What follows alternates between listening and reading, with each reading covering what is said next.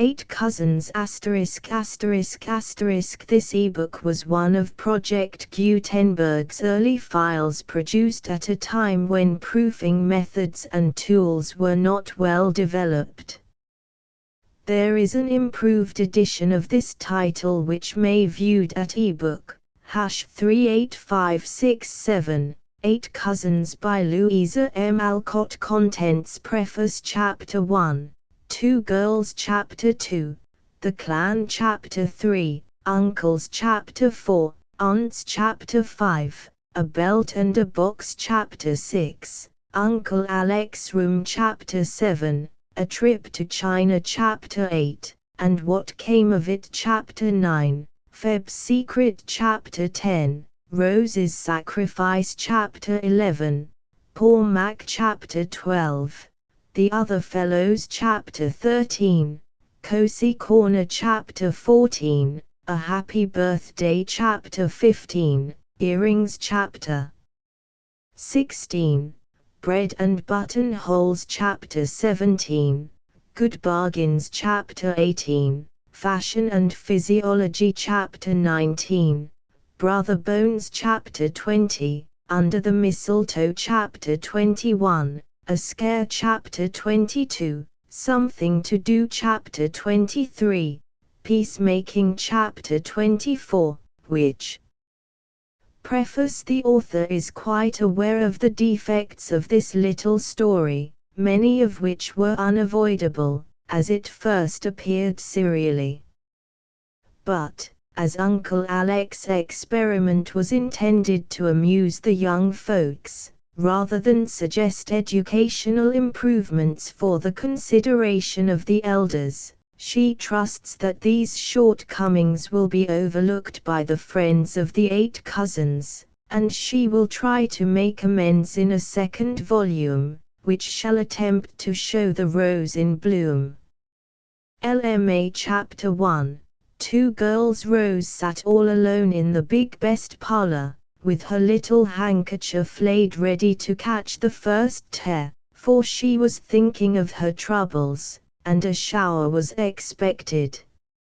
She had retired to this room as a good place in which to be miserable, for it was dark and still, full of ancient furniture, somber curtains, and hung all around with portraits of solemn old gentlemen in wigs, severe-nosed ladies in top-heavy caps, and staring children in little bob-tailed coats or short-waisted frocks. It was an excellent place for woe, and the fitful spring rain that pattered on the window pane seemed to sob, "Cry away, I'm with you." Rose really did have some cause to be sad, for she had no mother, and had lately lost her father also, which left her no home but this with her great aunts. She had been with them only a week, and, though the dear old ladies had tried their best to make her happy, they had not succeeded very well, for she was unlike any child they had ever seen, and they felt very much as if they had the care of a low-spirited butterfly. They had given her the freedom of the house, and for a day or two she had amused herself roaming all over it, for it was a capital old mansion, and was full of all manner of odd nooks, charming rooms, and mysterious passages. Windows broke out in unexpected places, little balconies overhung the garden most romantically, and there was a long upper hall full of curiosities from all parts of the world, for the Campbells had been sea captains for generations. Aunt Plenty had even allowed Rose to rummage in her great china closet, a spicy retreat, rich in all the goodies that children love. But Rose seemed to care little for these toothsome temptations, and when that hope failed, Aunt Plenty gave up in despair. Gentle Aunt Peace had tried all sorts of pretty needlework, and planned a doll's wardrobe that would have won the heart of even an older child. But Rose took little interest in pink satin hats and tiny hose, though she sewed dutifully till her aunt caught her wiping tears away with the train of a wedding dress, and that discovery put an end to the sewing society. Then both old ladies put their heads together and picked out the model child of the neighborhood to come and play with their niece. But Ariadne Blish was the worst failure of all, for Rose could not bear the sight of her, and said she was so like a wax doll she longed to give her a pinch and see if she would squeak. So prim little Ariadne was sent home, and the exhausted aunties left Rose to her own devices for a day or two. Bad weather and a cold kept her indoors, and she spent most of her time in the library where her father's books were stored. Here she read a great deal, cried a little, and dreamed many of the innocent bright dreams in which imaginative children find such comfort and delight. This suited her better than anything else, but it was not good for her, and she grew pale, heavy-eyed and listless, though Aunt Plenty gave her iron enough to make a cooking stove, and Aunt Peace petted her like a poodle. Seeing this, the poor aunties racked their brains for a new amusement and determined to venture a bold stroke, though not very hopeful of its success. They said nothing to Rose about their plan for this Saturday afternoon, but let her alone till the time came for the grand surprise, little dreaming that the odd child would find pleasure for herself in a most unexpected quarter. Before she had time to squeeze out a single terror sound broke the stillness, making her prick up her ears. It was only the soft twitter of a bird, but it seemed to be a peculiarly gifted bird, for while she listened the soft twitter changed to a lively whistle, then a trill, a coo, a chirp, and ended in a musical mixture of all the notes, as if the bird burst out laughing. Rose laughed also, and, forgetting her woes, jumped up, saying eagerly, "It is a mockingbird." "Where is it?" Running down the long hall, she peeped out at both doors, but saw nothing feathered except a draggle-tailed chicken under a burdock leaf. She listened again, and the sound seemed to be in the house. Away she went, much excited by the chase, and following the changeful song, it led her to the china closet door. "In there." "How funny," she said. But when she entered, not a bird appeared except the everlastingly kissing swallows on the Canton china that lined the shelves. All of a sudden Rose's face brightened, and, softly opening the slide, she peered into the kitchen. But the music had stopped, and all she saw was a girl in a blue apron scrubbing the hearth. Rose stared about her for a minute, and then asked abruptly, "Did you hear that mockingbird?" "I should call it a feb bird," answered the girl, looking up with a twinkle in her black eyes. "Where did it go?" "It is here still." "Where?" "In my throat." "Do you want to hear it?" "Oh, yes." "I'll come in." And Rose crept through the slide to the wide shelf on the other side, being too hurried and puzzled to go round by the door.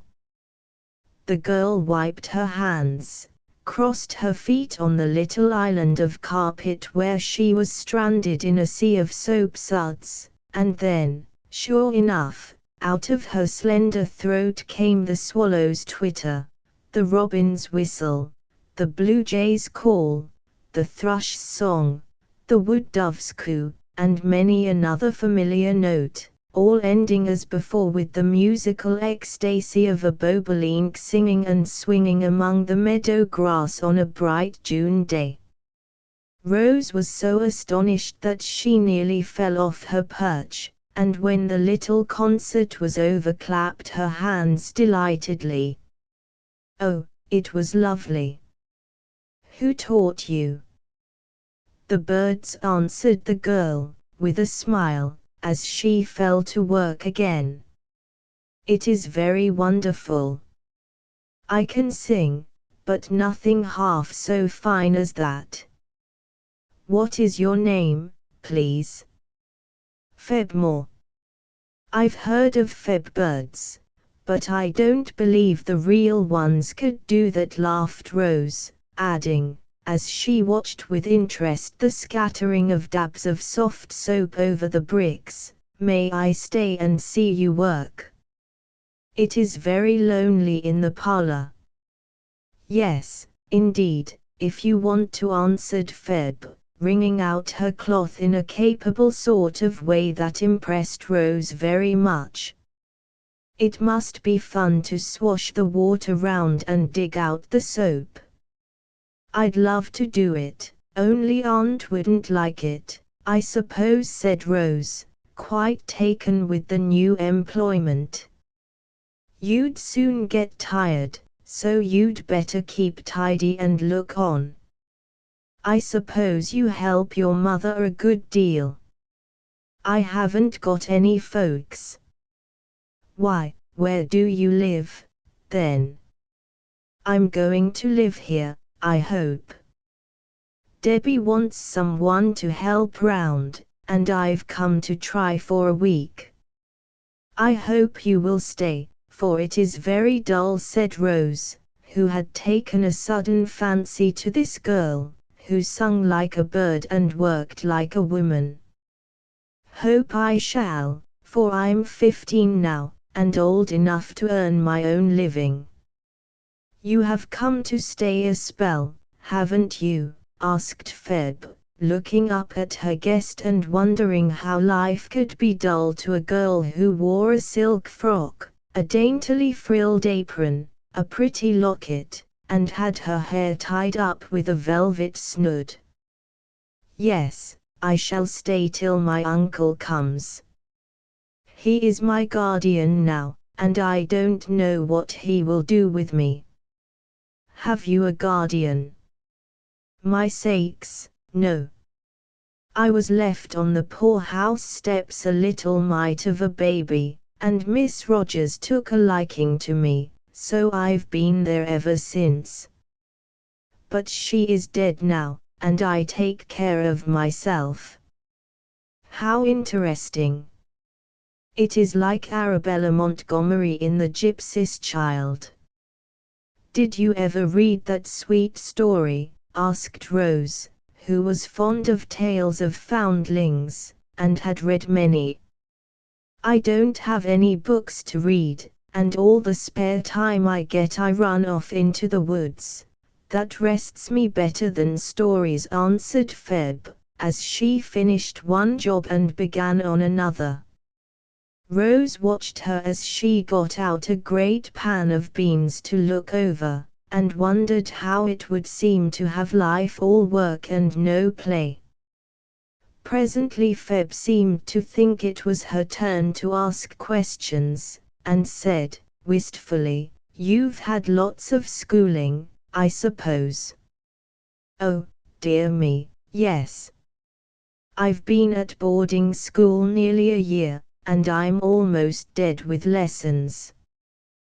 The more I got, the more Miss Power gave me, and I was so miserable that I most cried my eyes out. Papa never gave me hard things to do, and he always taught me so pleasantly I loved to study. Oh, we were so happy and so fond of one another. But now he is gone, and I am left all alone." The tear that would not come when Rose sat waiting for it came now of its own accord, two of them in fact, and rolled down her cheeks, telling the tale of love and sorrow better than any words could do it. For a minute there was no sound in the kitchen but the little daughter's sobbing and the sympathetic patter of the rain. Feb stopped rattling her beans from one pan to another, and her eyes were full of pity as they rested on the curly head bent down on Rose's knee, for she saw that the heart under the pretty locket ached with its loss, and the dainty apron was used to dry sadder tears than any she had ever shed. Somehow, she felt more contented with her brown calico gown and blue-checked pinafore. Envy changed to compassion, and if she had dared she would have gone and hugged her afflicted guest. Fearing that might not be considered proper, she said, in her cheery voice, "I'm sure you ain't all alone with such a lot of folks belonging to you, and all so rich and clever. You'll be petted to pieces, Debbie says, because you are the only girl in the family." Feb's last words made Rose smile in spite of her tears, and she looked out from behind her apron with an April face, saying in a tone of comic distress, "That's one of my troubles. I've got 6 aunts, and they all want me, and I don't know any of them very well. Papa named this place the Aunt Hill, and now I see why." Feb laughed with her as she said encouragingly, "Everyone calls it so, and it's a real good name, for all the Mrs. Campbells live handy by, and keep coming up to see the old ladies. I could stand the aunts, but there are dozens of cousins, dreadful boys all of them, and I detest boys. Some of them came to see me last Wednesday, but I was lying down, and when Auntie came to call me I went under the quilt and pretended to be asleep. I shall have to see them sometime, but I do dread it so." And Rose gave a shudder, for, having lived alone with her invalid father, she knew nothing of boys, and considered them a species of wild animal. "Oh, I guess you'll like 'em. I've seen 'em flying round when they come over from the point, sometimes in their boats and sometimes on horseback. If you like boats and horses, you'll enjoy yourself first rate. But I don't. I'm afraid of horses, and boats make me ill, and I hate boys." And poor Rose wrung her hands at the awful prospect before her. One of these horrors alone she could have borne, but all together were too much for her, and she began to think of a speedy return to the detested school. Feb laughed at her woe till the beans danced in the pan, but tried to comfort her by suggesting a means of relief. "Perhaps your uncle will take you away where there ain't any boys.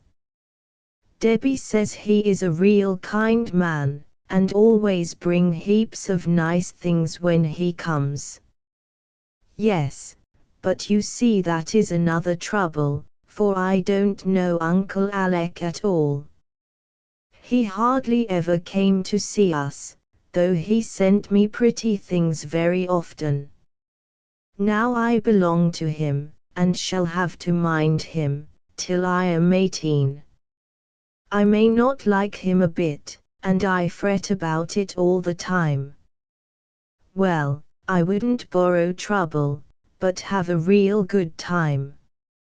I'm sure I should think I was in clover if I had folks and money, and nothing to do but enjoy myself," began Feb, but got no further, for a sudden rush and tumble outside made them both jump. "It's thunder," said Feb. "It's a circus," cried Rose, who from her elevated perch had caught glimpses of a gay cart of some sort and several ponies with flying manes and tails. The sound died away, and the girls were about to continue their confidences when old Debbie appeared, looking rather cross and sleepy after her nap. "You are wanted in the parlor, Miss Rose." "Has anybody come?" "Little girls shouldn't ask questions, but do as they are bid," was all Debbie would answer. "I do hope it isn't Aunt Myra. She always scares me out of my wits asking how my cough is, and groaning over me as if I was going to die," said Rose, preparing to retire. The way she came, for the slide, being cut for the admission of bouncing Christmas turkeys and puddings, was plenty large enough for a slender girl. "Guess you'll wish it was Aunt Myra when you see who has come. Don't never let me catch you coming into my kitchen that way again, or I'll shut you up in the big boiler," growled Debbie, who thought it her duty to snub children on all occasions. Chapter 2. The clan. Rose scrambled into the china closet as rapidly as possible, and there refreshed herself by making faces at Debbie, while she settled her plumage and screwed up her courage. Then she crept softly down the hall and peeped into the parlor. No one appeared, and all was so still she felt sure the company was upstairs. So she skipped boldly through the half-open folding doors, to behold on the other side a sight that nearly took her breath away. 7 boys stood in a row, all ages, all sizes, all yellow-haired and blue-eyed, all in full Scotch costume, and all smiling, nodding, and saying as with one voice, "How are you, cousin?" Rose gave a little gasp, and looked wildly about her as if ready to fly, for fear magnified the 7 and the room seemed full of boys. Before she could run, however, the tallest lad stepped out of the line, saying pleasantly, "Don't be frightened. This is the clan come to welcome you, and I'm the chief, Archie, at your service." He held out his hand as he spoke, and Rose timidly put her own into a brown paw, which closed over the white morsel and held it as the chief continued his introductions. "We came in full rig, for we always turn out in style on grand occasions. Hope you like it. Now I'll tell you who these chaps are, and then we shall be all right. This big one is Prince Charlie, Aunt Clara's boy. She has but one, so he is an extra good one. This old fellow is Mac, the bookworm, called Worm for short.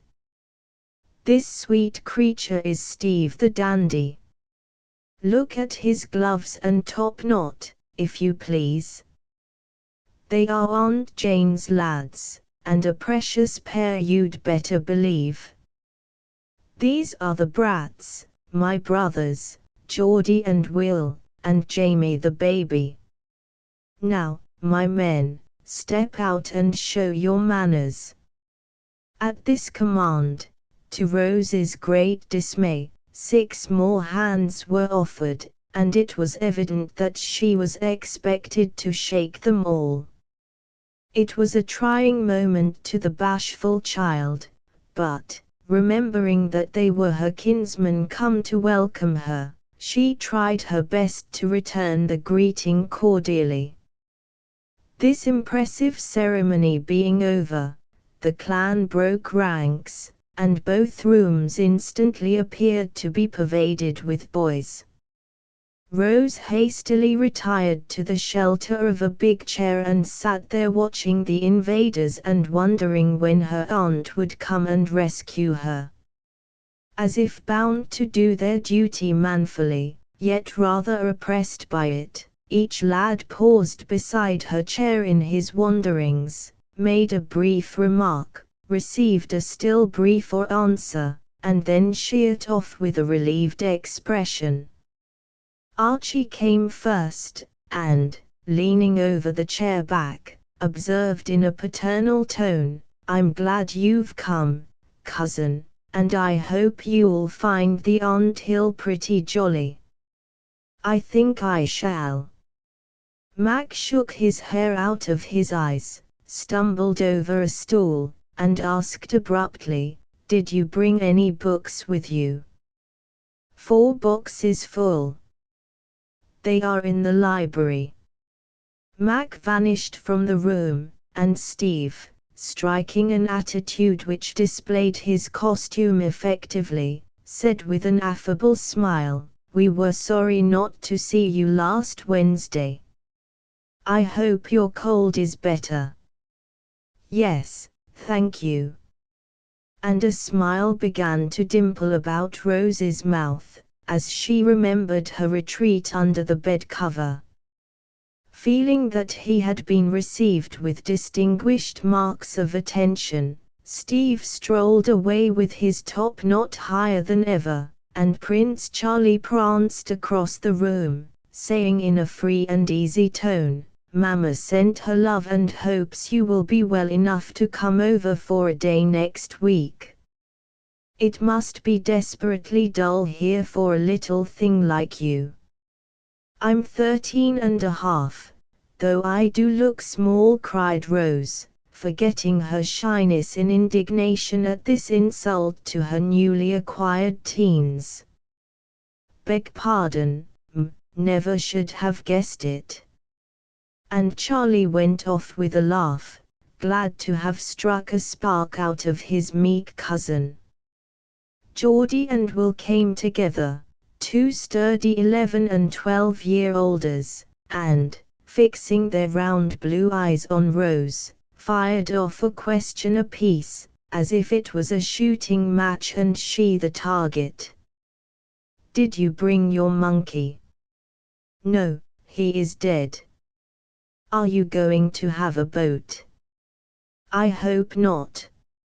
Here the two, with a right-about-face movement, abruptly marched away, and little Jamie demanded with childish frankness, "Did you bring me anything nice?" "Yes, lots of candy," answered Rose, whereupon Jamie ascended into her lap with a sounding kiss and the announcement that he liked her very much. This proceeding rather startled Rose, for the other lads looked and laughed, and in her confusion she said hastily to the young usurper, "Did you see the circus go by?" "When?" "Where?" cried all the boys in great excitement at once. "Just before you came. At least I thought it was a circus, for I saw a red and black sort of cart and ever so many little ponies, and—" She got no farther, for a general shout made her pause suddenly, as Archie explained the joke by saying in the middle of his laugh, "It was our new dog cart and the Shetland ponies." "You'll never hear the last of your circus, cousin." "But there were so many, and they went so fast, and the cart was so very red," began Rose, trying to explain her mistake. "Come and see them all," cried the prince. And before she knew what was happening, she was borne away to the barn and tumultuously introduced to 3 shaggy ponies and the gay new dog cart. She had never visited these regions before, and had her doubts as to the propriety of her being there now, but when she suggested that Auntie might not like it, there was a general cry of, "She told us to amuse you, and we can do it ever so much better out here than poking round in the house." "I'm afraid I shall get cold without my sack," began Rose, who wanted to stay, but felt rather out of her element. "No, you won't. We'll fix you," cried the lads, as one clapped his cap on her head, another tied a rough jacket round her neck by the sleeves, a third neatly smothered her in a carriage blanket, and a fourth threw open the door of the old barouche that stood there, saying with a flourish, "Step in, and make yourself comfortable while we show you some fun." So Rose sat in state enjoying herself very much, for the lads proceeded to dance a Highland fling with a spirit and skill that made her clap her hands and laugh as she had not done for weeks. "How is that, my lassie?" asked the prince, coming up all flushed and breathless when the ballet was over. "It was splendid. I never went to the theatre but once, and the dancing was not half so pretty as this." "What clever boys you must be," said Rose, smiling upon her kinsman like a little queen upon her subjects. "Ah, we're a fine lot, and that is only the beginning of our larks. We haven't got the pipes here or we'd sing for you, play for you a dulcie melody," answered Charlie, looking much elated at her praise. "I did not know we were Scotch. Papa never said anything about it, or seemed to care about Scotland, except to have me sing the old ballads," said Rose, beginning to feel as if she had left America behind her somewhere. "Neither did we till lately. We've been reading Scott's novels, and all of a sudden we remembered that our grandfather was a Scotchman. So we hunted up the old stories, got a bagpipe, put on our plaids, and went in, heart and soul, for the glory of the clan. We've been at it some time now, and it's great fun. Our people like it, and I think we are a pretty canny set." Archie said this from the other coach step, where he had perched, while the rest climbed up before and behind to join in the chat as they rested. "I'm Fitzjames and he's Roderick Dhu, and we'll give you the broadsword combat some day." "It's a great thing, you'd better believe," added the prince. "Yes, and you should hear Steve play the pipes. He makes 'em skirl like a good one," cried Will from the box, eager to air the accomplishments of his race. "Mac's the fellow to hunt up the old stories and tell us how to dress right, and pick out rousing bits for us to speak and sing," put in Geordie, saying a good word for the absent worm. "And what do you and will do?" asked Rose of Jamie, who sat beside her as if bound to keep her in sight till the promised gift had been handed over. "Oh, I'm the little foot page, and do errands, and Will and Geordie are the troops when we march, and the stags when we hunt, and the traitors when we want to cut any heads off." "They are very obliging, I'm sure," said Rose, whereat the utility men beamed with modest pride and resolved to enact Wallace and Montrose as soon as possible for their cousin's special benefit. "Let's have a game of tag," cried the prince, swinging himself up to a beam with a sounding slap on Stevie's shoulder. Regardless of his gloves, Dandy tore after him, and the rest swarmed in every direction as if bent on breaking their necks and dislocating their joints as rapidly as possible. It was a new and astonishing spectacle to Rose, fresh from a prim boarding school, and she watched the active lads with breathless interest, thinking their antics far superior to those of Mops, the dear departed monkey. Will had just covered himself with glory by pitching off a high loft head first and coming up all right, when Feb appeared with a cloak, hood, and rubbers, also a message from Aunt Plenty that Miss Rose was to come in directly. "All right, we'll bring her," answered Archie, issuing some mysterious order, which was so promptly obeyed that, before Rose could get out of the carriage, the boys had caught hold of the pole and rattled her out of the barn, round the oval and up to the front door with a cheer that brought two caps to an upper window, and caused Debbie to cry aloud from the back porch, "The harum-scarum boys will certainly be the death of that delicate little creature." But the delicate little creature seemed all the better for her trip, and ran up the steps looking rosy, gay, and dishevelled, to be received with lamentation by Aunt Plenty, who begged her to go and lie down at once. "Oh, please don't. We have come to tea with our cousin, and we'll be as good as gold if you'll let us stay," Auntie clamoured the boys, who not only approved of our cousin but had no mind to lose their tea, for Aunt Plenty's name but feebly expressed her bountiful nature. "Well, dears, you can only be quiet, and let Rose go and take her iron and be made tidy, and then we will see what we can find for supper," said the old lady as she trotted away, followed by a volley of directions for the approaching feast. "Marmalade for me, Auntie. Plenty of plum cake, please. Tell Debbie to trot out the baked pears. I'm your man for lemon pie. Do have fritters, Rose will like 'em. She'd rather have tarts, I know."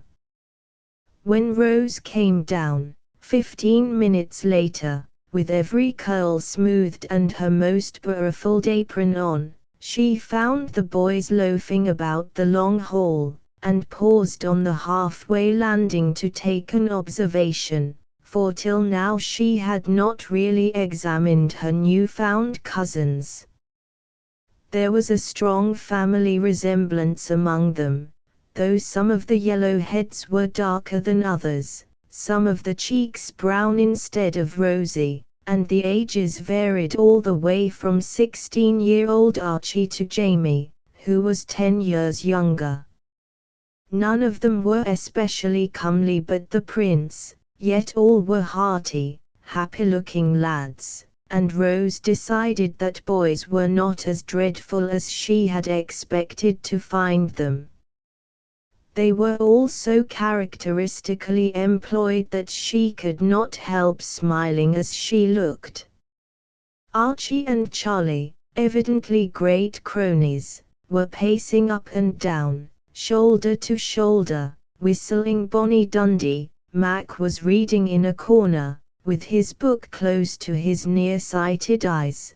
Dundee was arranging his hair before the oval glass in the hat stand.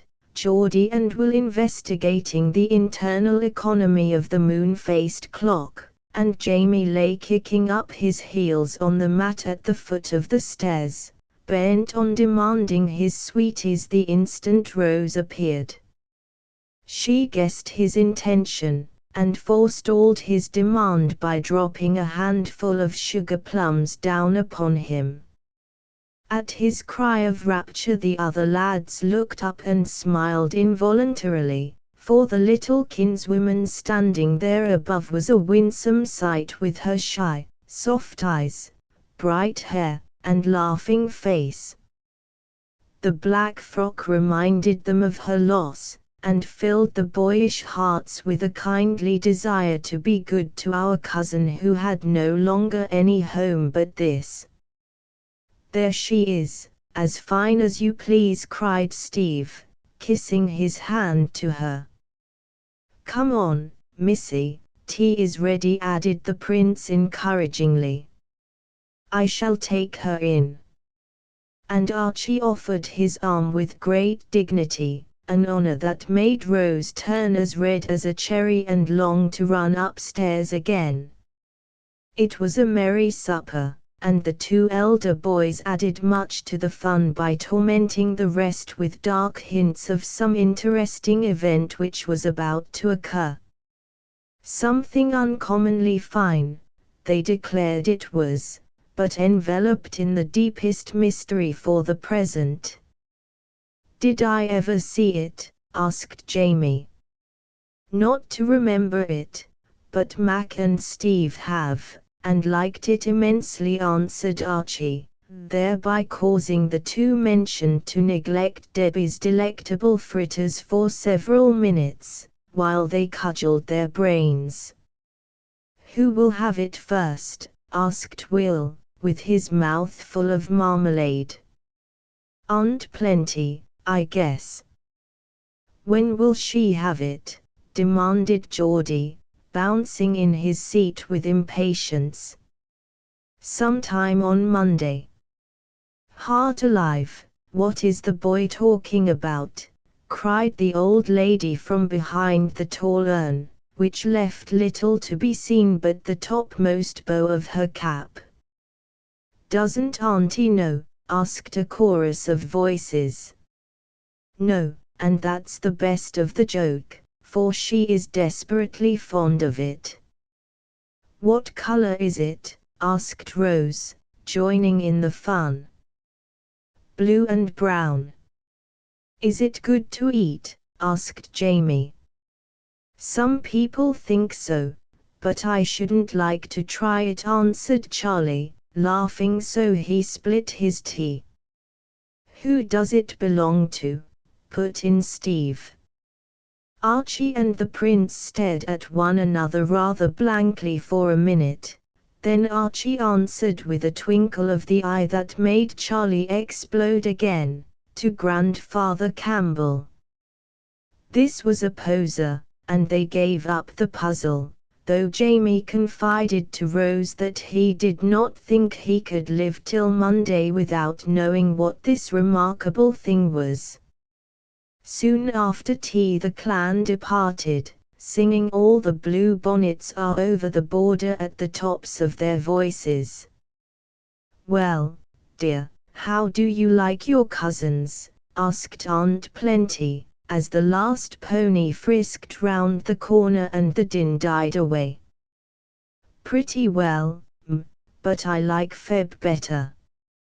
An answer which caused Aunt Plenty to hold up her hands in despair and trot away to tell Sister Peace that she never should understand that child, and it was a mercy Alec was coming soon to take the responsibility off their hands. Fatigued by the unusual exertions of the afternoon, Rose curled herself up in the sofa corner to rest and think about the great mystery, little guessing that she was to know it first of all. Right in the middle of her meditations she fell asleep and dreamed she was at home again in her own little bed. She seemed to wake and see her father bending over her, to hear him say, "My little Rose," to answer, "Yes, Papa," and then to feel him take her in his arms and kiss her tenderly. So sweet, so real was the dream, that she started up with a cry of joy to find herself in the arms of a brown, bearded man, who held her close, and whispered in a voice so like her father's that she clung to him involuntarily, "This is my little girl, and I am Uncle Alec." Chapter 3, Uncles. When Rose woke next morning, she was not sure whether she had dreamed what occurred the night before, or it had actually happened. So she hopped up and dressed, although it was an hour earlier than she usually rose, for she could not sleep any more, being possessed with a strong desire to slip down and see if the big portmanteau and packing cases were really in the hall. She seemed to remember tumbling over them when she went to bed, for the aunts had sent her off very punctually, because they wanted their pet nephew all to themselves. The sun was shining, and Rose opened her window to let in the soft May air fresh from the sea. As she leaned over her little balcony, watching an early bird get the worm, and wondering how she should like Uncle Alec, she saw a man leap the garden wall and come whistling up the path. At first she thought it was some trespasser, but a second look showed her that it was her uncle returning from an early dip into the sea. She had hardly dared to look at him the night before, because whenever she tried to do so she always found a pair of keen blue eyes looking at her. Now she could take a good stare at him as he lingered along, looking about him as if glad to see the old place again. A brown, breezy man, in a blue jacket, with no hat on the curly head, which he shook now and then like a water dog, broad-shouldered, alert in his motions, and with a general air of strength and stability about him which pleased Rose, though she could not explain the feeling of comfort it gave her. She had just said to herself, with a sense of relief, "I guess I shall like him, though he looks as if he made people mind," when he lifted his eyes to examine the budding horse-chestnut overhead, and saw the eager face peering down at him. He waved his hand to her, nodded, and called out in a bluff, cheery voice, "You are on deck early, little niece. I got up to see if you had really come, Uncle." "Did you? Well, come down here and make sure of it. I'm not allowed to go out before breakfast, sir." "Oh, indeed," with a shrug.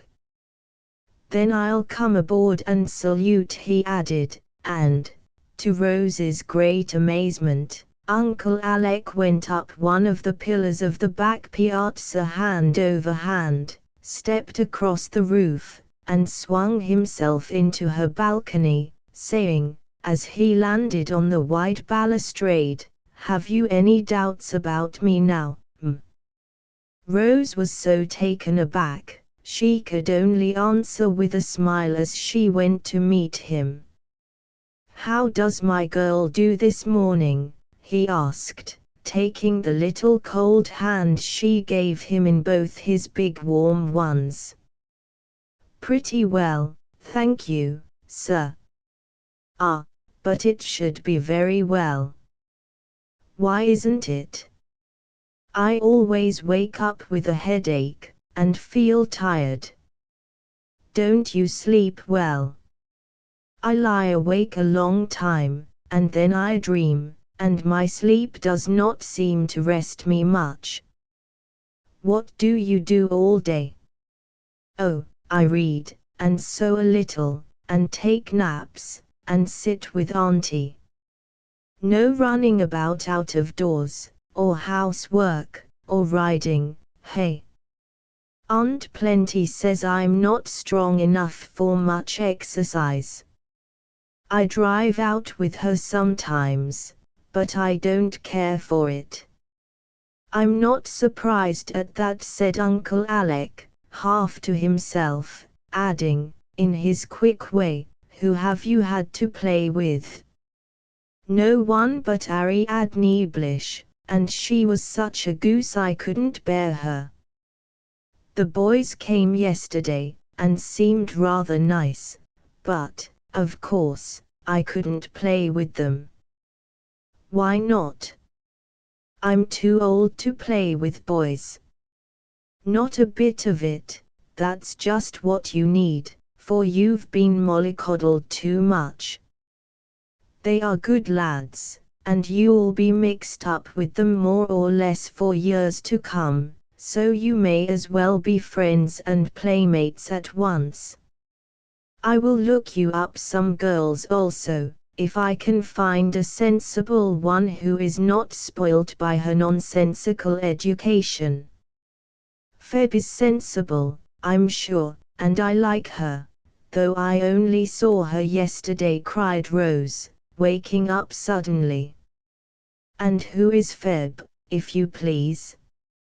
Rose eagerly told all she knew, and Uncle Alec listened, with an odd smile lurking about his mouth, though his eyes were quite sober as he watched the face before him. "I'm glad to see that you are not aristocratic in your tastes, but I don't quite make out why you like this young lady from the poorhouse. You may laugh at me, but I do. I can't tell why, only she seems so happy and busy, and sings so beautifully, and is strong enough to scrub and sweep, and hasn't any troubles to plague her," said Rose, making a funny jumble of reasons in her efforts to explain. "How do you know that?" "Oh, I was telling her about mine, and asked if she had any, and she said, no, only I'd like to go to school, and I mean to someday. So she doesn't call desertion, poverty, and hard work, troubles. She's a brave little girl, and I shall be proud to know her." And Uncle Alec gave an approving nod, that made Rose wish she had been the one to earn it. "But what are these troubles of yours, child?" he asked, after a minute of silence. "Please don't ask me, Uncle. Can't you tell them to me as well as to Feb?" Something in his tone made Rose feel that it would be better to speak out and be done with it, so she answered, with sudden color and averted eyes, "The greatest one was losing dear Papa." As she said that, Uncle Alec's arm came gently round her, and he drew her to him, saying, in the voice so like Papa's, "That is a trouble which I cannot cure, my child, but I shall try to make you feel it less." "What else, dear?" "I am so tired and poorly all the time, I can't do anything I want to, and it makes me cross," sighed Rose, rubbing the aching head like a fretful child. "That we can cure, and we will," said her uncle, with a decided nod that made the curls bob on his head. To that Rose saw the grey ones underneath the brown. "Aunt Myra says I have no constitution, and never shall be strong," observed Rose, in a pensive tone, as if it was rather a nice thing to be an invalid. "Aunt Myra is an excellent woman, but it is her hobby to believe that everyone is tottering on the brink of the grave, and, upon my life, I believe she is offended if people don't fall into it. We will show her how to make constitutions and turn pale-faced little ghosts into rosy, hearty girls. That's my business, you know," he added, more quietly, for his sudden outburst had rather startled Rose. "I had forgotten you were a doctor." "I'm glad of it, for I do want to be well, only I hope you won't give me much medicine, for I've taken quarts already, and it does me no good." As she spoke, Rose pointed to a little table just inside the window, on which appeared a regiment of bottles. "Ah, ha! Now we'll see what mischief these blessed women have been at." And, making a long arm, Dr. Alec set the bottles on the wide railing before him, examined each carefully, smiled over some, frowned over others, and said, as he put down the last, "Now I'll show you the best way to take these messes." And, as quick as a flash, he sent one after another smashing down into the poser beds below. "But Aunt Plenty won't like it, and Aunt Myra will be angry, for she sent most of them," cried Rose, half frightened and half pleased at such energetic measures. You are my patient now, and I'll take the responsibility. My way of giving physic is evidently the best, for you look better already, he said, laughing so infectiously that Rose followed suit, saying saucily, if I don't like your medicines any better than those, I shall throw them into the garden, and then what will you do? When I prescribe such rubbish, I'll give you leave to pitch it overboard as soon as you like. Now what is the next trouble? I hoped you would forget to ask. But how can I help you if I don't know them? Come, let us have number 3. It is very wrong, I suppose, but I do sometimes wish I had not quite so many aunts.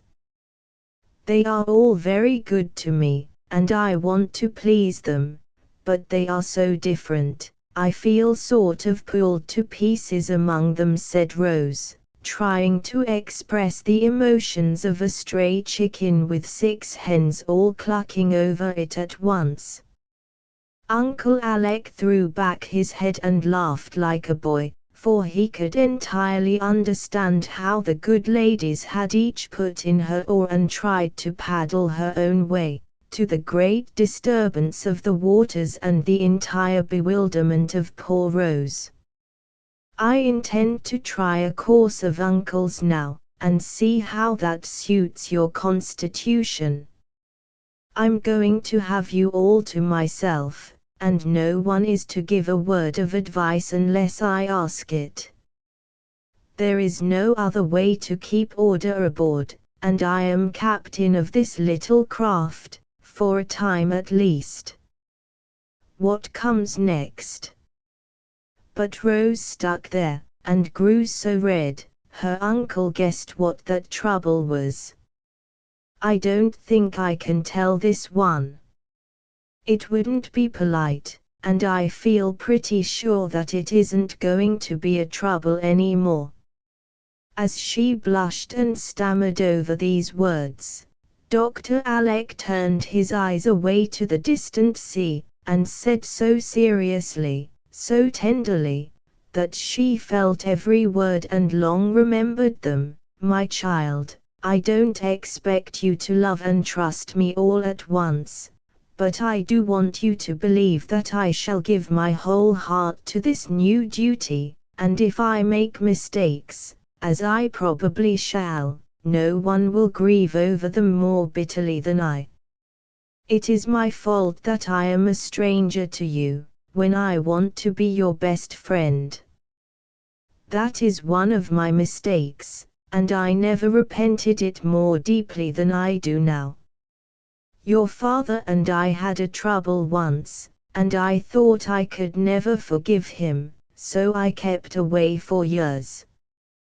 Thank God, we made it all up the last time I saw him, and he told me then, that if he was forced to leave her he should bequeath his little girl to me as a token of his love.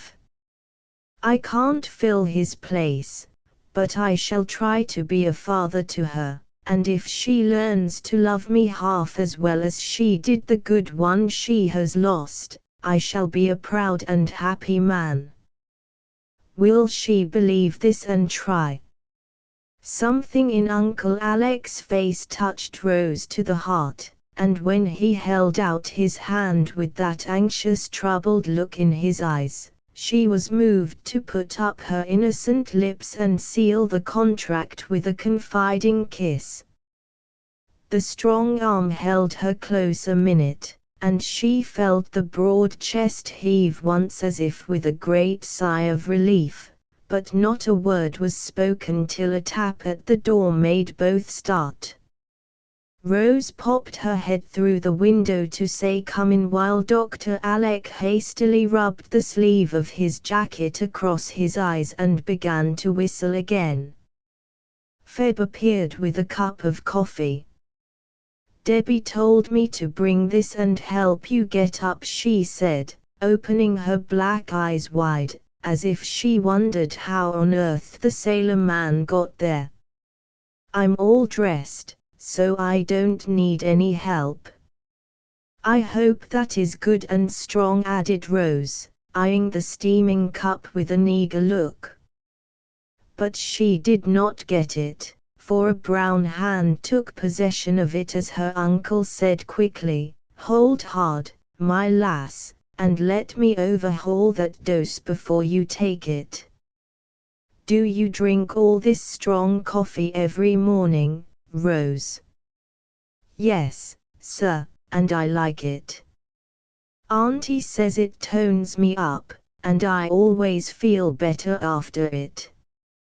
This accounts for the sleepless nights, the flutter your heart gets into at the least start, and this is why that cheek of yours is pale yellow instead of rosy red.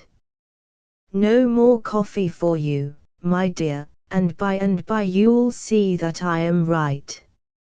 Any new milk downstairs, Feb?" "Yes, sir, plenty right in from the barn." "That's the drink for my patient. Go bring me a pitcher full, and another cup, I want a draught myself. This won't hurt the honeysuckles, for they have no nerves to speak of." And, to Rose's great discomfort, the coffee went after the medicine. Dr. Alec saw the injured look she put on, but took no notice, and presently banished it by saying pleasantly, "I've got a capital little cup among my traps, and I'll give it to you to drink your milk in, as it is made of wood that is supposed to improve whatever is put into it, something like a quassia cup.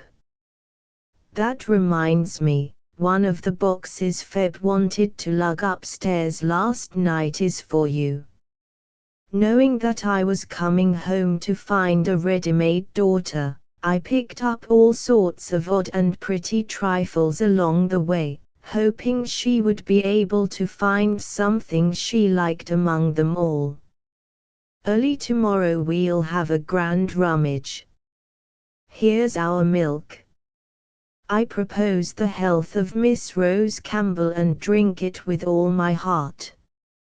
It was impossible for Rose to pout with the prospect of a delightful box full of gifts dancing before her eyes, so, in spite of herself, she smiled as she drank her own health, and found that fresh milk was not a hard dose to take. "Now I must be off, before I am caught again with my wig in a toss," said Dr. Alec, preparing to descend the way he came. "Do you always go in and out like a cat, uncle?" asked Rose, much amused at his odd ways. "I used to sneak out of my window when I was a boy, so I need not disturb the aunts, and now I rather like it, for it's the shortest road, and it keeps me limber when I have no rigging to climb. Goodbye till breakfast." And away he went down the waterspout, over the roof, and vanished among the budding honeysuckles below. "Ain't he a funny guardian?" exclaimed Feb, as she went off with the cups.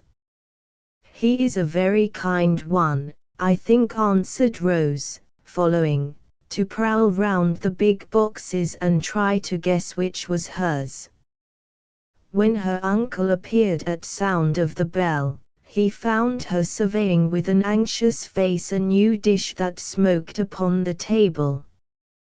"Got a fresh trouble, Rosie?" he asked, stroking her smooth head.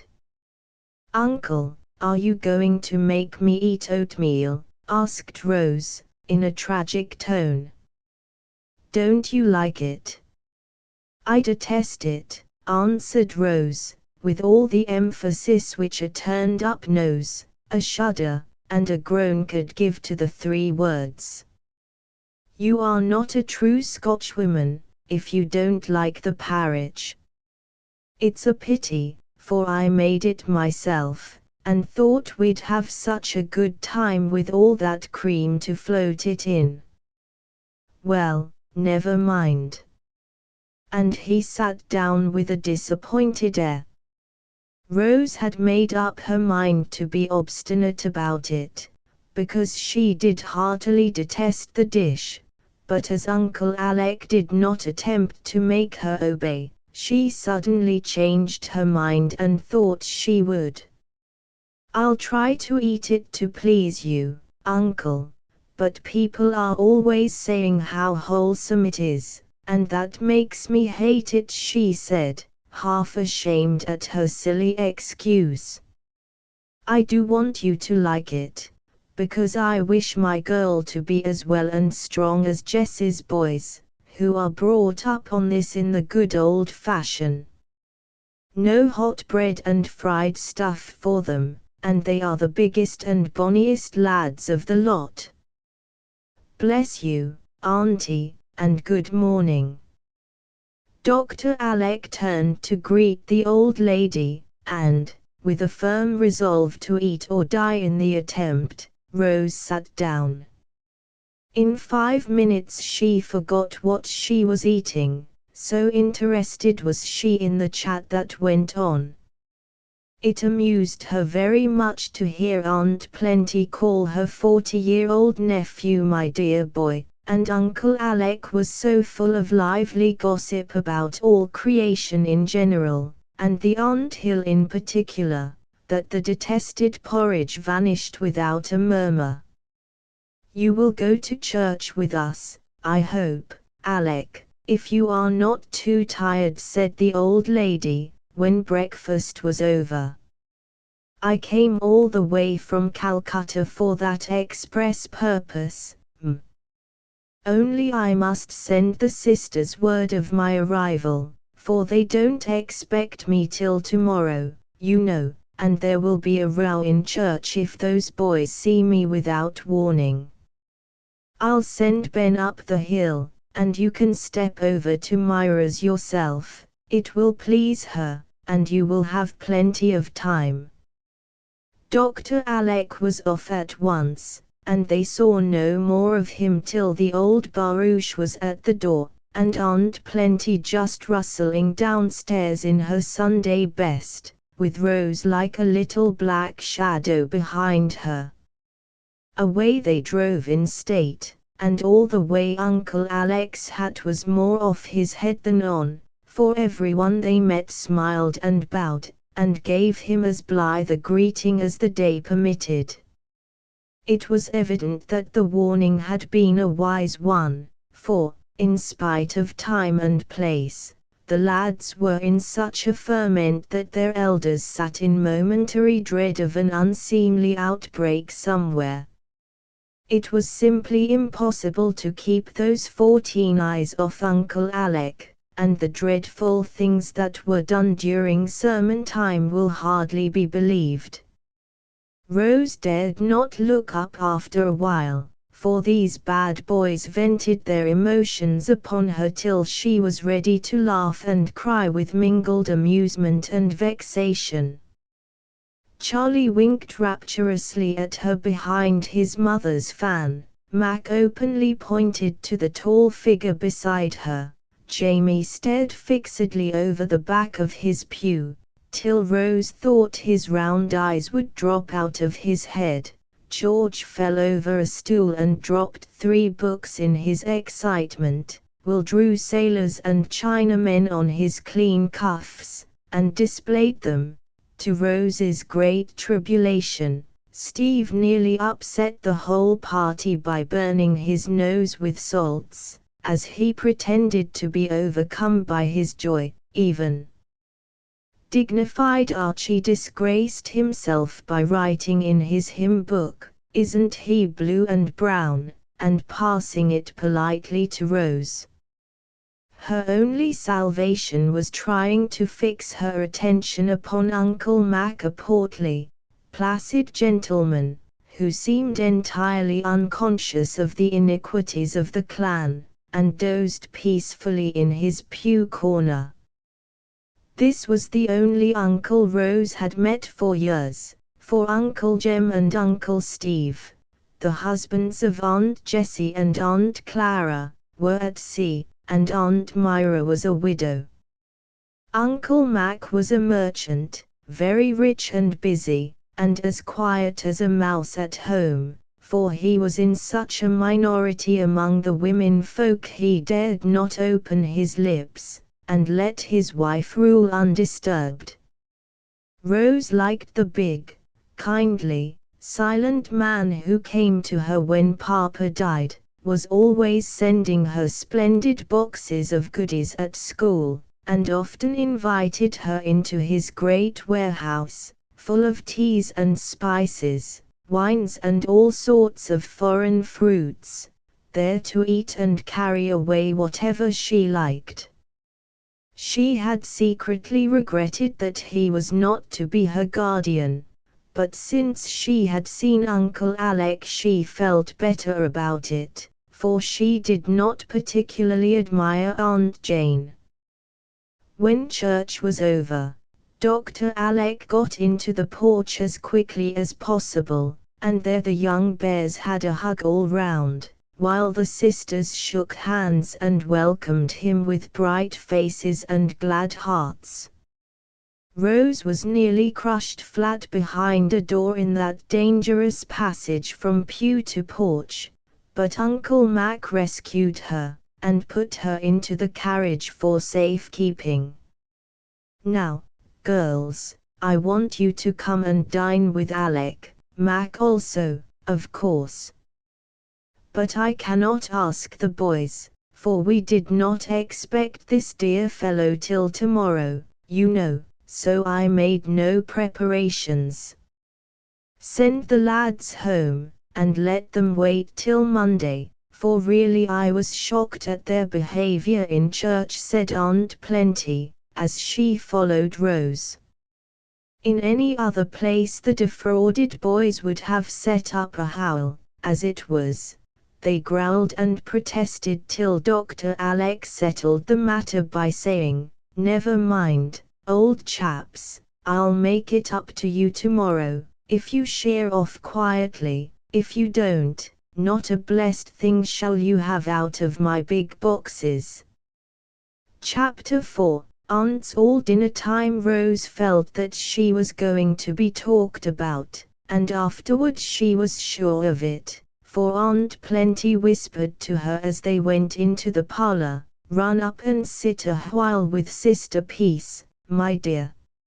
She likes to have you read while she rests, and we are going to be busy."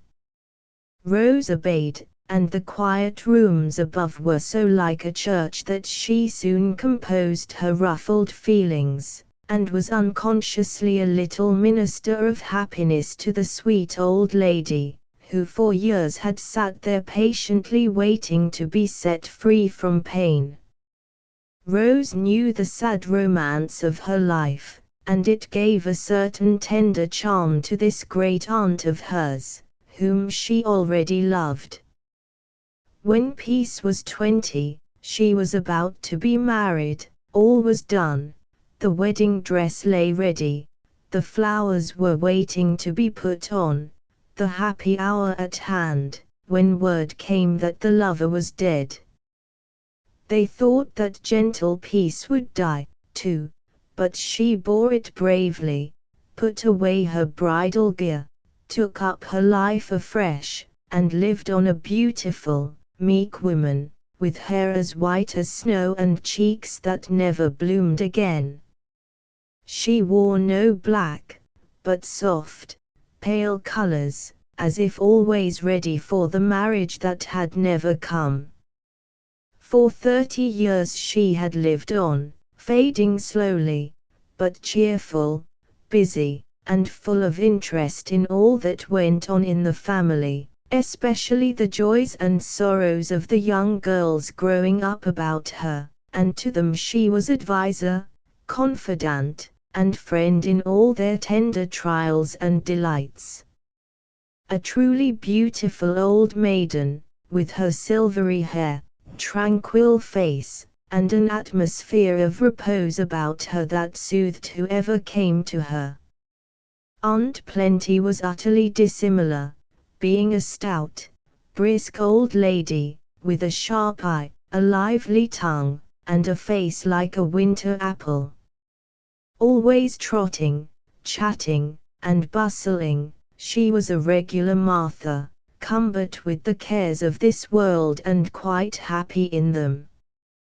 Rose was right, and while she softly read psalms to Aunt Peace, the other ladies were talking about her little self in the frankest manner. "Well, Alec, how do you like your ward?" began Aunt Jane, as they all settled down, and Uncle Mac deposited himself in a corner to finish his doze. "I should like her better if I could have begun at the beginning, and so got a fair start. Poor George led such a solitary life that the child has suffered in many ways, and since he died she has been going on worse than ever, judging from the state I find her in. My dear boy, we did what we thought best while waiting for you to wind up your affairs and get home. I always told George he was wrong to bring her up as he did, but he never took my advice, and now here we are with this poor dear child upon our hands. I, for one, freely confess that I don't know what to do with her any more than if she was one of those strange, outlandish birds you used to bring home from foreign parts." And Aunt Plenty gave a perplexed shake of the head which caused great commotion among the stiff loops of purple ribbon that bristled all over the cap like crocus buds. If my advice had been taken, she would have remained at the excellent school where I placed her. But our aunt thought best to remove her because she complained, and she has been dawdling about ever since she came. A most ruinous state of things for a morbid, spoilt girl like Rose, said Mrs. Jane, severely. She had never forgiven the old ladies for yielding to Rose's pathetic petition that she might wait her guardian's arrival before beginning another term at the school, which was a regular Blimber hotbed, and turned out many a feminine toots. I never thought it the proper school for a child in good circumstances, an heiress, in fact, as Rose is. It is all very well for girls who are to get their own living by teaching, and that sort of thing, but all she needs is a year or two at a fashionable finishing school, so that at 18 she can come out with éclat. Put in Aunt Clara, who had been a beauty and a belle, and was still a handsome woman. Dear, dear, how short-sighted you all are to be discussing education and plans for the future, when this unhappy child is so plainly marked for the tomb, sighed Aunt Myra, with a lugubrious sniff and a solemn wag of the funereal bonnet, which she refused to remove, being afflicted with a chronic catarrh. Now, it is my opinion that the dear thing only wants freedom, rest, and care. There is look in her eyes that goes to my heart, for it shows that she feels the need of what none of us can give her. A mother, said Aunt Jessie, with tears in her own bright eyes at the thought of her boys being left, as Rose was, to the care of others. Uncle Alec, who had listened silently as each spoke, turned quickly towards the last sister, and said, with a decided nod of approval, "You've got it, Jessie, and, with you to help me, I hope to make the child feel that she is not quite fatherless and motherless. I'll do my best, Alec, and I think you will need me, for, wise as you are, you cannot understand a tender, timid little creature like Rose as a woman can," said Mrs. Jessie, smiling back at him with a heart full of motherly goodwill. I cannot help feeling that I, who have had a daughter of my own, can best bring up a girl, and I am very much surprised that George did not entrust her to me, observed Aunt Myra, with an air of melancholy importance, for she was the only one who had given a daughter to the family, and she felt that she had distinguished herself, though ill-natured people said that she had dosed her darling to death.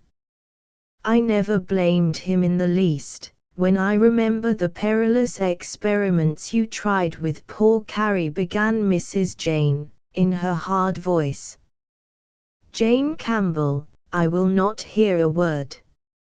My sainted Caroline is a sacred object, cried Aunt Myra, rising as if to leave the room. Dr. Alec detained her, feeling that he must define his position at once, and maintain it manfully if he hoped to have any success in his new undertaking.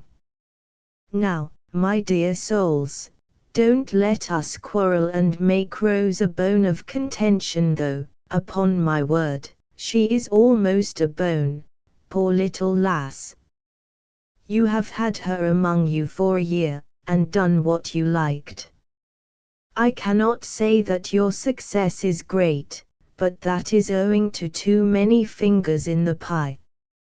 Now, I intend to try my way for a year, and if at the end of it she is not in better trim than now, I'll give up the case, and hand her over to someone else.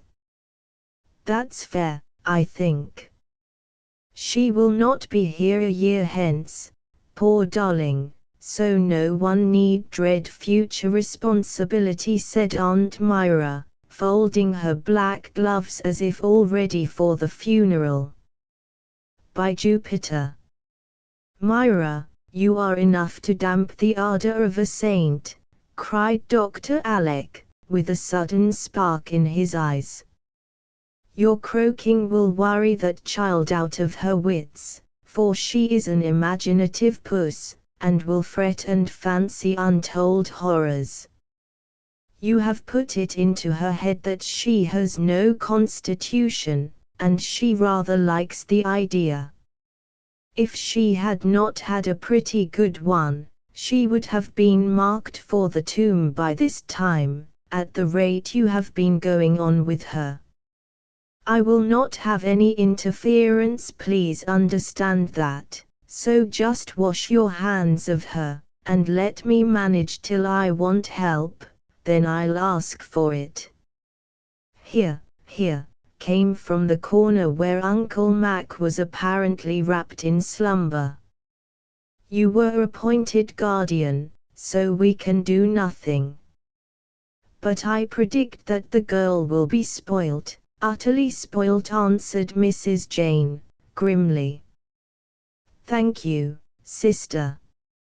I have an idea that if a woman can bring up two boys as perfectly as you do yours, a man, if he devotes his whole mind to it, may at least attempt as much with one girl, replied Dr. Alec, with a humorous look that tickled the others immensely, for it was a well-known fact in the family that Jane's boys were more indulged than all the other lads put together. I am quite easy, for I really do think that Alec will improve the child's health, and by the time his year is out, it will be quite soon enough for her to go to Madame Roccabella's and be finished off, said Aunt Clara, settling her rings, and thinking, with languid satisfaction, of the time when she could bring out a pretty and accomplished niece. I suppose you will stay here in the old place, unless you think of marrying, and it's high time you did, put in Mrs. Jane, much nettled at her brother's last hit. No, thank you. Come and have a cigar, Max, said Dr. Alec, abruptly. Don't marry, women enough in the family already, muttered Uncle Mac, and then the gentleman hastily fled. "Aunt Peace would like to see you all," she says, was the message Rose brought before the ladies could begin again. "Hectic, hectic, dear me," murmured Aunt Myra, as the shadow of her gloomy bonnet fell upon Rose, and the stiff tips of a black glove touched the cheek where the color deepened under so many eyes. "I am glad these pretty curls are natural. They will be invaluable by and by," said Aunt Clara, taking an observation with her head on one side. "Now that your uncle has come, I no longer expect you to review the studies of the past year. I trust your time will not be entirely wasted in frivolous sports, however," added Aunt Jane, sailing out of the room with the air of a martyr. Aunt Jessie said not a word, but kissed her little niece, with a look of tender sympathy that made Rose cling to her a minute, and follow her with grateful eyes as the door closed behind her. After everybody had gone home, Dr. Alec paced up and down the lower hall in the twilight for an hour, thinking so intently that sometimes he frowned, sometimes he smiled, and more than once he stood still in a brown study. All of a sudden he said, half aloud, as if he had made up his mind, "I might as well begin at once, and give the child something new to think about, for Myra's dismals and Jane's lectures have made her as blue as a little indigo bag."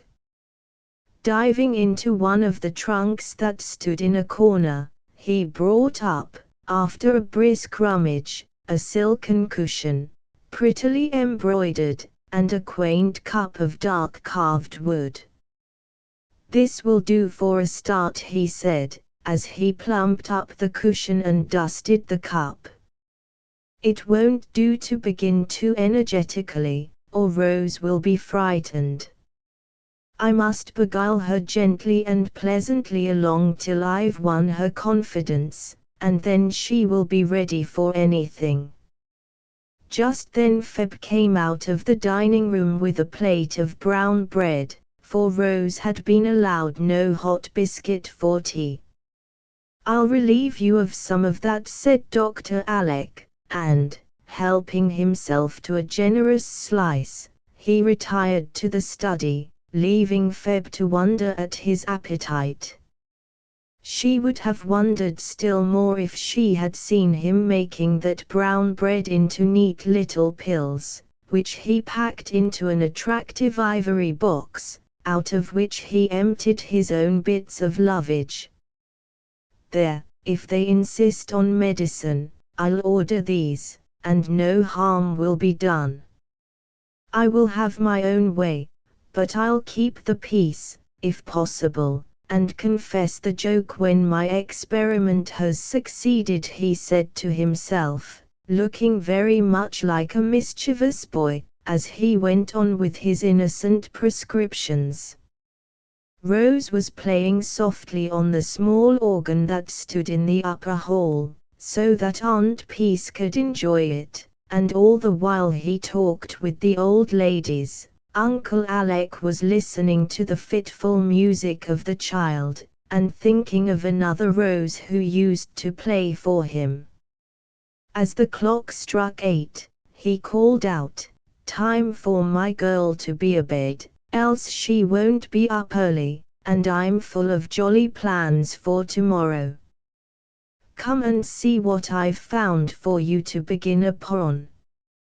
Rose ran in and listened with bright attentive face, while Dr. Alec said impressively, "In my wanderings over the face of the earth, I have picked up some excellent remedies, and, as they are rather agreeable ones, I think you and I will try them.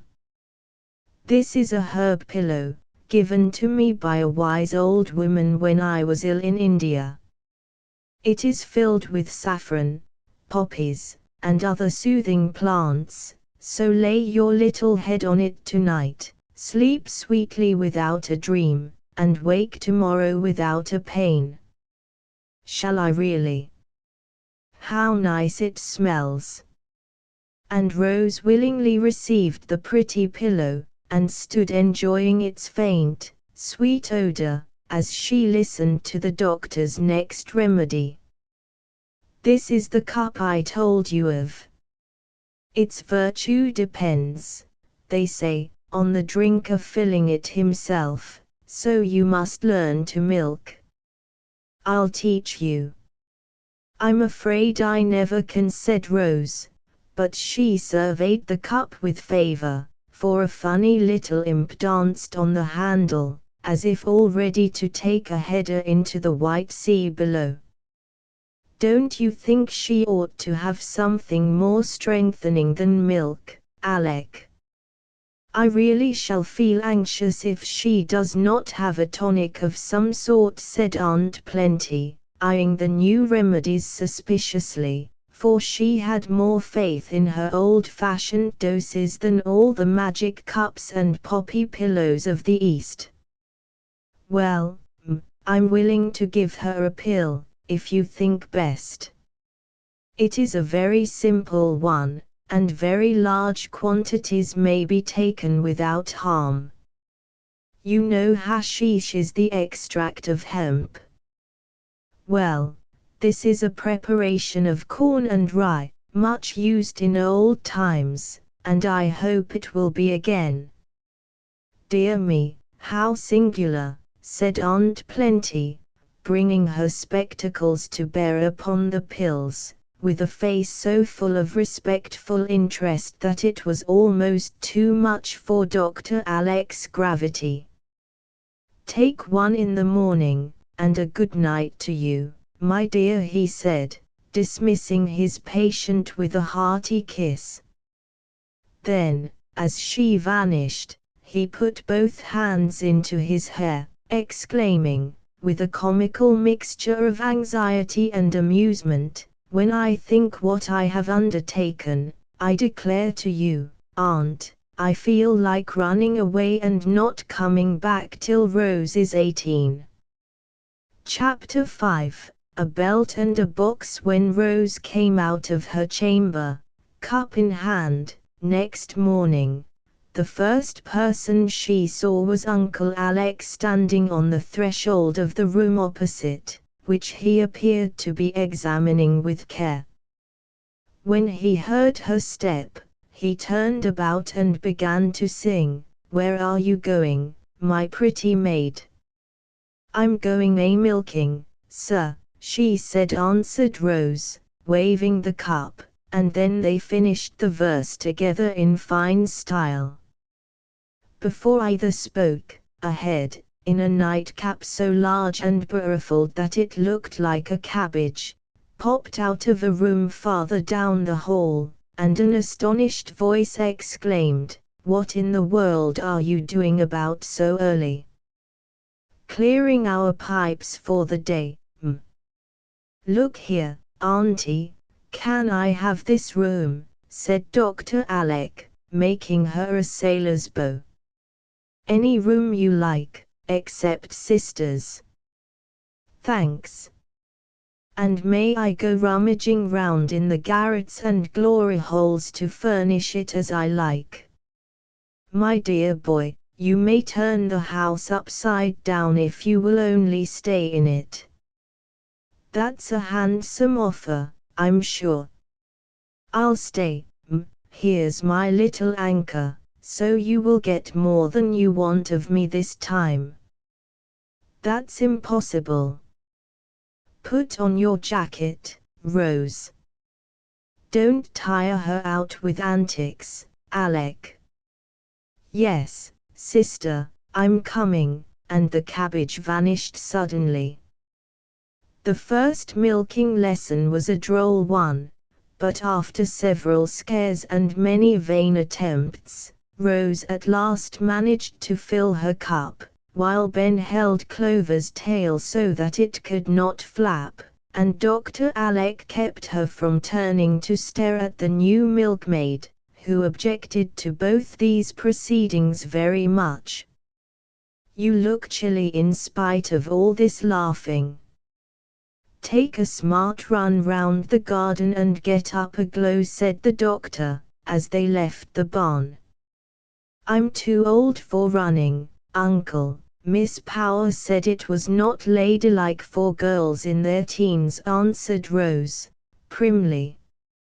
"I take the liberty of differing from Madame Prunes and Prisms, and, as your physician, I order you to run."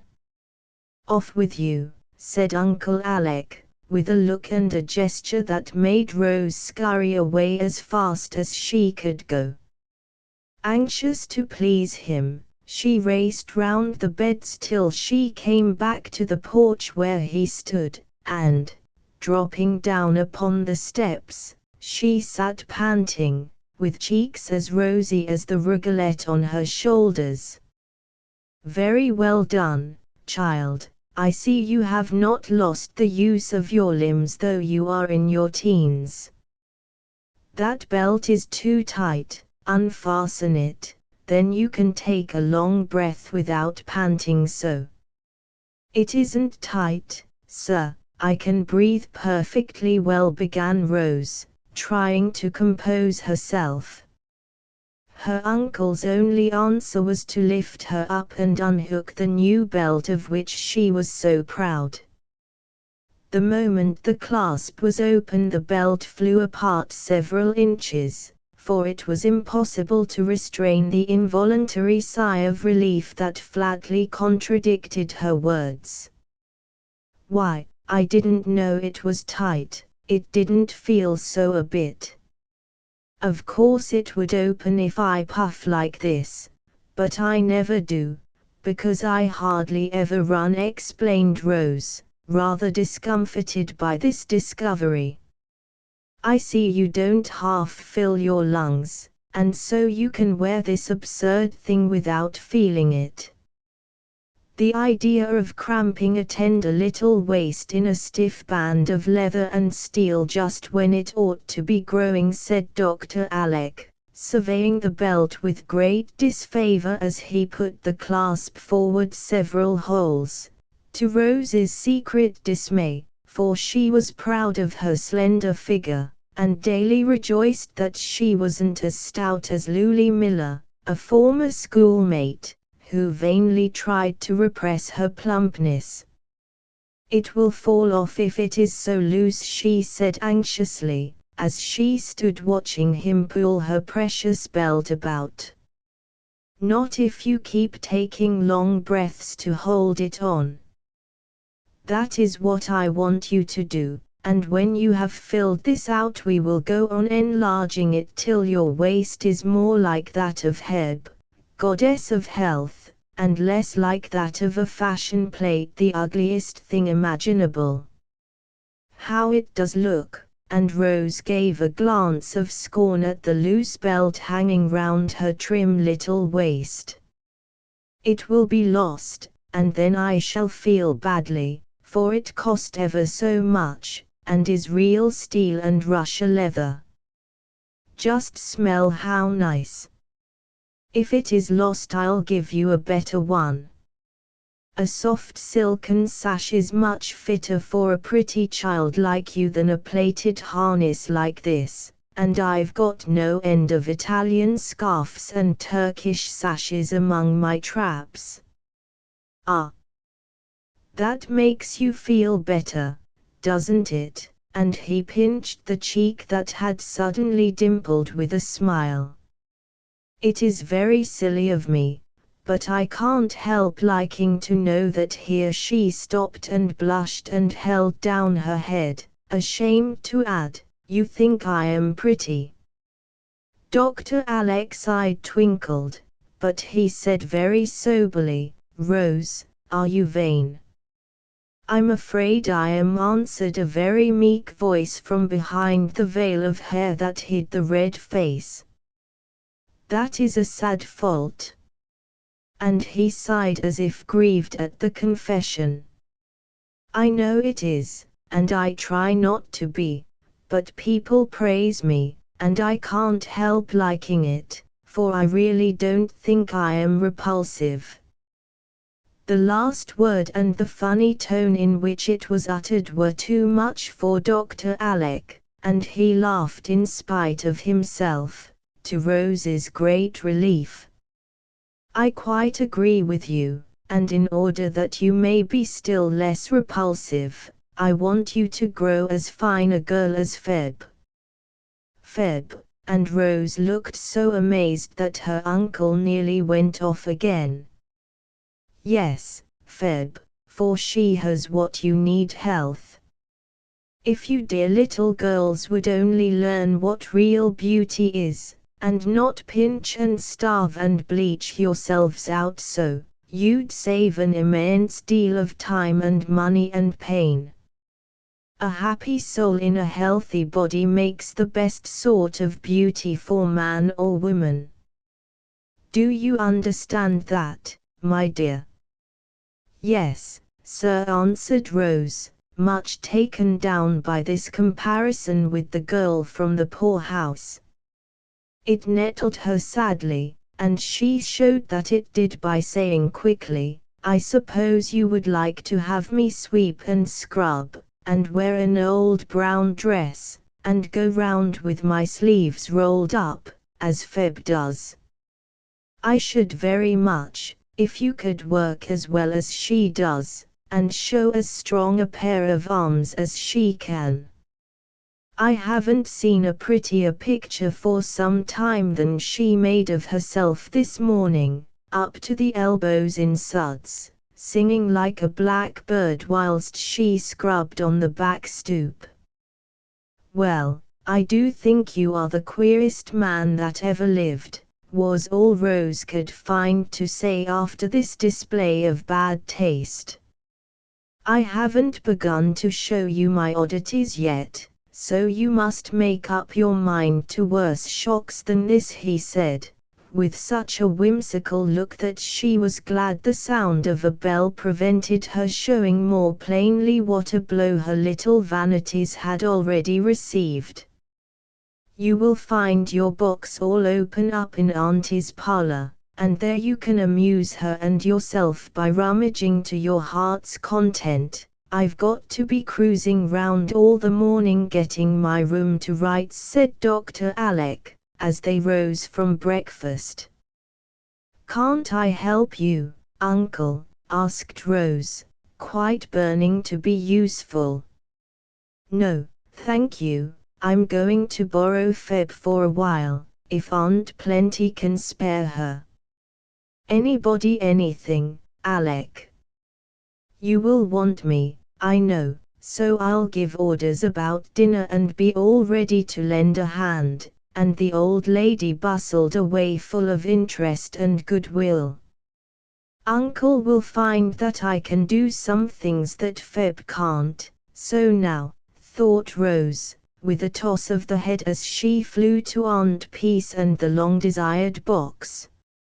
Every little girl can easily imagine what an extra good time she had diving into a sea of treasures and fishing up one pretty thing after another, till the air was full of the mingled odors of musk and sandalwood, the room gay with bright colors, and Rose in a rapture of delight. She began to forgive Dr. Alec for the oatmeal diet when she saw a lovely ivory workbox, became resigned to the state of her belt when she found a pile of rainbow-colored sashes, and when she came to some distractingly pretty bottles of attar of rose, she felt that they almost atoned for the great sin of thinking Feb the finer girl of the two. Dr. Alec meanwhile had apparently taken Aunt Plenty at her word, and was turning the house upside down.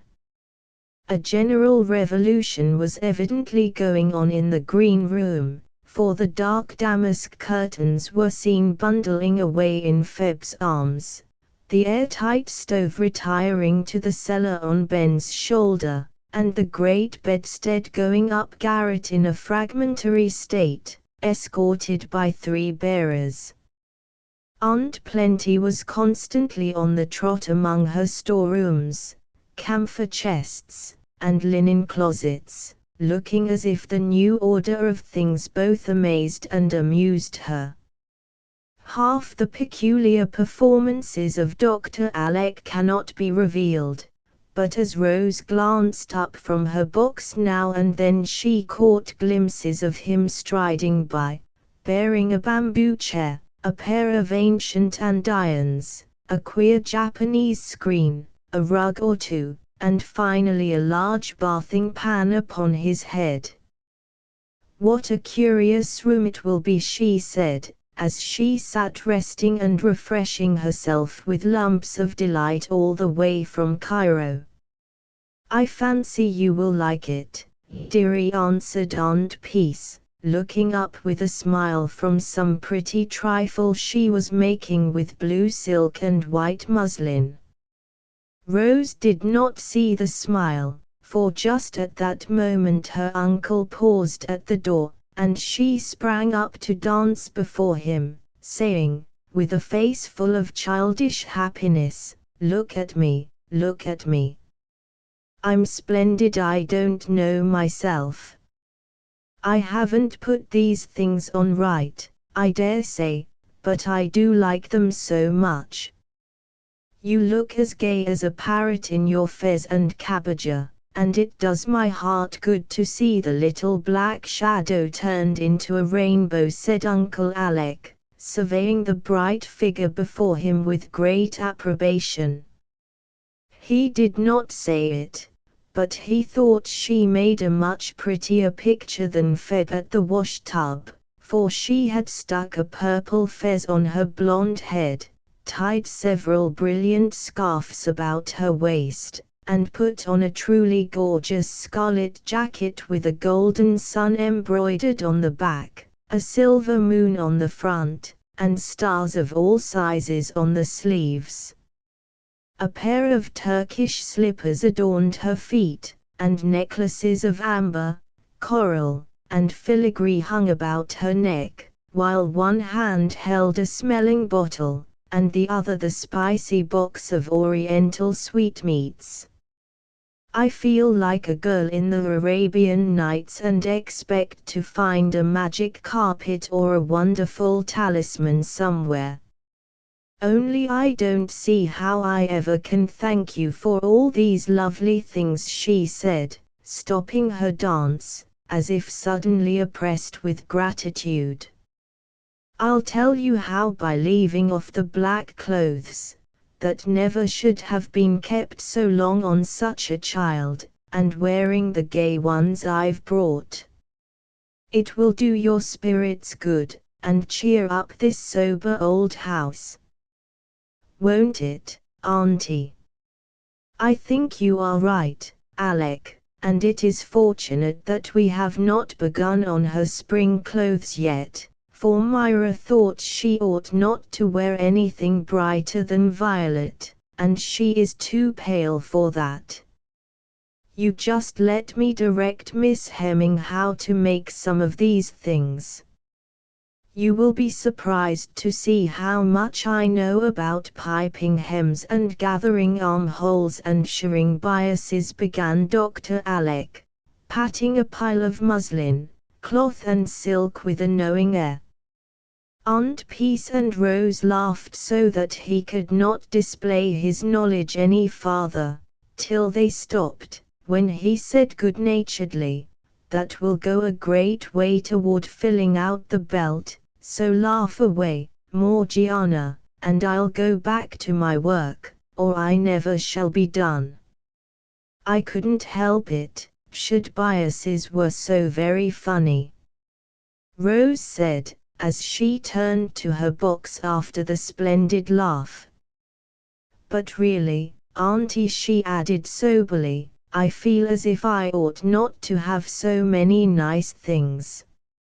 I suppose it wouldn't do to give Feb some of them. Uncle might not like it. He would not mind, but they are not suitable for Feb. Some of the dresses you are done with would be more useful, if they can be made over to fit her, answered Aunt Peace in the prudent, moderate tone which is so trying to our feelings when we indulge in little fits of charitable enthusiasm. I'd rather give her new ones, for I think she is a little bit proud and might not like old things. If she was my sister it would do, because sisters don't mind, but she isn't, and that makes it bad, you see.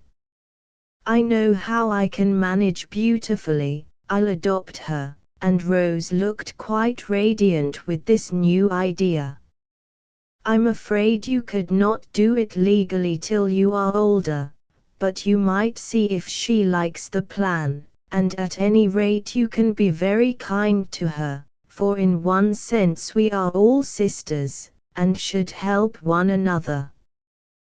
The sweet old face looked at her so kindly that Rose was fired with a desire to settle the matter at once, and rushed away to the kitchen, just as she was.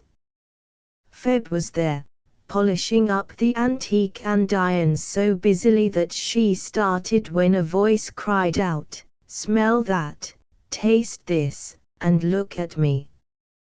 Feb sniffed at her of Rose, crunched the lump of delight tucked into her mouth, and stared with all her eyes at little Morgiana prancing about the room like a brilliant paroquet.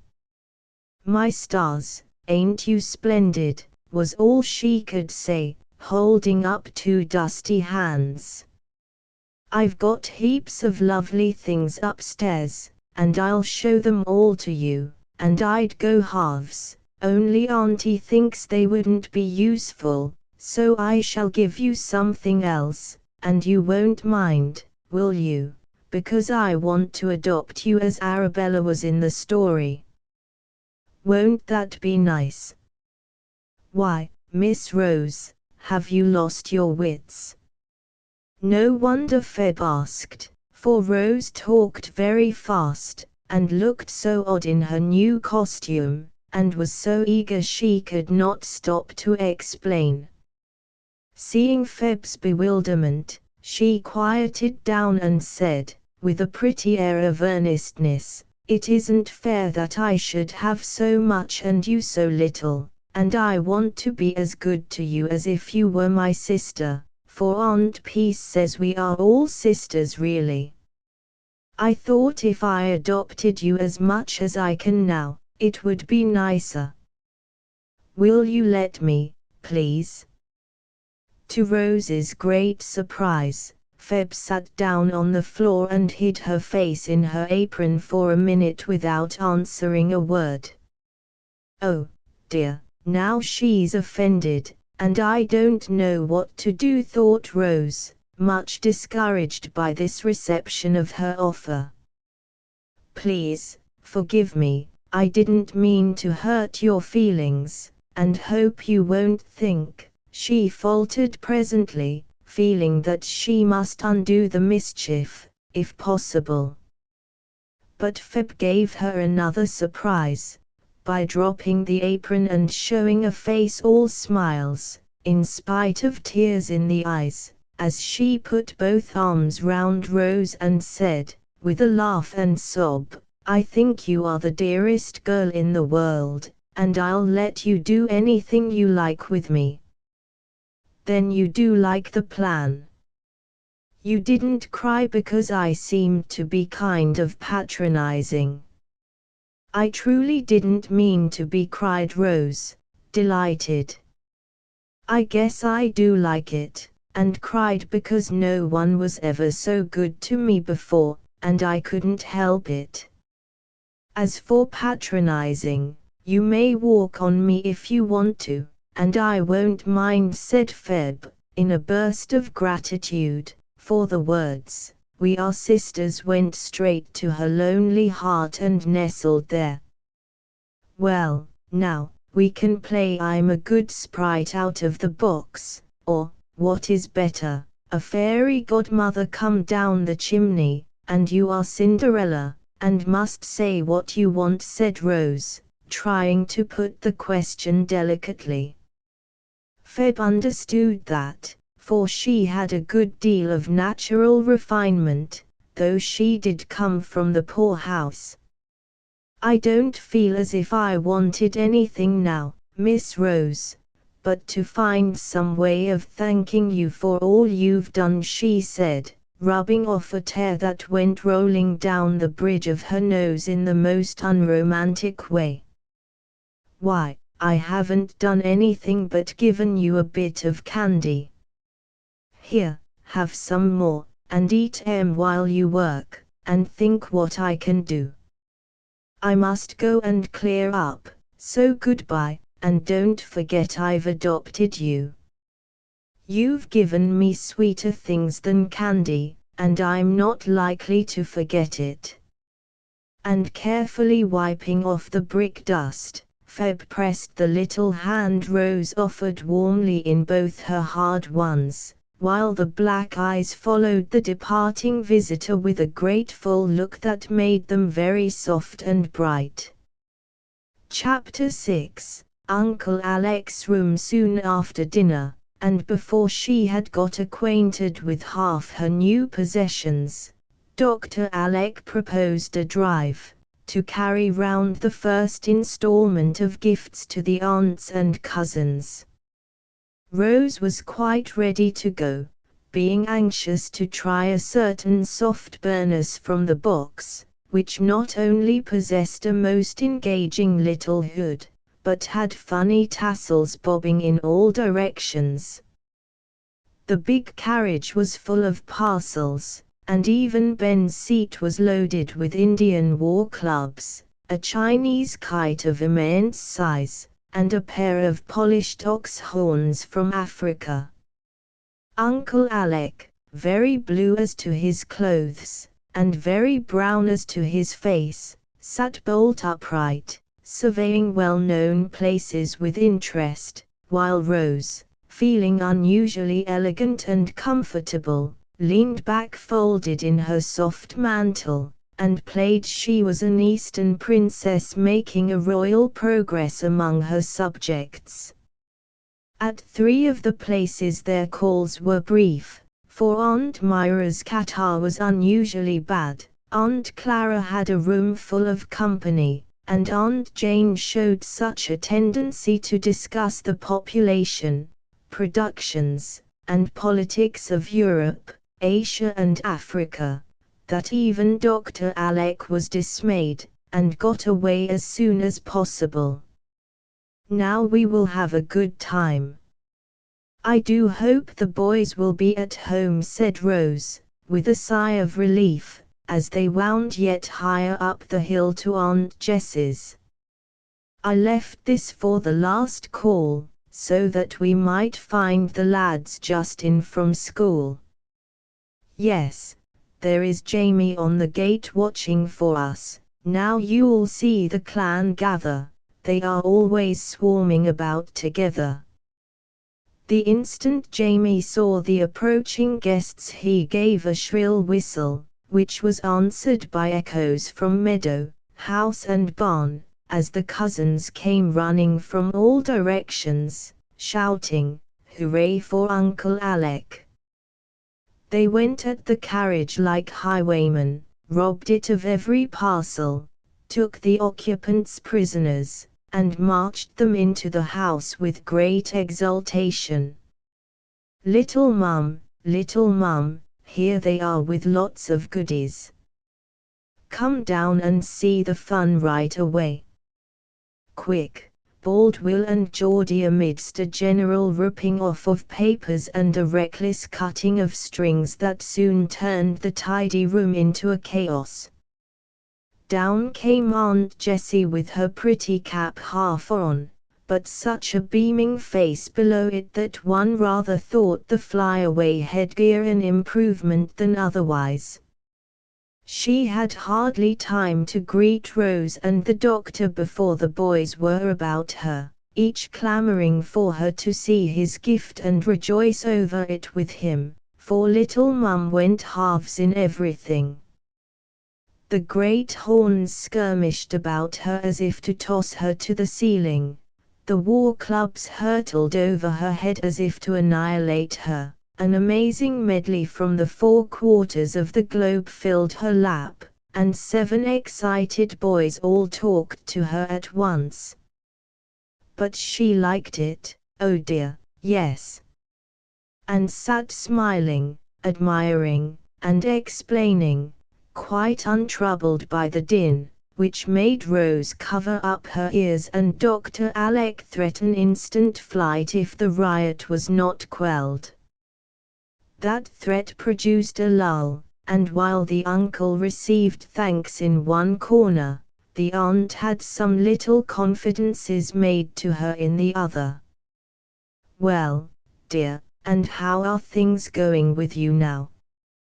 "Better, I hope, than they were a week ago." "Aunt Jessie, I think I'm going to be very happy, now Uncle has come.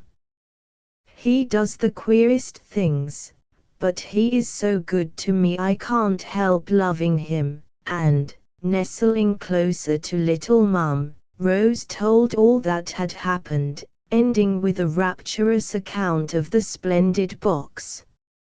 "I am very glad, dear. But, Rose, I must warn you of one thing, don't let Uncle spoil you." "But I like to be spoilt, Auntie." "I don't doubt it, but if you turn out badly when the year is over he will be blamed, and his experiment prove a failure. That would be a pity, wouldn't it? When he wants to do so much for you, and can do it if his kind heart does not get in the way of his good judgment." "I never thought of that, and I'll try not to be spoilt."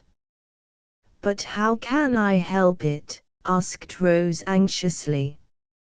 "By not complaining of the wholesome things he wants you to do, by giving him cheerful obedience as well as love, and even making some small sacrifices for his sake."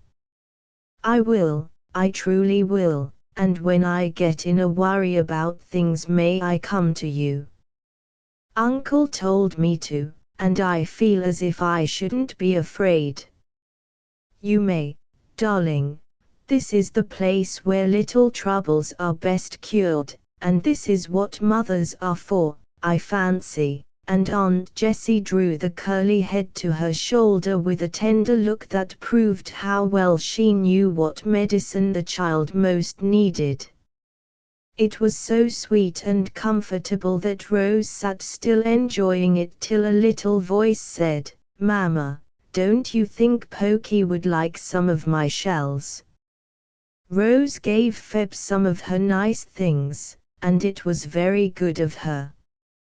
"Can I?"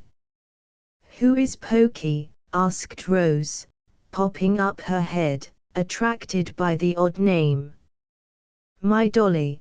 Do you want to see her?" asked Jamie, who had been much impressed by the tale of adoption he had overheard. "Yes, I'm fond of dollies, only don't tell the boys, or they will laugh at me." "They don't laugh at me, and they play with my dolly a great deal, but she likes me best," and Jamie ran away to produce his pet. "I brought my old doll, but I keep her hidden because I am too big to play with her, and yet I can't bear to throw her away, I'm so fond of her," said Rose, continuing her confidences in a whisper. "You can come and play with Jamies whenever you like, for we believe in dollies up here," began Aunt Jessie, smiling to herself as if something amused her.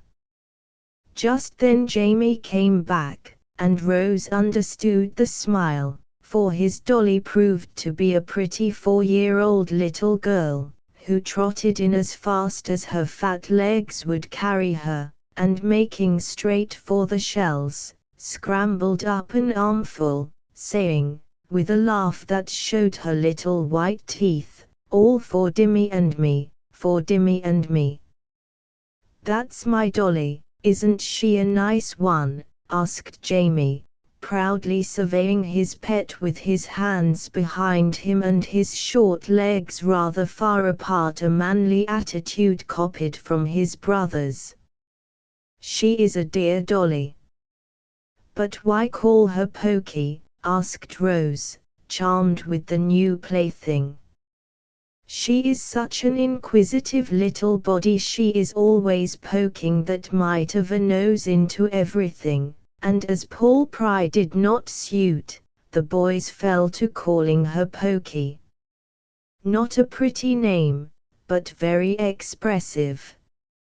It certainly was, for, having examined the shells, the busy tot laid hold of everything she could find, and continued her researches till Archie caught her sucking his carved ivory chessmen to see if they were not barley sugar. Rice paper pictures were also discovered crumpled up in her tiny pocket, and she nearly smashed Will's ostrich egg by trying to sit upon it. "Here, Jim, take her away, she's worse than the puppies, and we can't have her round," commanded the elder brother, picking her up and handing her over to the little fellow, who received her with open arms and the warning remark, "You'd better mind what you do, for I'm going to 'dopt Pokey like Rose did Feb, and then you'll have to be very good to her, you big fellows. 'Dopt away, baby, and I'll give you a cage to keep her in, or you won't have her long, for she is getting worse than a monkey," and Archie went back to his mates, while Aunt Jessie, foreseeing a crisis, proposed that Jamie should take his dolly home, as she was borrowed, and it was time her visit ended. "My dolly is better than yours, isn't she? 'Cause she can walk and talk and sing and dance, and yours can't do anything, can she?" asked Jamie with pride, as he regarded his Pokey, who just then had been moved to execute a funny little jig and warble the well-known couplet, "Puss-tat, puss-tat, where you been? I been lunnin', to soar atween." After which superb display she retired, escorted by Jamie, both making a fearful din blowing on conch shells. "We must tear ourselves away, Rose, because I want to get you home before sunset." "Will you come for a drive, Jessie?" said Dr. Alec, as the music died away in the distance. "No, thank you. But I see the boys want a scamper, so, if you don't mind, they may escort you home, but not go in. That is only allowed on holidays." The words were hardly out of Aunt Jessie's mouth when Archie said, in a tone of command, "Pass the word, lads. Boot and saddle, and be quick about it." "All right." And in a moment not a vestige of boy remained but the litter on the floor. The cavalcade went down the hill at a pace that made Rose cling to her uncle's arm, for the fat old horses got excited by the antics of the ponies careering all about them, and went as fast as they could pelt, with the gay dog cart rattling in front, for Archie and Charlie scorned Shelties since this magnificent equipage had been set up. Ben enjoyed the fun, and the lads cut up capers till Rose declared that circus was the proper name for them after all. When they reached the house they dismounted, and stood, 3 on each side the steps, in martial attitudes, while her ladyship was handed out with great elegance by Uncle Alec. Then the clan saluted, mounted at word of command, and with a wild whoop tore down the avenue in what they considered the true Arab style. "That was splendid, now it is safely ended," said Rose, skipping up the steps with her head over her shoulder to watch the deer tassels bob about. "I shall get you a pony as soon as you are a little stronger," said Dr. Alec, watching her with a smile. "Oh, I couldn't ride one of those horrid, frisky little beasts. They roll their eyes and bounce about so, I should die of fright," cried Rose, clasping her hands tragically. "Are you a coward?" "About horses I am." "Never mind, then. Come and see my new room," and he led the way upstairs without another word. As Rose followed, she remembered her promise to Aunt Jessie, and was sorry she had objected so decidedly. She was a great deal more sorry 5 minutes later, and well she might be. "Now, take a good look, and tell me what you think of it," said Dr. Alec, opening the door and letting her enter before him, while Feb was seen whisking down the back stairs with a dustpan.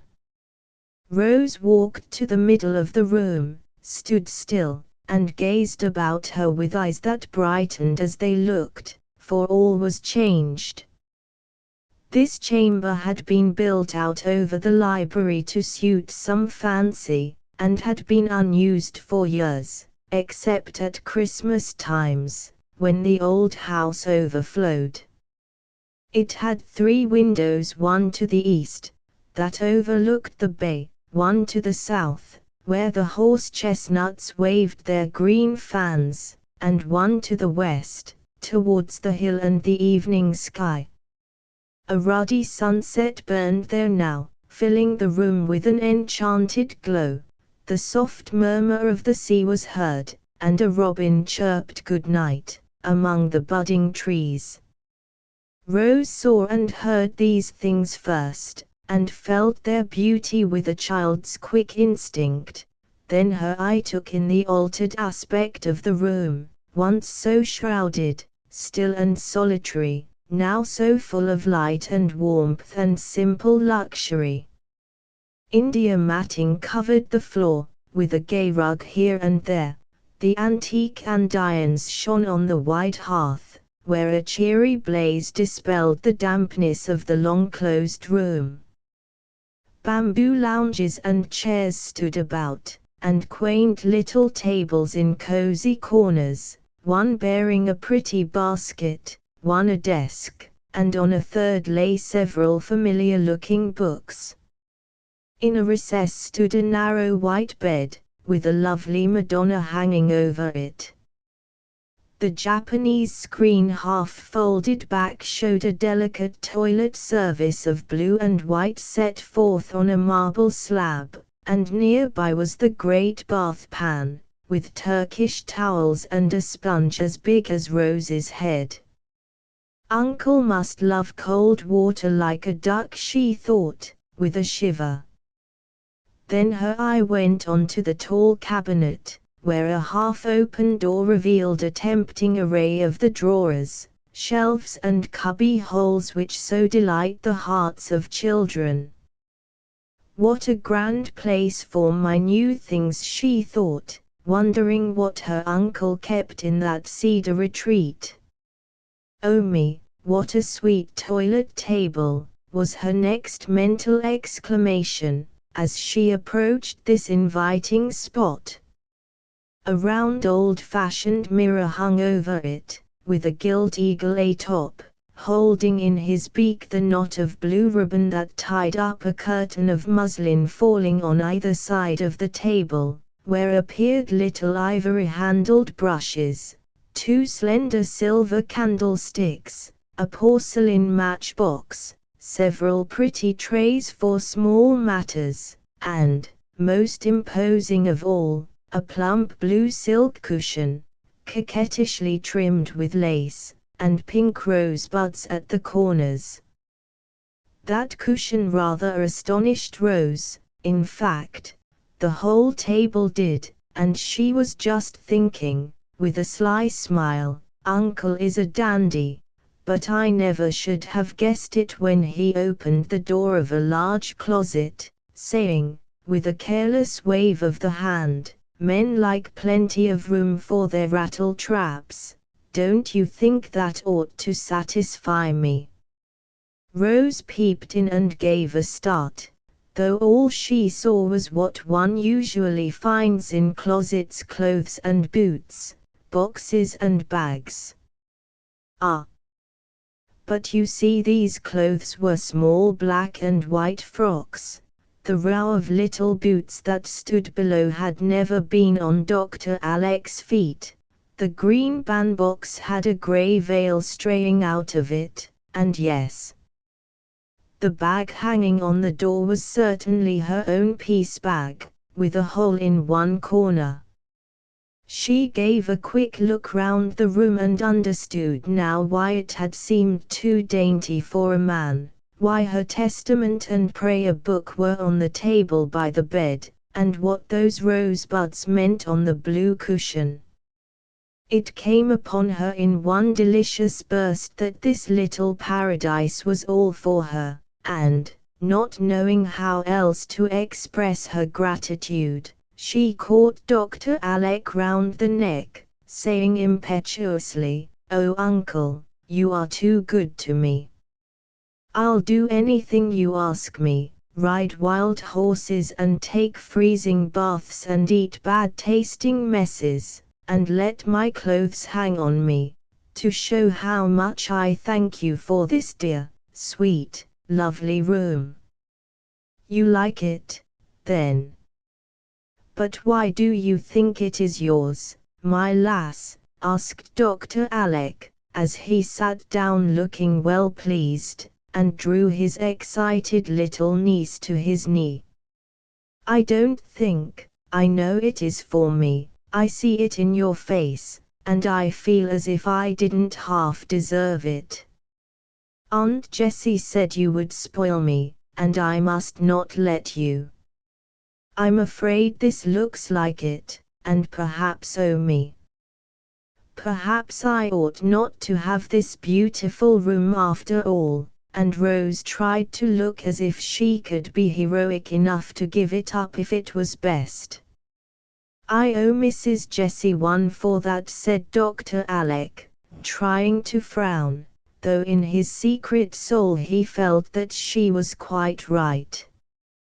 Then he smiled that cordial smile, which was like sunshine on his brown face, as he said, "This is part of the cure, Rose, and I put you here that you might take my 3 great remedies in the best and easiest way. Plenty of sun, fresh air, and cold water, also cheerful surroundings, and some work, for Feb is to show you how to take care of this room, and be your little maid as well as friend and teacher. Does that sound hard and disagreeable to you, dear?" "No, sir, very, very pleasant, and I'll do my best to be a good patient. But I really don't think anyone could be sick in this delightful room," she said, with a long sigh of happiness as her eye went from one pleasant object to another. "Then you like my sort of medicine better than Aunt Myra's, and don't want to throw it out of the window, hey?" Chapter 7, A Trip to China. "Come, little girl, I've got another dose for you. I fancy you won't take it as well as you did the last, but you will like it better after a while," said Dr. Alec, about a week after the grand surprise.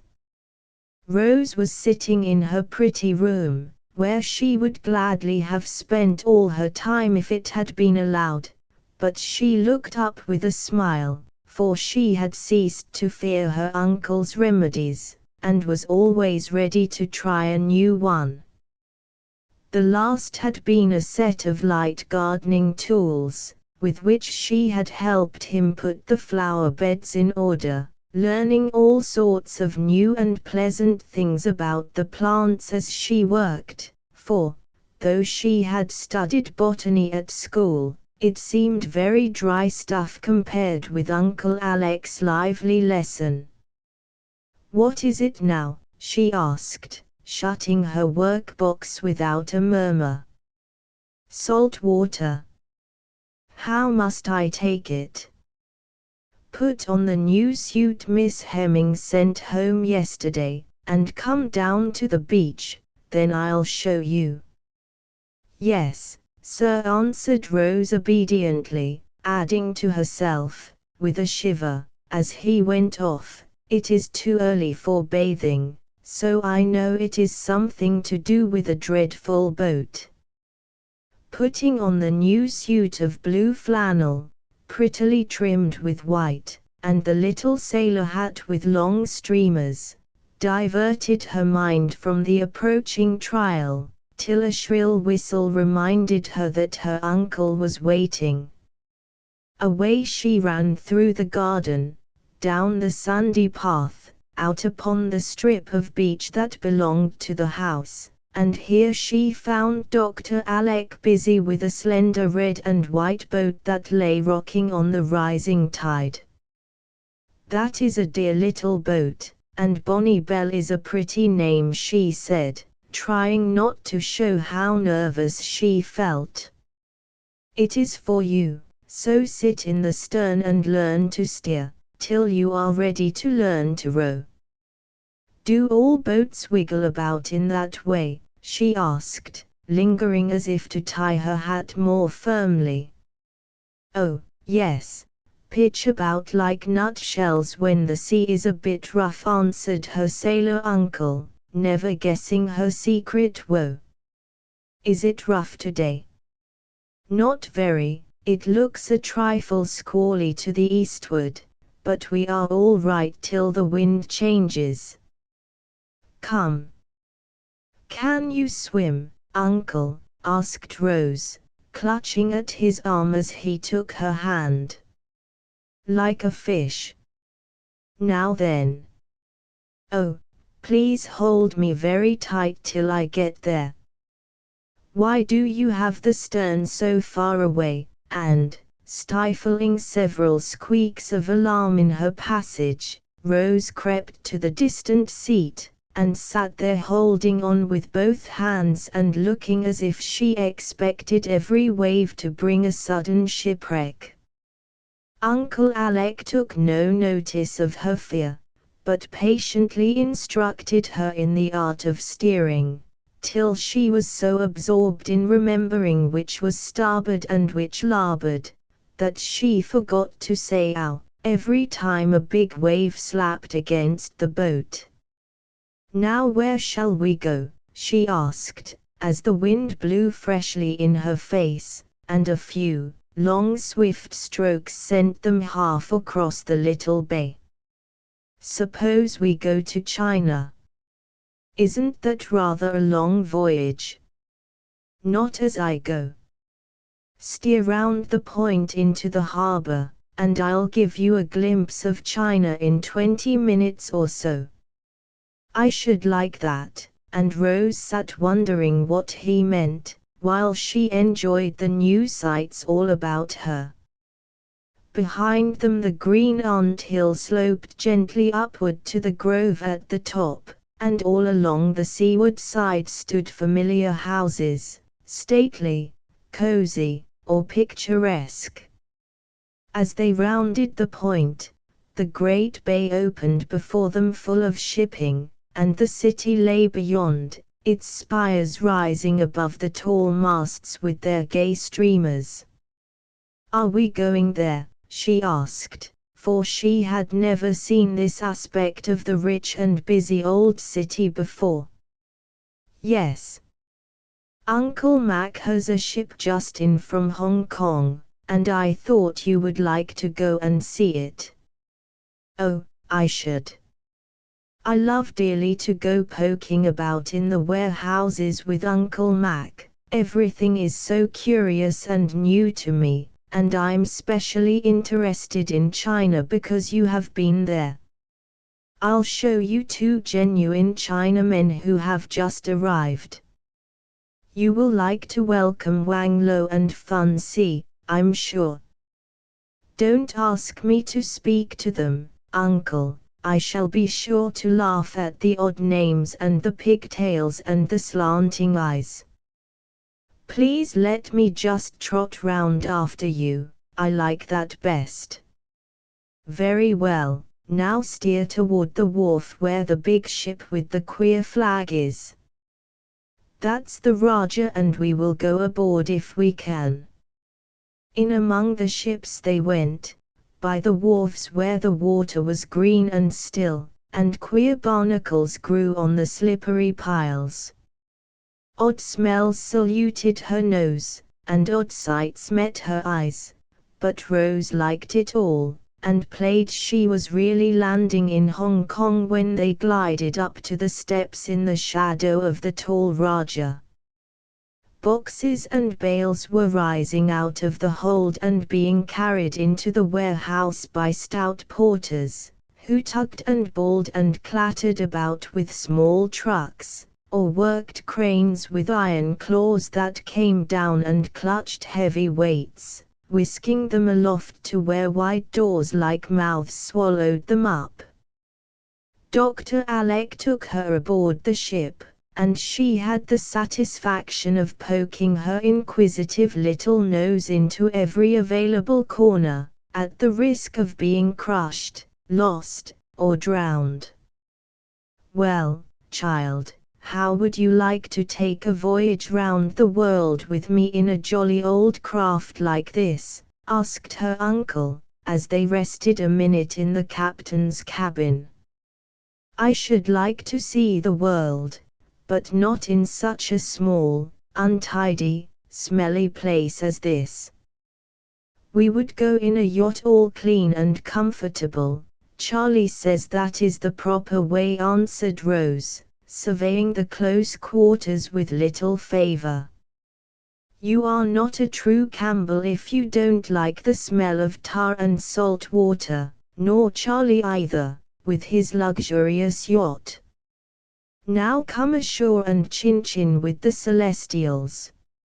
After a delightful progress through the great warehouse, peeping and picking as they went, they found Uncle Mac and the yellow gentleman in his private room, where samples, gifts, curiosities, and newly arrived treasures of all sorts were piled up in pleasing profusion and confusion.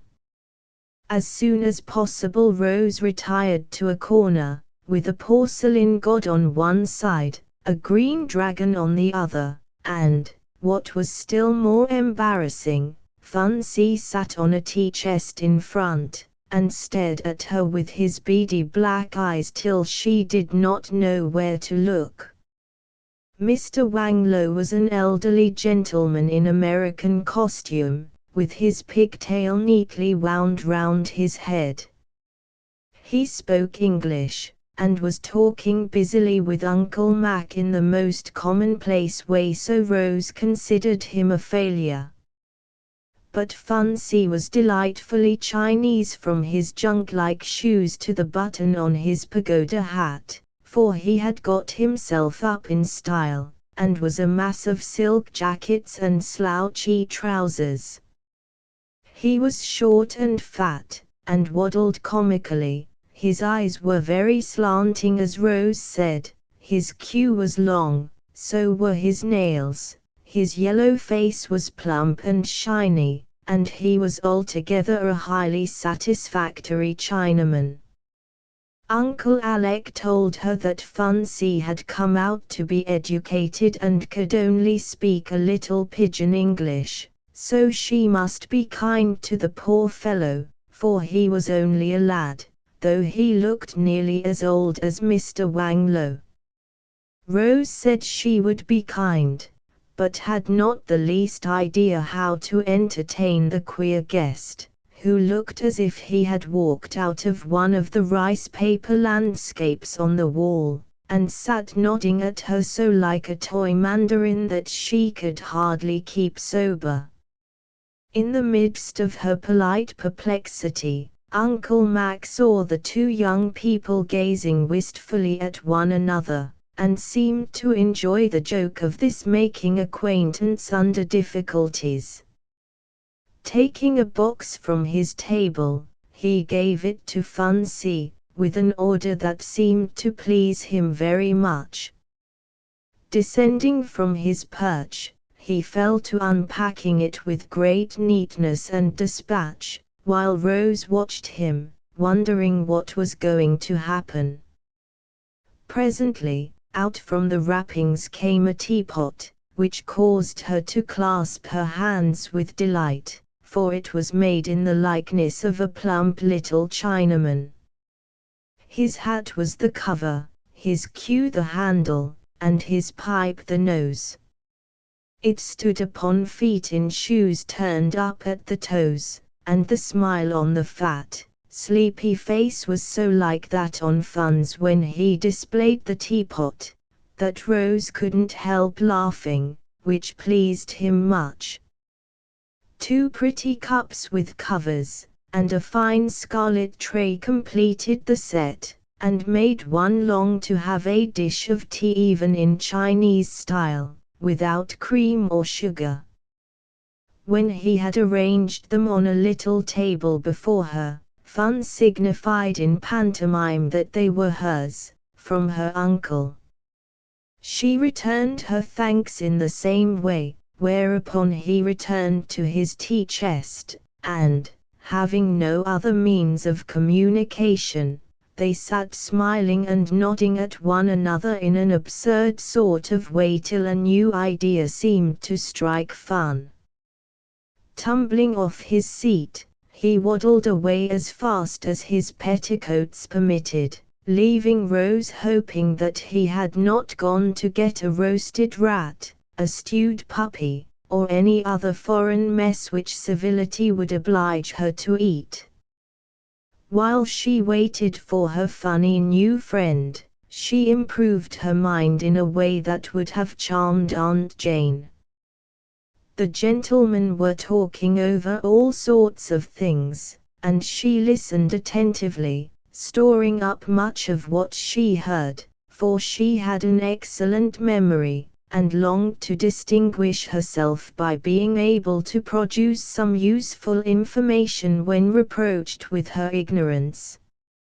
She was just trying to impress upon her mind that Amoy was 280 miles from Hong Kong, when Fun came scuffling back, bearing what she thought was a small sword, till he unfurled an immense fan, and presented it with a string of Chinese compliments, the meaning of which would have amused her even more than the sound, if she could have understood it. She had never seen such an astonishing fan, and at once became absorbed in examining it. Of course, there was no perspective whatever, which only gave it a peculiar charm to Rose, for in one place a lovely lady, with blue knitting needles in her hair, sat directly upon the spire of a stately pagoda. In another charming view a brook appeared to flow in at the front door of a stout gentleman's house, and out at his chimney. In a third a zigzag wall went up into the sky like a flash of lightning, and a bird with two tails was apparently brooding over a fisherman whose boat was just going aground upon the moon. It was altogether a fascinating thing, and she would have sat wafting it to and fro all the afternoon, to Fun's great satisfaction, if Dr. Alec's attention had not suddenly been called to her by a breeze from the big fan that blew his hair into his eyes, and reminded him that they must go.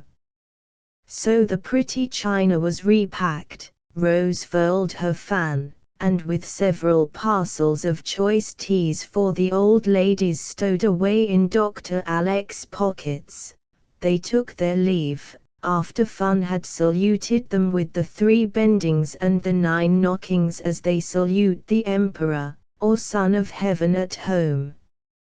I feel as if I had really been to China, and I'm sure I look so, said Rose, as they glided out of the shadow of the Raja. She certainly did, for Mr. Wang Lo had given her a Chinese umbrella, Uncle Alec had got some lanterns to light up her balcony, the great fan lay in her lap, and the tea set reposed at her feet. This is not a bad way to study geography, is it? Asked her uncle, who had observed her attention to the talk. It is a very pleasant way, and I really think I have learned more about China today than in all the lessons I had at school, though I used to rattle off the answers as fast as I could go.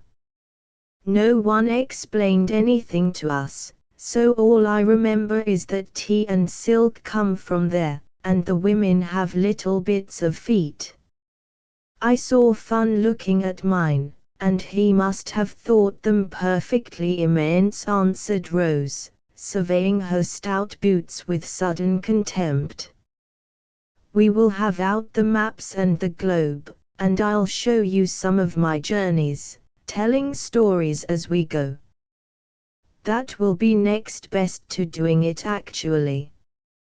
You are so fond of traveling, I should think it would be very dull for you here, Uncle. Do you know, Aunt Plenty says she is sure you will be off in a year or two. Very likely.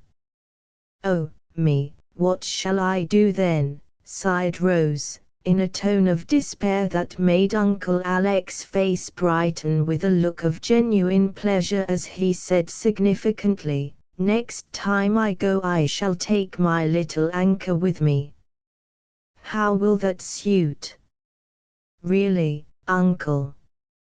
Really, niece? Rose gave a little bounce of rapture which caused the boat to wiggle in a way that speedily quieted her down. But she sat beaming joyfully and trying to think which of some 100 questions she would ask first, when Dr. Alec said, pointing to a boat that was coming up behind them in great style, "How well those fellows row! Look at them, and take notes for your own use by and by." The stormy Petrel was manned by half a dozen jaunty-looking sailors, who made a fine display of blue shirts and shiny hats, with stars and anchors in every direction. How beautifully they go, and they are only boys. Why, I do believe they are our boys. Yes, I see Charlie laughing over his shoulder.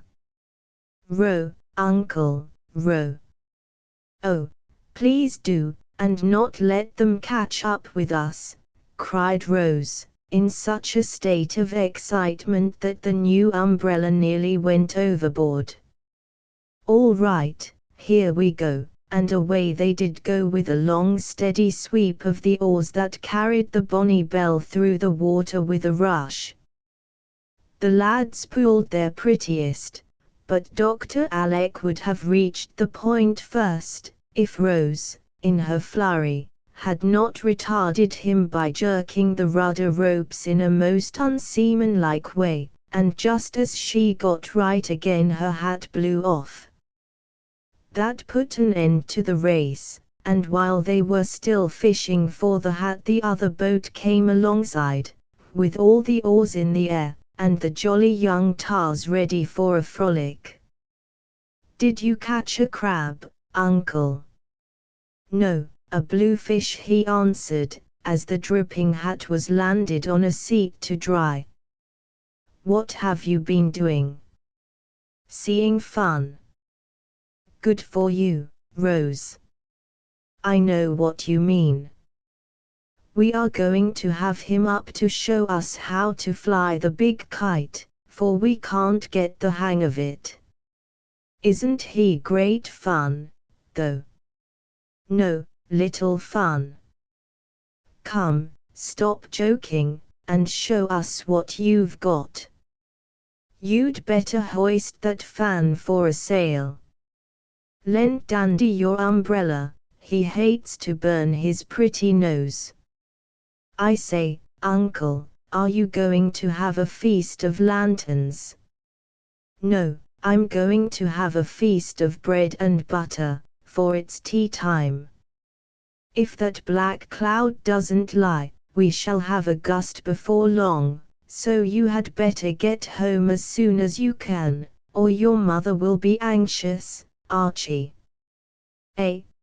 Skipper. Good night, Rose, come out often, and we'll teach you all there is to know about rowing, was Charlie's modest invitation. Then the boats parted company, and across the water from the Petrel's crew came a verse from one of the nonsense songs in which the boys delighted. Oh, Timbaloo, how happy we are, we live in a sieve and a crockery jar. And all night long, in the starlight pale, we sail away, with a pea-green sail, and whistle and warble a moony song to the echoing sound of a coppery gong. Far and few are the lands where the Jumblies live, their heads are green, and their hands are blue, and they went to sea in a sieve. Chapter 8, And what came of it, Uncle? Could you lend me a 9 pence? I'll return it as soon as I get my pocket money, said Rose, coming into the library in a great hurry that evening. I think I could, and I won't charge any interest for it, so you need not be in any hurry to repay me. Come back here and help me settle these books if you have nothing pleasanter to do, answered Dr. Alec, handing out the money with that readiness which is so delightful when we ask small loans. I'll come in a minute. I've been longing to fix my books, but didn't dare to touch them, because you always shake your head when I read. I shall shake my head when you write, if you don't do it better than you did in making out this catalogue. I know it's bad, but I was in a hurry when I did it, and I am in one now. And away went Rose, glad to escape a lecture. But she got it when she came back, for Uncle Alec was still knitting his brows over the list of books, and sternly demanded, pointing to a tipsy-looking title staggering down the page, "Is that meant for pulverized bones, m?" "No, sir, it's Paradise Lost." "Well, I'm glad to know it, for I began to think you were planning to study surgery or farming." "And what is this, if you please?" "Babies' aprons is all I can make of it." Rose looked hard at the scrawl, and presently announced, with an air of superior wisdom, "Oh, that's Bacon's Essays. Miss Power did not teach anything so old-fashioned as writing, I see. Now look at this memorandum Aunt Plenty gave me, and see what a handsome plain hand that is.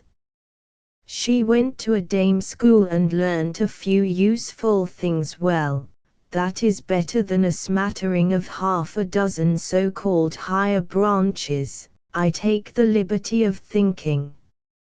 Well, I'm sure I was considered a bright girl at school, and learned everything I was taught. Lully and me were the first in all our classes, and specially praised for our French and music and those sort of things," said Rose, rather offended at Uncle Alec's criticism. "I dare say, but if your French grammar was no better than your English, I think the praise was not deserved, my dear." "Why, Uncle, we did study English grammar, and I could parse beautifully. Miss Power used to have us up to show off when people came.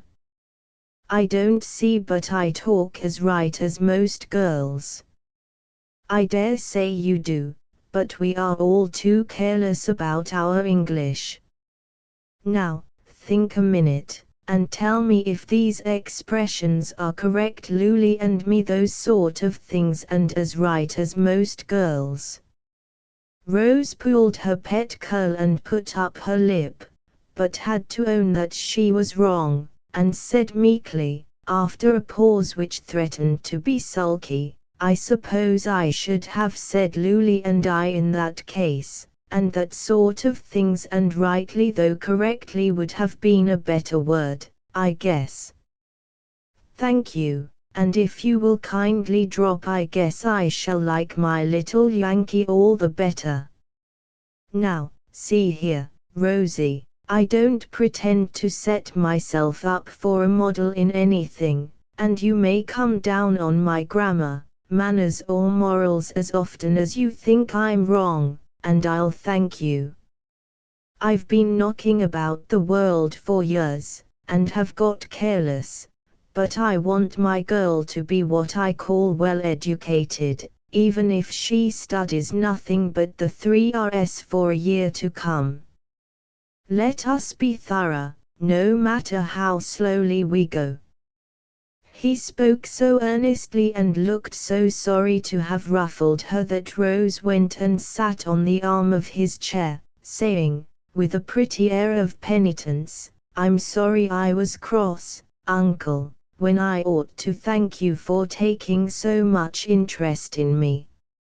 I guess no, I think you are right about being thorough, for I used to understand a great deal better when Papa taught me a few lessons than when Miss Power hurried me through so many. I declare my head used to be such a jumble of French and German, history and arithmetic, grammar and music, I used to feel sometimes as if it would split. I'm sure I don't wonder it ached. And she held on to it as if the mere memory of the jumble made it swim. Yet that is considered an excellent school, I find, and I dare say it would be if the benighted lady did not think it necessary to cram her pupils like Thanksgiving turkeys, instead of feeding them in a natural and wholesome way. It is the fault with most American schools, and the poor little heads will go on aching till we learn better. This was one of Dr. Alec's hobbies, and Rose was afraid he was off for a gallop, but he reined himself in and gave her thoughts a new turn by saying suddenly, as he pulled out a fat pocket book, Uncle Mac has put all your affairs into my hands now, and here is your month's pocket money. You keep your own little accounts, I suppose. Thank you. Yes, Uncle Mac gave me an account book when I went to school, and I used to put down my expenses, but I couldn't make them go very well, for figures are the one thing I am not at all clever about, said Rose, rummaging in her desk for a dilapidated little book, which she was ashamed to show when she found it. Well, as figures are rather important things to most of us, and you may have a good many accounts to keep some day, wouldn't it be wise to begin at once and learn to manage your pennies before the pounds come to perplex you? I thought you would do all that fussy part and take care of the pounds, as you call them. Need I worry about it? I do hate sums, so. I shall take care of things till you are of age, but I mean that you shall know how your property is managed, and do as much of it as you can by and by, then you won't be dependent on the honesty of other people. Gracious me, as if I wouldn't trust you with millions of billions if I had them, cried Rose, scandalized at the mere suggestion. Ah, but I might be tempted, guardians are sometimes, so you'd better keep your eye on me, and in order to do that you must learn all about these affairs," answered Dr. Alec, as he made an entry in his own very neat account book. Rose peeped over his shoulder at it, and then turned to the arithmetical puzzle in her hand with a sigh of despair. "Uncle, when you add up your expenses, do you ever find you have got more money than you had in the beginning?" "No, I usually find that I have a good deal less than I had in the beginning." "Are you troubled in the peculiar way you mention?" "Yes, it is very curious, but I never can make things come out square." "Perhaps I can help you," began Uncle Alec, in the most respectful tone. "I think you had better, for if I have got to keep accounts I may as well begin in the right way. But please don't laugh. I know I'm very stupid, and my book is a disgrace, but I never could get it straight." And with great trepidation, Rose gave up her funny little accounts. It really was good in Dr. Alec not to laugh, and Rose felt deeply grateful when he said in a mildly suggestive tone, "The dollars and cents seem to be rather mixed. Perhaps if I just straightened them out a bit we should find things all right." "Please do, and then show me on a fresh leaf how to make mine look nice and ship-shape as yours do." As Rose stood by him watching the ease with which he quickly brought order out of chaos, she privately resolved to hunt up her old arithmetic and perfect herself in the 4 first rules, with a good tug at fractions, before she read any more fairy tales. "Am I a rich girl, Uncle?" she asked suddenly, as he was copying a column of figures. "Rather a poor one, I should say, since you had to borrow a 9 pence. That was your fault, because you forgot my pocket money. But, really, shall I be rich by and by?" "I am afraid you will." "Why afraid, Uncle?" "Too much money is a bad thing." "But I can give it away, you know. That is always the pleasantest part of having it, I think." "I'm glad you feel so, for you can do much good with your fortune if you know how to use it well. You shall teach me, and when I am a woman we will set up a school where nothing but the 3 Rs shall be taught, and all the children live on oatmeal, and the girls have waists a yard round," said Rose, with a sudden saucy smile dimpling her cheeks. "You are an impertinent little baggage, to turn on me in that way right in the midst of my first attempt at teaching. Never mind, I'll have an extra bitter dose for you next time, miss. I knew you wanted to laugh, so I gave you a chance. Now, I will be good, master, and do my lesson nicely." So Dr. Alec had his laugh, and then Rose sat down and took a lesson in accounts which she never forgot. "Now come and read aloud to me, my eyes are tired, and it is pleasant to sit here by the fire while the rain pours outside and Aunt Jane lectures upstairs," said Uncle Alec, when last month's accounts had been put in good order and a fresh page neatly begun. Rose liked to read aloud, and gladly gave him the chapter in Nicholas Nickleby where the Miss Kenwickses take their French lesson. She did her very best, feeling that she was being criticized, and hoping that she might not be found wanting in this as in other things. "Shall I go on, sir?" she asked very meekly, when the chapter ended. "If you are not tired, dear. It is a pleasure to hear you, for you read remarkably well," was the answer that filled her heart with pride and pleasure. "Do you really think so, Uncle? I'm so glad. Papa taught me, and I read for hours to him, but I thought perhaps he liked it because he was fond of me. So am I, but you really do read unusually well, and I'm very glad of it, for it is a rare accomplishment, and one I value highly. Come here in this cozy, low chair, the light is better, and I can pull these curls if you go too fast. I see you are going to be a great comfort as well as a great credit to your old uncle, Rosie."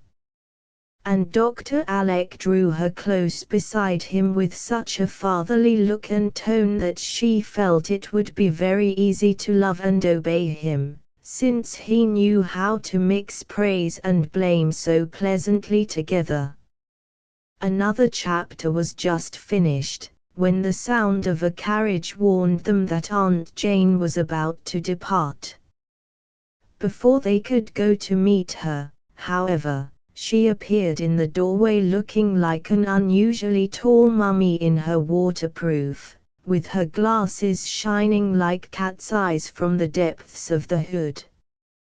"Just as I thought, petting that child to death and letting her sit up late reading trash. I do hope you feel the weight of the responsibility you have taken upon yourself, Alec," she said, with a certain grim sort of satisfaction at seeing things go wrong. "I think I have a very realizing sense of it," Sister Jane answered Dr. Alec, with a comical shrug of the shoulders and a glance at Rose's bright face. "It is sad to see a great girl wasting these precious hours so. Now, my boys have studied all day, and Mac is still at his books, I've no doubt, while you have not had a lesson since you came, I suspect." "I've had 5 today," was Rose's very unexpected answer. "I'm glad to hear it, and what were they, pray?" Rose looked very demure as she replied, "Navigation, geography, grammar, arithmetic, and keeping my temper." "Queer lessons, I fancy, and what have you learned from this remarkable mixture, I should like to know?"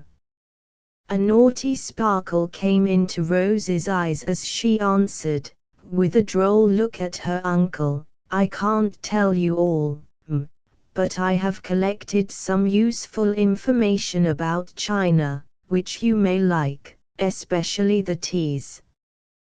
The best are Lapsing Suchong, Assam Pekoe, Rare Anko, Flowery Pekoe, Hauker's Mixture, Scented Caper, Padril Tea, Black Kongu, and Green Twanky. Shanghai is on the Wuzhong River. Hong Kong means Island of Sweet Waters. Singapore is Lion's Town. Chops are the boats they live in, and they drink tea out of little saucers. Principal productions are porcelain, tea, cinnamon, shawls, tin, tamarinds and opium. They have beautiful temples and queer gods, and in Canton is the dwelling of the holy pigs, 14 of them, very big, and all blind. The effect of this remarkable burst was immense, especially the fact last mentioned. It entirely took the wind out of Aunt Jane's sails. It was so sudden, so varied and unexpected, that she had not a word to say. The glasses remained fixed full upon Rose for a moment, and then, with a hasty "Oh, indeed," the excellent lady bundled into her carriage and drove away, somewhat bewildered and very much disturbed.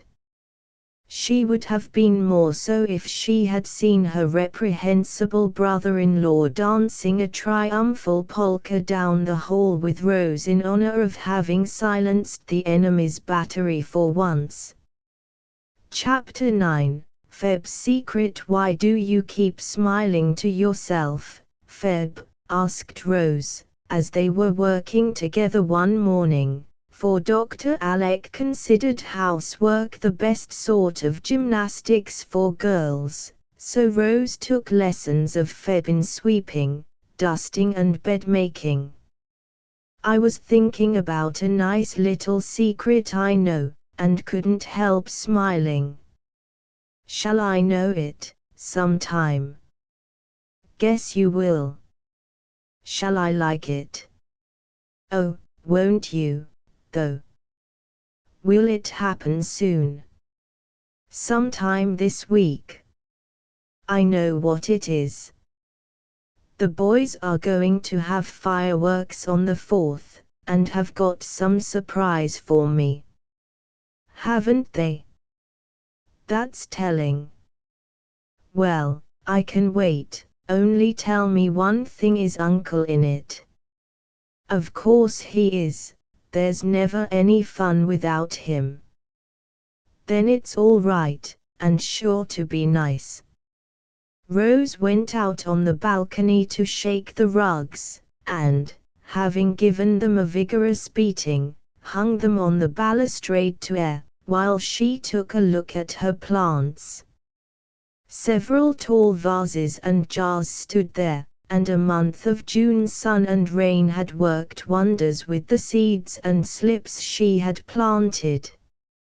Morning glories and nasturtiums ran all over the bars, making haste to bloom. Scarlet beans and honeysuckles were climbing up from below to meet their pretty neighbors, and the woodbine was hanging its green festoons wherever it could cling. The waters of the bay were dancing in the sunshine, a fresh wind stirred the chestnut trees with a pleasant sound, and the garden below was full of roses, butterflies and bees. A great chirping and twittering went on among the birds, busy with their summer housekeeping, and, far away, the white-winged gulls were dipping and diving in the sea, where ships, like larger birds, went sailing to and fro. Oh, Feb, it's such a lovely day. I do wish your fine secret was going to happen right away. I feel just like having a good time, don't you? Said Rose, waving her arms as if she was going to fly. I often feel that way, but I have to wait for my good times, and don't stop working to wish for 'em. There, now you can finish as soon as the dust settles. I must go do my stairs. And Feb trudged away with the broom, singing as she went.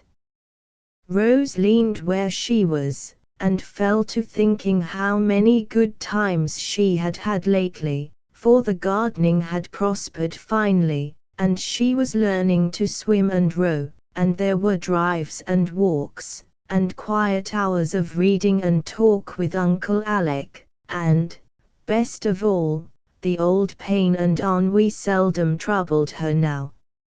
She could work and play all day, sleep sweetly all night, and enjoy life with the zest of a healthy, happy child. She was far from being as strong and hearty as Feb, but she was getting on. The once pale cheeks had color in them now, the hands were growing plump and brown, and the belt was not much too loose. No one talked to her about her health, and she forgot that she had no constitution. She took no medicine but Dr. Alec's 3 great remedies, and they seemed to suit her excellently. Aunt Plenty said it was the pills, but, as no second batch had ever followed the first, I think the old lady was mistaken. Rose looked worthy of her name as she stood smiling to herself over a happier secret than any Feb had, a secret which she did not know herself till she found out, some years later, the magic of good health. Look only, said the brownie, at the pretty gown of blue, at the kerchief pinned about her head, and at her little shoes, said a voice from below, as a great cabbage rose came flying against her cheek. What is the princess dreaming about up there in her hanging garden? Added Dr. Alec as she flung back a morning glory. I was wishing I could do something pleasant this fine day, something very new and interesting, for the wind makes me feel frisky and gay. Suppose we take a pull over to the island. I intended to go this afternoon, but if you feel more like it now, we can be off at once. I do. I'll come in 15 minutes, Uncle. I must just scrabble my room to rights, for Feb has got a great deal to do. Rose caught up the rugs and vanished as she spoke, while Dr. Alec went in, saying to himself, with an indulgent smile, it may upset things a trifle, but half a child's pleasure consists in having their fun when they want it. Never did duster flap more briskly than the one Rose used that day, and never was a room scrabbled to rights in such haste as hers.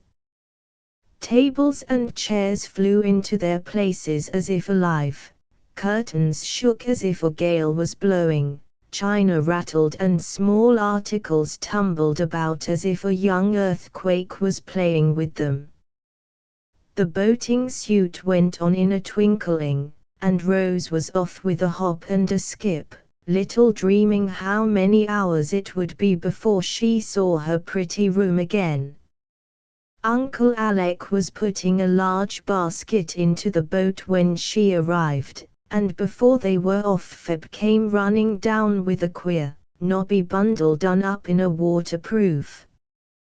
We can't eat half that luncheon, and I know we shall not need so many wraps. I wouldn't lumber the boat up so, said Rose, who still had secret scares when on the water. Couldn't you make a smaller parcel, Feb? Asked Dr. Alec, eyeing the bundle suspiciously.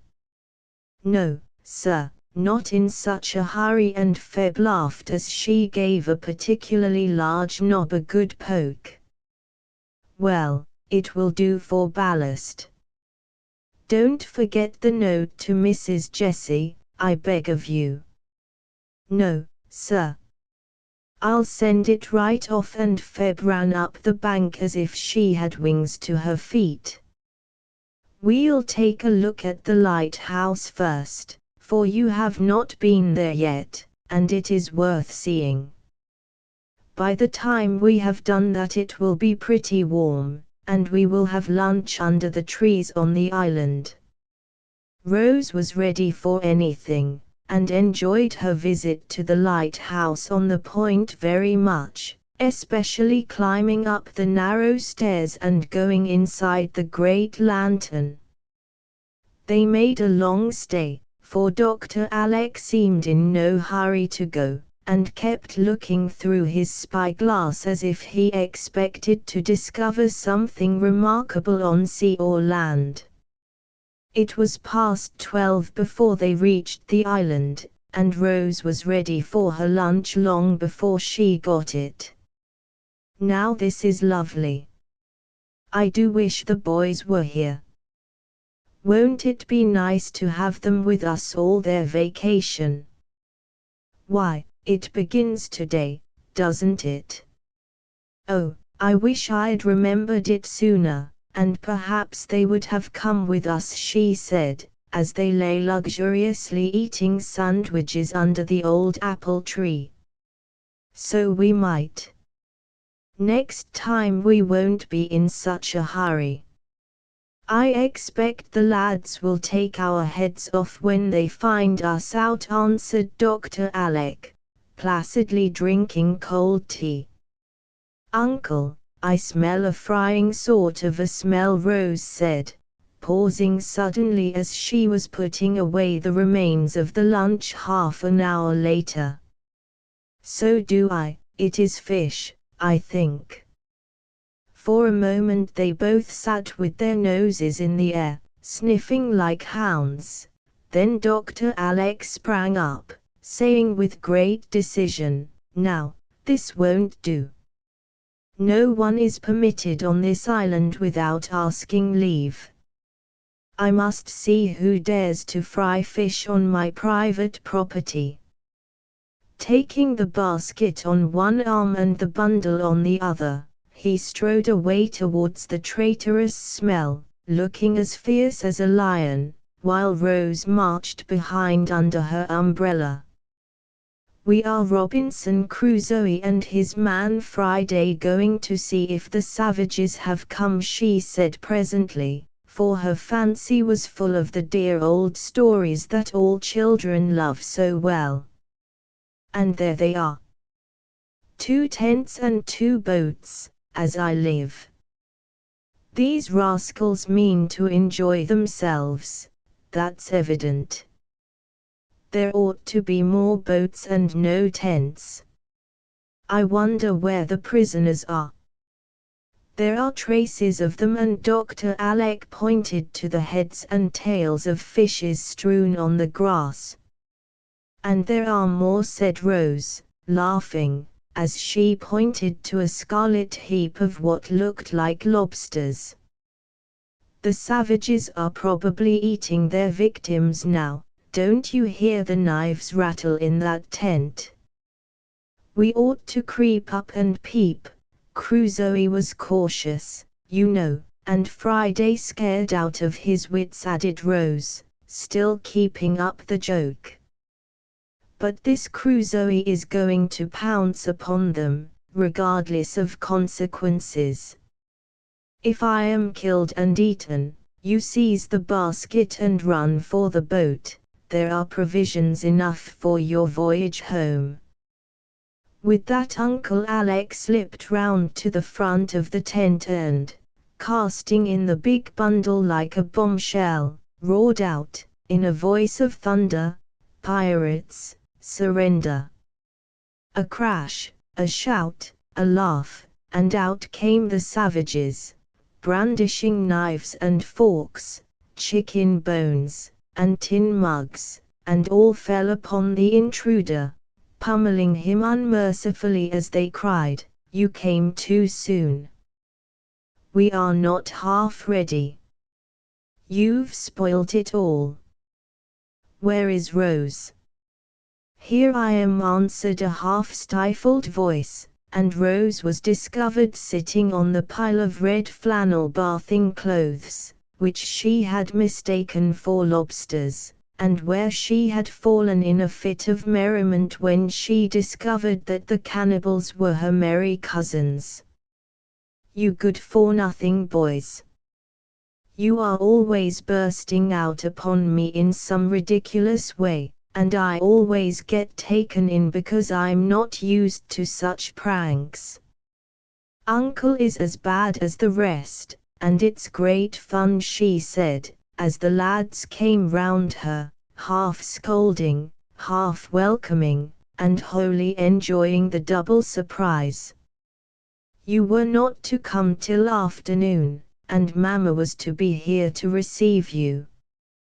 Everything is in a mess now, except your tent. We got that in order the first thing, and you can sit there and see us work," said Archie, doing the honors as usual. Rose felt it in her bones, as Dolly says, that something was in the wind, and wanted to be off at once. "So I let her come, and should have kept her away an hour longer if your fish had not betrayed you," explained Uncle Alec, subsiding from a ferocious Crusoe into his good-natured self again. "As this seat is rather damp, "I think I'll rise," said Rose, as the excitement lessened a little. Several fishy hands helped her up, and Charlie said, as he scattered the scarlet garments over the grass with an oar, "We had a jolly good swim before dinner, and I told the brats to spread these to dry. Hope you brought your things, Rose, for you belong to the lobsters, you know, and we can have no end of fun teaching you to dive and float and tread water." "I didn't bring anything," began Rose, but was interrupted by the brats, otherwise Will and Geordie, who appeared bearing the big bundle, so much demoralized by its fall that a red flannel tunic trailed out at one end and a little blue dressing gown at the other, while the knobs proved to be a toilet case, rubbers, and a silver mug. "Oh, that sly Feb! This was the secret, and she bundled up those things after I went down to the boat," cried Rose, with sparkling eyes. "Guess something is smashed inside, for a bit of glass fell out," observed Will, as they deposited the bundle at her feet. "Catch a girl going anywhere without a looking glass?" "We haven't got one among the whole lot of us," added Mac, with masculine scorn. "Dandy has. I caught him touching up his wig behind the trees after our swim," cut in Geordie, wagging a derisive finger at Steve, who promptly silenced him by a smart rap on the head with the drumstick he had just polished off. "Come, come, you lazy lubbers, fall to work, or we shall not be ready for Mamma. Take Rose's things to her tent, and tell her all about it, Prince. Mac and Steve, you cut away and bring up the rest of the straw, and you small chaps, clear off the table, if you have stuffed all you can. Please, Uncle, I'd like your advice about the boundary lines and the best place for the kitchen." Everyone obeyed the chief, and Rose was escorted to her tent by Charlie, who devoted himself to her service. She was charmed with her quarters, and still more so with the program which he unfolded before her as they worked. "We always camp out somewhere in vacation, and this year we thought we'd try the island. It is handy, and our fireworks will show off well from here. Shall we stay over the 4th? 3 whole days. Oh, me! What a frolic it will be! Bless your heart, we often camp for a week, we big fellows, but this year the small chaps wanted to come, so we let them. We have great larks, as you'll see, for we have a cave and play Captain Kidd, and have shipwrecks, and races, and all sorts of games. Arch and I are rather past that kind of thing now, but we do it to please the children," added Charlie, with a sudden recollection of his 16 years. "I had no idea boys had such good times. Their plays never seemed a bit interesting before. But I suppose that was because I never knew any boys very well, or perhaps you are unusually nice ones," observed Rose, with an artless air of appreciation that was very flattering.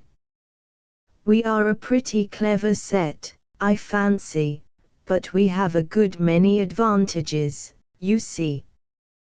There are a tribe of us, to begin with. Then our family has been here for ages, and we have plenty of spondulics, so we can rather lord it over the other fellows, and do as we like. There, you can hang your smashed glass on that nail and do up your back hair as fine as you please. You can have a blue blanket or a red one, and a straw pillow or an air cushion for your head, whichever you like.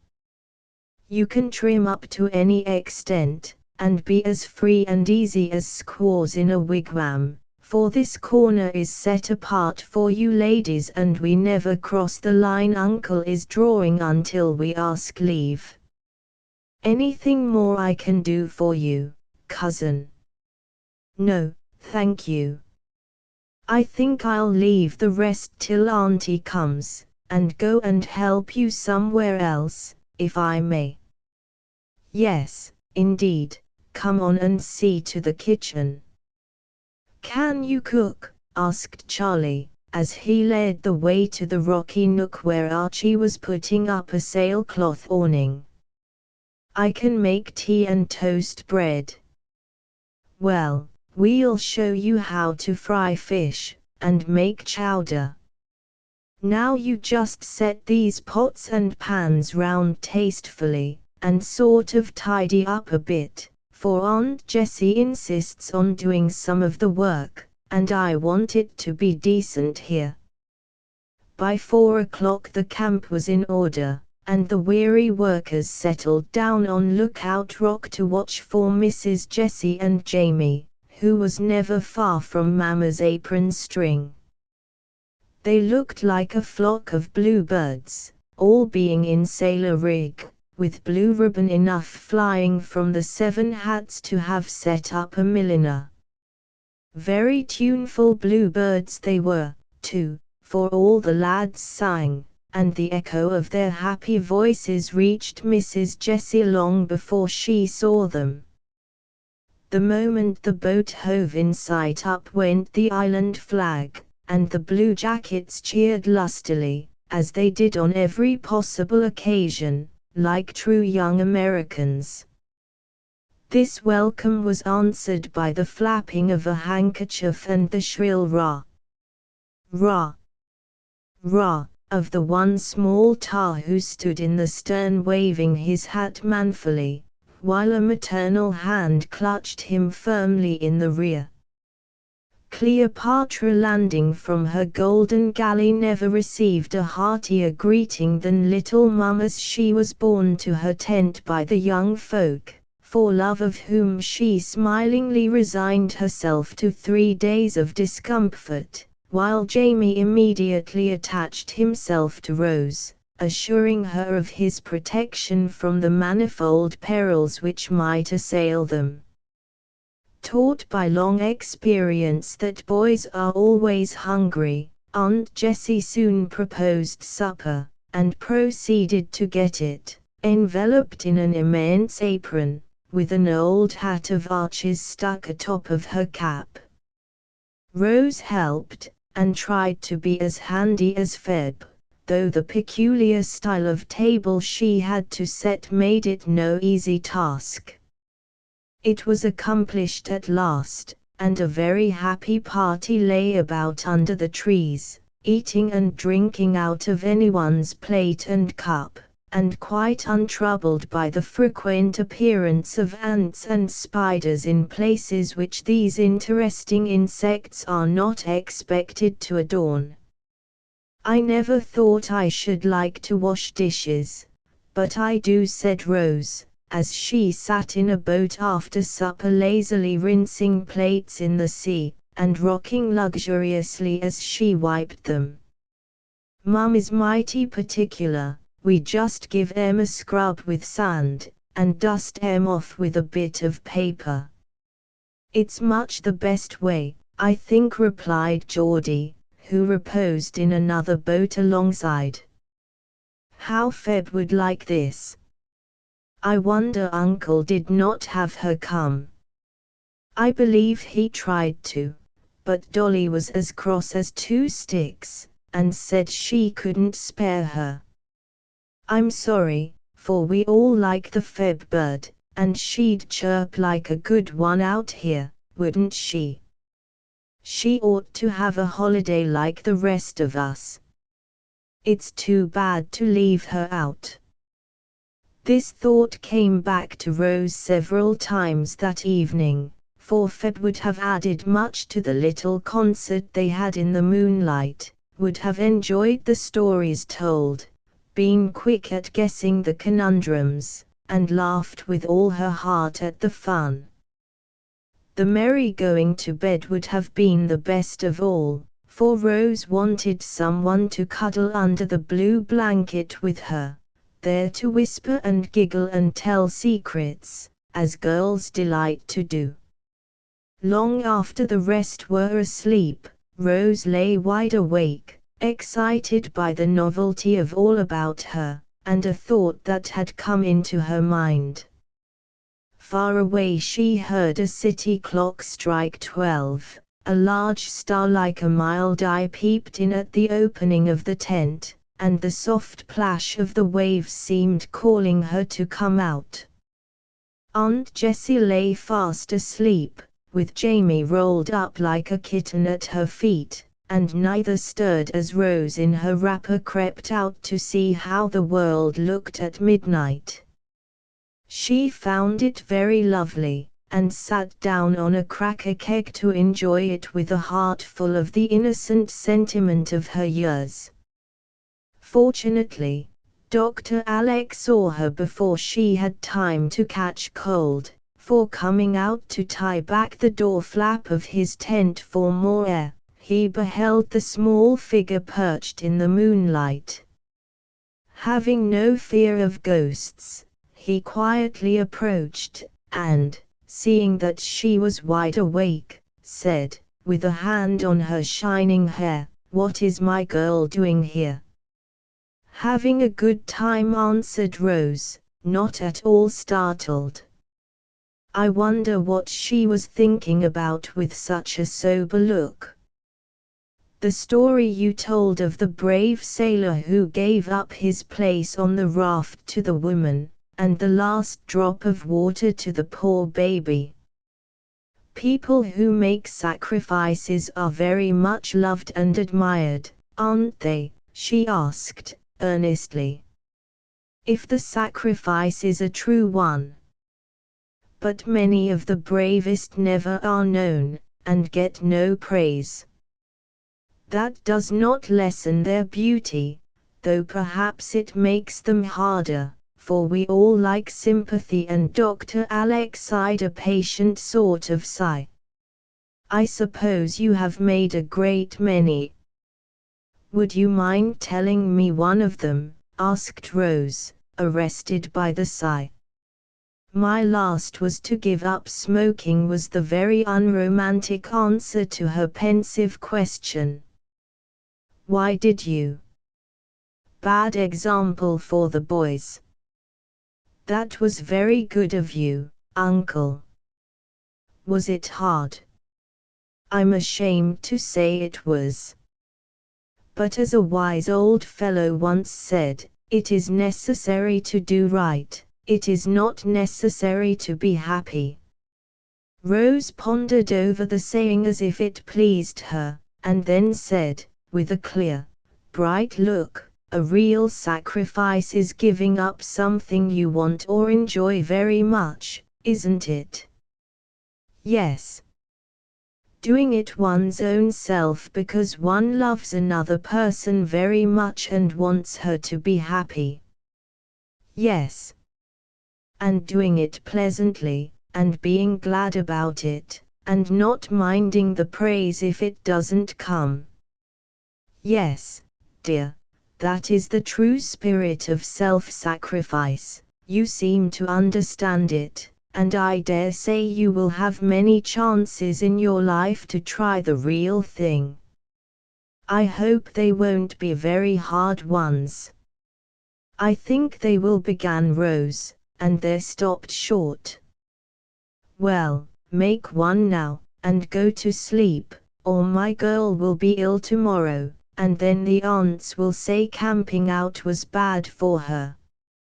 I'll go, good night," and throwing him a kiss, the little ghost vanished, leaving Uncle Alec to pace the shore and think about some of the unsuspected sacrifices that had made him what he was. Chapter 10. Rose's sacrifice. There certainly were larks on Campbell's Island next day, as Charlie had foretold, and Rose took her part in them like one intent on enjoying every minute to the utmost. There was a merry breakfast, a successful fishing expedition, and then the lobsters came out in full force, for even Aunt Jessie appeared in red flannel. There was nothing Uncle Alec could not do in the water, and the boys tried their best to equal him in strength and skill, so there was a great diving and ducking, for everyone was bent on distinguishing himself.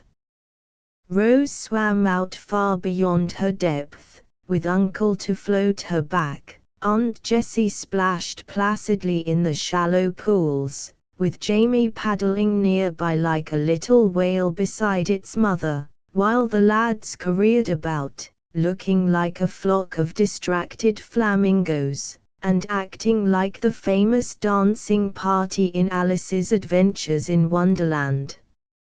Nothing but chowder would have lured them from their gambols in the briny deep. That time-honored dish demanded the concentrated action of several mighty minds, so the water babies came ashore and fell to cooking.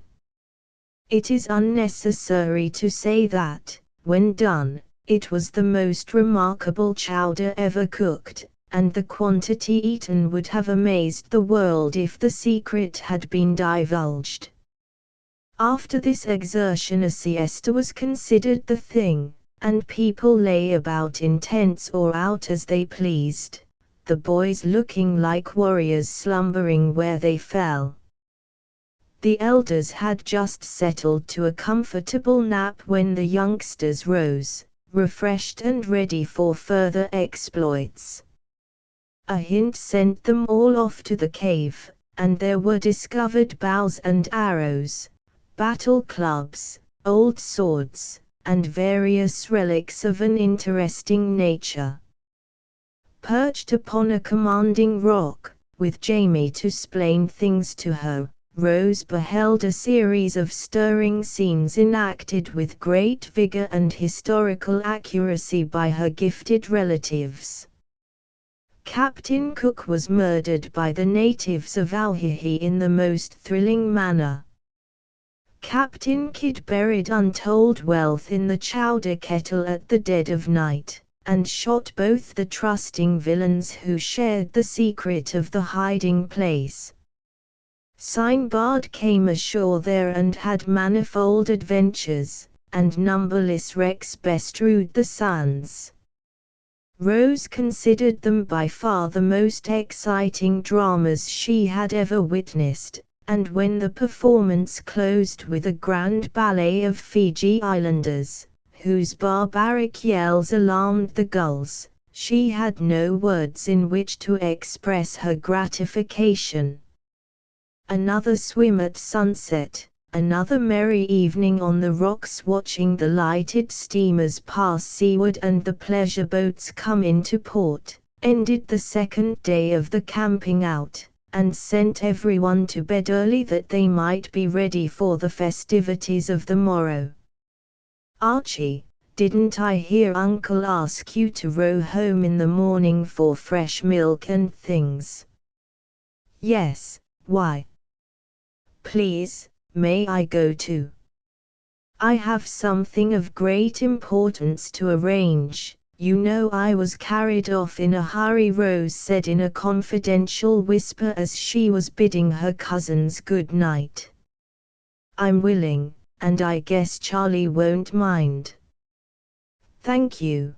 Be sure you stand by me when I ask leave in the morning, and don't say anything till then, except to Charlie." "Promise," urged Rose, so eagerly, that Archie struck an attitude and cried dramatically, "By yonder moon I swear." "Hush, it's all right, go along," and Rose departed as if satisfied. "She's a queer little thing, isn't she, Prince?" "Rather a nice little thing, I think." I'm quite fond of her." Rose's quick ears caught both remarks, and she retired to her tent, saying to herself with sleepy dignity, "Little thing, indeed. Those boys talk as if I was a baby.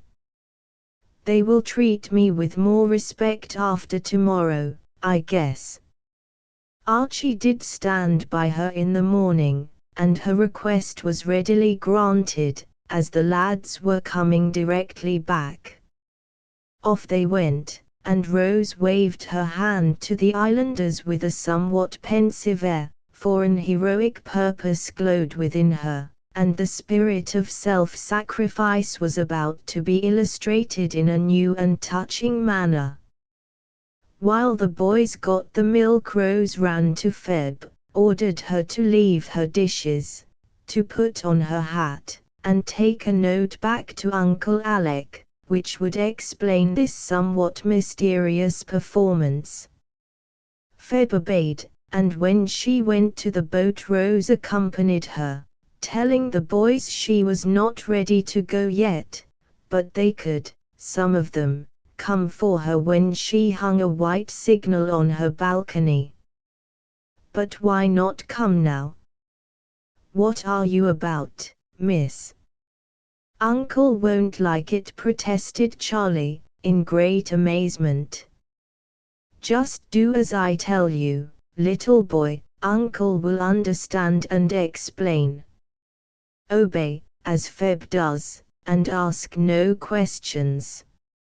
I can have secrets as well as other people," and Rose walked off with an air of lofty independence that impressed her friends immensely. "It's some plot between Uncle and herself, so we won't meddle." "All right, Feb. Pull away, Prince," and off they went to be received with much surprise by the islanders. This was the note Feb bore: "Dear Uncle, I am going to take Feb's place today, and let her have all the fun she can. Please don't mind what she says, but keep her, and tell the boys to be very good to her for my sake. Don't think it is easy to do this, it is very hard to give up the best day of all, but I feel so selfish to have all the pleasure and Feb none, that I wish to make this sacrifice. Do let me, and don't laugh at it. I truly do not wish to be praised, and I truly want to do it.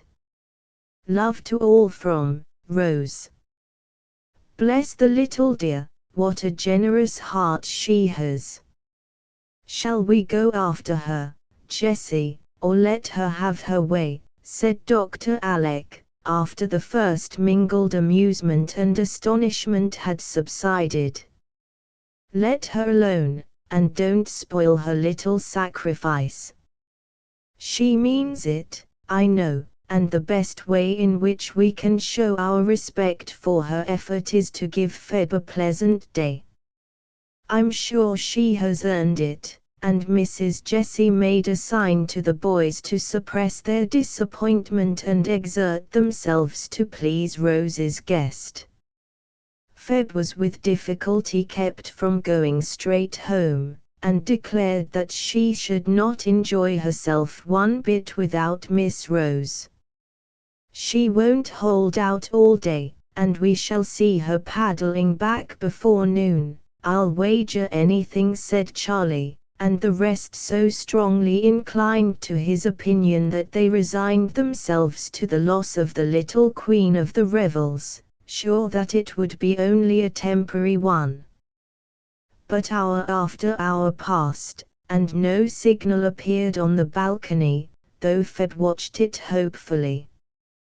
No passing boat brought the truant back, though more than one pair of eyes looked out for the bright hair under the round hat, and sunset came, bringing no Rose but the lovely color in the western sky.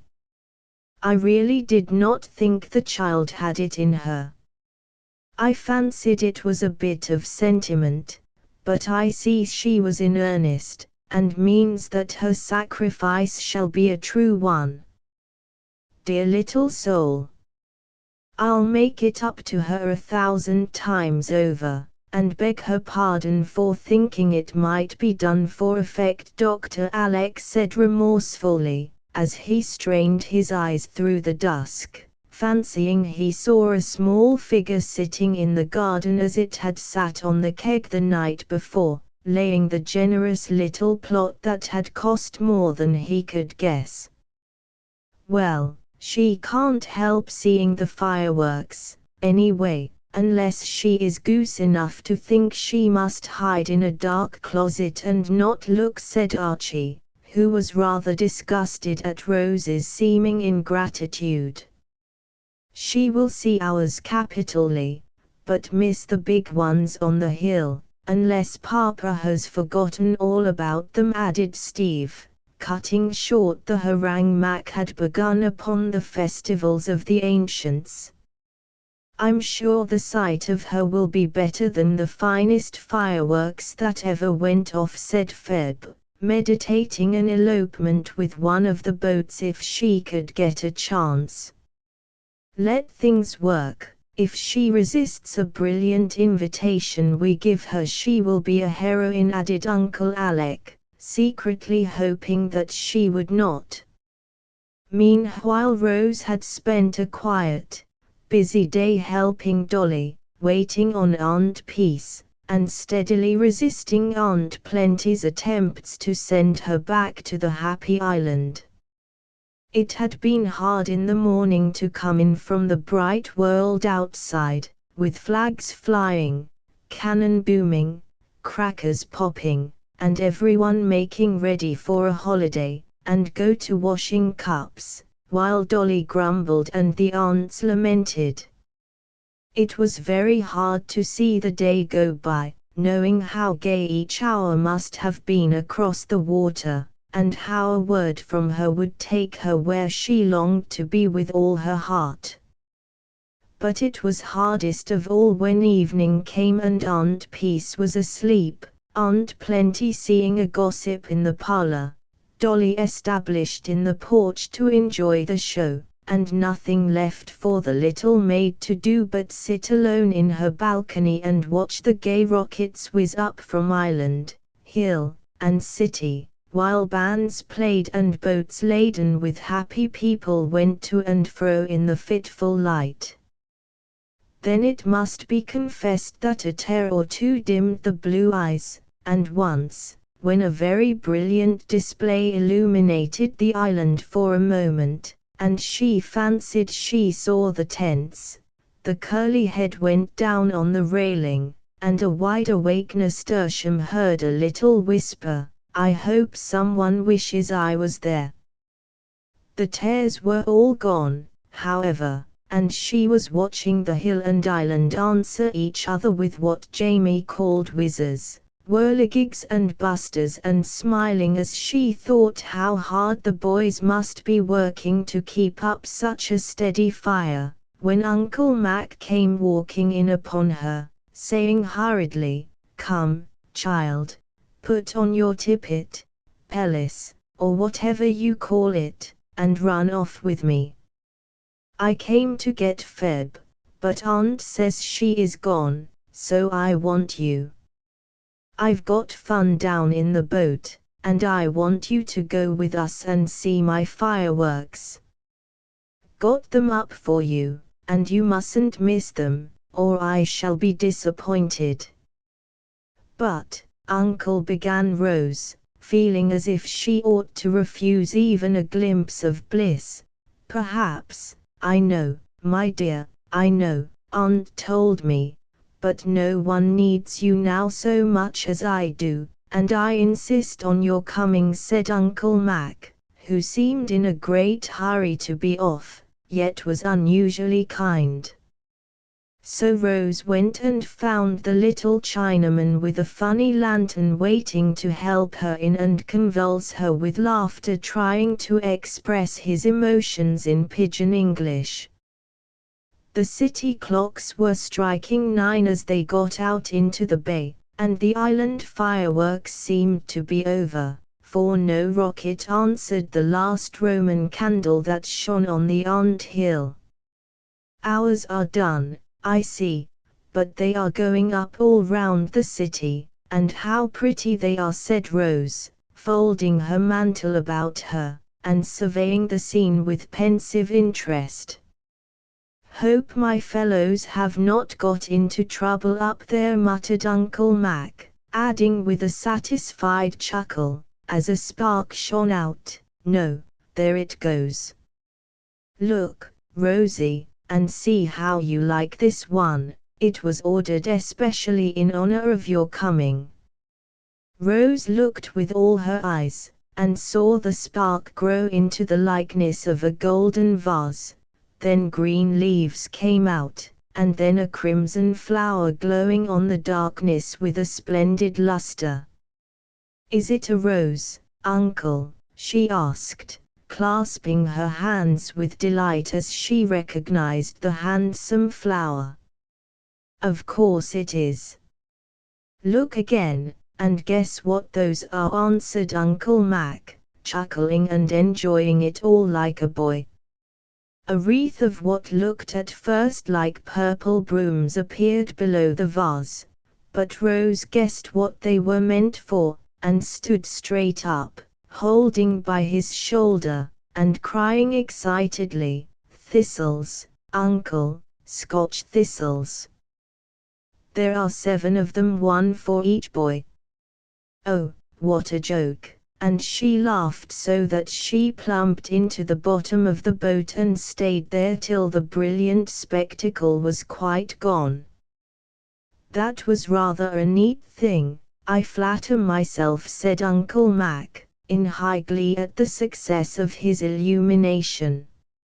Now, shall I leave you on the island or take you home again, my good little girl? He added, lifting her up with such a tone of approbation in his voice that Rose kissed him on the spot. Home, please, Uncle, and I thank you very, very much for the beautiful firework you got up for me. I'm so glad I saw it, and I know I shall dream about it, answered Rose steadily, though a wistful glance went toward the island, now so near that she could smell powder and see shadowy figures flitting about.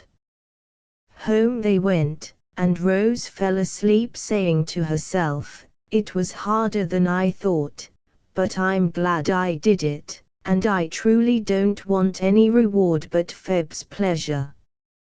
Chapter 11. Poor Mac. Rose's sacrifice was a failure in one respect, for, though the elders loved her the better for it, and showed that they did, the boys were not inspired with the sudden respect which she had hoped for.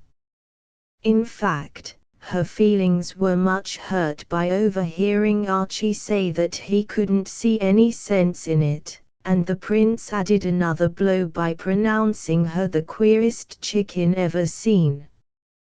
It is apt to be so, and it is hard to bear, for, though we do not want trumpets blown, we do like to have our little virtues appreciated, and cannot help feeling disappointed if they are not. A time soon came, however, when Rose, quite unconsciously, won not only the respect of her cousins, but their gratitude and affection likewise. Soon after the island episode, Mac had a sunstroke, and was very ill for some time. It was so sudden that everyone was startled, and for some days the boy's life was in danger. He pulled through, however, and then, just as the family were rejoicing, a new trouble appeared which cast a gloom over them all. Poor Mac's eyes gave out, and well they might, for he had abused them, and never being very strong, they suffered doubly now. No one dared to tell him the dark predictions of the great oculist who came to look at them, and the boy tried to be patient, thinking that a few weeks of rest would repair the overwork of several years.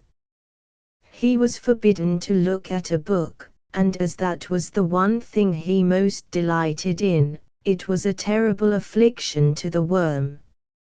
Everyone was very ready to read to him, and at first the lads contended for this honor. But as week after week went by, and Mac was still condemned to idleness and a darkened room, their zeal abated, and one after the other fell off. It was hard for the active fellows, right in the midst of their vacation, and nobody blamed them when they contented themselves with brief calls, running of errands, and warm expressions of sympathy.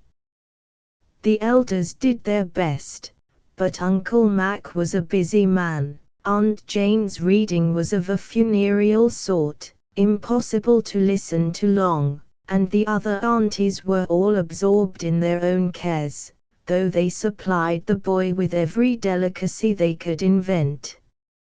Uncle Alec was a host in himself, but he could not give all his time to the invalid, and if it had not been for Rose, the afflicted worm would have fared ill. Her pleasant voice suited him, her patience was unfailing, her time of no apparent value, and her eager goodwill was very comforting. The womanly power of self-devotion was strong in the child, and she remained faithfully at her post when all the rest dropped away. Hour after hour she sat in the dusky room, with one ray of light on her book, reading to the boy, who lay with shaded eyes silently enjoying the only pleasure that lightened the weary days. Sometimes he was peevish and hard to please, sometimes he growled because his reader could not manage the dry books he wished to hear, and sometimes he was so despondent that her heart ached to see him. Through all these trials Rose persevered, using all her little arts to please him.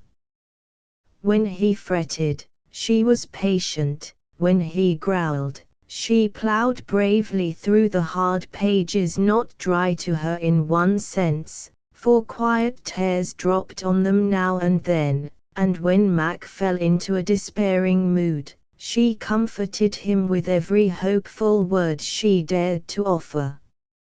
He said little, but she knew he was grateful, for she suited him better than anyone else.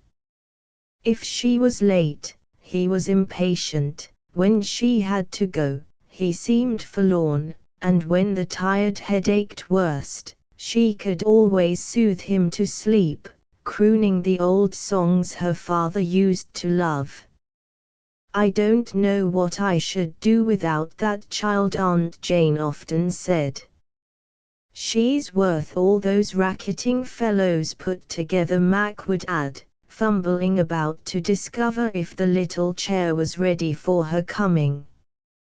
That was the sort of reward Rose liked, the thanks that cheered her, and whenever she grew very tired, one look at the green shade, the curly head so restless on the pillow, and the poor groping hands, touched her tender heart and put new spirit into the weary voice.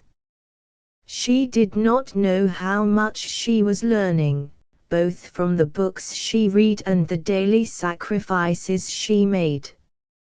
Stories and poetry were her delight, but Mac did not care for them, and since his favorite Greeks and Romans were forbidden, he satisfied himself with travels, biographies, and the history of great inventions or discoveries. Rose despised this taste at first, but soon got interested in Livingstone's adventures, Hobson's stirring life in India, and the brave trials and triumphs of Watt and Arkwright, Fulton, and Palissy, the potter. The true, strong books helped the dreamy girl, Her faithful service and sweet patience touched and won the boy, and long afterward both learned to see how useful those seemingly hard and weary hours had been to them. One bright morning, as Rose sat down to begin a fat volume entitled History of the French Revolution, expecting to come to great grief over the long names, Mac, who was lumbering about the room like a blind bear, stopped her by asking abruptly, "What day of the month is it?" "The 7th of August, I believe." "More than half my vacation gone, and I've only had a week of it." "I call that hard," and he groaned dismally. "So it is, but there is more to come, and you may be able to enjoy that." "May be able." "I will be able." "Does that old noodle think I'm going to stay stived up here much longer?" "I guess he does, unless your eyes get on faster than they have yet." "Has he said anything more lately?" "I haven't seen him, you know." "Shall I begin?" "This looks rather nice." "Read away, it's all one to me." And Mac cast himself down upon the old lounge, where his heavy head felt easiest. Rose began with great spirit, and kept on gallantly for a couple of chapters, getting over the unpronounceable names with unexpected success, she thought, for her listener did not correct her once, and lay so still she fancied he was deeply interested. All of a sudden she was arrested in the middle of a fine paragraph by Mac, who sat bolt upright, brought both feet down with a thump, and said, in a rough, excited tone, "Stop! I don't hear a word, and you may as well save your breath to answer my question." "What is it?" asked Rose, looking uneasy, for she had something on her mind, and feared that he suspected what it was. His next words proved that she was right. "Now, look here, I want to know something, and you've got to tell me." "Please, don't," began Rose, beseechingly. "You must, or I'll pull off this shade and stare at the sun as hard as ever I can stare. Come now," and he half rose, as if ready to execute the threat. "I will, oh, I will tell, if I know. But don't be reckless and do anything so crazy as that," cried Rose, in great distress. "Very well, then listen, and don't dodge, as everyone else does. Didn't the doctor think my eyes worse the last time he came?" "Mother won't say, but you shall." "I believe he did," faltered Rose. "I thought so." "Did he say I should be able to go to school when it begins?" "No," Mac very low. "Ah."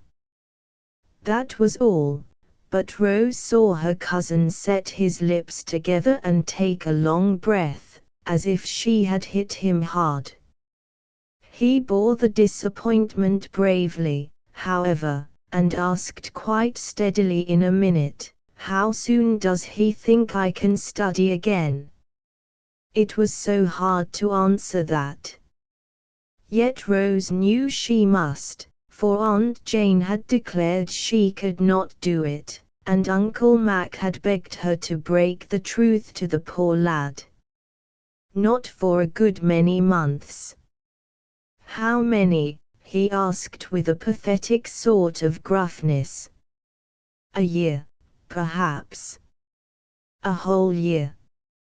"Why, I expected to be ready for college by that time." And, pushing up the shade, Mac stared at her with startled eyes, that soon blinked and fell before the one ray of light.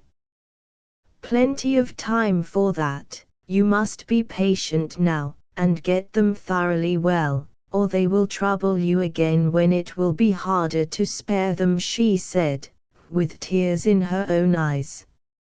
"I won't do it. I will study and get through somehow.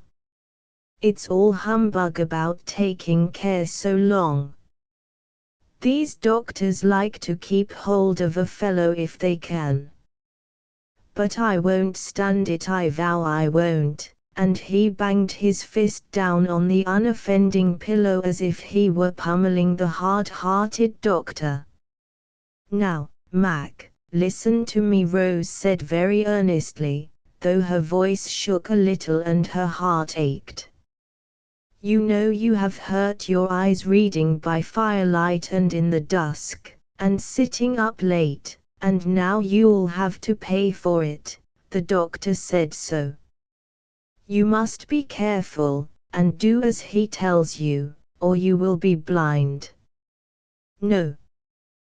Yes, it is true, and he wanted us to tell you that nothing but entire rest would cure you.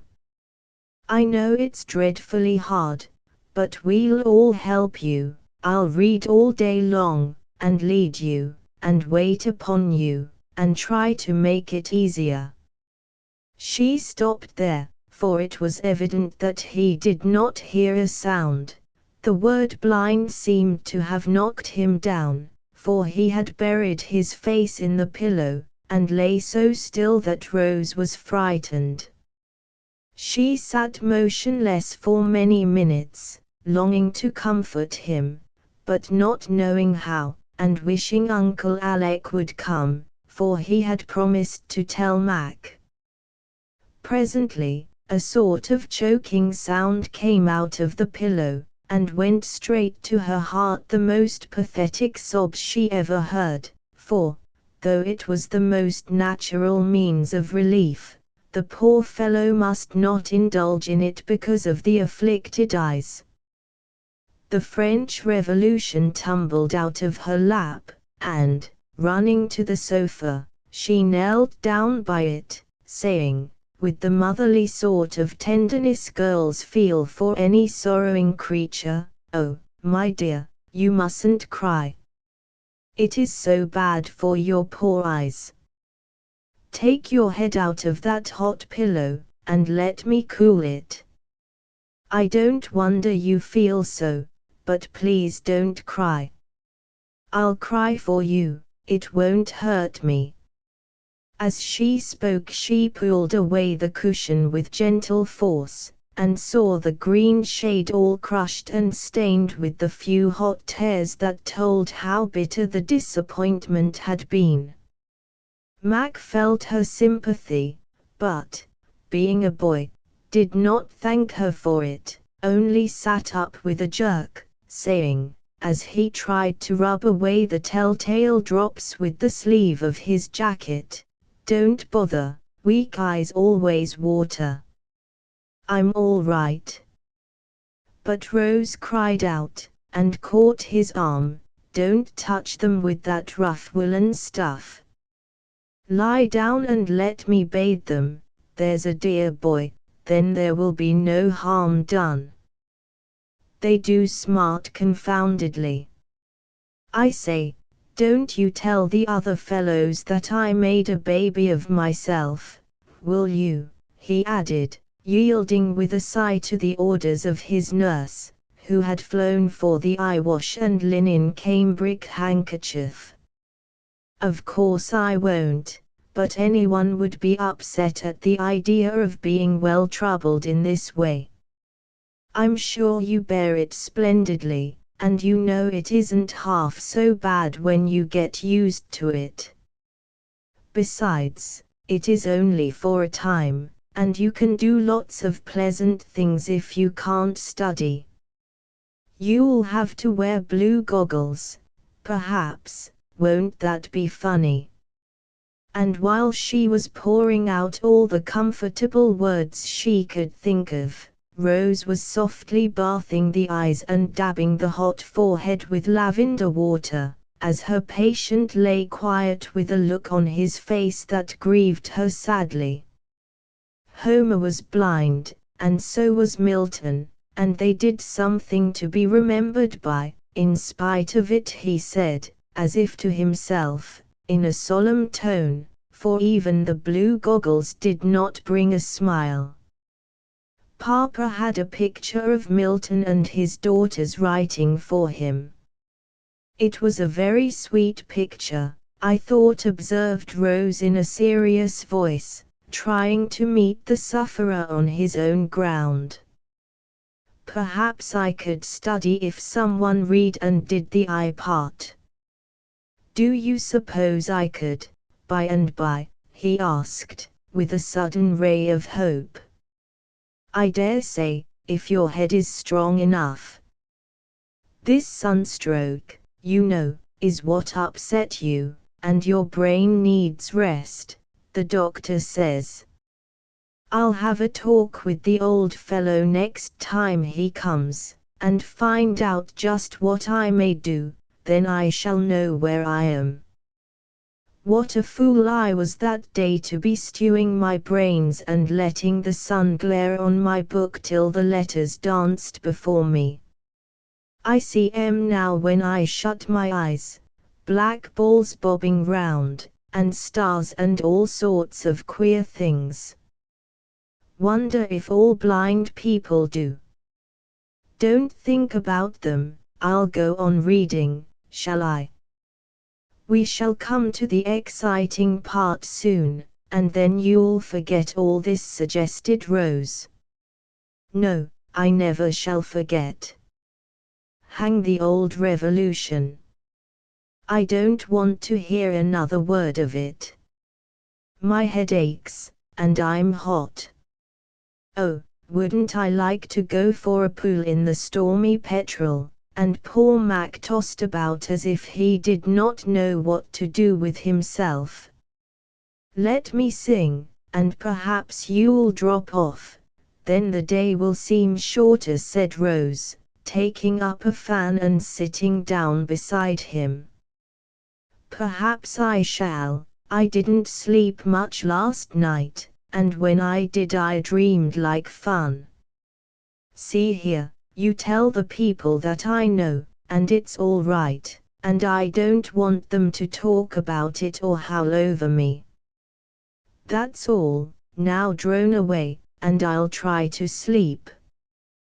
Wish I could for a year, and wake up cured. Oh, I wish you could. Rose said it so fervently that Mac was moved to grope for her apron and hold on to a corner of it, as if it was comfortable to feel her near him. But all he said was, "You are a good little soul, Rosie. Give us the Burkes, that is a drowsy one that always sends me off." Quite contented with this small return for all her sympathy, Rose waved her fan and sang, in a dreamy tone, the pretty Scotch air, The Burden of Witches. Bonny lassie, will ye gang to the Burkes of Aberfeldy? Whether the lassie went or not I cannot say, but the laddie was off to the land of Nod, in about 10 minutes, quite worn out with hearing the bad tidings and the effort to bear them manfully. Chapter 12. The other fellows. Rose did tell the people what had passed, and no one howled over Mac, or said a word to trouble him. He had his talk with the doctor, and got very little comfort out of it, for he found that just what he might do was nothing at all, though the prospect of some study by and by, if all went well, gave him courage to bear the woes of the present. Having made up his mind to this, he behaved so well that everyone was astonished, never having suspected so much manliness in the quiet worm. The boys were much impressed, both by the greatness of the affliction which hung over him and by his way of bearing it. They were very good to him, but not always particularly wise in their attempts to cheer and amuse, and Rose often found him much downcast after a visit of condolence from the clan. She still kept her place as head nurse and chief reader, though the boys did their best in an irregular sort of way. They were rather taken aback sometimes at finding Rose's services preferred to theirs, and privately confided to one another that old Mac was getting fond of being mollycoddled. But they could not help seeing how useful she was, and owning that she alone had remained faithful, a fact which caused some of them much secret compunction now and then. Rose felt that she ruled in that room, if nowhere else, for Aunt Jane left a great deal to her, finding that her experience with her invalid father fitted her for a nurse, and in a case like this, her youth was an advantage rather than a drawback. Mac soon came to think that no one could take care of him so well as Rose, and Rose soon grew fond of her patient, though at first she had considered this cousin the least attractive of the seven. He was not polite and sensible like Archie, nor gay and handsome like Prince Charlie, nor neat and obliging like Steve, nor amusing like the brats, nor confiding and affectionate like little Jamie. He was rough, absent-minded, careless, and awkward, rather priggish, and not at all agreeable to a dainty, beauty-loving girl like Rose. But when his trouble came upon him, she discovered many good things in this cousin of hers, and learned not only to pity but to respect and love the poor worm, who tried to be patient, brave, and cheerful, and found it a harder task than anyone guessed, except the little nurse, who saw him in his gloomiest moods. She soon came to think that his friends did not appreciate him, and upon one occasion was moved to free her mind in a way that made a deep impression on the boys. Vacation was almost over, and the time drawing near when Mac would be left outside the happy school world which he so much enjoyed. This made him rather low in his mind, and his cousins exerted themselves to cheer him up, especially one afternoon when a spasm of devotion seemed to seize them all. Jamie trudged down the hill with a basket of blackberries which he had picked all his own self, as his scratched fingers and stained lips plainly testified. Will and Geordie brought their puppies to beguile the weary hours, and the three elder lads called to discuss baseball, cricket, and kindred subjects, eminently fitted to remind the invalid of his privations. Rose had gone to drive with Uncle Alec, who declared she was getting as pale as a potato sprout, living so much in a dark room. But her thoughts were with her boy all the while, and she ran up to him the moment she returned, to find things in a fine state of confusion.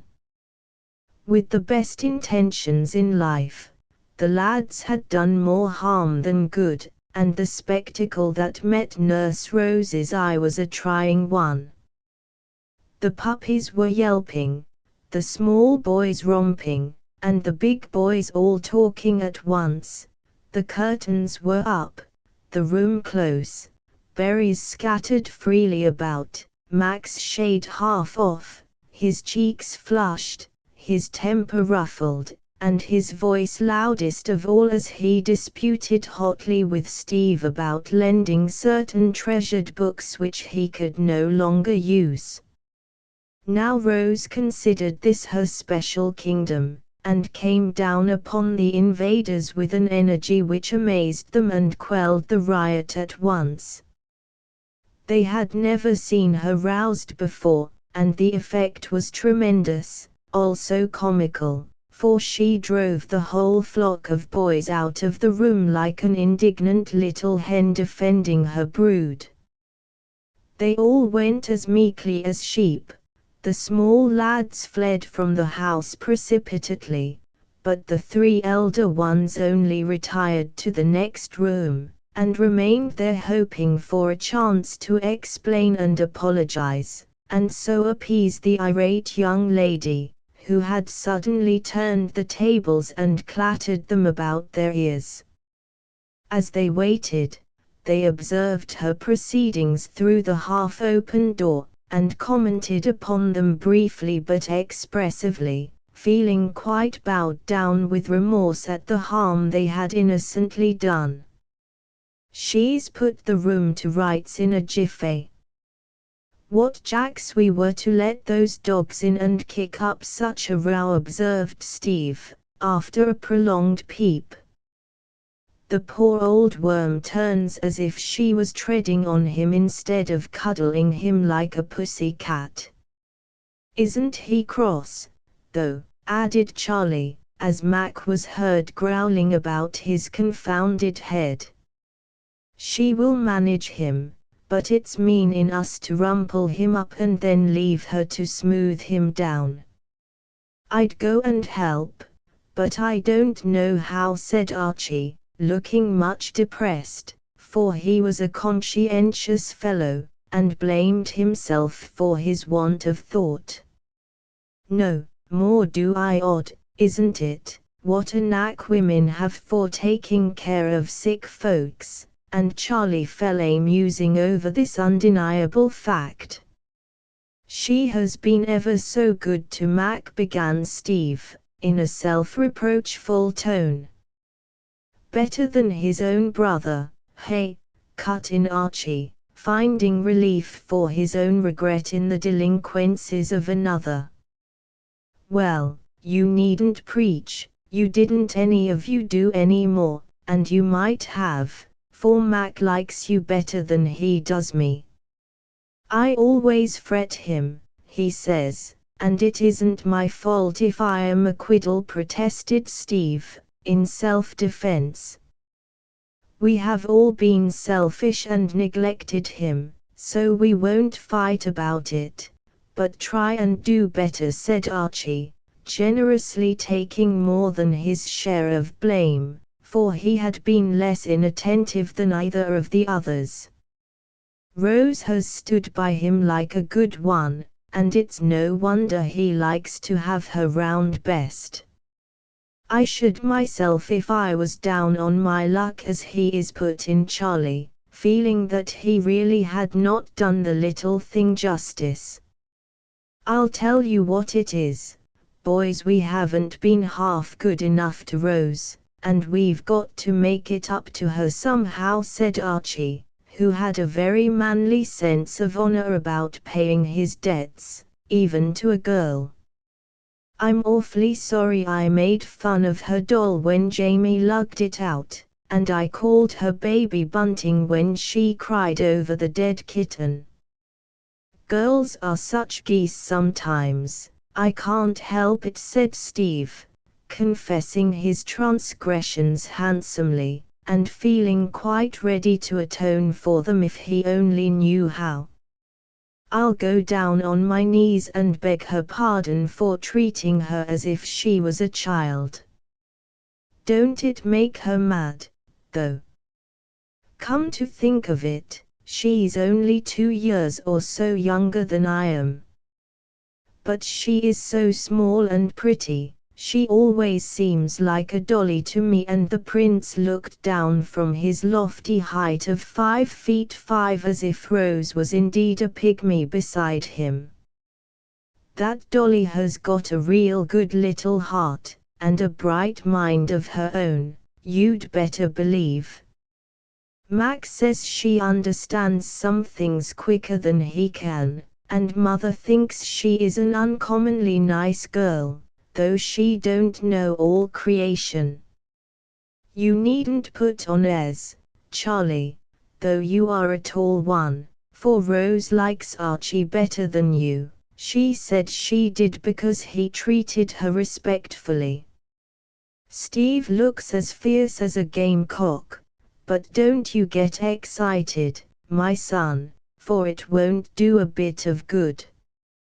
Of course, everybody likes the chief best, they ought to, and I'll punch their heads if they don't.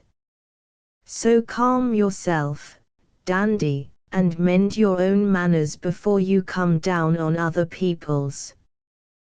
Thus the prince with great dignity and perfect good nature, while Archie looked modestly gratified with the flattering opinions of his kinsfolk, and Steve subsided, feeling he had done his duty as a cousin and a brother.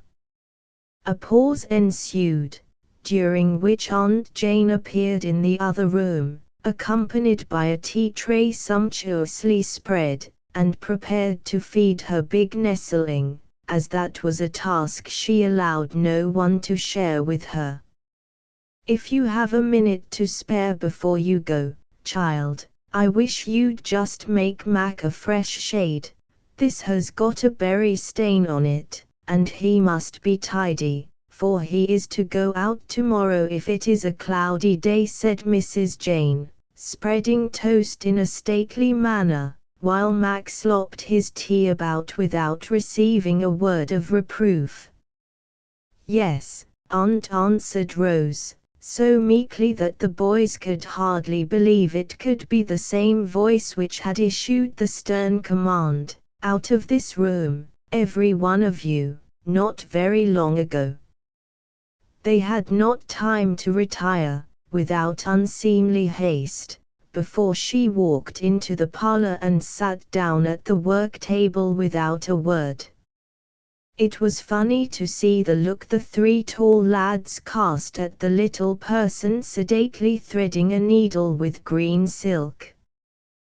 They all wanted to say something expressive of repentance, but no one knew how to begin, and it was evident, from the prim expression of Rose's face, that she intended to stand upon her dignity till they had properly abased themselves.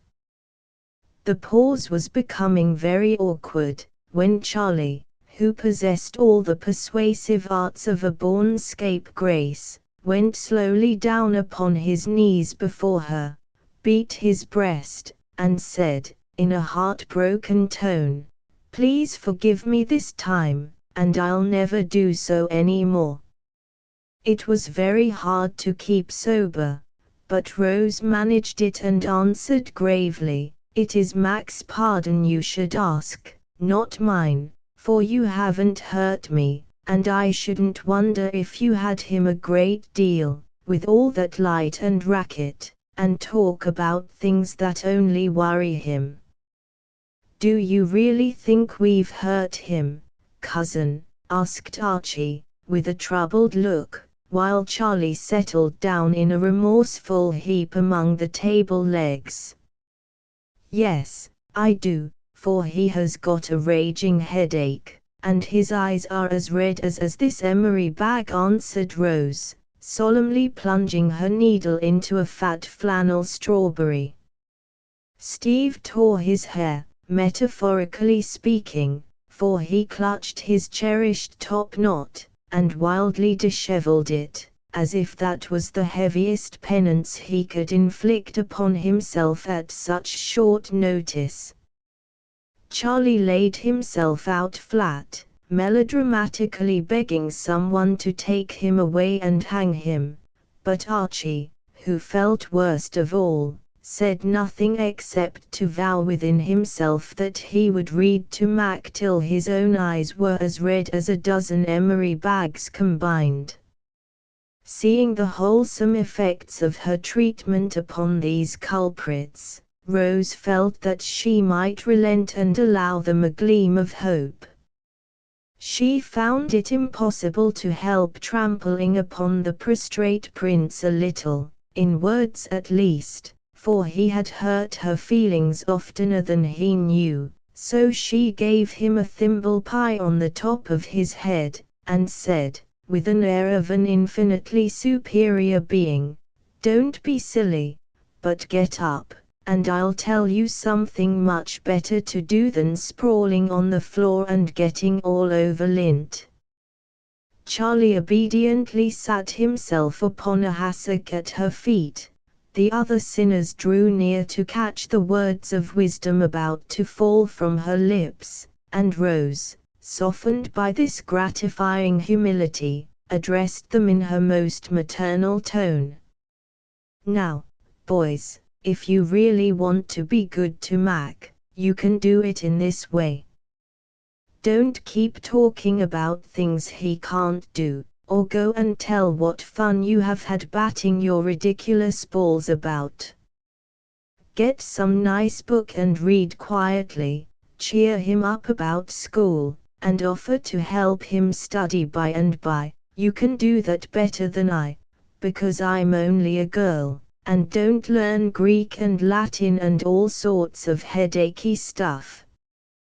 "Yes, but you can do heaps of things better than we can. You've proved that," said Archie, with an approving look that delighted Rose, though she could not resist giving Charlie one more rebuke, by saying, with a little bridling of the head, and a curl of the lip that wanted to smile instead, "I'm glad you think so, though I am a queer chicken." This scathing remark caused the prince to hide his face for shame, and Steve to erect his head in the proud consciousness that this shot was not meant for him.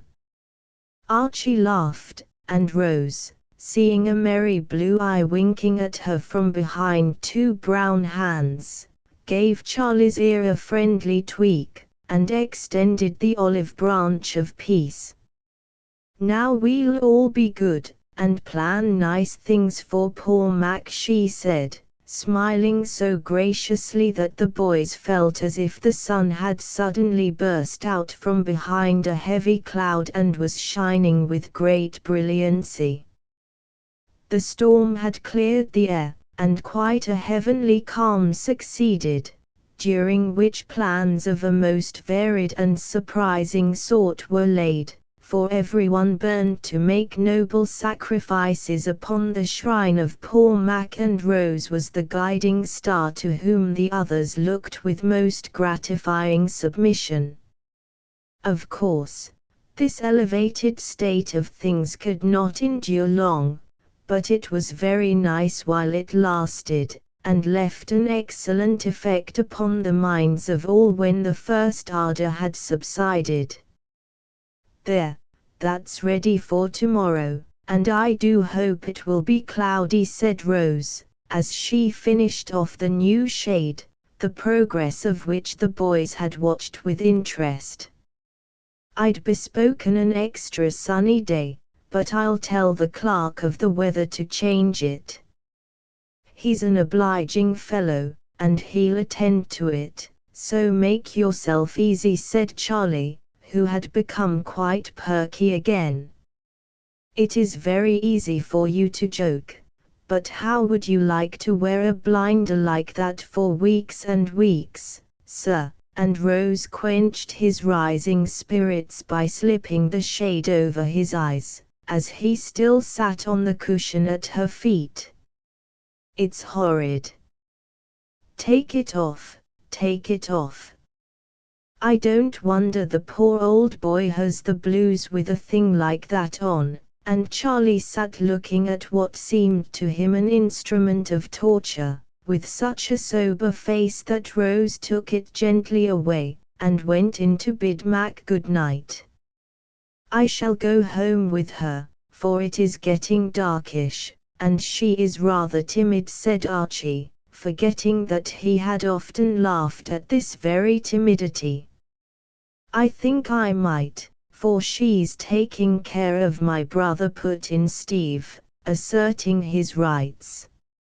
"Let's all go, that will please her," proposed Charlie, with a burst of gallantry which electrified his mates.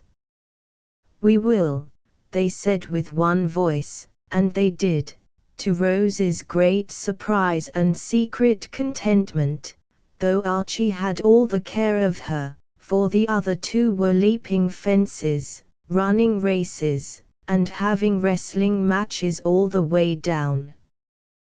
They composed themselves on reaching the door, however, shook hands cordially all round, made their best bows, and retired with great elegance and dignity, leaving Rose to say to herself, with girlish satisfaction, as she went in, "Now, that is the way I like to be treated." Chapter 13. Cozy Corner vacation was over. The boys went back to school, and poor Mac was left lamenting. He was out of the darkened room now, and promoted to blue goggles, through which he took a gloomy view of life, as might have been expected, for there was nothing he could do but wander about, and try to amuse himself without using his eyes. Anyone who has ever been condemned to that sort of idleness knows how irksome it is, and can understand the state of mind which caused Mac to say to Rose in a desperate tone one day, "Look here, if you don't invent some new employment or amusement for me, I shall knock myself on the head as sure as you live." Rose flew to Uncle Alec for advice, and he ordered both patient and nurse to the mountains for a month, with Aunt Jessie and Jamie as escort.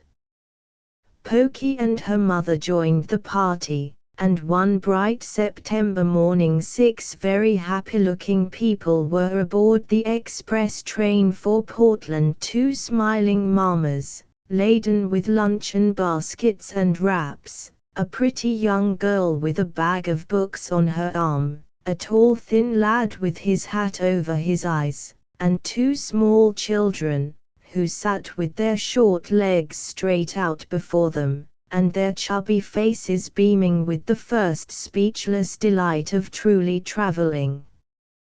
An especially splendid sunset seemed to have been prepared to welcome them when, after a long day's journey, they drove into a wide, green dooryard, where a white colt, a red cow, 2 cats, 4 kittens, many hens, and a dozen people, old and young, were gaily disporting themselves.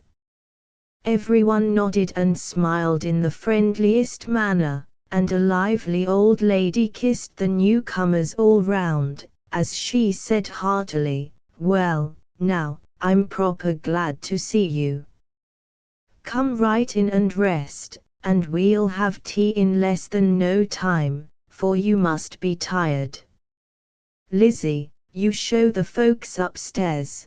Kitty, you fly round and help father in with the trunks, and Jenny and I will have the table all ready by the time you come down. Bless the dears, they want to go see the pussies, and so they shall." The 3 pretty daughters did fly round, and everyone felt at home at once, all were so hospitable and kind.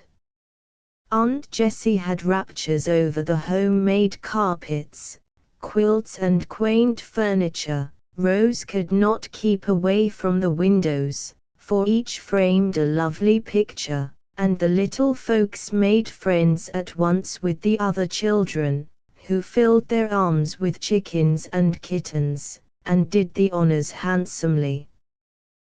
The toot of a horn called all to supper, and a goodly party, including 6 children besides the Campbells, assembled in the long dining room, armed with mountain appetites and the gayest spirits. It was impossible for anyone to be shy or sober, for such gales of merriment arose they blew the starch out of the stiffest, and made the saddest jolly.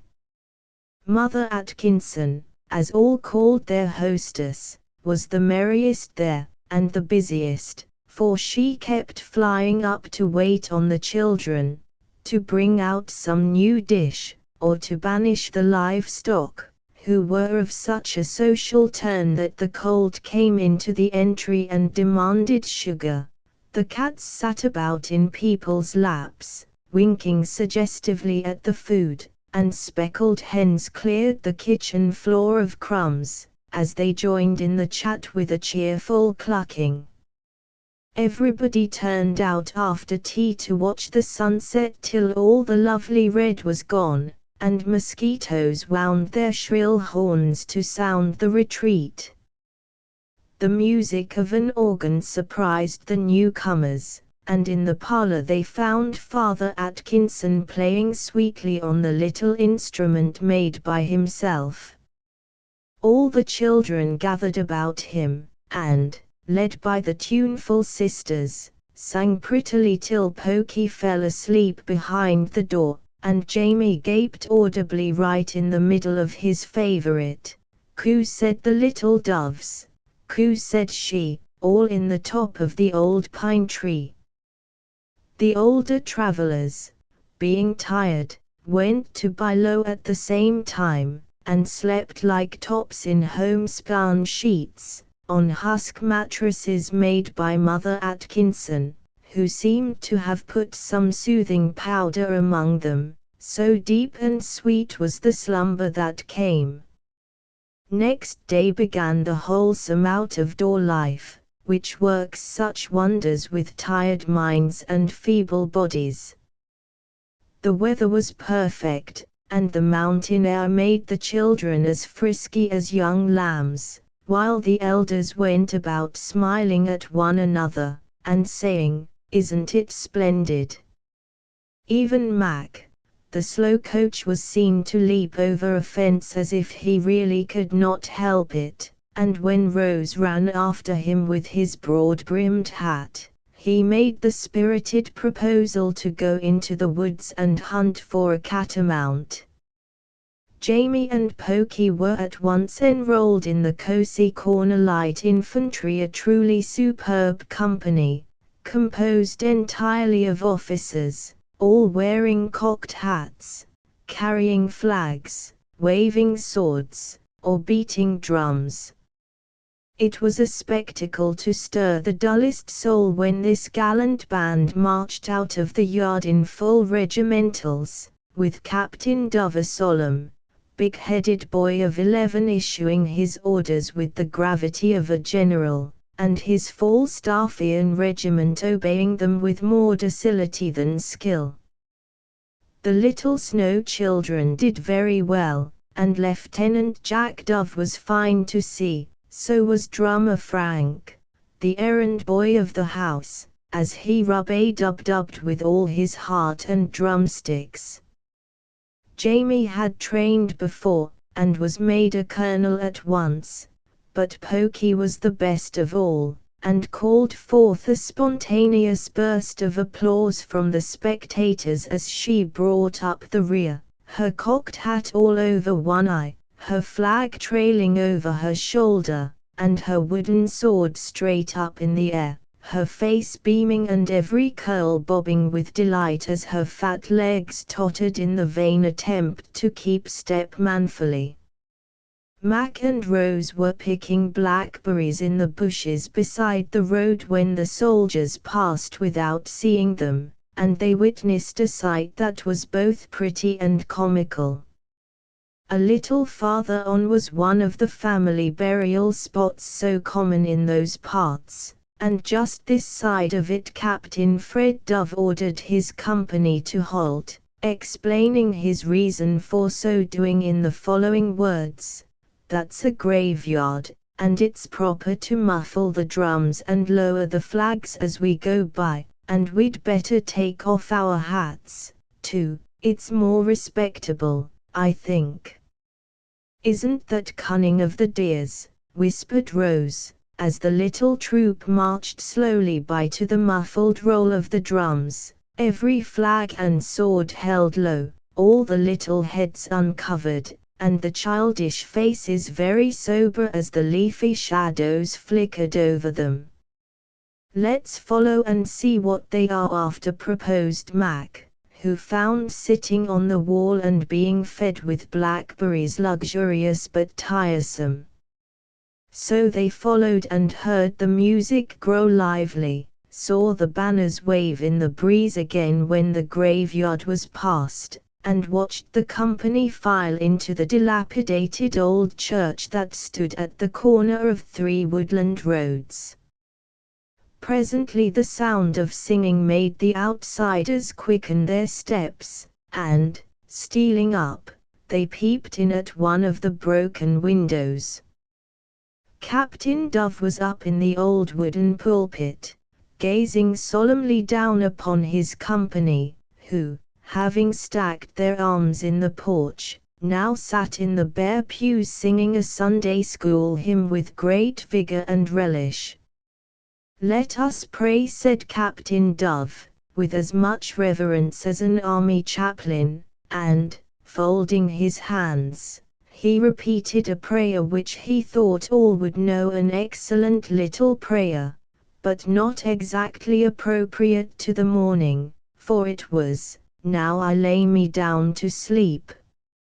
Everyone joined in saying it, and it was a pretty sight to see the little creatures bowing their curly heads and lisping out the words they knew so well. Tears came into Rose's eyes as she looked. Mac took his hat off involuntarily, and then clapped it on again as if ashamed of showing any feeling. "Now I shall preach you a short sermon, and my text is, 'Little children, love one another.' I asked Mama to give me one, and she thought that would be good, so you all sit still and I'll preach it. You mustn't whisper, Marion, but hear me. It means that we should be good to each other, and play fair, and not quarrel as we did this very day about the wagon. Jack can't always drive, and needn't be mad because I like to go with Frank. Annette ought to be horse sometimes and not always driver, and Willie may as well make up his mind to let Marion build her house by his, for she will do it, and he needn't fuss about it. Jamie seems to be a good boy, but I shall preach to him if he isn't. No, Pokey, people don't kiss in church or put their hats on. Now you must all remember what I tell you, because I am the captain, and you should mind me." Here Lieutenant Jack spoke right out in meeting with the rebellious remark, "Don't care if you are, you'd better mind yourself, and tell how you took away my strap, and kept the biggest doughnut, and didn't draw fare when we had the truck. Yes, and you slapped Frank, I saw you," bawled Willie Snow, bobbing up in his pew. "And you took my book away and hid it 'cause I wouldn't go and swing when you wanted me to," added Annette, the oldest of the Snow trio. "I shan't build my house by Willie's if he don't want me to, so now," put in little Marion, joining the mutiny. "I will 'tis dimmy, and I taught up my hat 'torse a pin picked me," shouted Pokey, regardless of Jamie's efforts to restrain her. Captain Dove looked rather taken aback at this outbreak in the ranks, but, being a dignified and calm personage, he quelled the rising rebellion with great tact and skill, by saying, briefly, "We'll sing the last hymn, 'Sweet, Sweet Goodbye,' you all know that, so do it nicely, and then we will go and have luncheon." Peace was instantly restored, and a burst of melody drowned the suppressed giggles of Rose and Mac, who found it impossible to keep sober during the latter part of this somewhat remarkable service. 15 minutes of repose rendered it a physical impossibility for the company to march out as quietly as they had marched in. I grieve to state that the entire troop raced home as hard as they could pelt, and were soon skirmishing briskly over their lunch, utterly oblivious of what Jamie, who had been much impressed by the sermon, called the captain's beautiful tech. It was astonishing how much they all found to do at Cozy Corner, and Mac, instead of lying in a hammock and being read to, as he had expected, was busiest of all. He was invited to survey and lay out Skeeterville, a town which the children were getting up in a huckleberry pasture, and he found much amusement in planning little roads, staking off house lots, attending to the waterworks, and consulting with the selectmen about the best sites for public buildings, for Mac was a boy still, in spite of his 15 years and his love of books. Then he went fishing with a certain jovial gentleman from the West, and though they seldom caught anything but colds, they had great fun and exercise chasing the phantom trout they were bound to have. Mac also developed a geological mania, and went tapping about at rocks and stones, discoursing wisely of strata, periods, and fossil remains, while Rose picked up leaves and lichens, and gave him lessons in botany in return for his lectures on geology.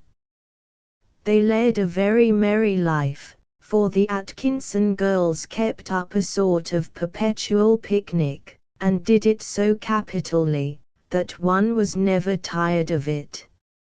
So their visitors throve finely, and long before the month was out it was evident that Dr. Alec had prescribed the right medicine for his patients. Chapter 14. A happy birthday. The 12th of October was Rose's birthday, but no one seemed to remember that interesting fact, and she felt delicate about mentioning it, so fell asleep the night before wondering if she would have any presents. That question was settled early the next morning, for she was awakened by a soft tap on her face, and opening her eyes she beheld a little black and white figure sitting on her pillow, staring at her with a pair of round eyes very like blueberries, while one downy paw patted her nose to attract her notice. It was Kitty Comet, the prettiest of all the pussies, and Comet evidently had a mission to perform, for a pink bow adorned her neck, and a bit of paper was pinned to it bearing the words, "For Miss Rose, from Frank." That pleased her extremely, and that was only the beginning of the fun, for surprises and presents kept popping out in the most delightful manner all through the day, the Atkinson girls being famous jokers and Rose a favorite. But the best gift of all came on the way to Mount Windertop, where it was decided to picnic in honor of the great occasion. 3 jolly loads set off soon after breakfast, for everybody went, and everybody seemed bound to have an extra good time, especially Mother Atkinson, who wore a hat as broad-brimmed as an umbrella, and took the dinner horn to keep her flock from straying away. "I'm going to drive Auntie and a lot of the babies, so you must ride the pony. And please stay behind us a good bit when we go to the station, for a parcel is coming, and you are not to see it till dinner time. You won't mind, will you?" said Mac, in a confidential aside during the wild flurry of the start. "Not a bit," answered Rose. "It hurts my feelings very much to be told to keep out of the way at any other time, but birthdays and Christmas it is part of the fun to be blind and stupid, and poked into corners. I'll be ready as soon as you are, Gilamps. Stop under the big maple till I call, then you can't possibly see anything," added Mac, as he mounted her on the pony his father had sent up for his use. Barkis was so gentle and so willing, however, that Rose was ashamed to be afraid to ride him, so she had learned that she might surprise Dr. Alec when she got home. Meantime she had many a fine canter over the hills and far away with Mac, who preferred Mr. Atkinson's old sorrel. Away they went, and, coming to the red maple, Rose obediently paused, but could not help stealing a glance in the forbidden direction before the call came. Yes, there was a hamper going under the seat, and then she caught sight of a tall man whom Mac seemed to be hustling into the carriage in a great hurry. One look was enough, and with a cry of delight, Rose was off down the road as fast as Barkeys could go. Now I'll astonish Uncle, she thought. I'll dash up in grand style, and show him that I am not a coward, after all. Fired by this ambition, she startled Barkeys by a sharp cut, and still more bewildered him by leaving him to his own guidance down the steep, stony road. The approach would have been a fine success if, just as Rose was about to pull up and salute, 2 or 3 distracted hens had not scuttled across the road with a great squawking, which caused Barkeys to shy and stop so suddenly that his careless rider landed in an ignominious heap just under old Sorrel's astonished nose. Rose was up again before Dr. Alec was out of the carryall, and threw 2 dusty arms about his neck, crying with a breathless voice, "Oh Uncle, I'm so glad to see you.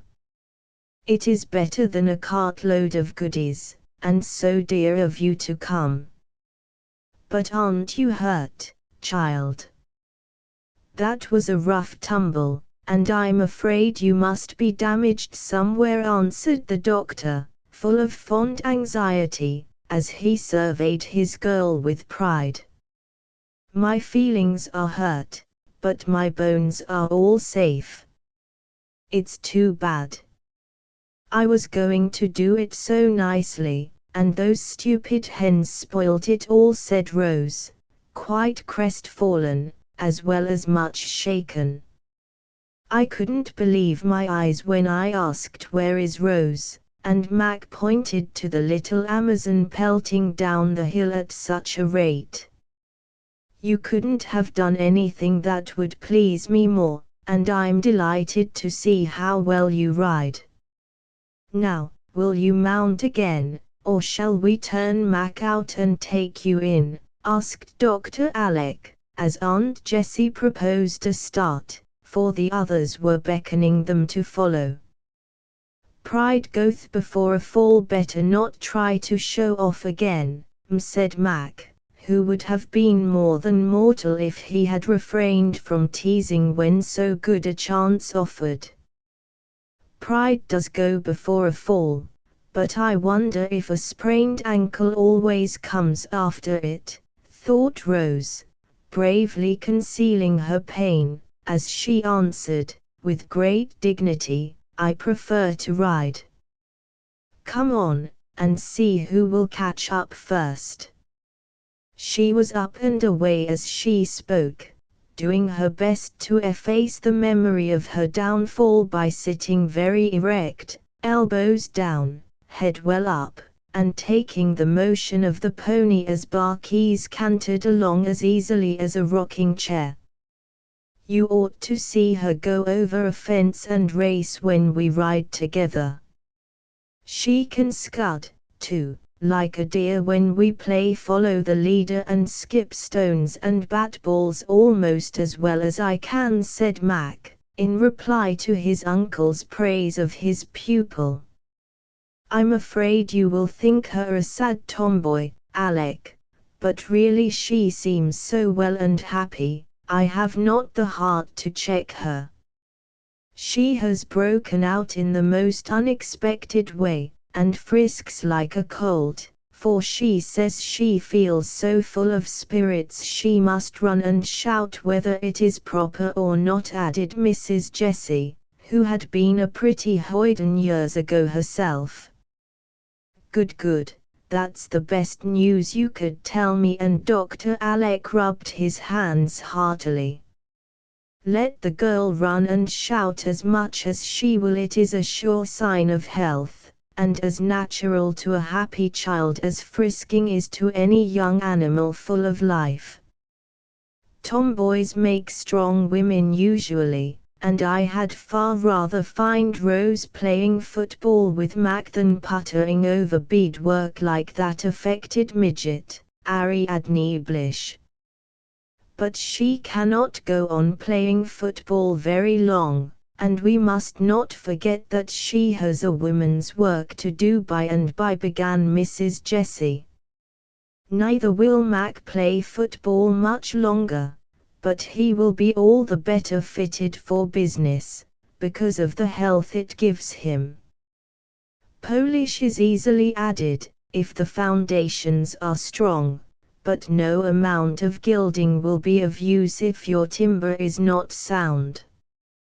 I'm sure I'm right, Jessie, and if I can do as well by my girl during the next 6 months as I have the last, my experiment will succeed. It certainly will, for when I contrast that bright, blooming face with the pale, listless one that made my heart ache a while ago, I can believe in almost any miracle, said Mrs. Jessie, as Rose looked round to point out a lovely view, with cheeks like the ruddy apples in the orchard nearby, eyes clear as the autumn sky overhead, and vigor in every line of her girlish figure. A general scramble among the rocks was followed by a regular gypsy lunch, which the young folks had the rapture of helping to prepare. Mother Atkinson put on her apron, turned up her sleeves, and fell to work as gaily as if in her own kitchen, boiling the kettle slung on 3 sticks, over a fire of cones and fir boughs, while the girls spread the mossy table with a feast of country goodies, and the children tumbled about in everyone's way till the toot of the horn made them settle down like a flock of hungry birds. As soon as the merry meal and a brief interval of repose were over, it was unanimously voted to have some charades. A smooth, green spot between 2 stately pines was chosen for the stage, shawls hung up, properties collected, audience and actors separated, and a word quickly chosen. The first scene discovered Mac in a despondent attitude and shabby dress, evidently much troubled in mind. To him entered a remarkable creature with a brown paper bag over its head. A little pink nose peeped through one hole in the middle, white teeth through another, and above 2 eyes glared fiercely. Spires of grass stuck in each side of the mouth seemed meant to represent whiskers. The upper corners of the bag were twisted like ears, and no one could doubt for a moment that the black scarf pinned on behind was a tail. This singular animal seemed in pantomime to be comforting his master and offering advice, which was finally acted upon, for Mac pulled off his boots, helped the little beast into them, and gave him a bag. Then, kissing his paw, with a hopeful gesture, the creature retired, purring so successfully that there was a general cry of cat, puss, boots. Cat is the word, replied a voice, and the curtain fell. The next scene was a puzzler, for in came another animal, on all 4s this time, with a new sort of tail and long ears. A grey shawl concealed its face, but an inquisitive sunbeam betrayed the glitter as of goggles under the fringe. On its back rode a small gentleman in Eastern costume, who appeared to find some difficulty in keeping his seat as his steed jogged along. Suddenly a spirit appeared, all in white, with long newspaper wings upon its back and golden locks about its face. Singularly enough, the beast beheld this apparition and backed instantly, but the rider evidently saw nothing and whipped up unmercifully, also unsuccessfully, for the spirit stood directly in the path, and the amiable beast would not budge a foot. A lively skirmish followed, which ended in the Eastern gentleman being upset into a sweet fern bush, while the better bred animal abased itself before the shining one. The children were all in the dark till Mother Atkinson said, in an inquiring tone, "If that isn't Balaam and the ass, I'd like to know what it is. Rose makes a sweet angel, doesn't she?" Us was evidently the word, and the angel retired, smiling with mundane satisfaction over the compliment that reached her ears. The next was a pretty little scene from the immortal story of Babes in the Wood. Jamie and Pokey came trotting in hand, and, having been through the parts many times before, acted with great ease and much fluency, audibly directing each other from time to time as they went along. The berries were picked, the way lost, tears shed, baby consolation administered, and then the little pair lay down among the brakes and died with their eyes wide open and the toes of their 4 little boots turned up to the daisies in the most pathetic manner. Now the Wobin's tum. "You be twite dead, Dimmy, and I'll peep in and see one defunct innocent," was heard to say. "I hope they'll be quick, for I'm lying on a stone, and ants are walking up my leg like fury," murmured the other. Here the robins came flapping in with red scarves over their breasts and leaves in their mouths, which they carefully laid upon the babes wherever they would show best. A prickly blackberry leaf placed directly over Pokey's nose caused her to sneeze so violently that her little legs flew into the air. Jamie gave a startled ow, and the pitying fowls fled giggling. After some discussion it was decided that the syllable must be strew or strow, and then they waited to see if it was a good guess. This scene discovered Annette Snow in bed, evidently very ill. Miss Jenny was her anxious mamma, and her merry conversation amused the audience till Mac came in as a physician, and made great fun with his big watch, pompous manner, and absurd questions. He prescribed one pellet with an unpronounceable name, and left after demanding $20 for his brief visit. The pellet was administered, and such awful agonies immediately set in that the distracted mamma bade a sympathetic neighbor run for Mother Know-all. The neighbor ran, and in came a brisk little old lady in cap and specs, with a bundle of herbs under her arm, which she at once applied in all sorts of funny ways, explaining their virtues as she clapped a plant in poultice here, put a pounded catnip plaster there, or tied a couple of mullein leaves round the sufferer's throat. Instant relief ensued. The dying child sat up and demanded baked beans. The grateful parent offered $50, but Mother Know-all indignantly refused it and went smiling away, declaring that a neighborly turn needed no reward, and a doctor's fee was all a humbug. The audience were in fits of laughter over this scene, for Rose imitated Mrs. Atkinson capitally, and the herb cure was a good hit at the excellent lady's belief that yarbs would save mankind if properly applied. No one enjoyed it more than herself, and the saucy children prepared for the grand finale in high feather. This closing scene was brief but striking, for two trains of cars whizzed in from opposite sides, met with a terrible collision in the middle of the stage, and a general smash-up completed the word catastrophe. Now let us act a proverb. I've got one already, said Rose, who was dying to distinguish herself in some way before Uncle Alec.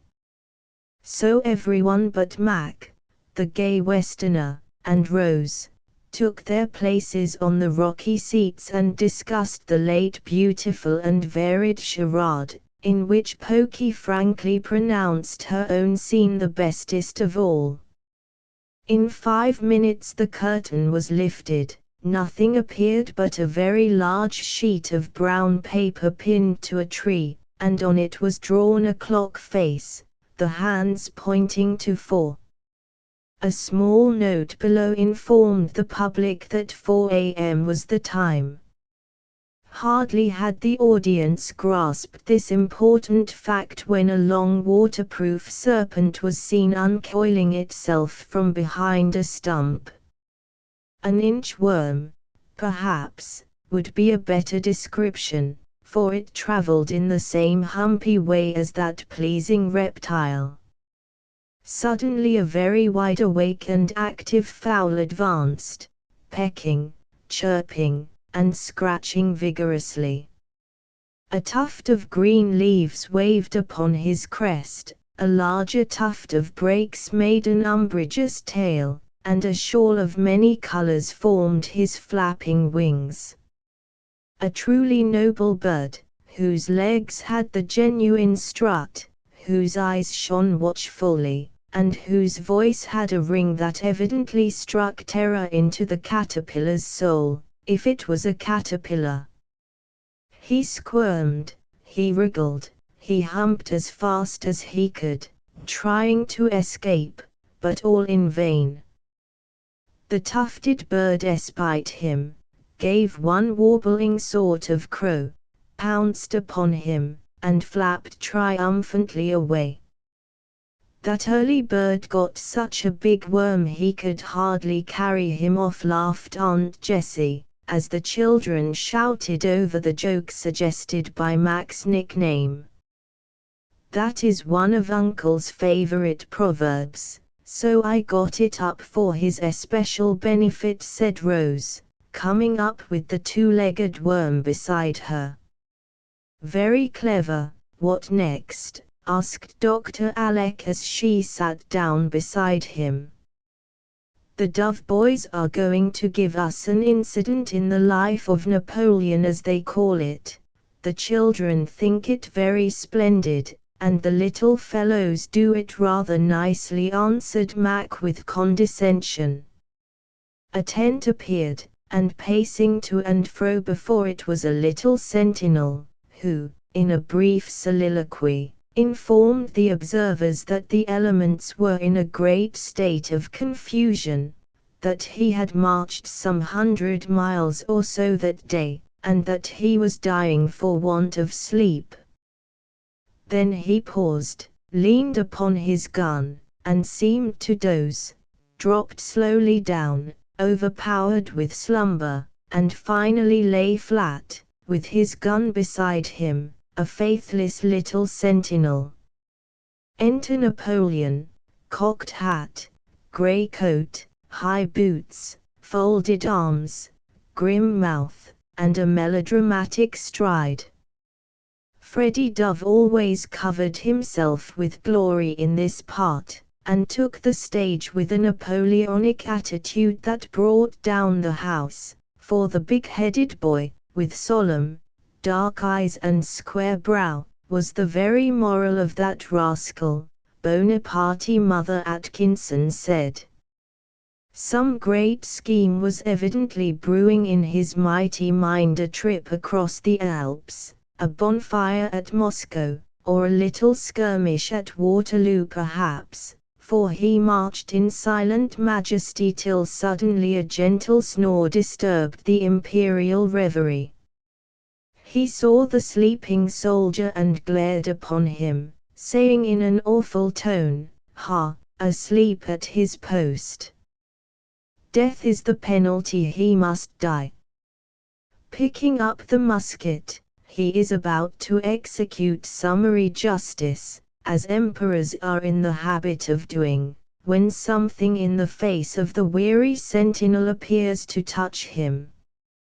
And well it might, for a most engaging little warrior was Jack as he lay with his shao half off, his childish face trying to keep sober, and a great black moustache over his rosy mouth. It would have softened the heart of any Napoleon, and the little corporal proved himself a man by relenting, and saying, with a lofty gesture of forgiveness, "Brave fellow, he is worn out, I will let him sleep, and mount guard in his place." Then, shouldering the gun, this noble being strode to and fro with a dignity which thrilled the younger spectators. The sentinel awakes, sees what has happened, and gives himself up for lost.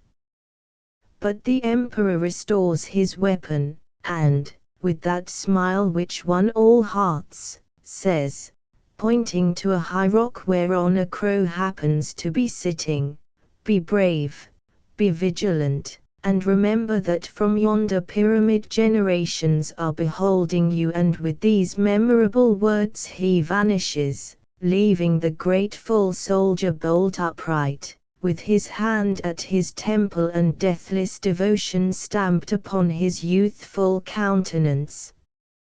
The applause which followed this superb piece had hardly subsided, when a sudden splash and a shrill cry caused a general rush toward the waterfall that went gambolling down the rocks, singing sweetly as it ran. Pokey had tried to gambol also, and had tumbled into a shallow pool, whither Jamie had gallantly followed, in a vain attempt to fish her out, and both were paddling about half frightened, half pleased with the unexpected bath.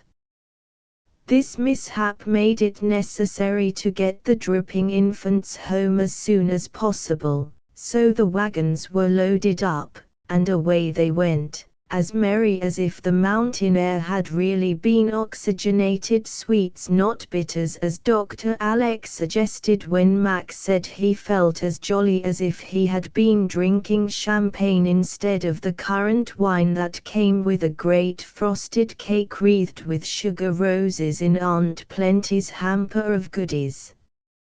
Rose took part in all the fun, and never betrayed by look or word the twinges of pain she suffered in her ankle.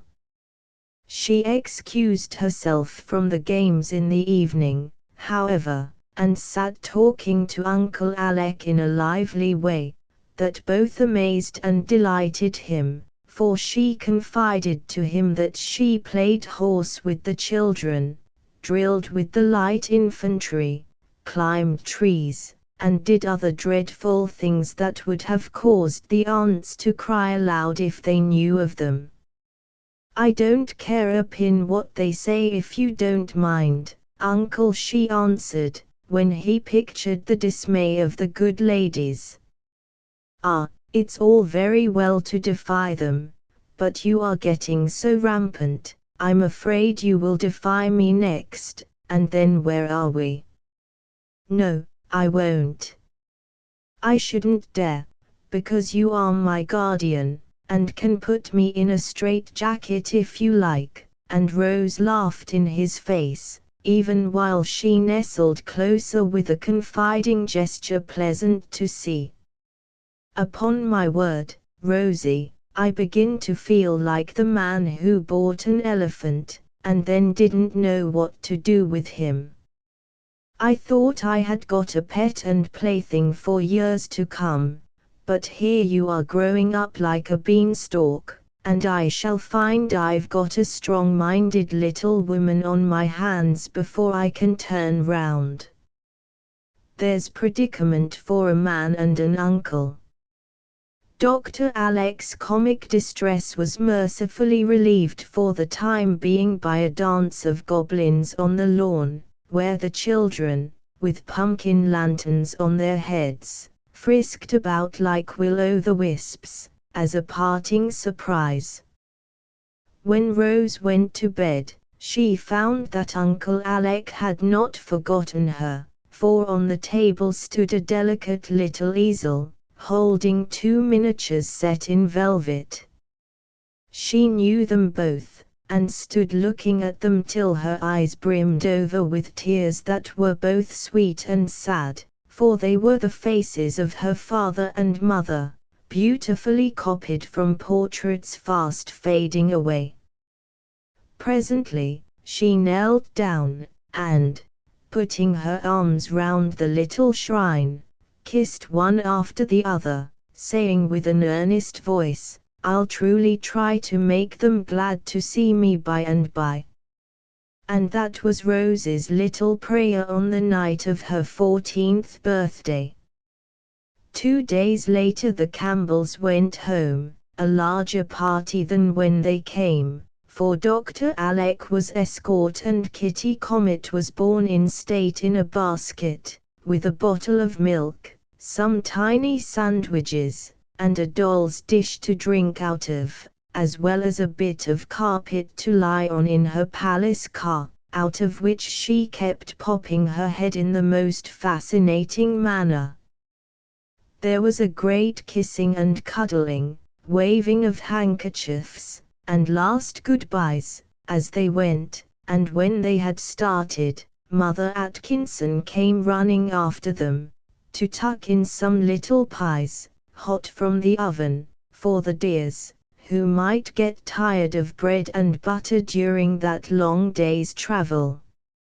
Another start, and another halt, for the Snow children came shrieking up to demand the 3 kittens that Pokey was coolly carrying off in a travelling bag. The unhappy kits were rescued, half smothered, and restored to their lawful owners, amid dire lamentation from the little kidnapper, who declared that she only took them 'cause they'd want to go with their sister to mit. Start number 3 and stoppage number 3, as Frank hailed them with the luncheon basket, which had been forgotten, after everyone had protested that it was safely in. All went well after that, and the long journey was pleasantly beguiled by Pokey and Pussy, who played together so prettily that they were considered public benefactors. Rose doesn't want to go home, for she knows the aunts won't let her rampage as she did up at Cozy Corner, said Mac, as they approached the old house.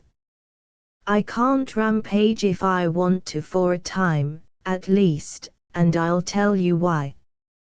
I sprained my ankle when I tumbled off of Barkeys, and it gets worse and worse, though I've done all I know to cure it and hide it, so it shouldn't trouble anyone," whispered Rose, knitting her brows with pain, as she prepared to descend, wishing her uncle would take her instead of her bundles. How he did it, she never knew, but Mac had her up the steps and on the parlor sofa before she could put her foot to the ground. "There you are, right side up with care, and mind, now, if your ankle bothers you, and you are laid up with it, I am to be your footman. It's only fair, you know, for I don't forget how good you have been to me." And Mac went to call Feb, so full of gratitude and goodwill that his very goggles shone. Chapter 15. Earrings. Rose's sprain proved to be a serious one, owing to neglect, and Dr. Alec ordered her to lie on the sofa for a fortnight at least, whereat she groaned dismally, but dared not openly complain, lest the boys turn upon her with some of the wise little sermons on patience which she had delivered for their benefit. It was Mac's turn now, and honorably did he repay his debt, for, as school was still forbidden, he had plenty of leisure, and devoted most of it to Rose. He took many steps for her, and even allowed her to teach him to knit, after assuring himself that many a brave Scotchman knew how to click the pricks. She was obliged to take a solemn vow of secrecy, however, before he would consent, for, though he did not mind being called Gillamp's granny was more than his boyish soul could bear, and at the approach of any of the clan his knitting vanished as if by magic, which frequent chucking out of sight did not improve the stripe he was doing for Rose's new afghan. She was busy with this pretty work one bright October afternoon, all nicely established on her sofa in the upper hall, while Jamie and Pokey, lent for her amusement, were keeping house in a corner, with Comet and Rose's old doll for their childens. Presently, Feb appeared with a card. Rose read it, made a grimace, then laughed and said, "I'll see Miss Blish," and immediately put on her company face, pulled out her locket, and settled her curls. "You dear thing, how do you do?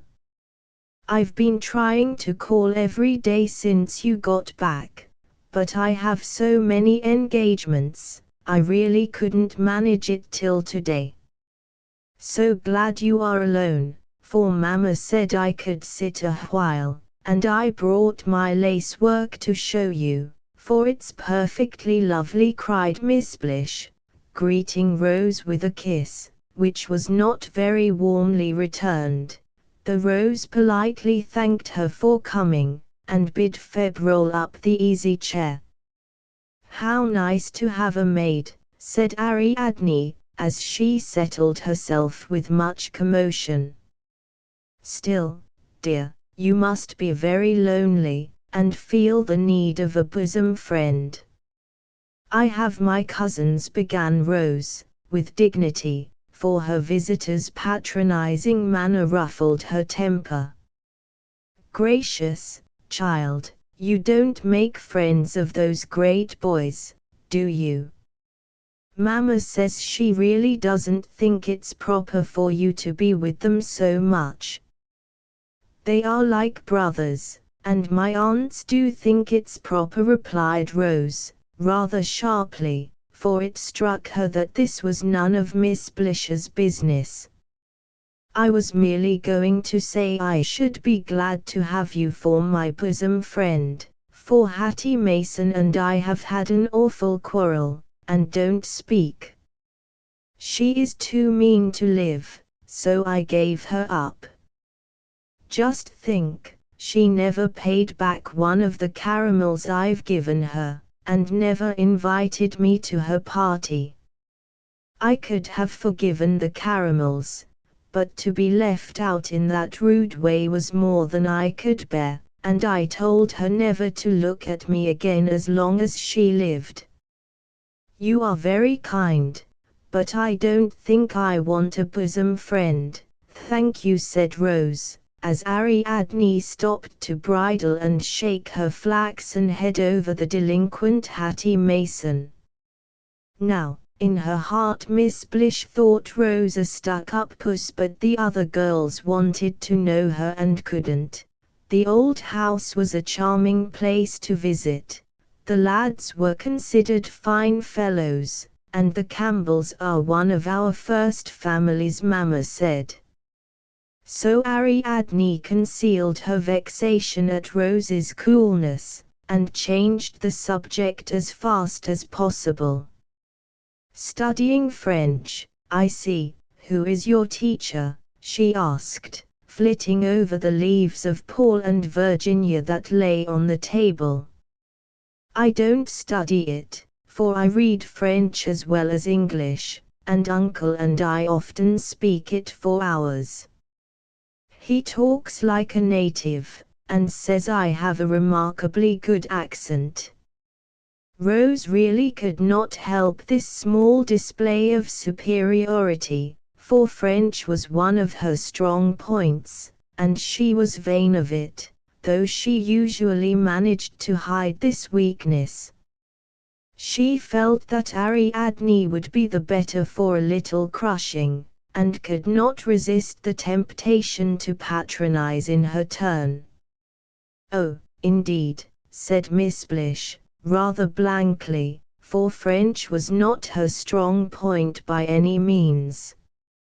"I am to go abroad with Uncle in a year or two, and he knows how important it is to understand the languages. Half the girls who leave school can't speak decent French, and when they go abroad they are so mortified. I shall be very glad to help you, if you like, for, of course, you have no one to talk with at home." Now Ariadne, though she looked like a wax doll, had feelings within her instead of sawdust, and these feelings were hurt by Rose's lofty tone. She thought her more stuck up than ever, but did not know how to bring her down, yet longed to do it, for she felt as if she had received a box on the ear, and involuntarily put her hand up to it. The touch of an earring consoled her, and suggested a way of returning tit for tat in a telling manner. "Thank you, dear, I don't need any help, for our teacher is from Paris, and of course he speaks better French than your uncle." Then she added, with a gesture of her head that set the little bells on her ears to tingling, "How do you like my new earrings? Papa gave them to me last week, and everyone says they are lovely." Rose came down from her high horse with a rapidity that was comical, for Ariadne had the upper hand now. Rose adored pretty things, longed to wear them, and the desire of her girlish soul was to have her ears bored, only Dr. Alec thought it foolish, so she never had done it. She would gladly have given all the French she could jabber for a pair of golden bells with pearl-tipped tongues, like those Ariadne wore, and, clasping her hands, she answered, in a tone that went to the hearer's heart, "They are too sweet for anything. If Uncle would only let me wear some, I should be perfectly happy. I wouldn't mind what he says. Papa laughed at me at first, but he likes them now, and says I shall have diamond solitaires when I am 18," said Ariadne, quite satisfied with her shot.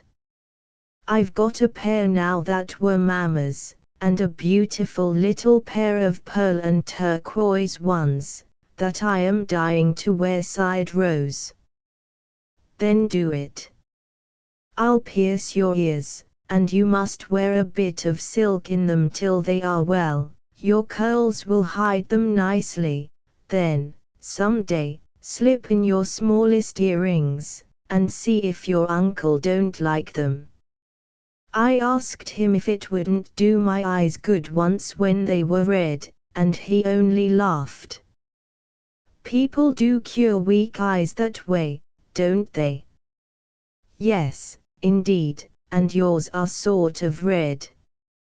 "Let me see. Yes, I really think you ought to do it before they get worse," said Ariadne, peering into the large clear eye offered for inspection. "Does it hurt much?" asked Rose, wavering. "Oh dear, no, just a prick and a pull, and it's all over. I've done lots of ears, and know just how. Come, push up your hair and get a big needle. I don't quite like to do it without asking Uncle's leave, faltered Rose, when all was ready for the operation. Did he ever forbid it? Demanded Ariadne, hovering over her prey like a vampire. No, never. Then do it, unless you are afraid, cried Miss Blish, bent on accomplishing the deed. That last word settled the matter, and, closing her eyes, Rose said punch, in the tone of one giving the fatal order fire. Ariadne punched, and the victim bore it in heroic silence, though she turned pale and her eyes were full of tears of anguish. There. Now pull the bits of silk often, and cold cream your ears every night, and you'll soon be ready for the rings, said Ariadne, well pleased with her job, for the girl who spoke French with a fine accent lay flat upon the sofa, looking as exhausted as if she had had both ears cut off. It does hurt dreadfully, and I know Uncle won't like it, sighed Rose, as remorse began to gnaw. Promise not to tell, or I shall be teased to death, she added, anxiously, entirely forgetting the two little pitchers gifted with eyes as well as ears, who had been watching the whole performance from afar. Never. Mercy me, what's that? And Ariadne started as a sudden sound of steps and voices came up from below. It's the boys. Hide the needle. Do my ears show? Don't breathe a word, whispered Rose, scrambling about to conceal all traces of their iniquity from the sharp eyes of the clan. Up they came, all in good order, laden with the proceeds of a nutting expedition, for they always reported to Rose and paid tribute to their queen in the handsomest manner. How many, and how big? We'll have a grand roasting frolic after tea, won't we? Said Rose, plunging both hands into a bag of glossy brown nuts, while the clan stood at ease and nodded to Ariadne.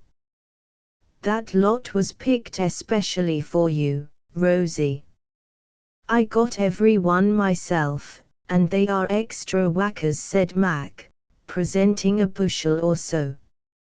You should have seen Glamps when he was after them. He pitched out of the tree, and would have broken his blessed old neck if Arch had not caught him, observed Steve, as he lounged gracefully in the window seat. You needn't talk, Dandy, when you didn't know a chestnut from a beech, and kept on thrashing till I told you of it, retorted Mac, festooning himself over the back of the sofa, being a privileged boy. I don't make mistakes when I thrash you, old worm, so you'd better mind what you are about, answered Steve, without a ray of proper respect for his elder brother. It is getting dark, and I must go, or Mamma will be alarmed, said Ariadne, rising in sudden haste, though she hoped to be asked to remain to the nut party. No one invited her, and all the while she was putting on her things and chatting to Rose, the boys were telegraphing to one another the sad fact that someone ought to escort the young lady home. Not a boy felt heroic enough to cast himself into the breach, however, even polite Archie shirked the duty, saying to Charlie, as they quietly slipped into an adjoining room, I'm not going to do all the gallivanting. Let Steve take that chit home and show his manners. I'll be hanged if I do, answered Prince, who disliked Miss Blish because she tried to be coquettish with him. Then I will, and, to the dismay of both recreant lads, Dr. Alec walked out of the room to offer his services to the chit. He was too late, however, for Mac, obeying a look from Rose, had already made a victim of himself, and trudged meekly away, wishing the gentle Ariadne at the bottom of the Red Sea. Then I will take this lady down to tea, as the other one has found a gentleman to go home with her. I see the lamps are lighted below, and I smell a smell which tells me that Auntie has something extra nice for us tonight." As he spoke, Dr. Alec was preparing to carry Rose downstairs as usual, but Archie and Prince rushed forward, begging with penitent eagerness for the honor of carrying her in an armchair. Rose consented, fearing that her uncle's keen eye would discover the fatal bits of silk, so the boys crossed hands, and, taking a good grip of each curly pate, she was borne down in state, while the others followed by way of the banisters. Tea was ordered earlier than usual, so that Jamie and his dolly could have a taste, at least, of the holiday fun, for they were to stay till 7, and be allowed 12 roasted chestnuts apiece, which they were under bonds not to eat till next day.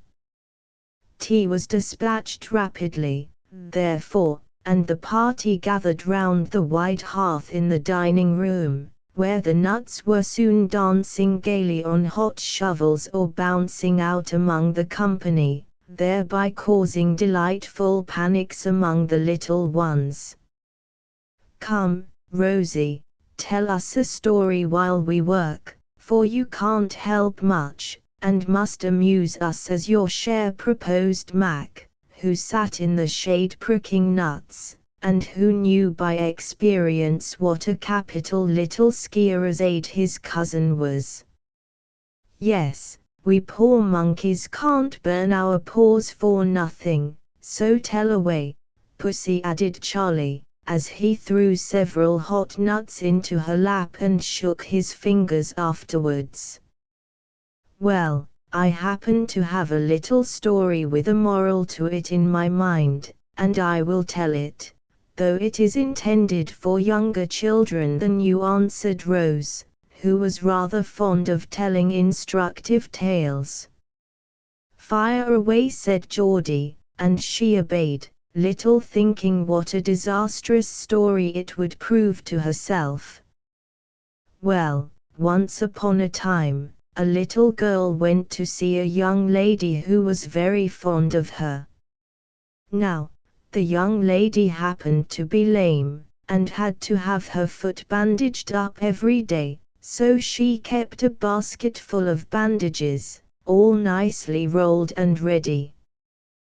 The little girl liked to play with this basket, and one day, when she thought no one saw her, she took one of the rolls without asking leave, and put it in her pocket. Here Pokey, who had been peering lovingly down at the 5 warm nuts that lay at the bottom of her tiny pocket, suddenly looked up and said, "Oh," in a startled tone, as if the moral tale had become intensely interesting all at once. Rose heard and saw the innocent betrayal of the small sinner, and went on in a most impressive manner, while the boys nudged one another and winked as they caught the joke.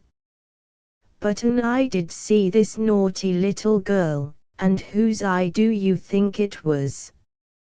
"Eye of Dodd," murmured conscience-stricken Pokey, spreading 2 chubby little hands before the round face, which they were not half big enough to hide.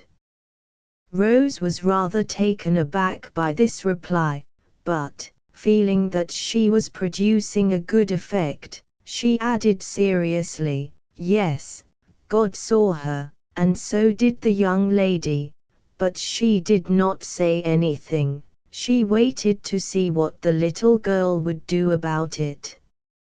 She had been very happy before she took the bandage, but when it was in her pocket she seemed troubled, and pretty soon stopped playing, and sat down in a corner looking very sober. She thought a few minutes, and then went and put back the roll very softly, and her face cleared up, and she was a happy child again. The young lady was glad to see that, and wondered what made the little girl put it back. "Conscience piqued her," murmured a contrite voice from behind the small hands pressed tightly over Pokey's red face. "And why did she take it, do you suppose?" asked Rose, in a schoolmarmish tone, feeling that all the listeners were interested in her tale and its unexpected application. "It was so nice and wound, and she wanted it," deftly answered the little voice. "Well, I'm glad she had such a good conscience. The moral is that people who steal don't enjoy what they take, and are not happy till they put it back." "What makes that little girl hide her face?" asked Rose, as she concluded. "Me's so shamed of Pokey," sobbed the small culprit, quite overcome by remorse and confusion at this awful disclosure. "Come, Rose, it's too bad to tell her little tricks before everyone, and preach at her in that way. You wouldn't like it yourself," began Dr. Alec, taking the weeper on his knee and administering consolation in the shape of kisses and nuts. Before Rose could express her regret, Jamie, who had been reddening and ruffling like a little turkey cock for several minutes, burst out indignantly, bent on avenging the wound given to his beloved Dolly. "I know something bad that you did, and I'm going to tell right out. You thought we didn't see you, but we did, and you said Uncle wouldn't like it, and the boys would tease, and you made Ariadne promise not to tell, and she punched holes in your ears to put earrings in. So now. And that's much badder than to take an old piece of rag, and I hate you for making my Pokey cry." Jamie's somewhat incoherent explosion produced such an effect that Pokey's small sin was instantly forgotten, and Rose felt that her hour had come. What?" cried the boys in a chorus, dropping their shovels and knives to gather round Rose, for a guilty clutching at her ears betrayed her, and with a feeble cry of "Ariadne made me," she hid her head among the pillows like an absurd little ostrich. "Now she'll go prancing round with bird cages and baskets and carts and pigs, for all I know, in her ears, as the other girls do. And won't she look like a goose?" asked one tormentor, tweaking a curl that strayed out from the cushions. "I didn't think she'd be so silly," said Mac, in a tone of disappointment that told Rose she had sunk in the esteem of her wise cousin. "That Blish girl is a nuisance, and ought not to be allowed to come here with her nonsensical notions," said the prince, feeling a strong desire to shake that young person as an angry dog might shake a mischievous kitten. "How do you like it, Uncle?" asked Archie, who, being the head of a family himself, believed in preserving discipline at all costs. "I am very much surprised, but I see she is a girl, after all, and must have her vanities like all the rest of them," answered Dr. Alec, with a sigh, as if he had expected to find Rose a sort of angel, above all earthly temptations. "What shall you do about it, sir?" inquired Geordie, wondering what punishment would be inflicted on a feminine culprit. "As she is fond of ornaments, perhaps we had better give her a nose ring also."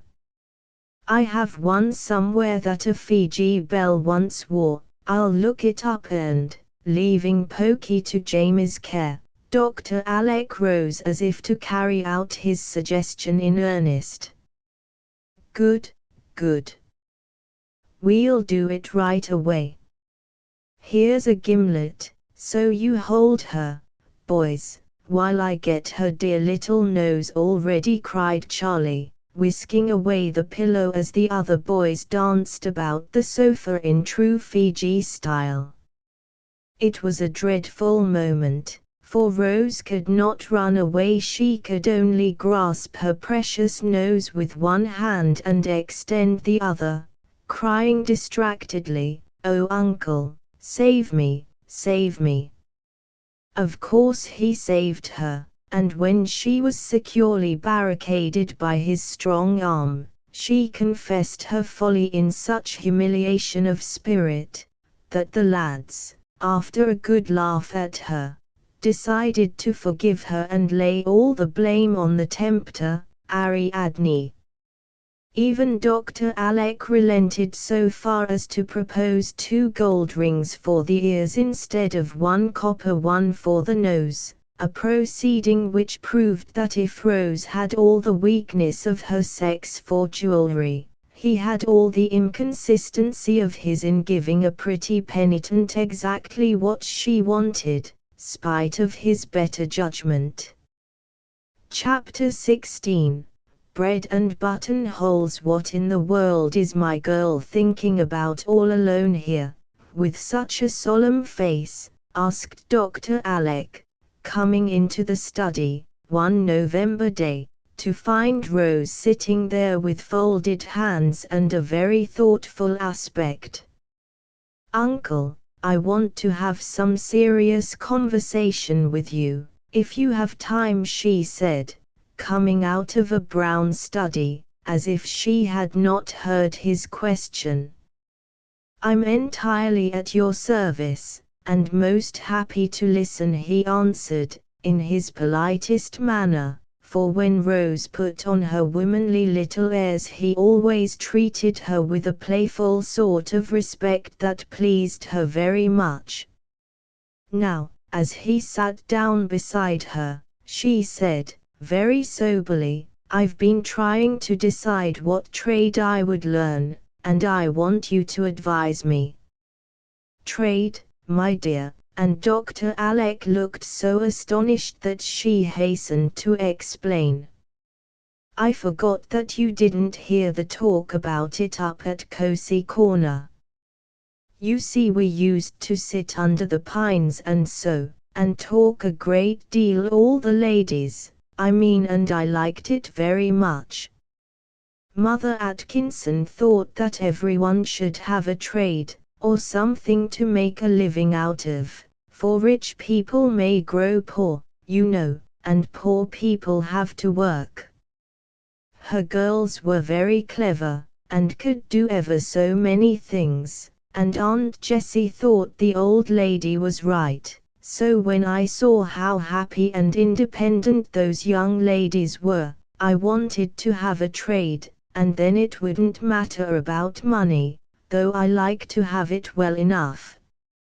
Dr. Alec listened to this explanation with a curious mixture of surprise, pleasure, and amusement in his face, and looked at his little niece as if she had suddenly changed into a young woman. She had grown a good deal in the last 6 months, and an amount of thinking had gone on in that young head which would have astonished him greatly could he have known it all, for Rose was one of the children who observe and meditate much, and now and then nonplus their friends by a wise or curious remark. "I quite agree with the ladies, and shall be glad to help you decide on something if I can," said the doctor seriously. "What do you incline to? A natural taste or talent is a great help in choosing, you know." "I haven't any talent, or any especial taste that I can see, and that is why I can't decide, Uncle.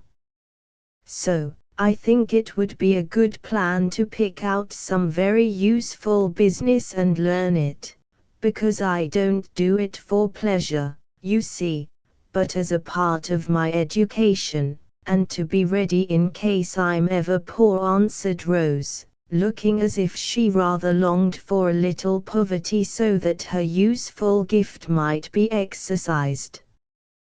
"Well, now, there is one very excellent, necessary, and womanly accomplishment that no girl should be without, for it is a help to rich and poor, and the comfort of families depends upon it. This fine talent is neglected nowadays, and considered old-fashioned, which is a sad mistake, and one that I don't mean to make in bringing up my girl. It should be a part of every girl's education, and I know of a most accomplished lady who will teach you in the best and pleasantest manner." "Oh, what is it?" cried Rose eagerly, charmed to be met in this helpful and cordial way. "Housekeeping," answered Dr. Alec. "Is that an accomplishment?" asked Rose, while her face fell, for she had indulged in all sorts of vague, delightful dreams. "Yes, it is one of the most beautiful as well as useful of all the arts a woman can learn.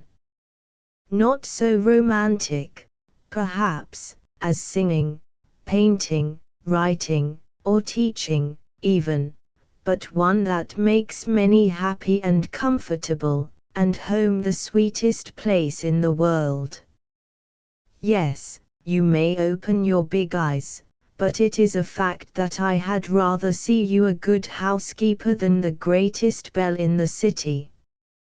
It need not interfere with any talent you may possess, but it is a necessary part of your training, and I hope that you will set about it at once, now that you are well and strong."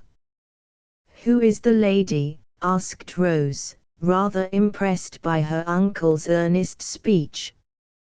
"Aunt Plenty." "Is she accomplished?" began Rose in a wondering tone, for this great aunt of hers had seemed the least cultivated of them all. "In the good old-fashioned way she is very accomplished, and has made this house a happy home to us all, ever since we can remember. She is not elegant, but genuinely good, and so beloved and respected that there will be universal mourning for her when her place is empty. No one can fill it, for the solid, homely virtues of the dear soul have gone out of fashion, as I say, and nothing new can be half so satisfactory, to me at least. I should like to have people feel so about me."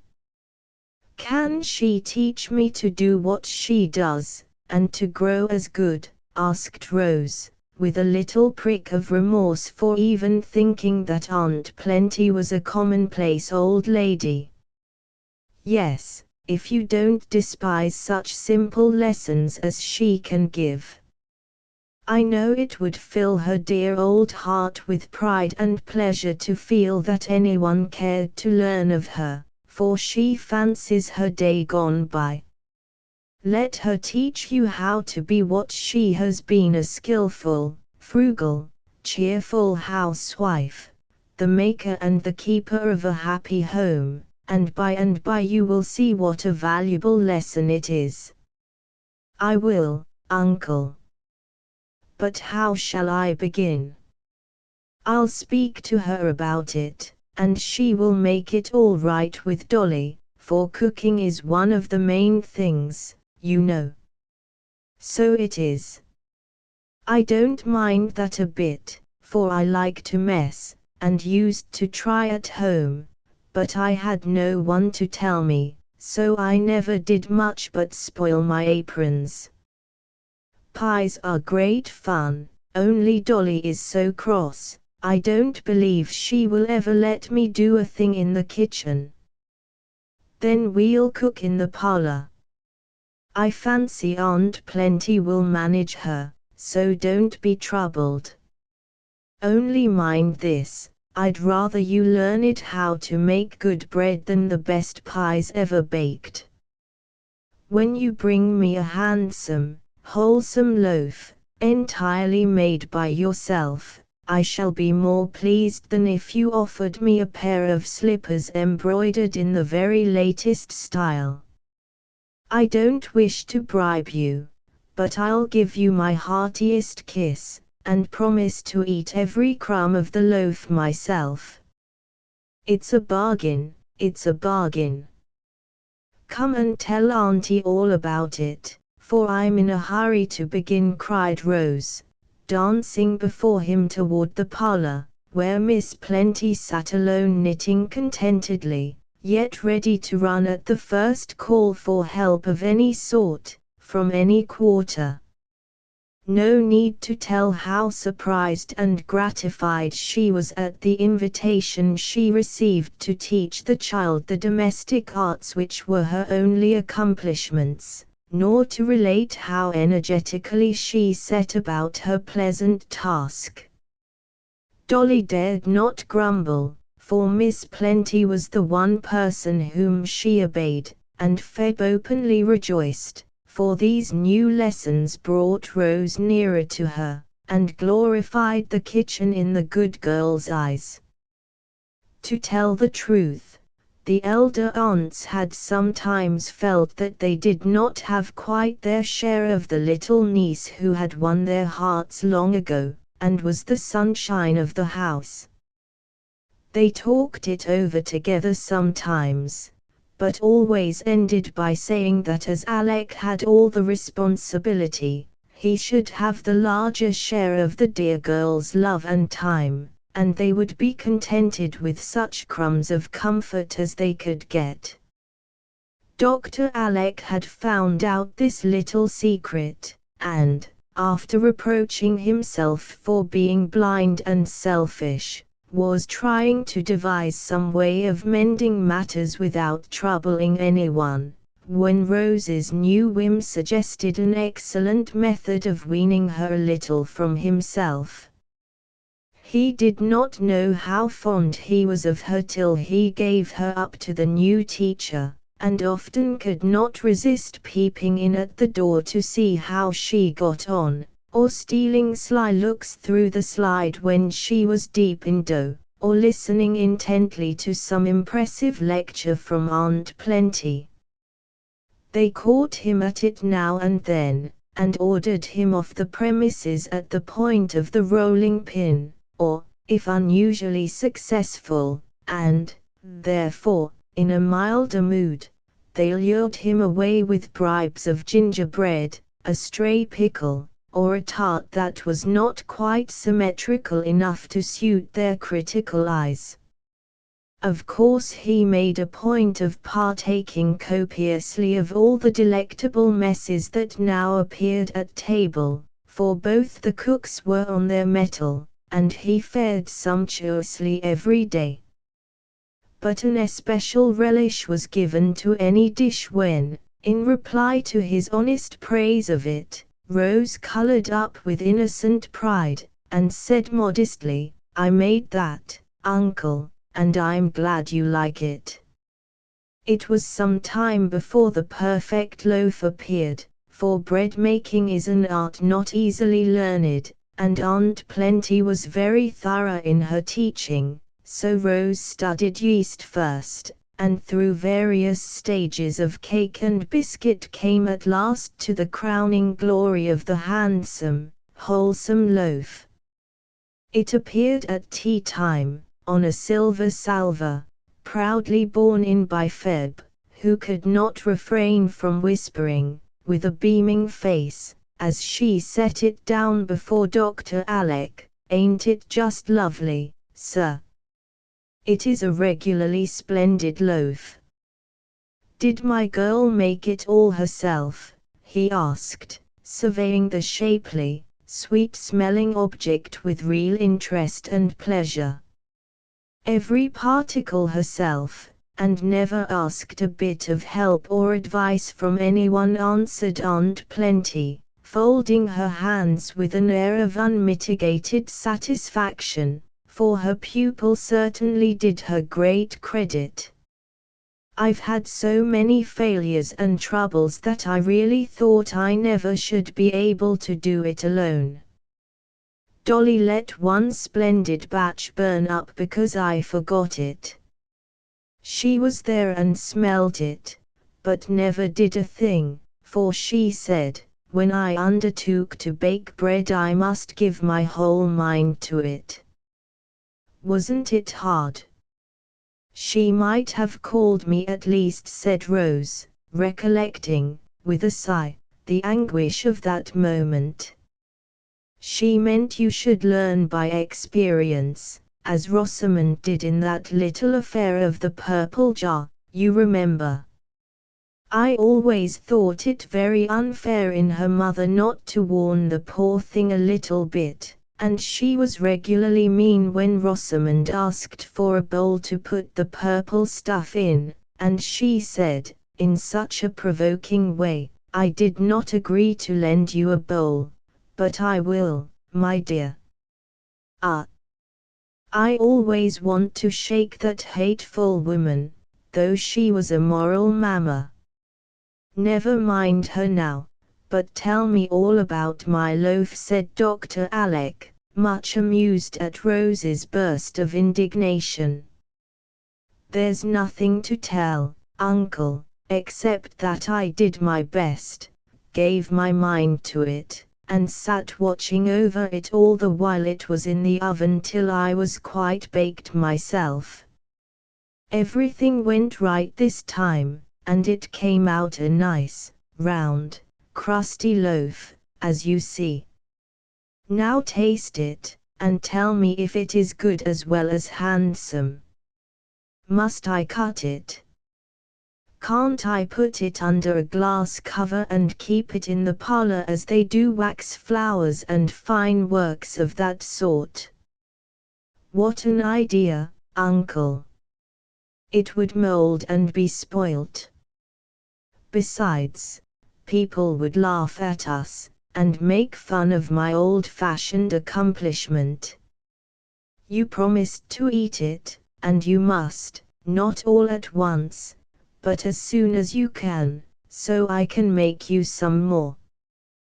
Dr. Alec solemnly cut off his favorite crusty slice, and solemnly ate it, then wiped his lips, and brushing back Rose's hair, solemnly kissed her on the forehead, saying, heartily, "My dear, it is perfect bread, and you are an honor to your teacher. When we have our model school I shall offer a prize for the best bread, and you will get it. I've got it already, and I'm quite satisfied," said Rose, slipping into her seat, and trying to hide her right hand which had a burn on it. But Dr. Alec saw it, guessed how it came there, and after tea insisted on easing the pain which she would hardly confess. "Aunt Clara says I am spoiling my hands, but I don't care, for I've had such good times with Aunt Plenty, and I think she has enjoyed it as much as I have. Only one thing troubles me, Uncle, and I want to ask you about it," said Rose, as they paced up and down the hall in the twilight, the bandaged hand very carefully laid on Dr. Alec's arm. "More little confidences. I like them immensely, so tell away, my dear." "Well, you see I feel as if Aunt Peace would like to do something for me, and I've found out what it can be. You know she can't go about like Auntie Pole, and we are so busy nowadays that she is rather lonely, I'm afraid. So I want to take lessons in sewing of her. She works so beautifully, and it is a useful thing, you know, and I ought to be a good needlewoman as well as housekeeper, oughtn't I?" Bless your kind little heart. That is what I was thinking of the other day when Aunt Peace said she saw you very seldom now. You were so busy I wanted to speak of it, but fancied you had as much on your hands as you could manage.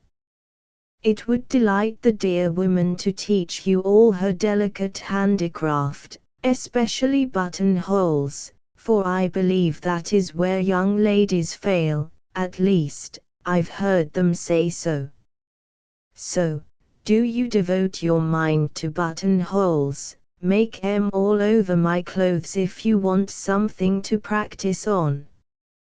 I'll wear any quantity. Rose laughed at this reckless offer, but promised to attend to that important branch, though she confessed that darning was her weak point. Whereupon Uncle Alec engaged to supply her with socks in all stages of dilapidation, and to have a new set at once, so that she could run the heels for him as a pleasant beginning. Then they went up to make their request in due form, to the great delight of gentle Aunt Peace, who got quite excited with the fun that went on while they would yarn, looked up darning needles, and fitted out a nice little mending basket for her pupil. Very busy and very happy were Rose's days now, for in the morning she went about the house with Aunt Plenty attending to linen closets and storerooms, pickling and preserving, exploring garret and cellar to see that all was right, and learning, in the good old-fashioned manner, to look well after the ways of the household. In the afternoon, after her walk or drive, she sat with Aunt Peace plying her needle, while Aunt Plenty, whose eyes were failing, knitted and chatted briskly, telling many a pleasant story of old times, till the three were moved to laugh and cry together, for the busy needles were embroidering all sorts of bright patterns on the lives of the workers, though they seemed to be only stitching cotton and darning hose. It was a pretty sight to see the rosy-faced little maid sitting between the two old ladies, listening dutifully to their instructions, and cheering the lessons with her lively chatter and blithe laugh. If the kitchen had proved attractive to Dr. Alec when Rose was there at work, the sewing room was quite irresistible, and he made himself so agreeable that no one had the heart to drive him away, especially when he read aloud or spun yarns. There. I've made you a new set of warm nightgowns with 4 buttonholes in each. See if they are not neatly done, said Rose, one day, some weeks after the new lessons began. Even to a thread, and nice little bars across the end so I can't tear them when I twitch the buttons out. Most superior work, and I'm deeply grateful, so much so, that I'll sew on these buttons myself, and save those tired fingers from another prick. You sew them on, cried Rose, with her eyes wide open in amazement. Wait a bit till I get my sewing tackle, and then you shall see what I can do. Can he, really? Asked Rose of Aunt Peace, as Uncle Alec marched off with a comical air of importance. Oh, yes, I taught him years ago, before he went to sea, and I suppose he has had to do things for himself, more or less, ever since, so he has kept his hand in. He evidently had, for he was soon back with a funny little work bag, out of which he produced a thimble without a top, and, having threaded his needle, he proceeded to sew on the buttons so handily that Rose was much impressed and amused. I wonder if there is anything in the world that you cannot do, she said, in a tone of respectful admiration. "There are one or two things that I am not up to yet," he answered, with a laugh in the corner of his eye, as he waxed his thread with a flourish. "I should like to know what."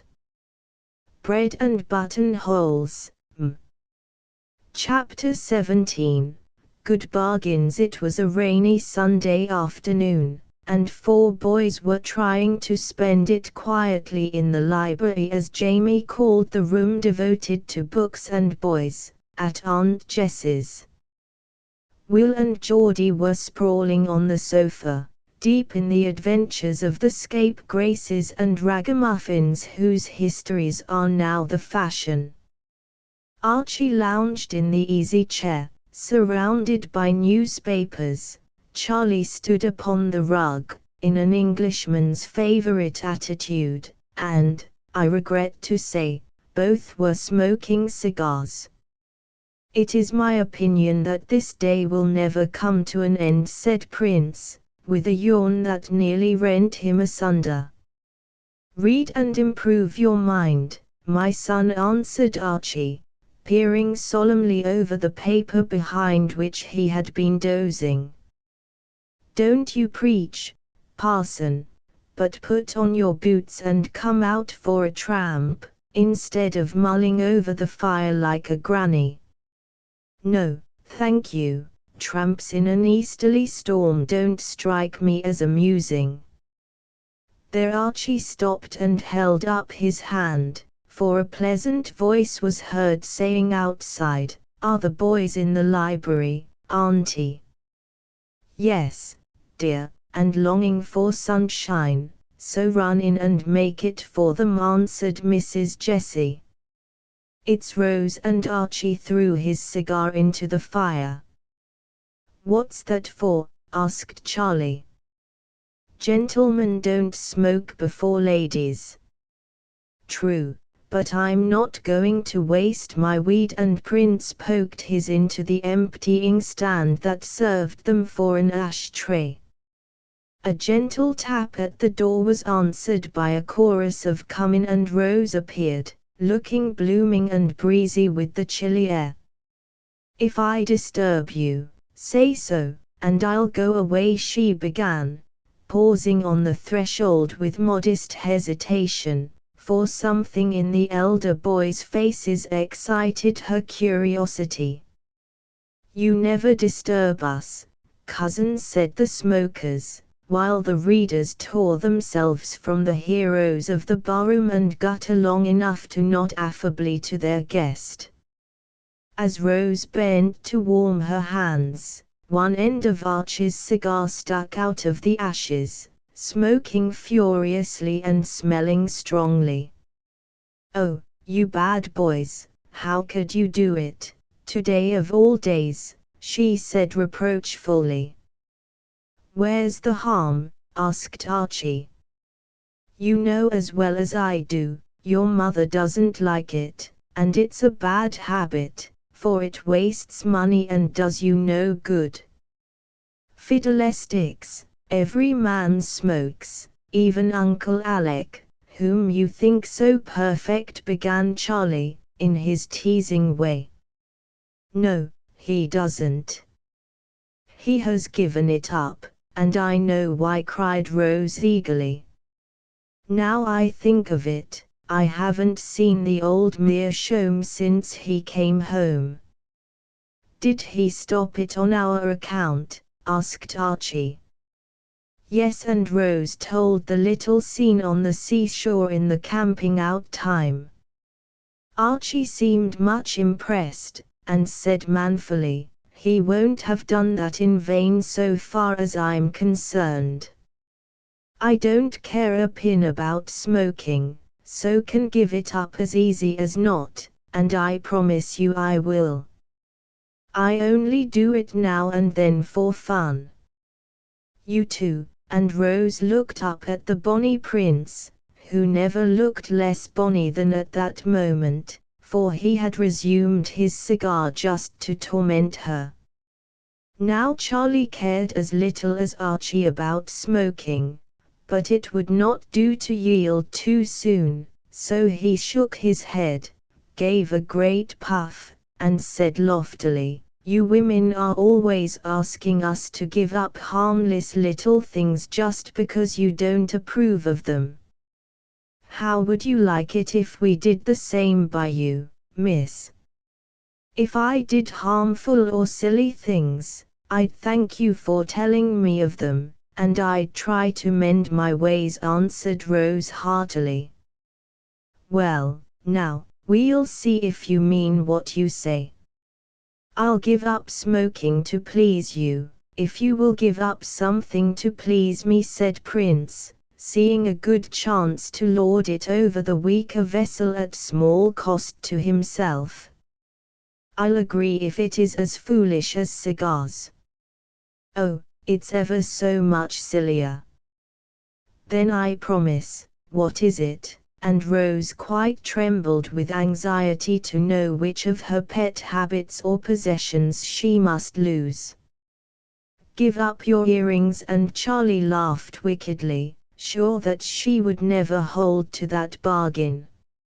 Rose uttered a cry and clapped both hands to her ears where the gold rings hung. "Oh, Charlie, wouldn't anything else do as well? I've been through so much teasing and trouble, I do want to enjoy my pretty earrings, for I can wear them now." "Wear as many as you like, and I'll smoke in peace," returned this bad boy. "Will nothing else satisfy you?" imploringly. "Nothing," sternly. Rose stood silent for a minute, thinking of something Aunt Jessie once said: "You have more influence over the boys than you know, use it for their good, and I shall thank you all my life." Here was a chance to do some good by sacrificing a little vanity of her own. She felt it was right to do it, yet found it very hard, and asked wistfully, "Do you mean never wear them, Charlie?" "Never, unless you want me to smoke." "I never do." "Then clinch the bargain."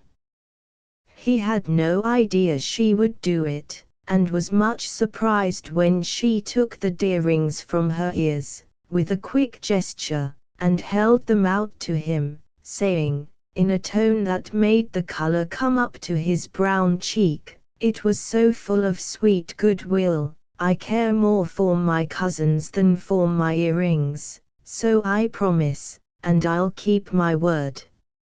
"For shame, Prince. Let her wear her little danglers if she likes, and don't bargain about doing what you know is right," cried Archie, coming out of his grove of newspapers with an indignant bounce. But Rose was bent on showing her aunt that she could use her influence for the boys' good, and said steadily, "It is fair, and I want it to be so, then you will believe I'm in earnest. Here, each of you wear one of these on your watch guard to remind you. I shall not forget, because very soon I cannot wear earrings if I want to."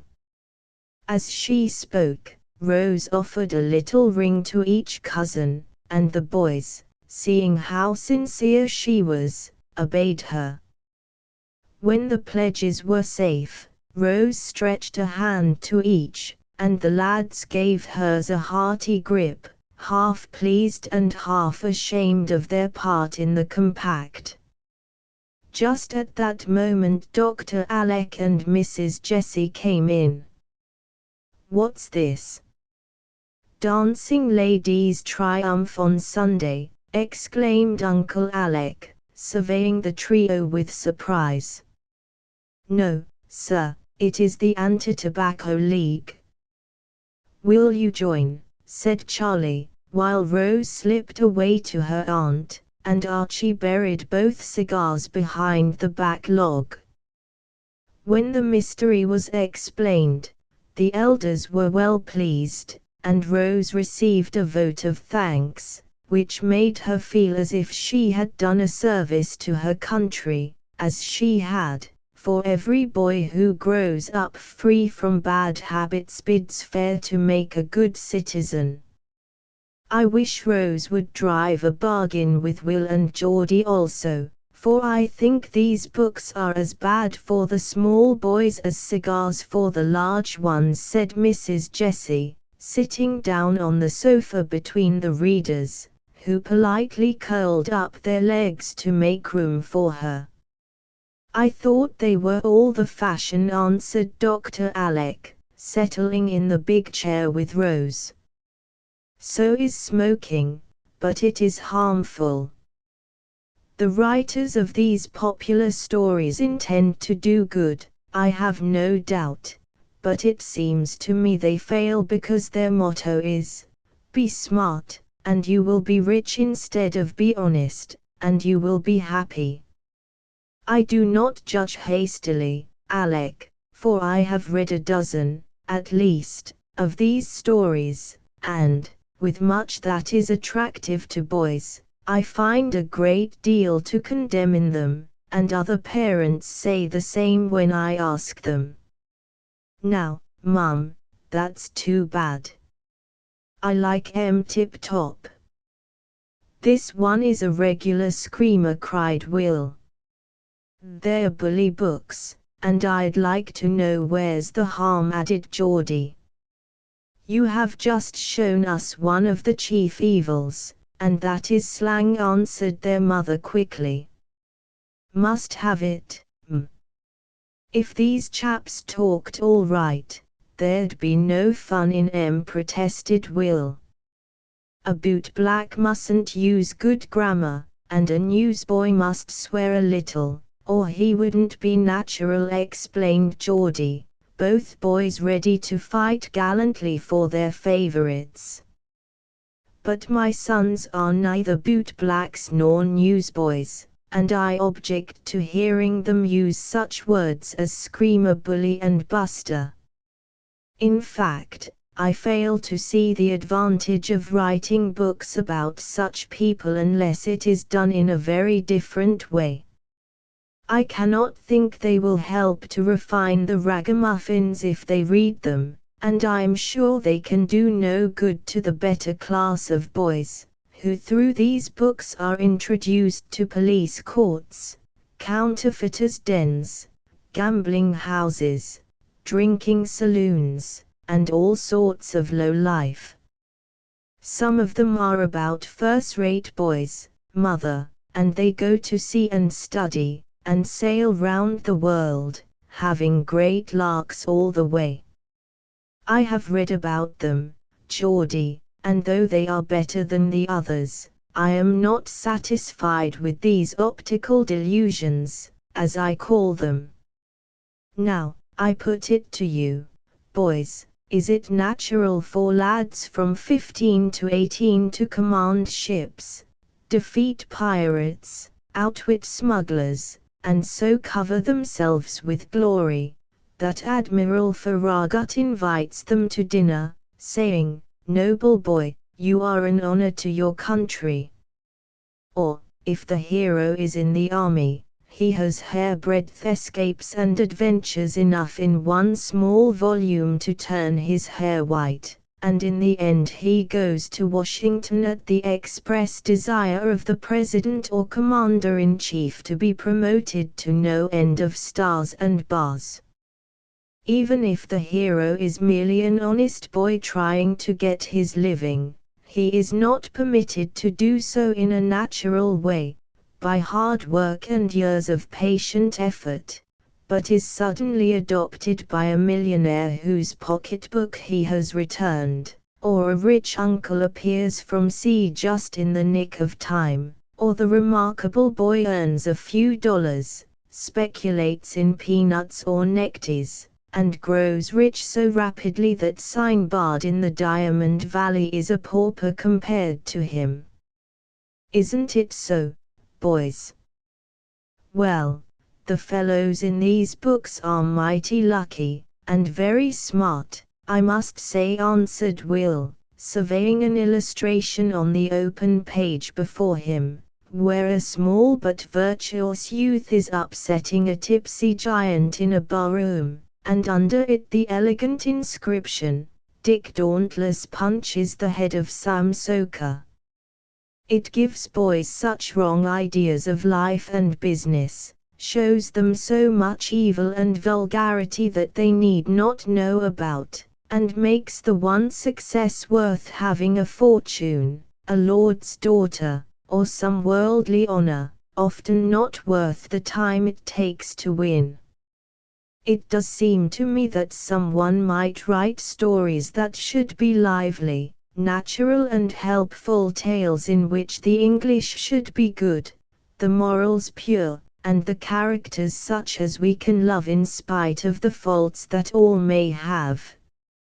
I can't bear to see such crowds of eager little fellows at the libraries reading such trash, weak, when it is not wicked, and totally unfit to feed the hungry minds that feast on it for want of something better. There.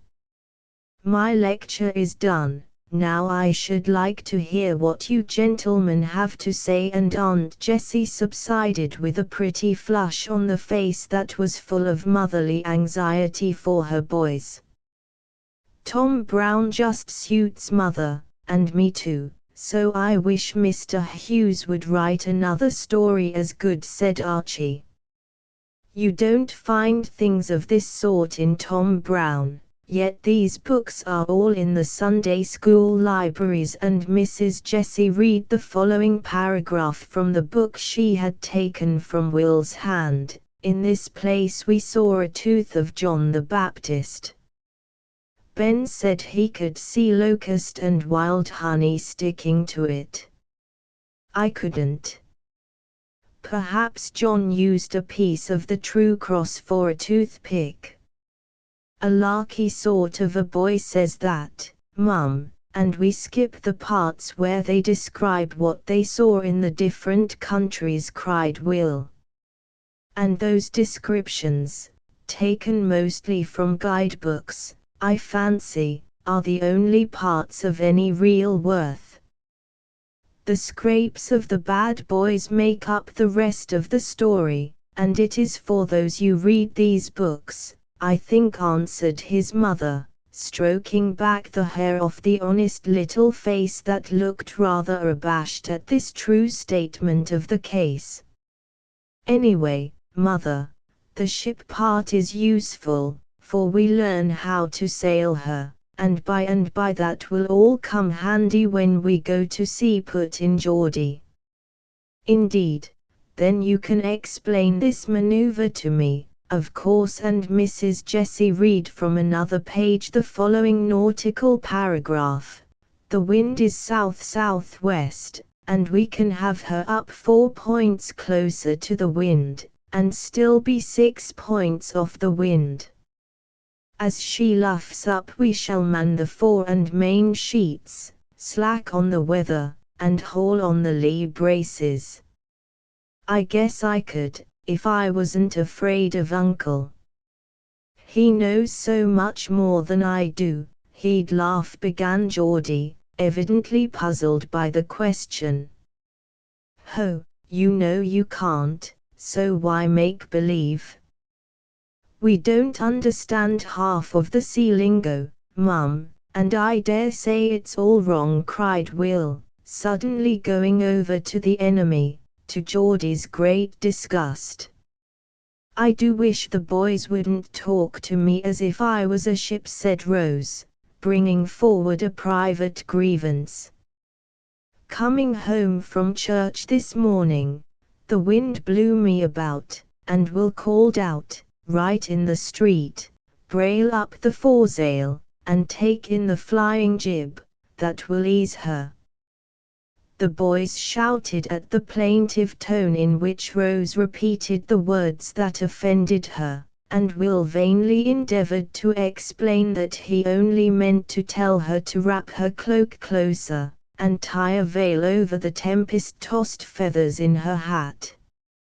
To tell the truth, if the boys must have slang, I can bear the sea lingo as Will calls it, better than the other. It afflicts me less to hear my sons talk about brailing up the foresail than doing as they darn please, and cut your cable is decidedly preferable to let her rip. I once made a rule that I would have no slang in the house. I give it up now, for I cannot keep it, but I will not have rubbishy books, so, Archie, please send these two after your cigars. Mrs. Jessie held both the small boys fast with an arm round each neck, and when she took this base advantage of them they could only squirm with dismay.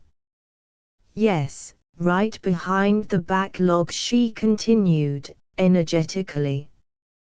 There, my hearties, you like sea slang, so I'll give you a bit. Now, I want you to promise not to read any more stuff for a month, and I'll agree to supply you with wholesome fare. Oh, Mother, not a single one, cried Will. Couldn't we just finish those? Pleaded Geordie. The boys threw away half-smoked cigars, and your books must go after them. Surely you would not be outdone by the old fellows as you call them, or be less obedient to little Mum than they were to Rose. Course not. Come on, Geordie, and Will took the vow like a hero. His brother sighed and obeyed, but privately resolved to finish his story the minute the month was over. You have laid out a hard task for yourself, Jessie, in trying to provide good reading for boys who have been living on sensation stories. It will be like going from raspberry tarts to plain bread and butter, but you will probably save them from a bilious fever, said Dr. Alec, much amused at the proceedings. I remember hearing Grandpa say that a love for good books was one of the best safeguards a man could have, began Archie, staring thoughtfully at the fine library before him. Yes, but there's no time to read nowadays. A fellow has to keep scratching round to make money, or he's nobody, cut in Charlie, trying to look worldly wise. This love of money is the curse of America, and for the sake of it men will sell honor and honesty, till we don't know whom to trust, and it is only a genius like Agassiz who dares to say, I cannot waste my time in getting rich, said Mrs. Jessie sadly. Do you want us to be poor, Mother? Asked Archie, wondering. No, dear, and you never need be, while you can use your hands, but I am afraid of this thirst for wealth, and the temptations it brings. Oh, my boys! I tremble for the time when I must let you go, because I think it would break my heart to have you fail as so many fail. It would be far easier to see you dead if it could be said of you as of Sumner no man dared offer him a bribe. Mrs. Jessie was so earnest in her motherly anxiety that her voice faltered over the last words, and she hugged the yellow heads closer in her arms, as if she feared to let them leave that safe harbor for the great sea where so many little boats go down. The younger lads nestled closer to her, and Archie said, in his quiet, resolute way, I cannot promise to be an Agassiz or a Sumner, Mother, but I do promise to be an honest man, please God. Then I'm satisfied, and holding fast the hand he gave her, she sealed his promise with a kiss that had all a mother's hope and faith in it. I don't see how they ever can be bad, she is so fond and proud of them, whispered Rose, quite touched by the little scene. You must help her make them what they should be. You have begun already, and when I see those rings where they are, My girl is prettier in my sight than if the biggest diamonds that ever twinkled shone in her ears, answered Dr. Alec, looking at her with approving eyes. I'm so glad you think I can do anything, for I perfectly ache to be useful. Everyone is so good to me, especially Aunt Jessie. I think you are in a fair way to pay your debts, Rosie, for when girls give up their little vanities, and boys their small vices, and try to strengthen each other in well-doing, matters are going as they ought. Work away, my dear, and help their mother keep these sons fit friends for an innocent creature like yourself.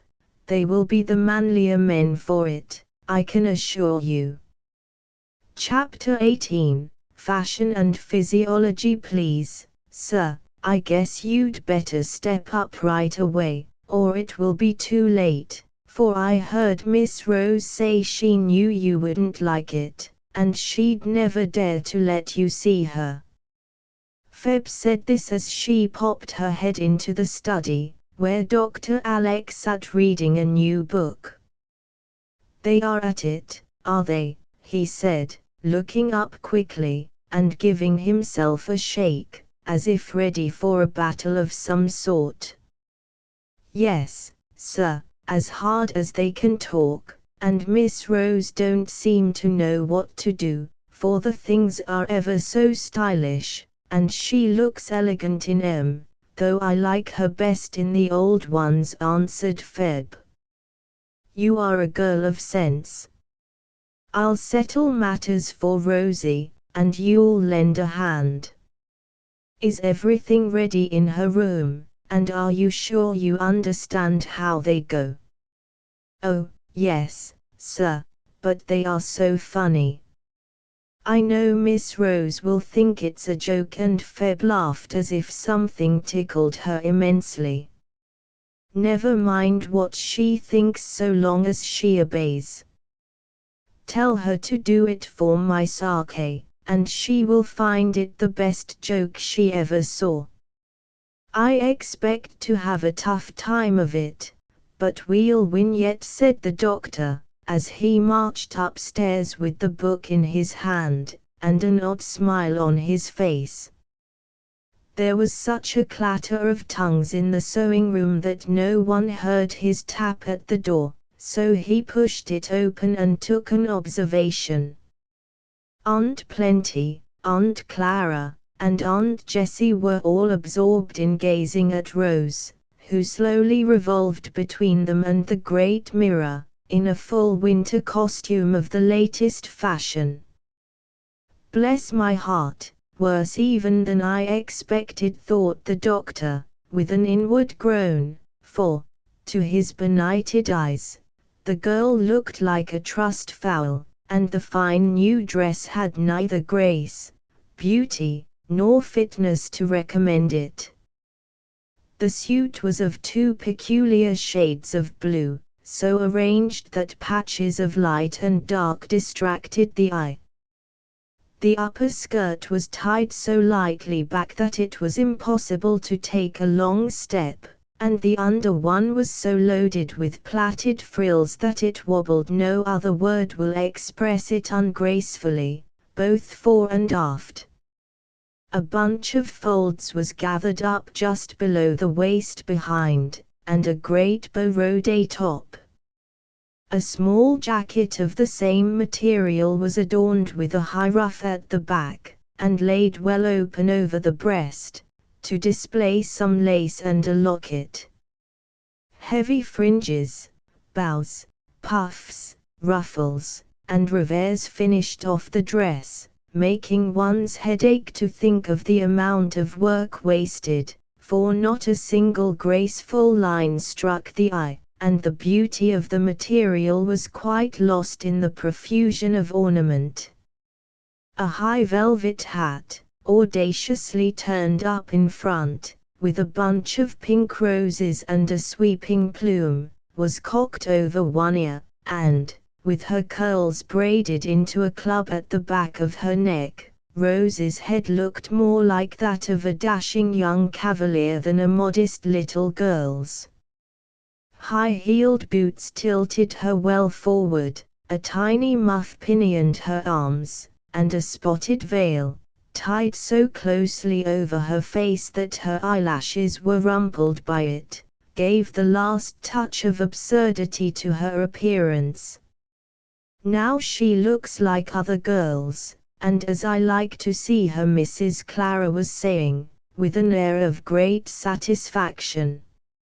"She does look like a fashionable young lady, but somehow I miss my little Rose, for children dressed like children in my day," answered Aunt Plenty, peering through her glasses with a troubled look, for she could not imagine the creature before her ever sitting in her lap, running to wait upon her, or making the house gay with a child's blithe presence.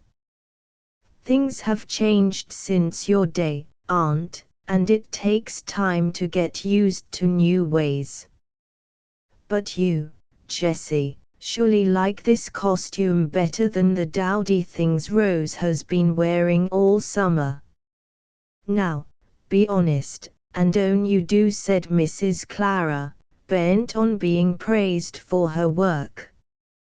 "Well, dear, to be quite honest, then, I think it is frightful," answered Mrs. Jessie, with a candor that caused Revolving Rose to stop in dismay. "Here, here!" cried a deep voice, and with a general start the ladies became aware that the enemy was among them.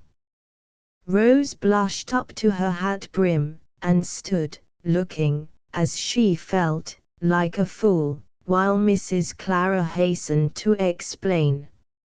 "Of course, I don't expect you to like it, Alec, but I don't consider you a judge of what is proper and becoming for a young lady. Therefore, I have taken the liberty of providing a pretty street suit for Rose.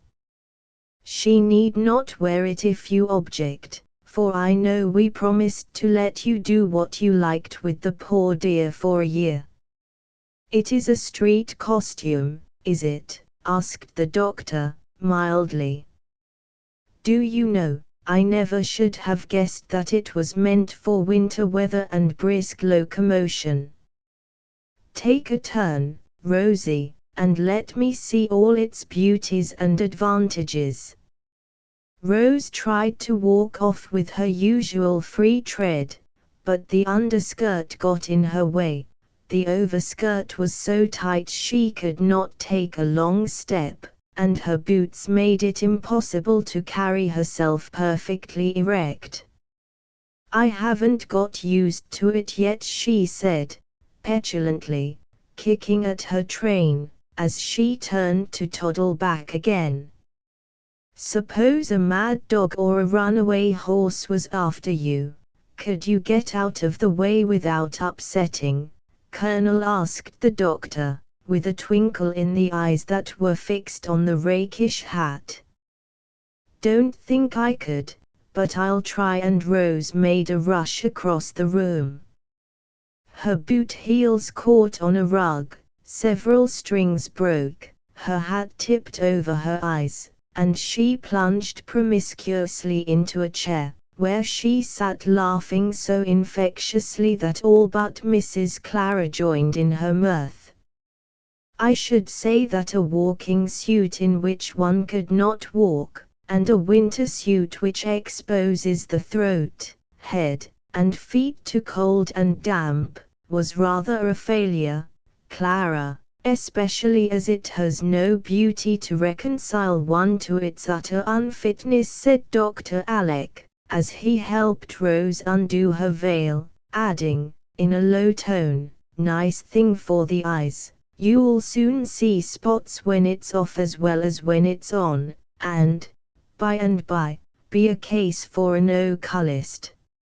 "No beauty," cried Mrs. Clara, warmly, "now, that is just a man's blindness. This is the best of silk and camel's hair, real ostrich feathers, and an expensive ermine muff. What could be in better taste, or more proper for a young girl? I'll show you, if Rose will go to her room and oblige me by putting on what she finds there, answered the doctor, with unexpected readiness. Alec, if it is a bloomer, I shall protest. I've been expecting it, but I know I cannot bear to see that pretty child sacrificed to your wild ideas of health. Tell me it isn't a bloomer, and Mrs. Clara clasped her hands imploringly. It is not. Thank heaven, and she resigned herself with a sigh of relief, adding plaintively, I did hope you'd accept my suit, for poor Rose has been afflicted with frightful clothes long enough to spoil the taste of any girl.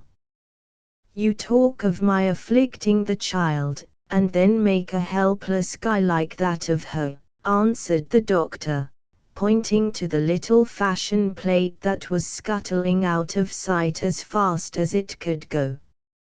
He closed the door with a shrug, but before anyone could speak, his quick eye fell upon an object which caused him to frown, and demand in an indignant tone, after all I have said, were you really going to tempt my girl with those abominable things? I thought we put them away when she wouldn't wear them, murmured Mrs. Clara, whisking a little pair of corsets out of sight with guilty haste. I only brought them to try, for Rose is growing stout, and will have no figure if it is not attended to soon, she added, with an air of calm conviction that roused the doctor still more, for this was one of his especial abominations. Growing stout. Yes, thank heaven, she is, and shall continue to do it, for nature knows how to mold a woman better than any corset maker, and I won't have her interfered with. My dear Clara, have you lost your senses that you can for a moment dream of putting a growing girl into an instrument of torture like this? And with a sudden gesture he plucked forth the offending corsets from under the sofa cushion, and held them out with the expression one would wear on beholding the thumbscrews or the rack of ancient times. Don't be absurd, Alec. There is no torture about it, for tight lacing is out of fashion, and we have nice, sensible things nowadays. Everyone wears them, even babies have stiffened waists to support their weak little backs, began Mrs. Clara, rushing to the defense of the pet delusion of most women. I know it, and so the poor little souls have weak backs all their days, as their mothers had before them. It is vain to argue the matter, and I won't try, but I wish to state, once for all, that if I ever see a pair of corsets near Rose, I'll put them in the fire, and you may send the bill to me. As he spoke the corsets were on their way to destruction, but Mrs. Jessie caught his arm, exclaiming merrily, Don't burn them, for mercy's sake, Alec, they are full of whalebones, and will make a dreadful odor. Give them to me. I'll see that they do no harm. Whalebones, indeed. A regular fence of them, and metal gateposts in front. As if our own bones were not enough, if we'd give them a chance to do their duty, growled the doctor, yielding up the bone of contention with a last shake of contempt. Then his face cleared suddenly, and he held up his finger, saying, with a smile, Hear those girls laugh, cramped lungs could not make hearty music like that. Peals of laughter issued from Rose's room, and smiles involuntarily touched the lips of those who listened to the happy sound. "Some new prank of yours, Alec?" asked Aunt Plenty, indulgently, for she had come to believe in most of her nephew's odd notions, because they seemed to work so well. "Yes, my last, and I hope you will like it. I discovered what Clara was at, and got my rival suit ready for today. I'm not going to afflict Rose, but let her choose, and if I'm not entirely mistaken, she will like my rig best. While we wait I'll explain, and then you will appreciate the general effect better. I got hold of this little book, and was struck with its good sense and good taste, for it suggests a way to clothe women both healthfully and handsomely, and that is a great point.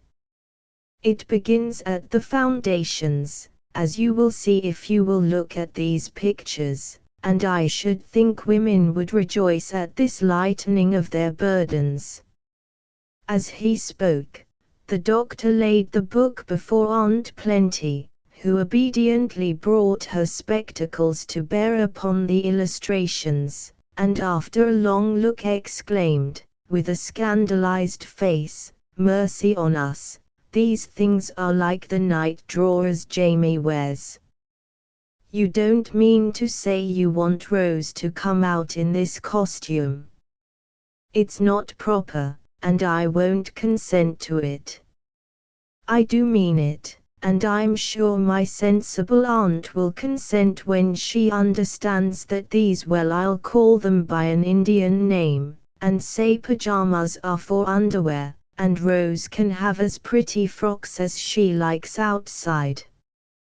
These 2 suits of flannel, each in one piece from head to foot, with a skirt or so hung on this easily fitting waist, will keep the child warm without burdening her with belts, and gathers, and buckles, and bunches round the waist, and leave free the muscles that need plenty of room to work in. She shall never have the backache if I can help it, nor the long list of ills you dear women think you cannot escape. I don't consider it modest, and I'm sure Rose will be shocked at it," began Mrs. Clara, but stopped suddenly, as Rose appeared in the doorway, not looking shocked a bit. "Come on, my hygienic model, and let us see you," said her uncle, with an approving glance, as she walked in, looking so mischievously merry, that it was evident she enjoyed the joke. "Well, I don't see anything remarkable. That is a neat, plain suit, the materials are good, and it's not unbecoming, if you want her to look like a little schoolgirl, but it has not a particle of style, and no one would ever give it a second glance," said Mrs. Clara, feeling that her last remark condemned the whole thing. "Exactly what I want," answered the provoking doctor, rubbing his hands with a satisfied air. "Rosie looks now like what she is, a modest little girl, who does not want to be stared at. I think she would get a glance of approval, though, from people who like sense and simplicity rather than fuss and feathers. Revolve, my Heb, and let me refresh my eyes by the sight of you."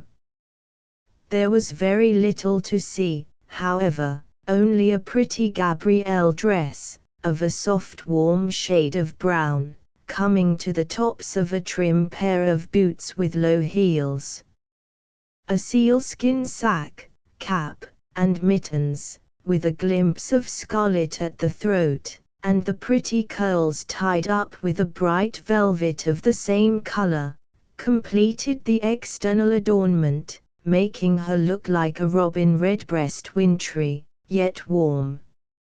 "How do you like it, Rosie?" asked the doctor, feeling that her opinion was more important to the success of his new idea than that of all the aunts on the hill. I feel very odd and light, but I'm warm as a toast, and nothing seems to be in my way, answered Rose, with a skip which displayed shapely gaiters on legs that now might be as free and active as a boy's under the modest skirts of the girl. You can run away from the mad dogs, and walk off at a smart pace without tumbling on your nose, now, I fancy. Yes, uncle, suppose the dog coming, I just hop over a wall so, and when I walk of a cold day, I go like this. Entering fully into the spirit of the thing, Rose swung herself over the high back of the sofa as easily as one of her cousins, and then went down the long hall as if her stout boots were related to the famous 7-leaguers. There, you see how it will be. Dress her in that boyish way and she will act like a boy. I do hate all these inventions of strong-minded women, exclaimed Mrs. Clara, as Rose came back at a run. Ah, but you see some of these sensible inventions come from the brain of a fashionable modist, who will make you more lovely, or what you value more stylish outside and comfortable within. Mrs. Van Tassel has been to Madame Stone, and is wearing a full suit of this sort. Van himself told me, when I asked how she was, that she had given up lying on the sofa, and was going about in a most astonishing way, considering her feeble health. You don't say so. Let me see that book a moment, and Aunt Clara examined the new patterns with a more respectful air, for if the elegant Mrs. Van Tassel wore these dreadful things it would never do to be left behind, in spite of her prejudices. Dr. Alec looked at Mrs. Jessie, and both smiled, for little Mum had been in the secret, and enjoyed it mightily. I thought that would settle it, he said with a nod. I didn't wait for Mrs. Van to lead the way, and for once in my life I have adopted a new fashion before Clara. My freedom suit is ordered, and you may see me playing tag with Rose and the boys before long, answered Mrs. Jessie, nodding back at him. Meantime Aunt Plenty was examining Rose's costume, for the hat and sack were off, and the girl was eagerly explaining the new undergarments. See, Auntie, all nice scarlet flannel, and a gay little petticoat, and long stockings, oh, so warm.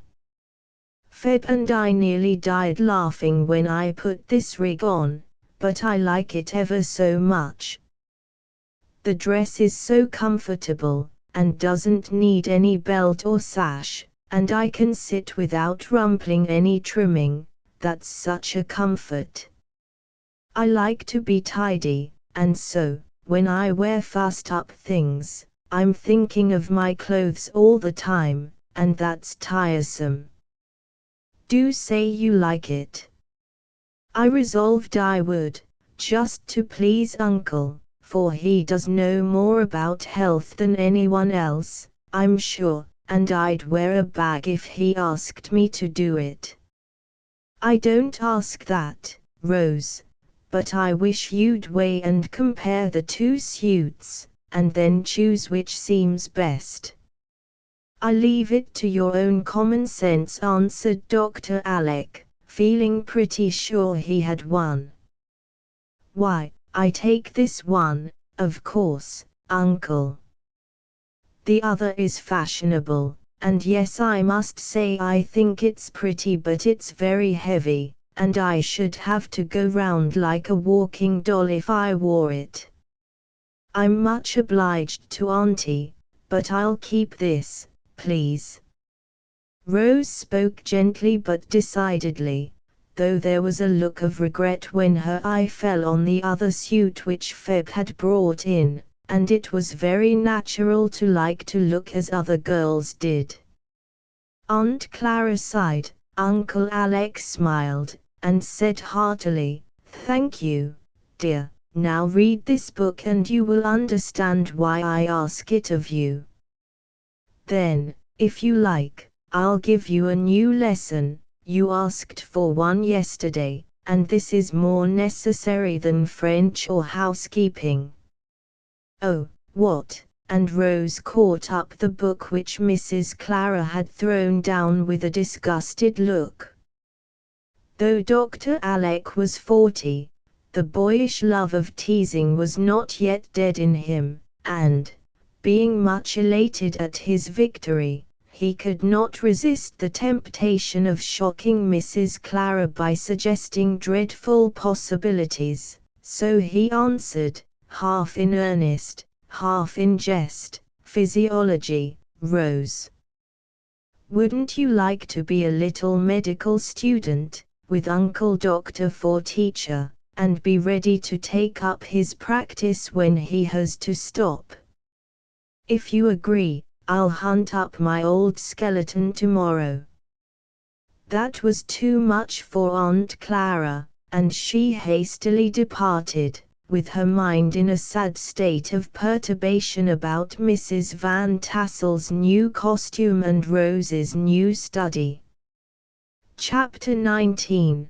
Brother Bones. Rose accepted her uncle's offer, as Aunt Myra discovered 2 or 3 days later. Coming in for an early call, and hearing voices in the study, she opened the door, gave a cry and shut it quickly, looking a good deal startled. The doctor appeared in a moment, and begged to know what the matter was. "How can you ask when that long box looks so like a coffin? I thought it was one, and that dreadful thing stared me in the face as I opened the door," answered Mrs. Myra, pointing to the skeleton that hung from the chandelier, cheerfully grinning at all beholders.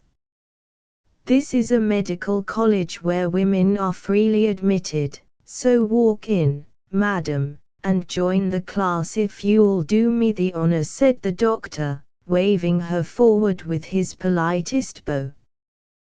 "Do, auntie, it's perfectly splendid," cried Rose's voice, and Rose's blooming face was seen behind the ribs of the skeleton, smiling and nodding in the gayest possible manner. "What are you doing, child?" demanded Aunt Myra, dropping into a chair and staring about her. "Oh, I'm learning bones today, and I like it so much. There are 12 ribs, you know, and the 2 lower ones are called floating ribs, because they are not fastened to the breastbone.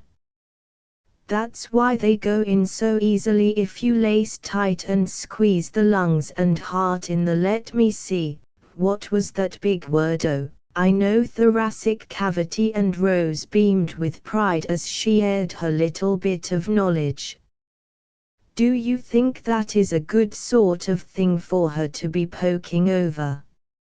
She is a nervous child, and I'm afraid it will be bad for her," said Aunt Myra, watching Rose as she counted vertebrae, and waggled a hip joint in its socket with an inquiring expression. "An excellent study, for she enjoys it, and I mean to teach her how to manage her nerves so that they won't be a curse to her, as many a woman's become through ignorance or want of thought. To make a mystery or terror of these things is a mistake, and I mean Rose shall understand and respect her body so well that she won't dare to trifle with it as most women do. And she really likes it." "Very much, auntie. It's all so wonderful, and so nicely planned, you can hardly believe what you see.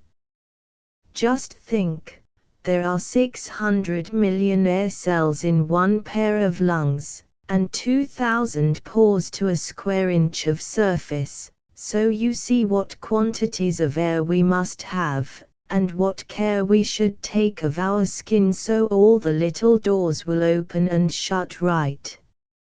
And brains, Auntie, you've no idea how curious they are. I haven't got to them yet, but I long to, and Uncle is going to show me a mannequin that you can take to pieces. Just think how nice it will be to see all the organs in their places. I only wish they could be made to work as ours do. It was funny to see Aunt Myra's face as Rose stood before her talking rapidly with one hand laid in the friendliest manner on the skeleton's shoulder. Every word both the doctor and Rose uttered hit the good lady in her weakest spot, and as she looked and listened a long array of bottles and pill-boxes rose up before her, reproaching her with the ignorance and want of thought that made her what she was, a nervous, dyspeptic, unhappy old woman. Well, I don't know, but you may be right, Alec, only I wouldn't carry it too far. Women don't need much of this sort of knowledge, and are not fit for it. I couldn't bear to touch that ugly thing, and it gives me the creeps to hear about organs, said Aunt Myra, with a sigh and her hand on her side. Wouldn't it be a comfort to know that your liver was on the right side, Auntie, and not on the left? Asked Rose with a naughty laugh in her eyes, for she had lately learned that Aunt Myra's liver complaint was not in the proper place. It's a dying world, child, and it don't much matter where the pain is, for sooner or later we all drop off and are seen no more, was Aunt Myra's cheerful reply. Well, I intend to know what kills me if I can, and meantime, I'm going to enjoy myself in spite of a dying world. I wish you'd do so too, and come and study with Uncle. It would do you good, I'm sure. And Rose went back to counting vertebrae with such a happy face, that Aunt Myra had not the heart to say a word to dampen her ardor. Perhaps it's as well to let her do what she likes the little while she is with us. But pray be careful of her, Alec, and not allow her to overwork, she whispered as she went out. That's exactly what I'm trying to do, and rather a hard job I find it, he added, as he shut the door, for the dear aunts were dreadfully in his way sometimes. Half an hour later came another interruption in the shape of Mac, who announced his arrival by the brief but elegant remark, "Hello, what new game is this?" Rose explained. Mac gave a long whistle of surprise, and then took a promenade round the skeleton, observing gravely, "Brother Bones looks very jolly, but I can't say much for his beauty." "You mustn't make fun of him, for he's a good old fellow, and you'd be just as ugly if your flesh was off," said Rose, defending her new friend with warmth.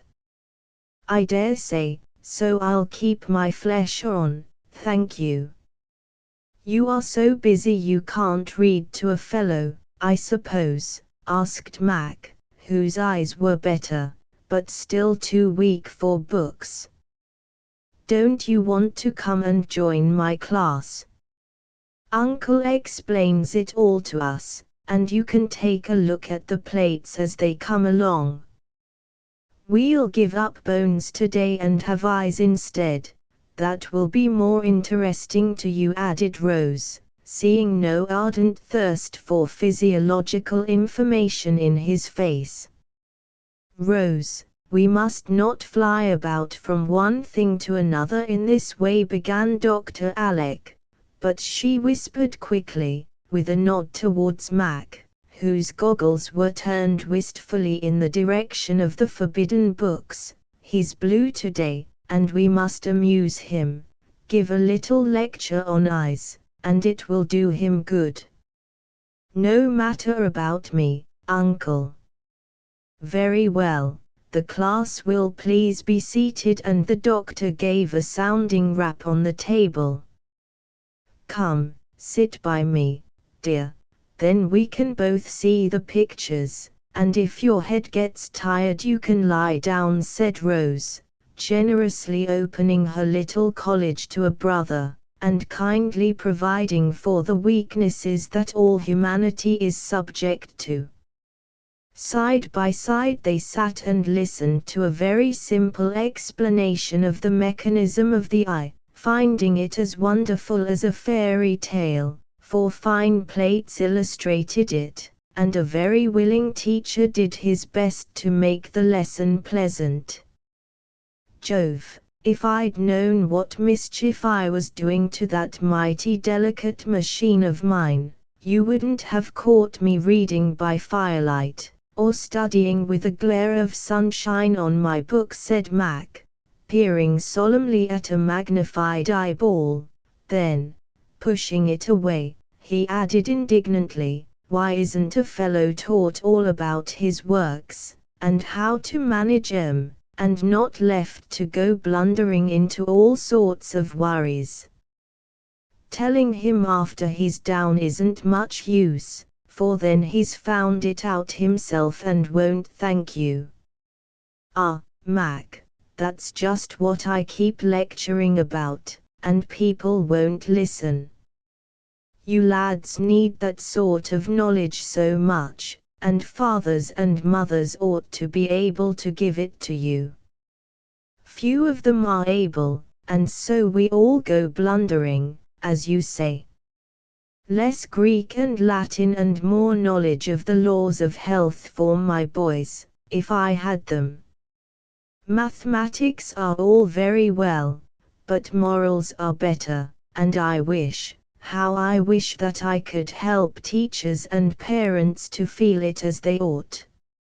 Some do. Aunt Jessie and her boys have capital talks, and I wish we could.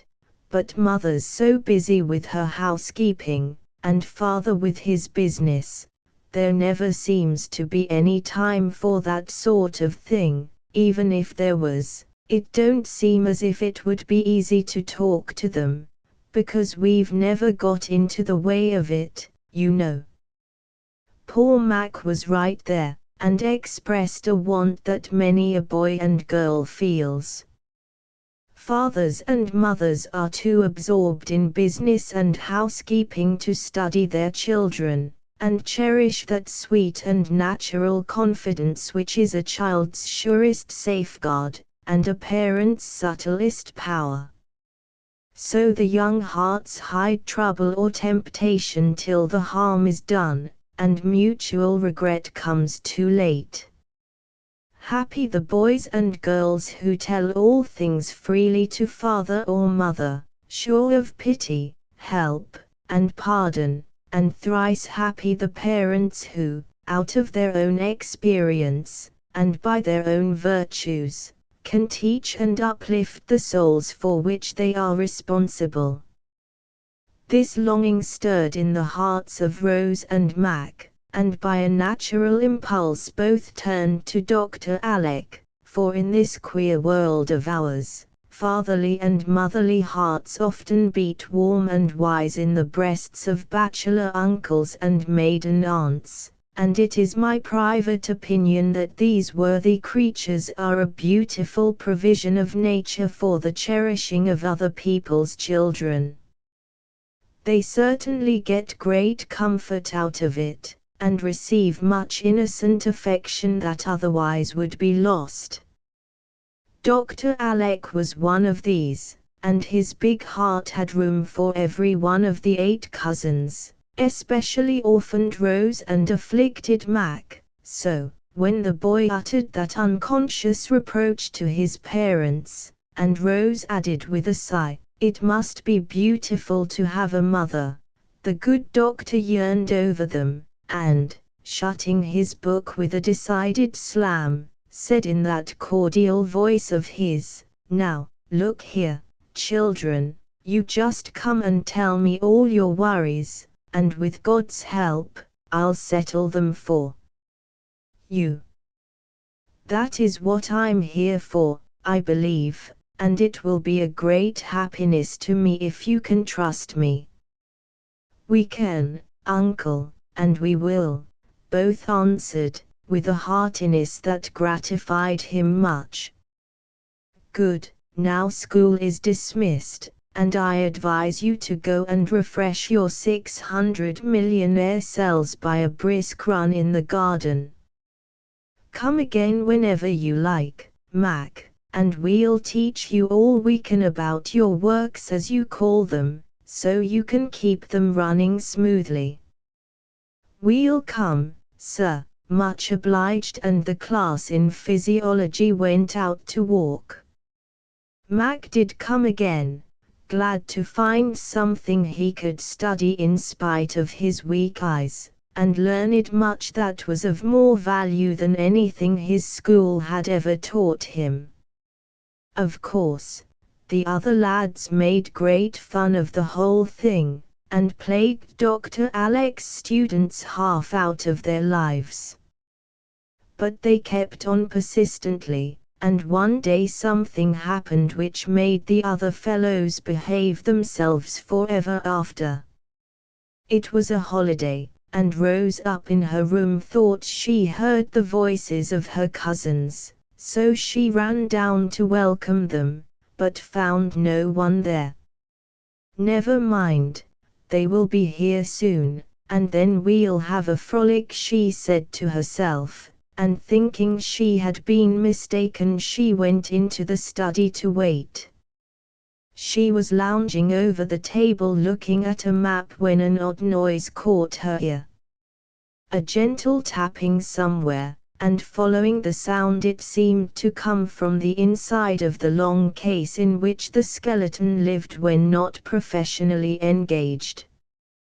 This case stood upright in a niche between two bookcases at the back of the room, a darkish corner, where Brother Bones, as the boys would call him, was out of the way. As Rose stood looking in that direction, and wondering if a rat had got shut in, the door of the case swung slowly open, and with a great start she saw a bony arm lifted, and a bony finger beckoned to her.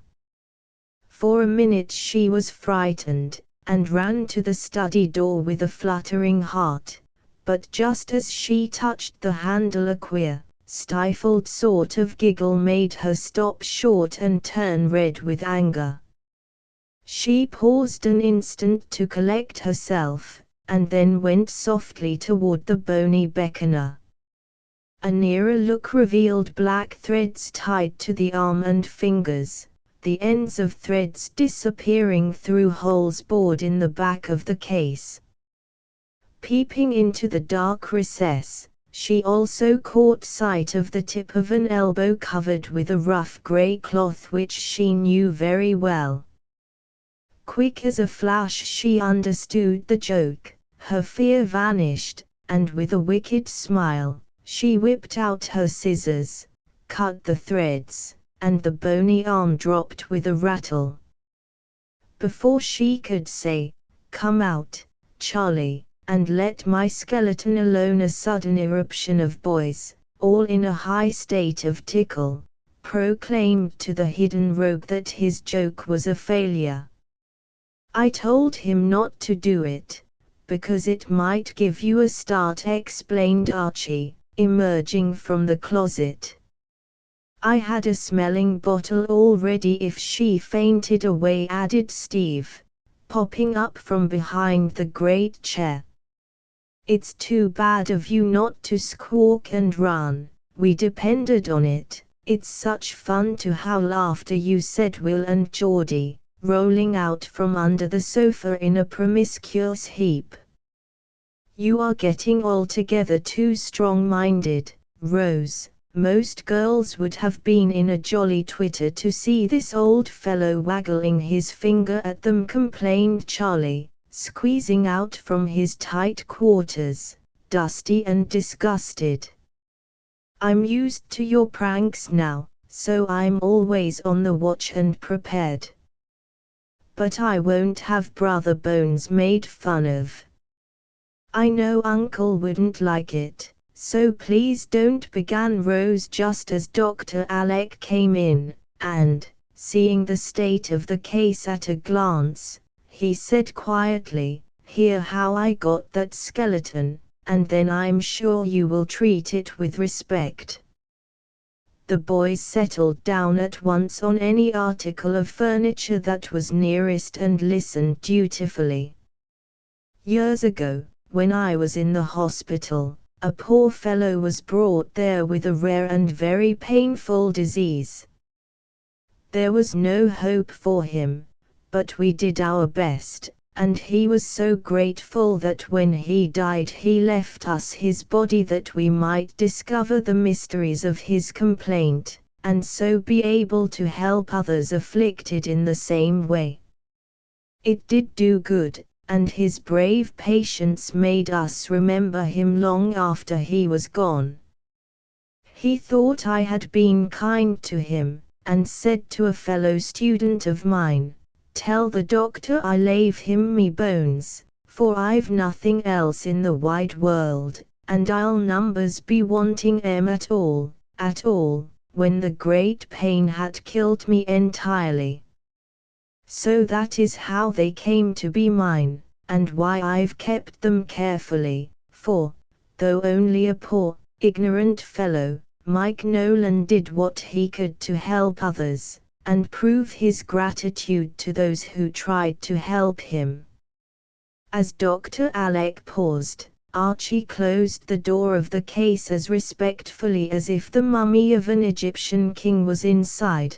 Will and Geordie looked solemnly at one another, evidently much impressed, and Charlie pensively remarked from the coal hod where he sat, "I've often heard of a skeleton in the house, but I think few people have one as useful and as interesting as ours." Chapter 20. Under the mistletoe, Rose made Feb promise that she would bring her stocking into the bower, as she called her pretty room, on Christmas morning, because that first delicious rummage loses half its charm if two little nightcaps at least do not meet over the treasures, and two happy voices O and are together.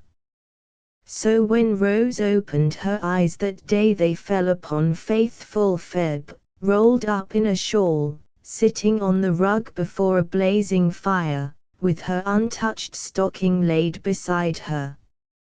"Merry Christmas!" cried the little mistress, smiling gaily. "Merry Christmas!" answered the little maid, so heartily that it did one good to hear her.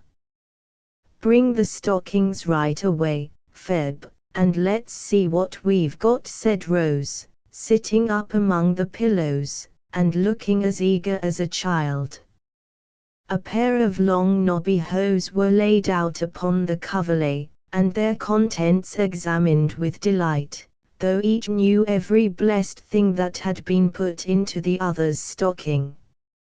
Never mind what they were, it is evident that they were quite satisfactory, for as Rose leaned back, she said, with a luxurious sigh of satisfaction, "Now, I believe I've got everything in the world that I want." And Feb answered, smiling over a lap full of treasures, "This is the most splendid Christmas I ever had since I was born." Then she added with an important air, "Do wish for something else, because I happen to know of 2 more presents outside the door this minute." "Oh, me, what richness!" cried Rose, much excited.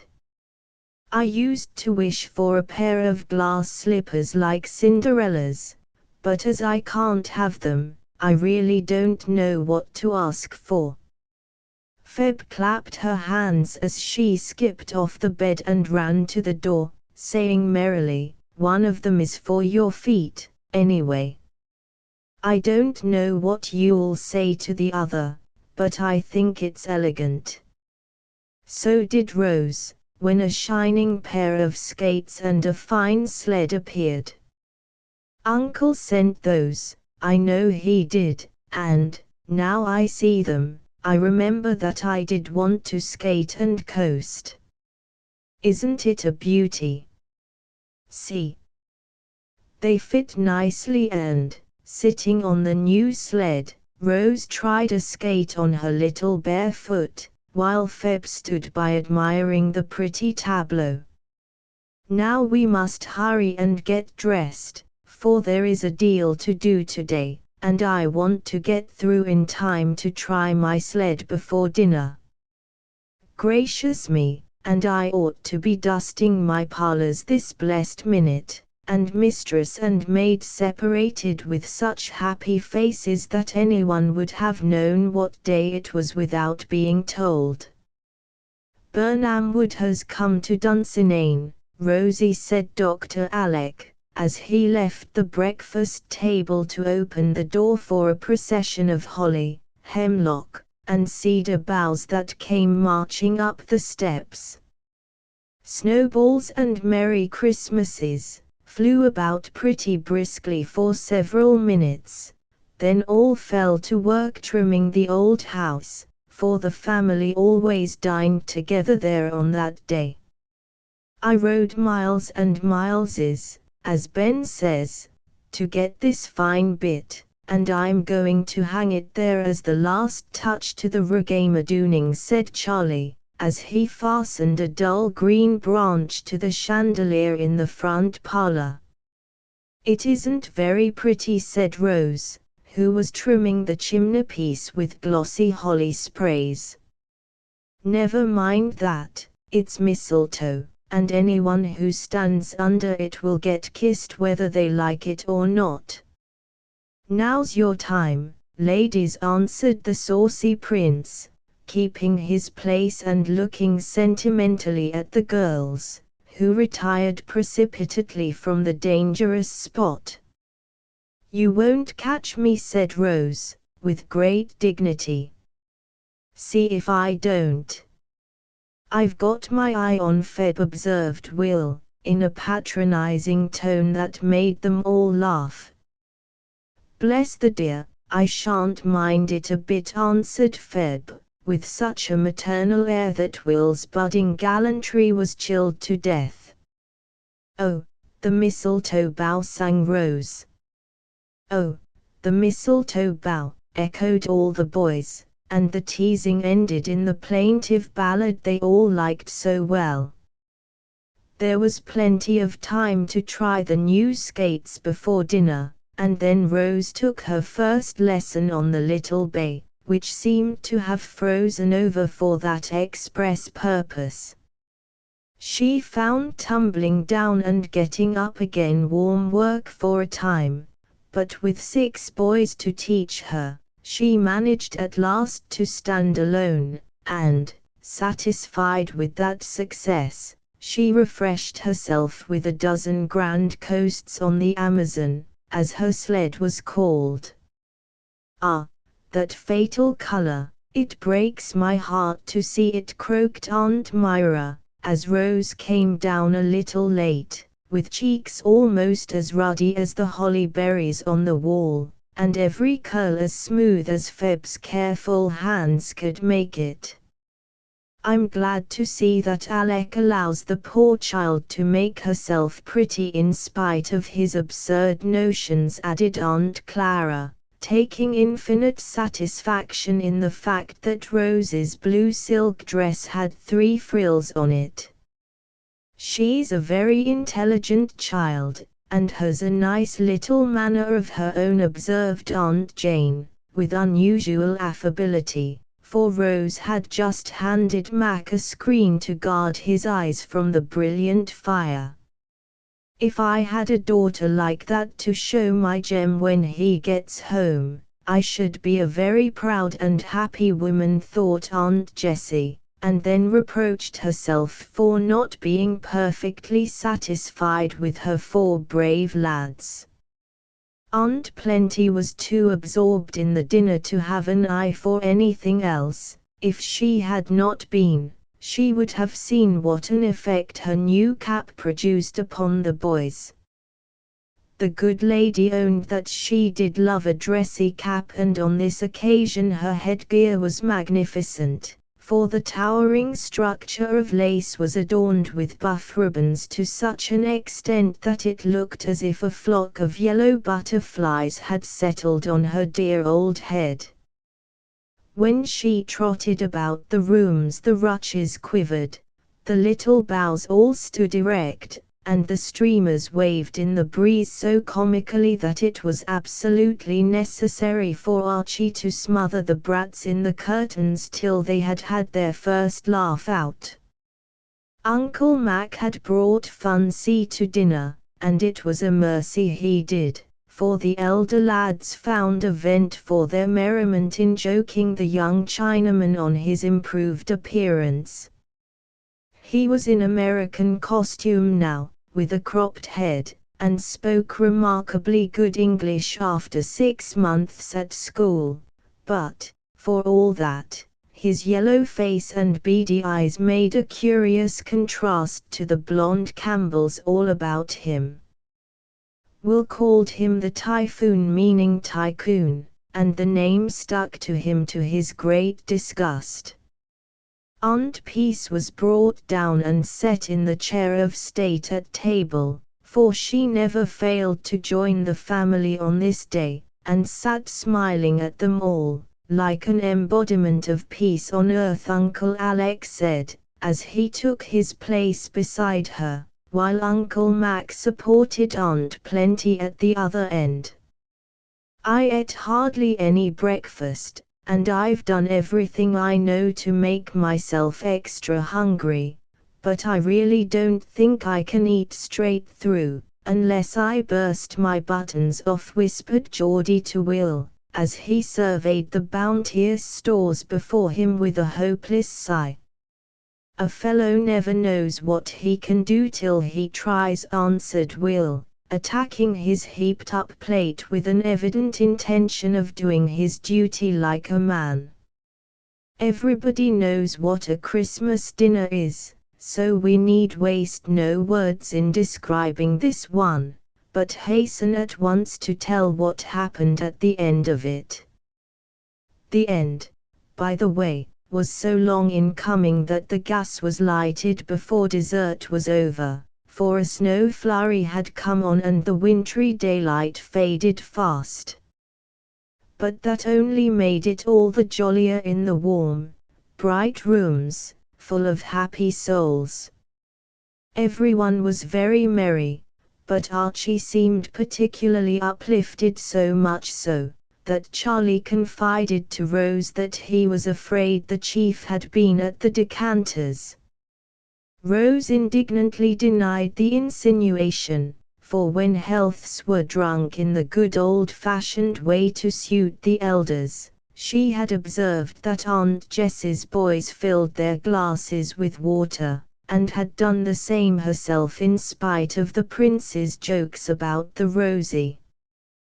But Archie certainly was unusually excited, and when someone remembered that it was the anniversary of Uncle Jem's wedding, and wished he was there to make a speech, his son electrified the family by trying to do it for him. It was rather incoherent and flowery, as maiden speeches are apt to be, but the end was considered superb, for, turning to his mother with a queer little choke in his voice, he said that she deserved to be blessed with peace and plenty, to be crowned with roses and lads' love, and to receive the cargo of happiness sailing home to her in spite of wind or tide, to add another gem to the family jewels. That allusion to the captain, now on his return trip, made Mrs. Jessie sob in her napkin, and set the boys cheering. Then, as if that was not sensation enough, Archie suddenly dashed out of the room, as if he had lost his wits. "Too bashful to stay and be praised," began Charlie, excusing the peculiarities of his chief as in duty bound. Feb beckoned to him. "I saw her," cried Rose, staring hard at the door. "Is it more presents coming?" asked Jamie, just as his brother reappeared, looking more excited than ever. "Yes, a present for Mother, and here it is," roared Archie, flinging wide the door to let in a tall man, who cried out, "Where's my little woman? The first kiss for her, then the rest may come on as fast as they like." Before the words were out of his mouth, Mrs. Jessie was half hidden under his rough greatcoat, and 4 boys were prancing about him clamoring for their turn. Of course, there was a joyful tumult for a time, during which Rose slipped into the window recess and watched what went on, as if it were a chapter in a Christmas story. It was good to see bluff Uncle Jem look proudly at his tall son, and fondly hug the little ones. It was better still to see him shake his brother's hands as if he would never leave off, and kiss all the sisters in a way that made even solemn Aunt Myra brighten up for a minute. But it was best of all to see him finally established in grandfather's chair, with his little woman beside him, his 3 youngest boys in his lap, and Archie hovering over him like a large-sized cherub. That really was, as Charlie said, a landscape to do one's heart good. "All hearty and all here, thank God," said Captain Jem in the first pause that came, as he looked about him with a grateful face.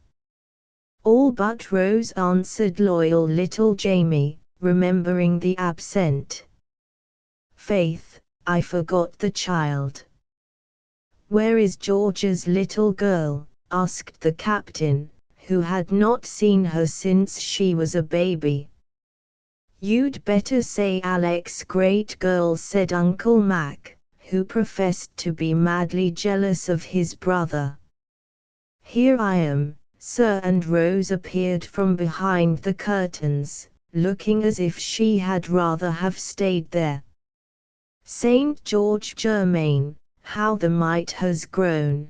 cried Captain Jem, as he tumbled the boys out of his lap, and rose to greet the tall girl, like a gentleman as he was. But, somehow, when he shook her hand it looked so small in his big one, and her face reminded him so strongly of his dead brother, that he was not satisfied with so cold a welcome, and with a sudden softening of the keen eyes he took her up in his arms, whispering, with a rough cheek against her smooth one, "God bless you, child, forgive me if I forgot you for a minute, and be sure that not one of your kinsfolk is happier to see you here than Uncle Jem." That made it all right, and when he set her down, Rose's face was so bright it was evident that some spell had been used to banish the feeling of neglect that had kept her moping behind the curtain so long. That everyone sat round and heard all about the voyage home, how the captain had set his heart on getting there in time to keep Christmas, how everything had conspired to thwart his plan, and how, at the very last minute, he had managed to do it, and had sent a telegram to Archie, bidding him keep the secret, and be ready for his father at any moment, for the ship got into another port, and he might be late. Then Archie told how that telegram had burnt in his pocket all dinner time, how he had to take Feb into his confidence, and how clever she was to keep the captain back till the speech was over and he could come in with effect. The elders would have sat and talked all the evening, but the young folks were bent on having their usual Christmas frolic, so, after an hour of pleasant chat, they began to get restless, and having consulted together in dumb show, they devised a way to very effectually break up the family council. Steve vanished, and, sooner than the boys imagined Dandy could get himself up, the skirl of the bagpipe was heard in the hall, and the bonny piper came to lead Clan Campbell to the revel. "Draw it mild, Stevie, my man, ye play unco weel, but ye mak a most infernal din," cried Uncle Jem, with his hands over his ears, for this accomplishment was new to him, and took him all aback as he expressed it. So Steve droned out a Highland reel as softly as he could, and the boys danced it to a circle of admiring relations. Captain Jem was a true sailor, however, and could not stand idle while anything lively was going on, so, when the piper's breath gave out, he cut a splendid pigeon wing into the middle of the hall, saying, "Who can dance a fore and after?" and, waiting for no reply, began to whistle the air so invitingly that Mrs. Jessie set to him laughing like a girl. Rose and Charlie took their places behind, and away went the four with a spirit and skill that inspired all the rest to cut in as fast as they could. That was a grand beginning, and they had many another dance before anyone would own they were tired. Even Funsy distinguished himself with Aunt Plenty, whom he greatly admired as the stoutest lady in the company, plumpness being considered a beauty in his country.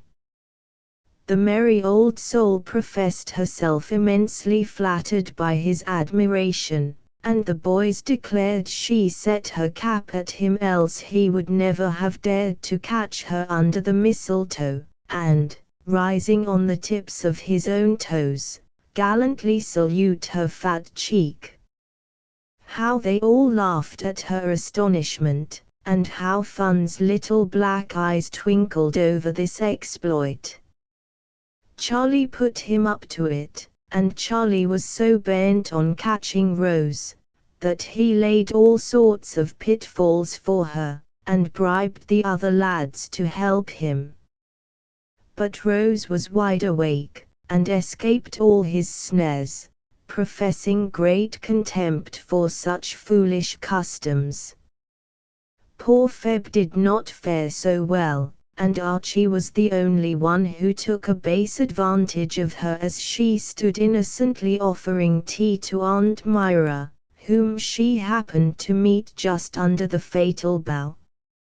If his father's arrival had not rather upset him, I doubt if the dignified chief would have done it, for he apologized at once in the handsomest manner, and caught the tray that nearly dropped from Feb's hands.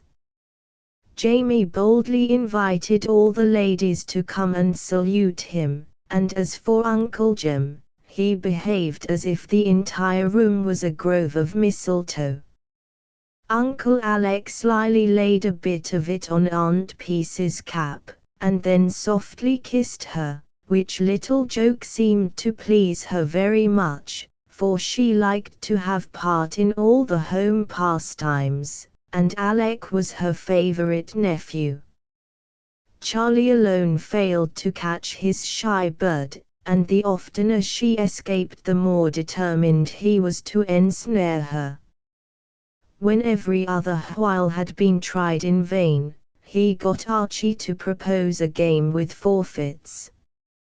I understand that Dodge thought Rose, and was on her guard so carefully that not one among the pile soon collected belonged to her.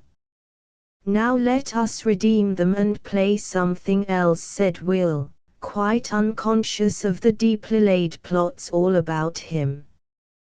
"One more round and then we will," answered the prince, who had now baited his trap anew.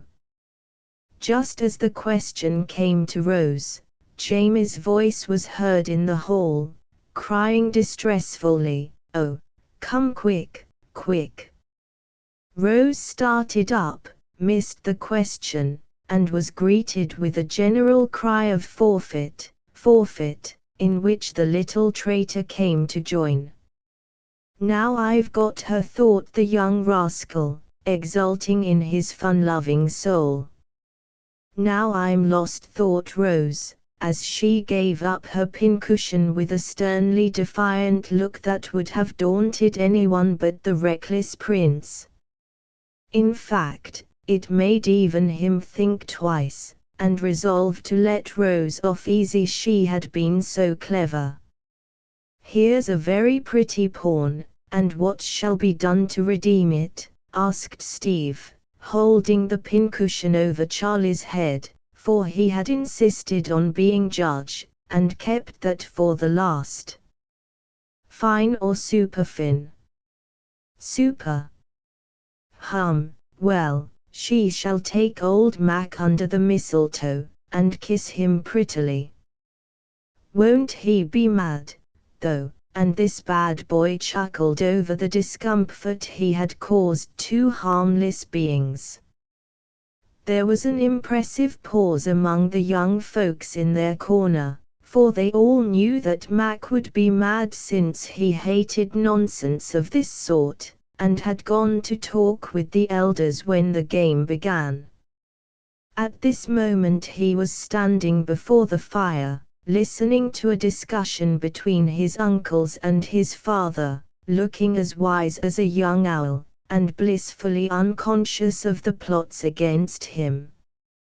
Charlie expected that Rose would say, "I won't," therefore he was rather astonished, not to say gratified, when, after a look at the victim, she laughed suddenly, and, going up to the group of gentlemen, drew her Uncle Mac under the mistletoe and surprised him with a hearty kiss. "Thank you, my dear," said the innocent gentleman, looking much pleased at the unexpected honor. "Oh, come, that's not fair," began Charlie.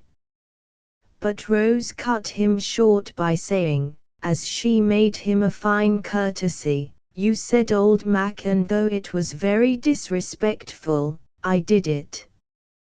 That was your last chance, sir, and you've lost it." He certainly had, for, as he spoke, Rose pulled down the mistletoe and threw it into the fire, while the boys jeered at the crestfallen prince, and exalted quick-witted Rose to the skies.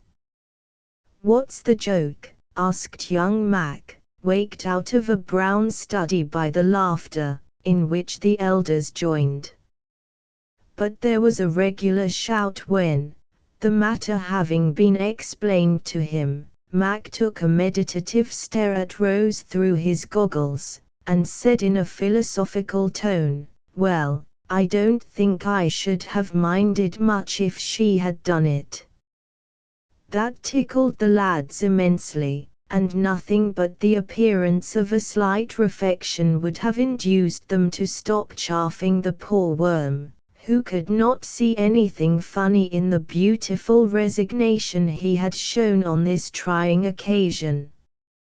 Soon after this, the discovery of Jamie curled up in the sofa corner, as sound asleep as a dormouse, suggested the propriety of going home, and a general move was made. They were all standing about the hall lingering over the good nights, when the sound of a voice softly singing Sweet Home made them pause and listen. It was Feb, poor little Feb, who never had a home, never knew the love of father or mother, brother or sister, who stood all alone in the wide world, yet was not sad nor afraid, but took her bits of happiness gratefully, and sung over her work without a thought of discontent. I fancy the happy family standing there together remembered this and felt the beauty of it, for when the solitary voice came to the burden of its song, other voices took it up and finished it so sweetly, that the old house seemed to echo the word home in the ears of both the orphan girls, who had just spent their first Christmas under its hospitable roof. Chapter 21. A Scare. Brother Alec, you surely don't mean to allow that child to go out such a bitter cold day as this, said Mrs. Myra, looking into the study, where the doctor sat reading his paper, one February morning. Why not? If a delicate invalid like yourself can bear it, surely my hearty girl can, especially as she is dressed for cold weather, answered Dr. Alec with provoking confidence. But you have no idea how sharp the wind is. I am chilled to the very marrow of my bones, answered Aunt Myra, chafing the end of her purple nose with her somber glove. I don't doubt it, if you will wear crepe and silk instead of fur and flannel. Rosie goes out in all weathers, and will be none the worse for an hour's brisk skating. Well, I warn you that you are trifling with the child's health, and depending too much on the seeming improvement she has made this year. She is a delicate creature for all that, and will drop away suddenly at the first serious attack, as her poor mother did, croaked Aunt Myra, with a despondent wag of the big bonnet. I'll risk it, answered Dr. Alec, knitting his brows, as he always did when any allusion was made to that other Rose. Mark my words, you will repent it. And with that awful prophecy, Aunt Myra departed like a black shadow. Now it must be confessed that among the doctor's failings, and he had his share, was a very masculine dislike of advice which was thrust upon him unasked. He always listened with respect to the great aunts, and often consulted Mrs. Jessie, but the other three ladies tried his patience sorely, by constant warnings, complaints and counsels. Aunt Myra was an especial trial, and he always turned contrary the moment she began to talk. He could not help it, and often laughed about it with comic frankness. Here now was a sample of it, for he had just been thinking that Rose had better defer her run till the wind went down and the sun was warmer. But Aunt Myra spoke, and he could not resist the temptation to make light of her advice, and let Rose brave the cold. He had no fear of its harming her, for she went out every day, and it was a great satisfaction to him to see her run down the avenue a minute afterward, with her skates on her arm, looking like a rose-faced Esquimaux in her sealskin suit, as she smiled at Aunt Myra stalking along as solemnly as a crow. I hope the child won't stay out long, for this wind is enough to chill the marrow in younger bones than Myra's, thought Dr. Alec, half an hour later, as he drove toward the city to see the few patients he had consented to take for old acquaintance Sake. The thought returned several times that morning, for it was truly a bitter day, and, in spite of his bearskin coat, the doctor shivered. But he had great faith in Rose's good sense, and it never occurred to him that she was making a little Casabianca of herself, with the difference of freezing instead of burning at her post. You see, Mac had made an appointment to meet her at a certain spot, and have a grand skating bout as soon as the few lessons he was allowed were over. She had promised to wait for him, and did so with a faithfulness that cost her dear, because Mac forgot his appointment when the lessons were done, and became absorbed in a chemical experiment, till a general combustion of gases drove him out of his laboratory. Then he suddenly remembered Rose, and would gladly have hurried away to her, but his mother forbade his going out, for the sharp wind would hurt his eyes. "She will wait and wait, mother, for she always keeps her word, and I told her to hold on till I came," explained Mac, with visions of a shivering little figure watching on the windy hilltop. "Of course, your uncle won't let her go out such a day as this. If he does, she will have the sense to come here for you, or to go home again when you don't appear," said Aunt Jane, returning to her What's on the Mind. "I wish Steve would just cut up and see if she's there, since I can't go," began Mac, anxiously. "Steve won't stir a peg, thank you. He's got his own toes to thaw out, and wants his dinner," answered Dandy, just in from school, and wrestling impatiently with his boots. So Mac resigned himself, and Rose waited dutifully till dinner time assured her that her waiting was in vain.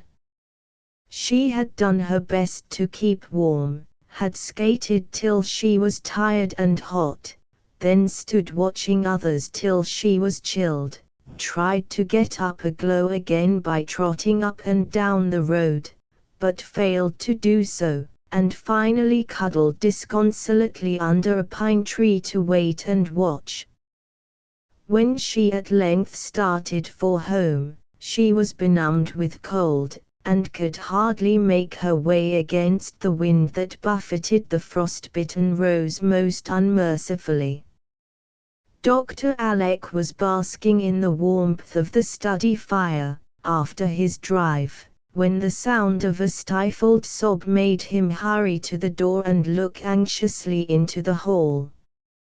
Rose lay in a shivering bunch near the register, with her things half off, wringing her hands, and trying not to cry with the pain-returning warmth brought to her half-frozen fingers. "My darling, what is it?" and Uncle Alec had her in his arms in a minute. "Mac didn't come, I can't get warm, the fire makes me ache," and with a long shiver Rose burst out crying, while her teeth chattered, and her poor little nose was so blue, it made one's heart ache to see it. In less time than it takes to tell it, Dr. Alec had her on the sofa rolled up in the bearskin coat, with Feb rubbing her cold feet while he rubbed the aching hands, and Aunt Plenty made a comfortable hot drink, and Aunt Peace sent down her own foot warmer and embroidered blanket for the dear. Full of remorseful tenderness, Uncle Alec worked over his new patient till she declared she was all right again. He would not let her get up to dinner, but fed her himself, and then forgot his own while he sat watching her fall into a drowse, for Aunt Plenty's cordial made her sleepy. She lay so several hours for the drowse deepened into a heavy sleep, and Uncle Alec, still at his post, saw with growing anxiety that a feverish color began to burn in her cheeks, that her breathing was quick and uneven, and now and then she gave a little moan, as if in pain. Suddenly she woke up with a start, and seeing Aunt Plenty bending over her, put out her arms like a sick child, saying wearily, "Please, could I go to bed?" "The best place for you, dearie." "Take her right up, Alec, I've got the hot water ready, and after a nice bath, she shall have a cup of my sage tea, and be rolled up in blankets to sleep off her cold," answered the old lady, cheerily, as she bustled away to give orders. "Are you in pain, darling?" asked Uncle Alec, as he carried her up. My side aches when I breathe, and I feel stiff and queer. But it isn't bad, so don't be troubled, Uncle whispered Rose, with a little hot hand against his cheek. But the poor doctor did look troubled, and had cause to do so, for just then Rose tried to laugh at Dolly charging into the room with a warming pan, but could not, for the sharp pain took her breath away and made her cry out. Pleurisy, sighed Aunt Plenty, from the depths of the bathtub. Pneumonia, groaned Dolly, burrowing among the bedclothes with the long-handled pan, as if bent on fishing up that treacherous disease.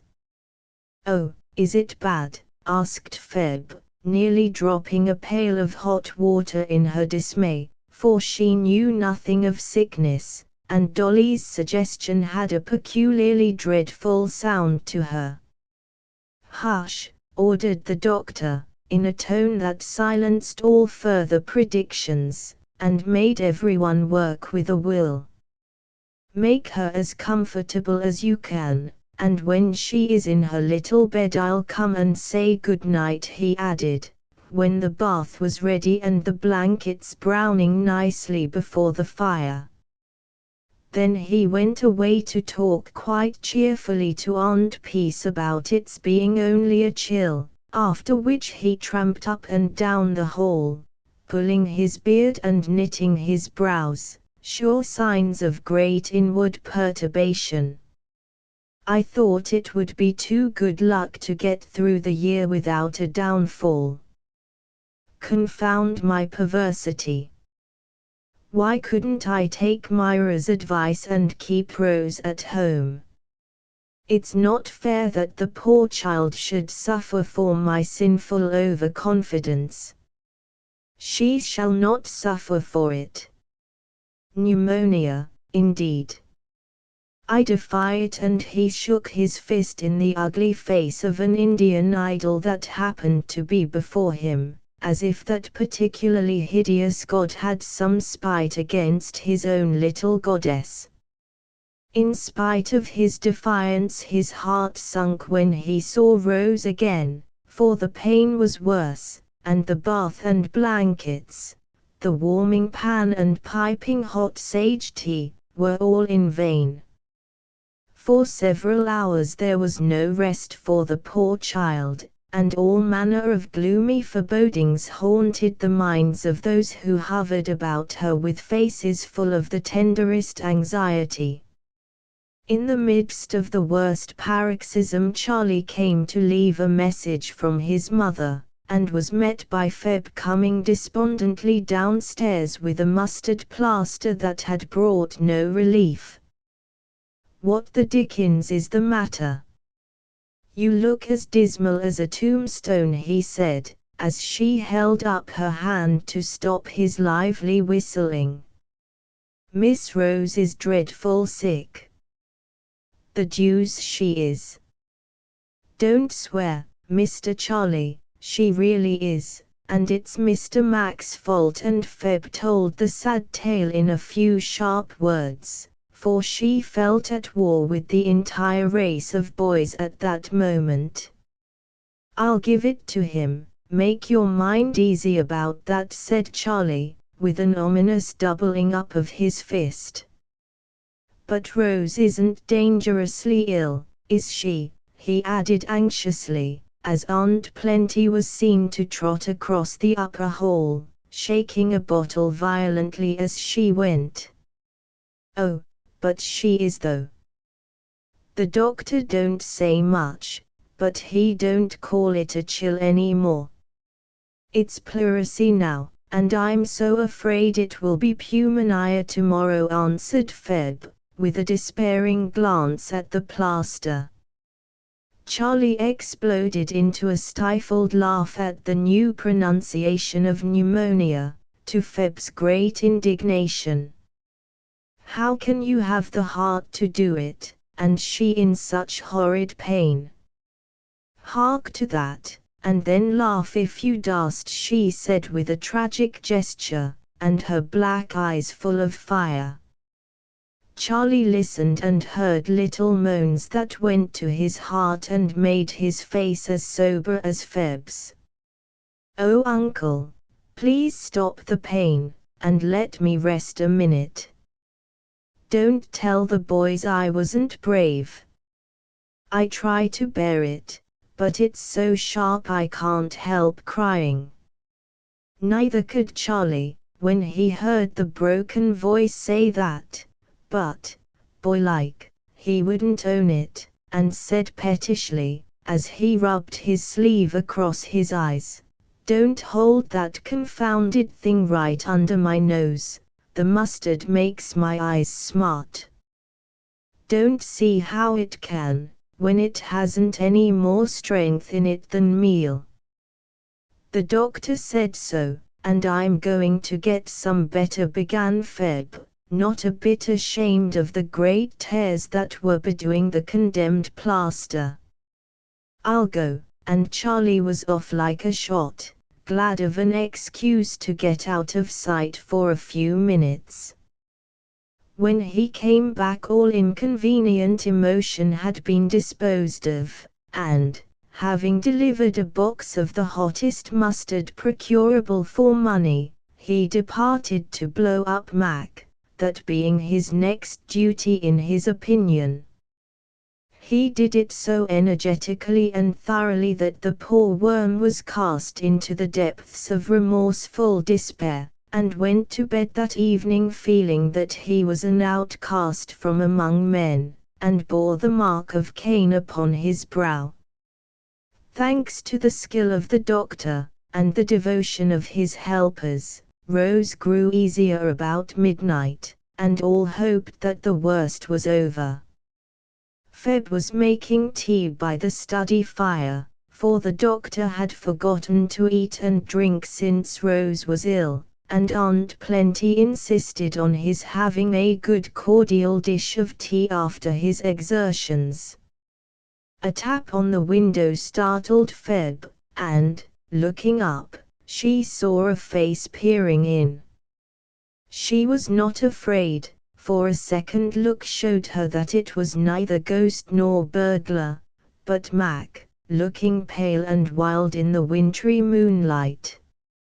"Come and let a fellow in," he said in a low tone, and when he stood in the hall he clutched Feb's arm, whispering gruffly, "How is Rose?"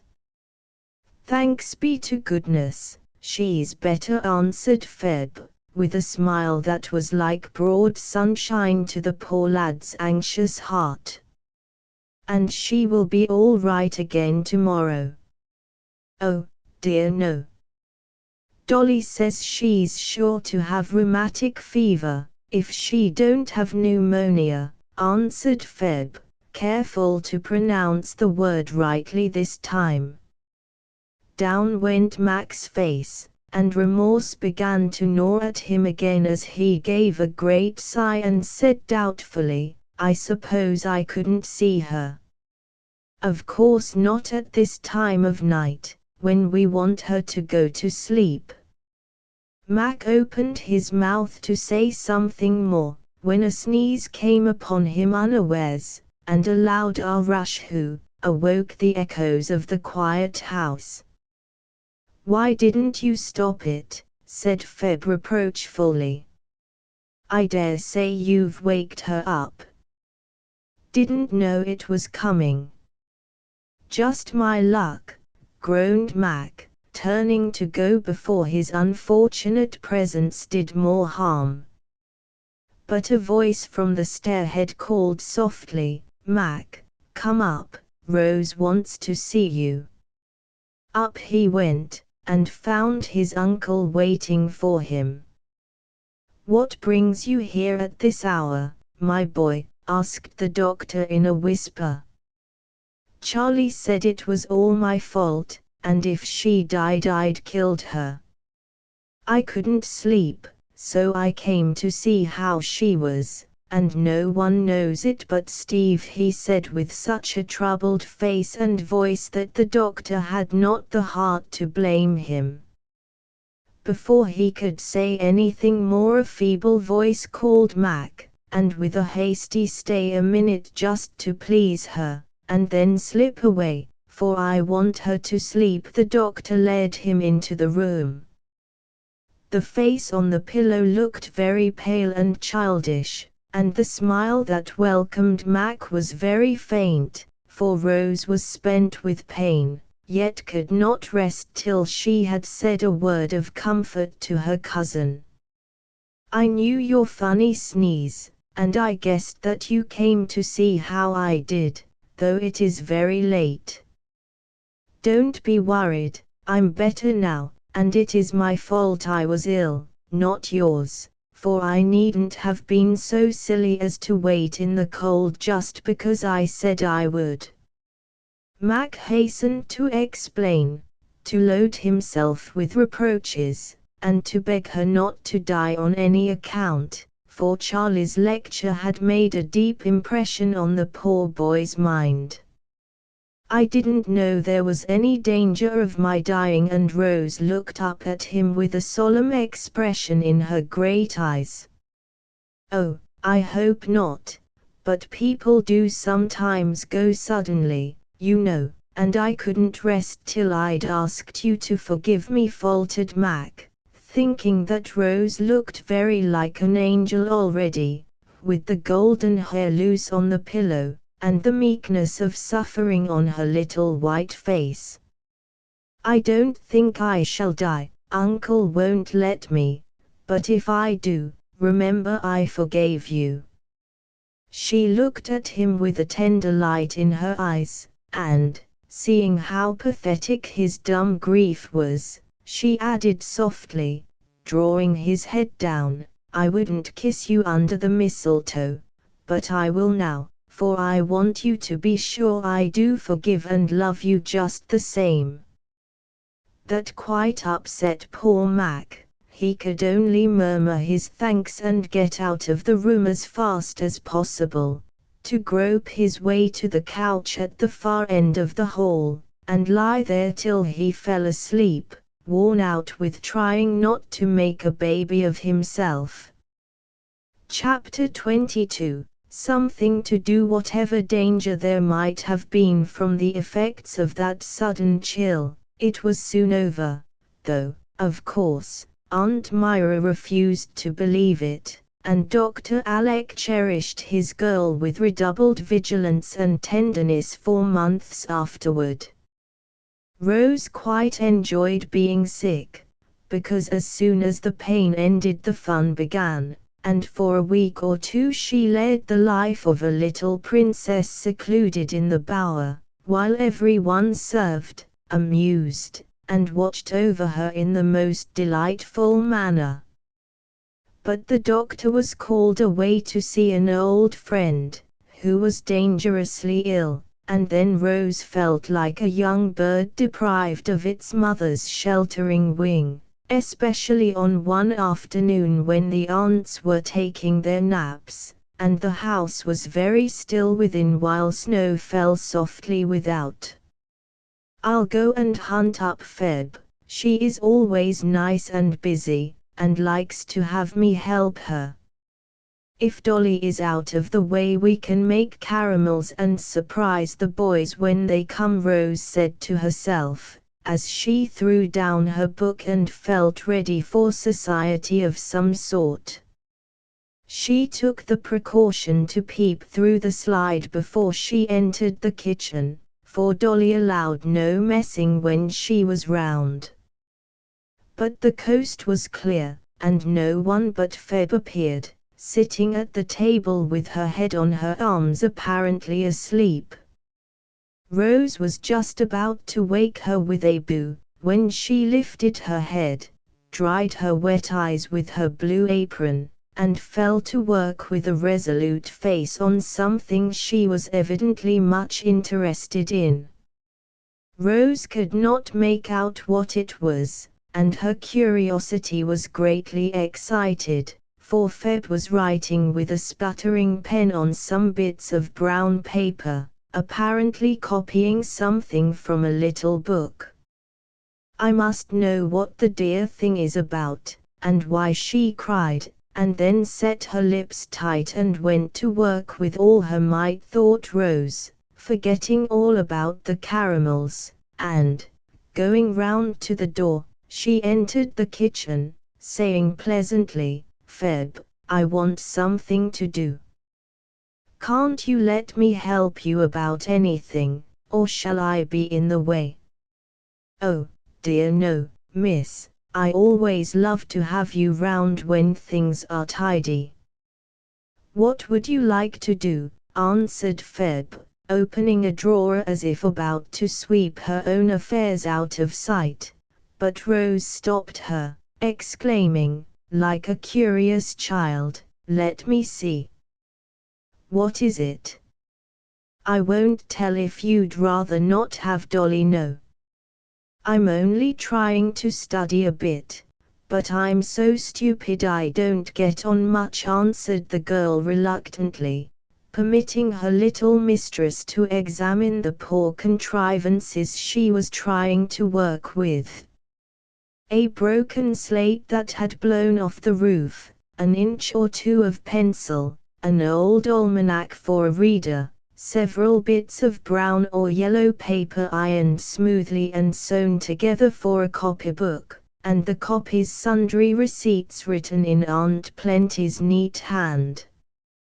These, with a small bottle of ink and a rusty pen, made up Feb's outfit, and it was little wonder that she did not get on in spite of the patient persistence that dried the desponding tears and drove along the sputtering pen with a will. "You may laugh if you want to, Miss Rose, I know my things are queer, and that's why I hide 'em. But I don't mind since you've found me out, and I ain't a bit ashamed except of being so backward at my age," said Feb humbly, though her cheeks grew redder as she washed out some crooked capitals with a tear or two not yet dried upon the slate. "Laugh at you? I feel more like crying to think what a selfish girl I am, to have loads of books and things and never remember to give you some. Why didn't you come and ask me, and not go struggling along alone in this way?" "It was very wrong of you, Feb, and I'll never forgive you if you do so again," answered Rose, with one hand on Feb's shoulder, while the other gently turned the leaves of the poor little copybook. "I didn't like to ask for anything more when you are so good to me all the time, miss, dear," began Feb, looking up with grateful eyes. "Oh, you proud thing, just as if it wasn't fun to give away, and I had the best of it. Now, see here, I've got a plan and you mustn't say no, or I shall scold. I want something to do, and I'm going to teach you all I know. It won't take long," and Rose laughed as she put her arm around Feb's neck, and patted the smooth dark head with the kind little hand that so loved to give. It would be just heavenly, and Feb's face shone at the mere idea, but fell again as she added wistfully, "Only I'm afraid I ought not to let you do it, Miss Rose. It will take time, and maybe the doctor wouldn't like it.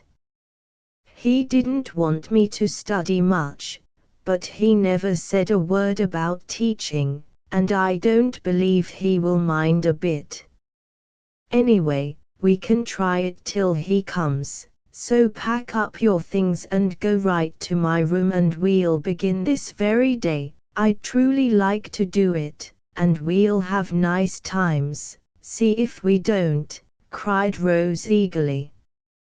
It was a pretty sight to see Feb bundle her humble outfit into her apron, and spring up as if the desire of her heart had suddenly been made a happy fact to her. It was a still prettier sight to see Rose run gaily on before, smiling like a good fairy as she beckoned to the other, singing as she went, The way into my parlor is up a winding stair, and many other curious things I'll show you when you're there. Will you walk in, Feb dear?" "Oh, won't I?" answered Feb fervently, adding, as they entered the bower, "You are the dearest spider that ever was, and I'm the happiest fly. I'm going to be very strict, so sit down in that chair and don't say a word till school is ready to open," ordered Rose, delighted with the prospect of such a useful and pleasant something to do. So Feb sat demurely in her place while her new teacher laid forth books and slates, a pretty inkstand and a little globe, hastily tore a bit off her big sponge, sharpened pencils with more energy than skill, and when all was ready gave a prance of satisfaction that set the pupil laughing. "Now the school is open, and I shall hear you read, so that I may know in which class to put you," Miss Moore began Rose with great dignity, as she laid a book before her scholar, and sat down in the easy chair with a long rule in her hand. Feb did pretty well, only tripping now and then over a hard word, and pronouncing identical in a sober way that tickled Rose, though never a smile betrayed her. The spelling lesson which followed was rather discouraging. Feb's ideas of geography were very vague, and grammar was nowhere, though the pupil protested that she tried so hard to talk nice like educated folks that Dolly called her a stuck-up piece who didn't know her place. "Dolly's an old goose, so don't you mind her, for she will say native vittles and do's as long as she lives, and insist that they are right. You do talk very nicely, Feb, I've observed it, and grammar will help you, and show you some things are right and others are not, I mean," added Rose, correcting herself, and feeling that she must mind her own parts of speech if she was to serve as an example for Feb. When the arithmetic came, the little teacher was surprised to find her scholar quicker in some things than herself, for Feb had worked away at the columns in the butcher's and baker's books till she could add so quickly and correctly that Rose was amazed, and felt that in this branch the pupil would soon excel the teacher if she kept on at the same pace. Her praise cheered Feb immensely, and they went bravely on, both getting so interested that time flew unheeded till Aunt Plenty appeared, exclaiming, as she stared at the two heads bent over one slate, "Bless my heart, what is going on now?" "School, Auntie. I'm teaching Feb, and it's great fun," cried Rose, looking up with a bright face. But Feb's was brighter, though she added with a wistful look, "Maybe I ought to have asked leave first, only when Miss Rose proposed this, I was so happy I forgot to. Shall I stop, m?"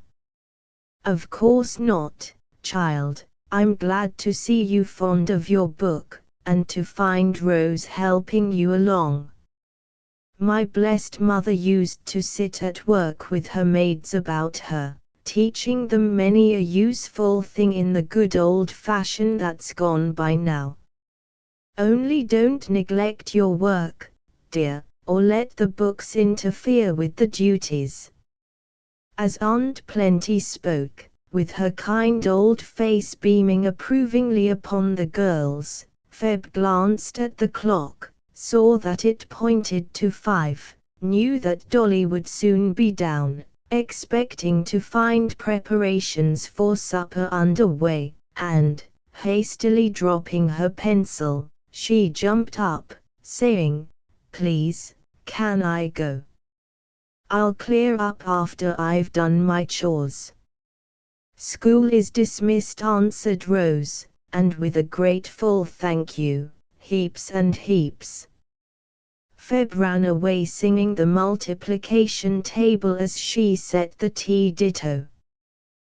That was the way it began, and for a week the class of one went on with great pleasure and profit to all concerned, for the pupil proved a bright one, and came to her lessons as to a feast, while the young teacher did her best to be worthy the high opinion held of her, for Feb firmly believed that Miss Rose knew everything in the way of learning.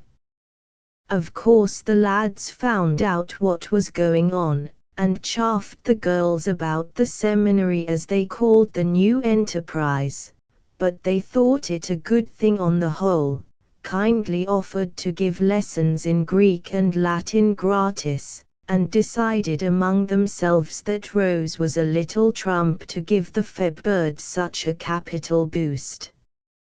Rose herself had some doubts as to how it would strike her uncle, and concocted a wheedlesome speech which should at once convince him that it was the most useful, wholesome, and delightful plan ever devised. But she got no chance to deliver her address, for Dr. Alec came upon her so unexpectedly that it went out of her head entirely. She was sitting on the floor in the library, poring over a big book laid open in her lap, and knew nothing of the long-desired arrival till two large, warm hands met under her chin and gently turned her head back, so that someone could kiss her heartily on either cheek, while a fatherly voice said, half reproachfully, "Why is my girl brooding over a dusty encyclopedia when she ought to be running to meet the old gentleman who couldn't get on another minute without her?" "Oh, uncle! I'm so glad. And so sorry. Why didn't you let us know what time you'd be here, or call out the minute you came? Haven't I been homesick for you?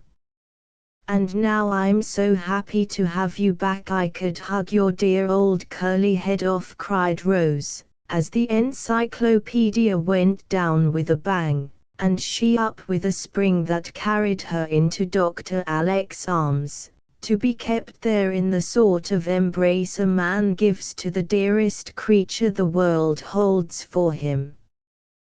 Presently he was in his easy chair with Rose upon his knee, smiling up in his face and talking as fast as her tongue could go, while he watched her with an expression of supreme content, as he stroked the smooth round cheek, or held the little hand in his, rejoicing to see how rosy was the one, how plump and strong the other.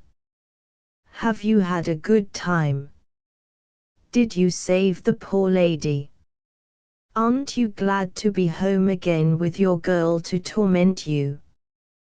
"Yes, to all those questions. Now tell me what you've been at, little sinner." "Auntie Paul says you want to consult me about some new and remarkable project which you have dared to start in my absence. She didn't tell you, I hope?" "Not a word more, except that you were rather doubtful how I'd take it, and so wanted to fess yourself and get round me as you always try to do, though you don't often succeed. Now, then, own up and take the consequences." So Rose told about her school in her pretty, earnest way, dwelling on Feb's hunger for knowledge, and the delight it was to help her, adding, with a wise nod, "And it helps me too, uncle, for she is so quick and eager I have to do my best or she will get ahead of me in some things." Today, now, she had the word cotton in a lesson and asked all about it, and I was ashamed to find I really knew so little that I could only say that it was a plant that grew down south in a kind of a pod, and was made into cloth. That's what I was reading up when you came, and tomorrow I shall tell her all about it, and Indigo too. So you see it teaches me also, and is as good as a general review of what I've learned, in a pleasanter way than going over it alone. You artful little baggage, that's the way you expect to get round me, is it? That's not studying, I suppose. No, sir, it's teaching, and please, I like it much better than having a good time by myself. Besides, you know, I adopted Feb and promised to be a sister to her, so I am bound to keep my word, am I not? Answered Rose, looking both anxious and resolute as she waited for her sentence. Dr. Alec was evidently already won, for Rose had described the old slate and brown paper copybook with pathetic effect, and the excellent man had not only decided to send Feb to school long before the story was done, but reproached himself for forgetting his duty to one little girl in his love for another. So when Rose tried to look meek and failed utterly, he laughed and pinched her cheek, and answered in that genial way which adds such warmth and grace to any favor, "I haven't the slightest objection in the world. In fact, I was beginning to think I might let you go at your books again, moderately, since you are so well, and this is an excellent way to try your powers. Feb is a brave, bright lass, and shall have a fair chance in the world, if we can give it to her, so that if she ever finds her friends they need not be ashamed of her." "I think she has found some already," began Rose eagerly. "Hey, what, has anyone turned up since I've been gone?" asked Dr. Alec quickly, for it was a firm belief in the family that Feb would prove to be somebody sooner or later. "No, her best friend turned up when you came home, Uncle," answered Rose with an approving pat, adding gratefully, "I can't half thank you for being so good to my girl, but she will, because I know she is going to make a woman to be proud of, she's so strong and true, and loving." "Bless your dear heart, I haven't begun to do anything yet, more shame to me. But I'm going at it now, and as soon as she gets on a bit, she shall go to school as long as she likes." "How will that do for a beginning?" "It will be just heavenly, as Feb says, for it is the wish of her life to get lots of schooling, and she will be too happy when I tell her." "May I, please?" "It will be so lovely to see the dear thing open her big eyes and clap her hands at the splendid news. No one shall have a finger in this nice little pie, you shall do it all yourself, only don't go too fast, or make too many castles in the air, my dear, for time and patience must go into this pie of ours if it is to turn out well." "Yes, Uncle, only when it is opened won't the birds begin to sing?" laughed Rose, taking a turn about the room as a vent for the joyful emotions that made her eyes shine. All of a sudden she stopped and asked soberly, "If Feb goes to school, who will do her work?" "I'm willing, if I can. Come here and I'll tell you a secret. Dolly's bones are getting so troublesome, and her dear old temper so bad, that the aunts have decided to pension her off and let her go and live with her daughter, who has married very well. I saw her this week, and she'd like to have her mother come, so in the spring we shall have a grand change, and get a new cook and chamber girl if any can be found to suit our honored relatives." "Oh, me, How can I ever get on without Feb? Couldn't she stay, just so I could see her? I'd pay her board rather than have her go, I'm so fond of her. How Dr. Alec laughed at that proposal, and how satisfied Rose was when he explained that Feb was still to be her maid, with no duties except such as she could easily perform between school hours. She is a proud creature, for all her humble ways, and even from us would not take a favor if she did not earn it somewhere. So this arrangement makes it all square and comfortable, you see, and she will pay for the schooling by curling these Goldilocks a dozen times a day if you let her. Your plans are always so wise and kind. That's why they work so well, I suppose, and why people let you do what you like with them. I really don't see how other girls get along without an Uncle Alec, answered Rose, with a sigh of pity for those who had missed so great a blessing. When Feb was told the splendid news, she did not stand on her head with rapture as Charlie prophesied she would, but took it quietly, because it was such a happy thing she had no words big and beautiful enough to thank them in, she said, but every hour of her day was brightened by this granted wish, and dedicated to the service of those who gave it. Her heart was so full of content that it overflowed in music, and the sweet voice singing all about the house gave thanks so blithely that no other words were needed. Her willing feet were never tired of taking steps for those who had smoothed her way, her skillful hands were always busy in some labor of love for them, and on the face fast growing in comeliness there was an almost womanly expression of devotion, which proved how well Feb had already learned one of life's great lessons, gratitude. Chapter 23, Peacemaking. Steve, I want you to tell me something, said Rose to Dandy, who was making faces at himself in the glass, while he waited for an answer to the note he brought from his mother to Aunt Plenty. Perhaps I will, and perhaps I won't. What is it? Haven't Arch and Charlie quarreled? Dare say, we fellows are always having little rows, you know. I do believe a sty is coming on my starboard eye, and Steve affected to be absorbed in a survey of his yellow lashes.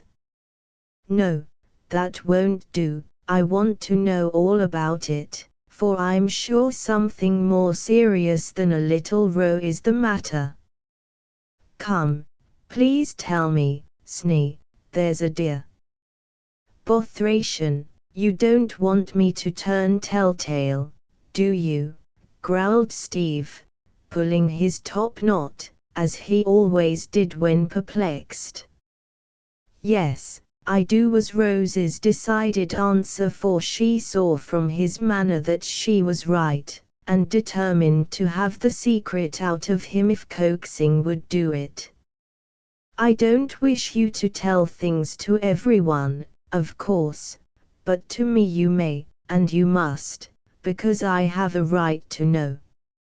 You boys need somebody to look after you, and I'm going to do it, for girls are nice peacemakers, and know how to manage people. Uncle said so, and he is never wrong. Steve was about to indulge in a derisive hoot at the idea of her looking after them, but a sudden thought restrained him, and suggested a way in which he could satisfy Rose, and better himself at the same time. What will you give me if I'll tell you every bit about it? He asked, with a sudden red in his cheeks and an uneasy look in his eyes, for he was half ashamed of the proposition. What do you want? and Rose looked up rather surprised at his question. "I'd like to borrow some money." "I shouldn't think of asking you, only Mac never has a cent. Since he's set up his old chemical shop, where he'll blow himself to bits someday, and you and Uncle will have the fun of putting him together again." And Steve tried to look as if the idea amused him. "I'll lend it to you with pleasure, so tell away," said Rose, bound to get at the secret. Evidently much relieved by the promise, Steve set his top knot cheerfully erect again, and briefly stated the case. "As you say, it's all right to tell you, but don't let the boys know I blabbed, or Prince will take my head off. You see, Archie don't like some of the fellows Charlie goes with, and cuts 'em. That makes Prince mad, and he holds on just to plague Arch, so they don't speak to one another, if they can help it, and that's the row." "Are those boys bad?" asked Rose, anxiously. "Guess not, only rather wild. They are older than our fellows, but they like Prince. He's such a jolly boy, sings so well, dances jigs and breakdowns, you know, and plays any game that's going. He beat Morse at billiards, and that's something to brag of, for Morse thinks he knows everything. I saw the match, and it was great fun." Steve got quite excited over the prowess of Charlie, whom he admired immensely, and tried to imitate. Rose did not know half the danger of such gifts and tastes as Charlie's, but felt instinctively that something must be wrong if Archie disapproved. "If Prince likes any billiard-playing boy better than Archie, I don't think much of his sense," she said severely. "Of course he doesn't, but, you see, Charlie and Arch are both as proud as they can be, and won't give in. I suppose Arch is right, but I don't blame Charlie a bit for liking to be with the others sometimes. They are such a jolly set." And Steve shook his head morally, even while his eye twinkled over the memory of some of the exploits of the jolly set. "Oh, dear me," sighed Rose, "I don't see what I can do about it, but I wish the boys would make up, for Prince can't come to any harm with Archie, he's so good and sensible. That's the trouble, Arch preaches, and Prince won't stand it. He told Arch he was a prig and a parson, and Arch told him he wasn't a gentleman. My boots! Weren't they both mad, though? I thought for a minute they'd pitch into one another and have it out. Wish they had, and not gone stalking round stiff and glum ever since. Mac and I settle our rows with a bat or so over the head, and then we are all right." Rose couldn't help laughing as Steve sparred away at a fat sofa pillow, to illustrate his meaning, and, having given it several scientific whacks, he pulled down his cuffs and smiled upon her with benign pity for her feminine ignorance of this summary way of settling a quarrel.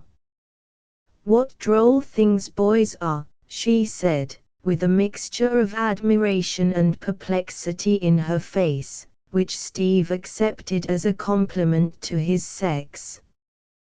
"We're a pretty clever invention, miss, and you can't get on without us," he answered, with his nose in the air.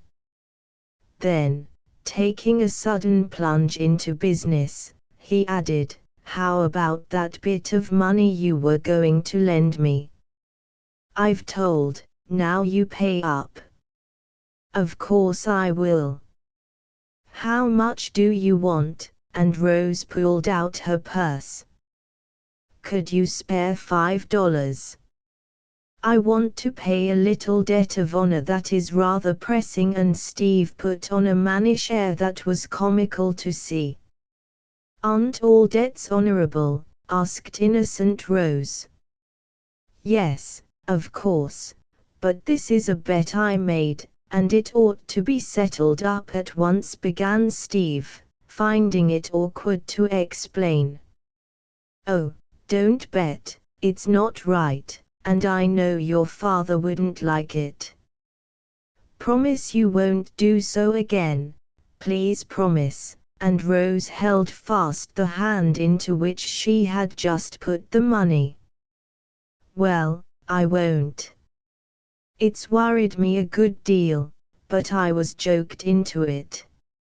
Much obliged, cousin, I'm all right now, and Steve departed hastily. Having decided to be a peacemaker, Rose waited for an opportunity, and very soon it came. She was spending the day with Aunt Clara, who had been entertaining some young guests, and invited Rose to meet them, for she thought it high time her niece conquered her bashfulness and saw a little of society. Dinner was over, and everyone had gone. Aunt Clara was resting before going out to an evening party, and Rose was waiting for Charlie to come and take her home. She sat alone in the elegant drawing room, feeling particularly nice and pretty, for she had her best frock on, a pair of gold bands her aunt had just given her, and a tea rosebud in her sash, like the beautiful Miss Van Tassel, whom everyone admired.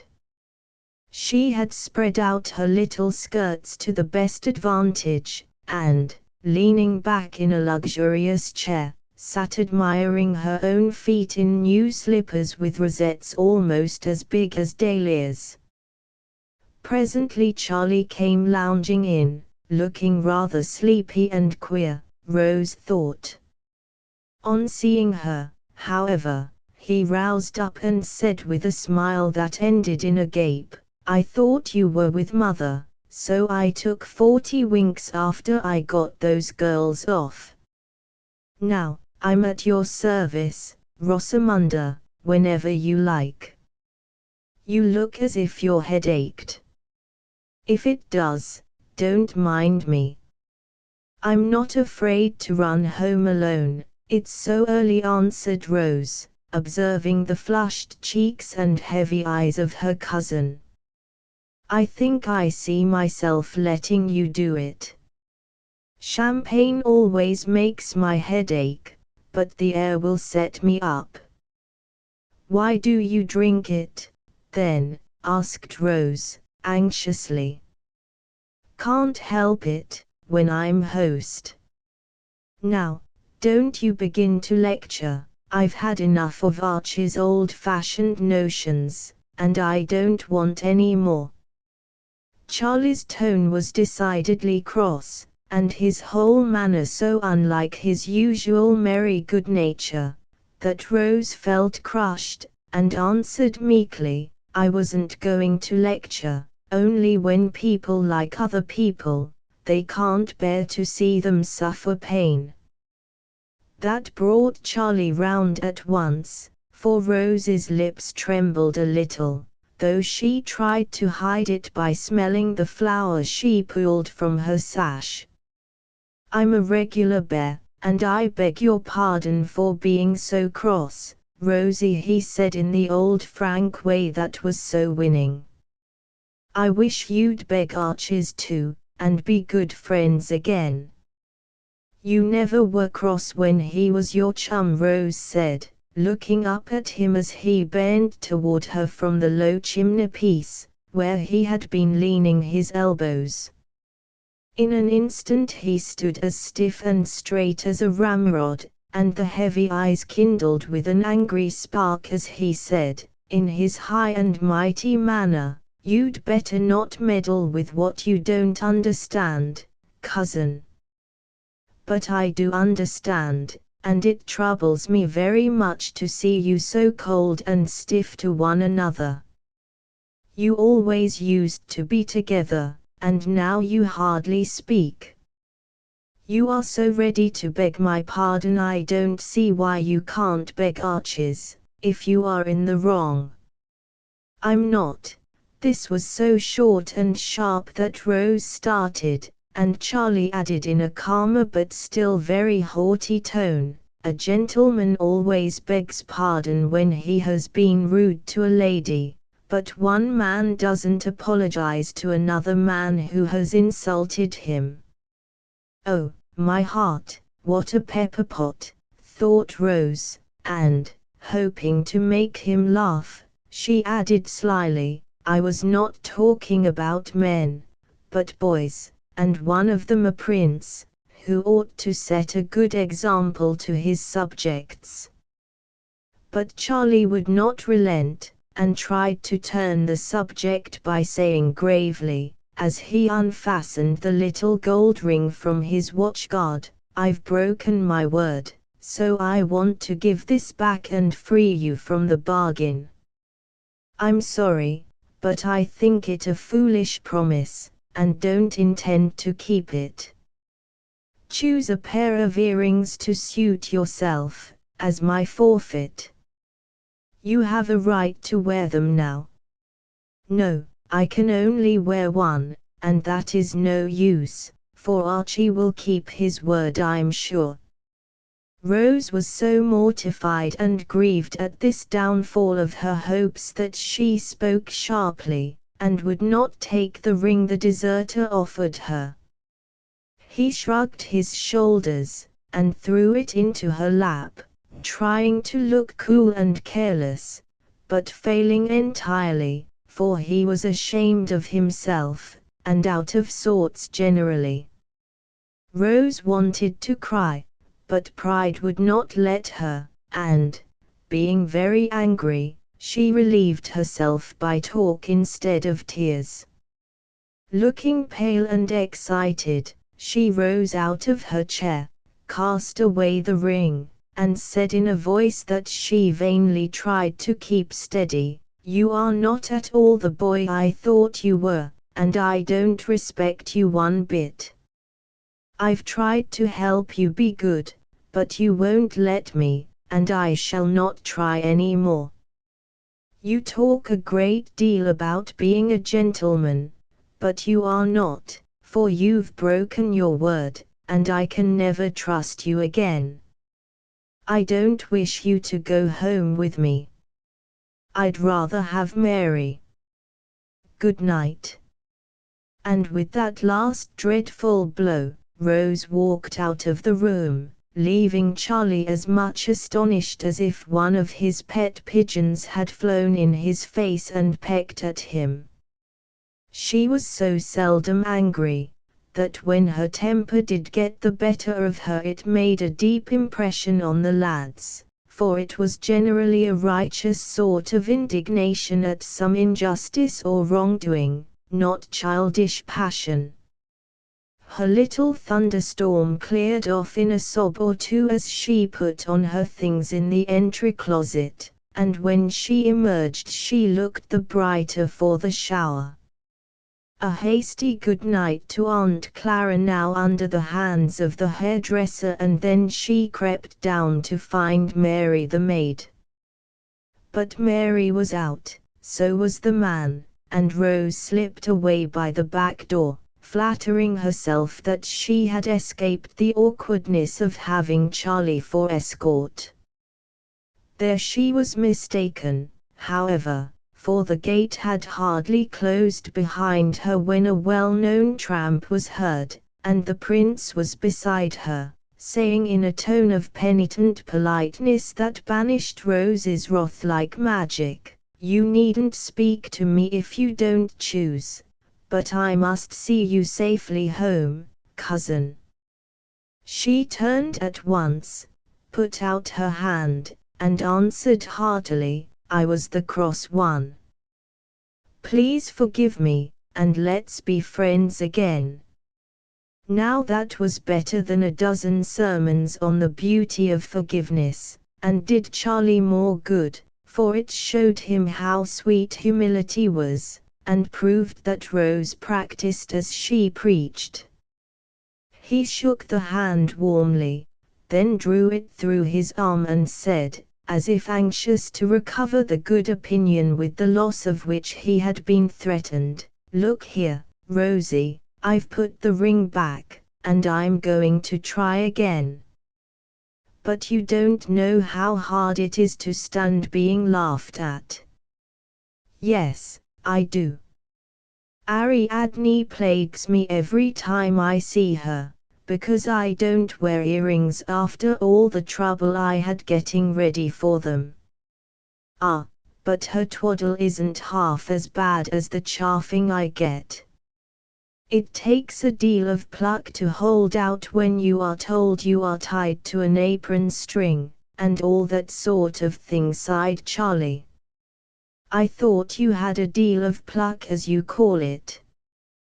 "The boys all say you are the bravest of the seven," said Rose. "So I am about some things, but I cannot bear to be laughed at.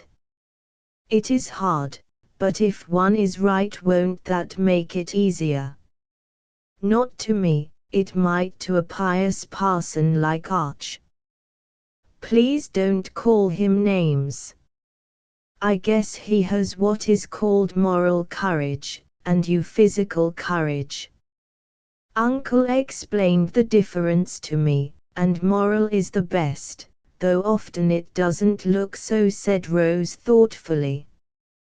Charlie didn't like that, and answered quickly, "I don't believe he'd stand it any better than I do, if he had those fellows at him. Perhaps that's why he keeps out of their way, and wants you to." Rose had him there, and Charlie felt it, but would not give in just yet, though he was going fast, for somehow, in the dark he seemed to see things clearer than in the light, and found it very easy to be confidential when it was only Rose. "If he was my brother, now, he'd have some right to interfere," began Charlie, in an injured tone. "I wish he was," cried Rose. "So do I," answered Charlie, and then they both laughed at his inconsistency. The laugh did them good, and when Prince spoke again, it was in a different tone, pensive, not proud nor perverse. "You see, it's hard upon me that I have no brothers and sisters. The others are better off and needn't go abroad for chums if they don't like. I am all alone, and I'd be thankful even for a little sister." Rose thought that very pathetic, and, overlooking the uncomplimentary word even in that last sentence, she said, with a timid sort of earnestness that conquered her cousin at once, "Play I was a little sister. I know I'm silly, but perhaps I'm better than nothing, and I'd dearly love to do it." "So should I, and we will, for you are not silly, my dear, but a very sensible girl, we all think, and I'm proud to have you for a sister. There, now," and Charlie looked down at the curly head bobbing along beside him with real affection in his face. Rose gave a skip of pleasure, and laid one sealskin mitten over the other on his arm, as she said happily, "That's so nice of you.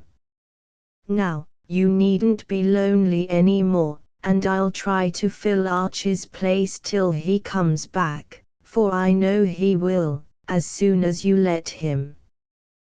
Well, I don't mind telling you that while he was my mate I never missed brothers and sisters, or wanted anyone else, but since he cast me off, I'll be hanged if I don't feel as forlorn as old Crusoe before Friday turned up." This burst of confidence confirmed Rose in her purpose of winning Charlie's mentor back to him, but she said no more, contented to have done so well. They parted excellent friends, and Prince went home, wondering why a fellow didn't mind saying things to a girl or woman which they would die before they'd own to another fellow. Rose also had some sage reflections upon the subject, and fell asleep thinking that there were a great many curious things in this world, and feeling that she was beginning to find out some of them. Next day she trudged up the hill to see Archie, and having told him as much as she thought best about her talk with Charlie, begged him to forget and forgive. "I've been thinking that perhaps I ought to, though I am in the right. I'm no end fond of Charlie, and he's the best-hearted lad alive, but he can't say no, and that will play the mischief with him, if he does not take care," said Archie in his grave, kind way. "While father was home, I was very busy with him, so Prince got into a set I don't like. They try to be fast, and think it's manly, and they flatter him, and lead him on to do all sorts of things, play for money, and bet, and loaf about. I hate to have him do so, and tried to stop it, but went to work the wrong way, so we got into a mess. He is all ready to make up if you don't say much, for he owned to me he was wrong, but I don't think he will own it to you," in words began Rose. "I don't care for that. If he'll just drop those road eyes and come back, I'll hold my tongue and not preach. I wonder if he owes those fellows money, and so doesn't like to break off till he can pay it. I hope not, but don't dare to ask, though. Perhaps Steve knows. He's always after Prince, more's the pity," and Archie looked anxious. "I think Steve does know, for he talked about debts of honor the day I gave him." The Rose stopped short and turned scarlet. But Archie ordered her to fess and had the whole story in 5 minutes, for none dared disobey the chief. He completed her affliction by putting a $5 bill into her pocket by main force, looking both indignant and resolute as he said, "Never do so again, but send Steve to me, if he is afraid to go to his father. Charlie had nothing to do with that. He wouldn't borrow a penny of a girl, don't think it. But that's the harm he does Steve, who adores him, and tries to be like him in all things. Don't say a word, I'll make it all right, and no one shall blame you. Oh me! I always make trouble by trying to help, and then letting out the wrong thing," sighed Rose, much depressed by her slip of the tongue. Archie comforted her with the novel remark that it was always best to tell the truth, and made her quite cheerful by promising to heal the breach with Charlie as soon as possible. He kept his word so well that the very next afternoon, as Rose looked out of the window, she beheld the joyful spectacle of Archie and Prince coming up the avenue, arm in arm, as of old, talking away as if to make up for the unhappy silence of the past weeks. Rose dropped her work, hurried to the door, and, opening it wide, stood there smiling down upon them so happily, that the faces of the lads brightened as they ran up the steps eager to show that all was well with them. "Here's our little peacemaker," said Archie, shaking hands with vigor. But Charlie added, with a look that made Rose very proud and happy, "And my little sister. Chapter 24, which? Uncle, I have discovered what girls are made for, said Rose, the day after the reconciliation of Archie and the prince. Well, my dear, what is it? Asked Dr. Alec, who was planking the deck as he called his daily promenade up and down the hall. To take care of boys, answered Rose, quite beaming with satisfaction as she spoke. Feb laughed when I told her, and said she thought girls had better learn to take care of themselves first. But that's because she hasn't got 7 boy cousins as I have. She is right, nevertheless, Rosie, and so are you, for the two things go together, and in helping 7 lads you are unconsciously doing much to improve one lass, said Dr. Alec, stopping to nod and smile at the bright-faced figure resting on the old bamboo chair, after a lively game of battledore and shuttlecock, in place of a run which a storm prevented. Am I? I'm glad of that, but really, Uncle, I do feel as if I must take care of the boys, for they come to me in all sorts of troubles, and ask advice, and I like it so much. Only I don't always know what to do, and I'm going to consult you privately and then surprise them with my wisdom. All right, my dear, what's the first worry? I see you have something on your little mind, so come and tell Uncle. Rose put her arm in his, and, pacing to and fro, told him all about Charlie, asking what she could do to keep him straight, and be a real sister to him. Could you make up your mind to go and stay with Aunt Clara a month? Asked the doctor, when she ended. Yes, sir, but I shouldn't like it. Do you really want me to go? The best cure for Charlie is a daily dose of rose water, or rose and water, or rose and water. Will you go and see that he takes it? Laughed Dr. Alec. You mean that if I'm there and try to make it pleasant, he will stay at home and keep out of mischief? Exactly. But could I make it pleasant? He would want the boys. No danger but he'd have the boys, for they swarm after you like bees after their queen. Haven't you found that out? Aunt Poll often says they never used to be here half so much before I came, but I never thought I made the difference, it seemed so natural to have them round. Little Modesty doesn't know what a magnet she is, but she will find it out some day, and the doctor softly stroked the cheek that had grown rosy with pleasure at the thought of being so much loved. Now, you see, if I move the magnet to Aunt Clara's, the lads will go there as sure as iron to steel, and Charlie will be so happy at home he won't care for these mischievous mates of his, I hope, added the doctor, well knowing how hard it was to wean a 17-year-old boy from his first taste of what is called seeing life, which, alas, often ends in seeing death. I'll go, Uncle, right away.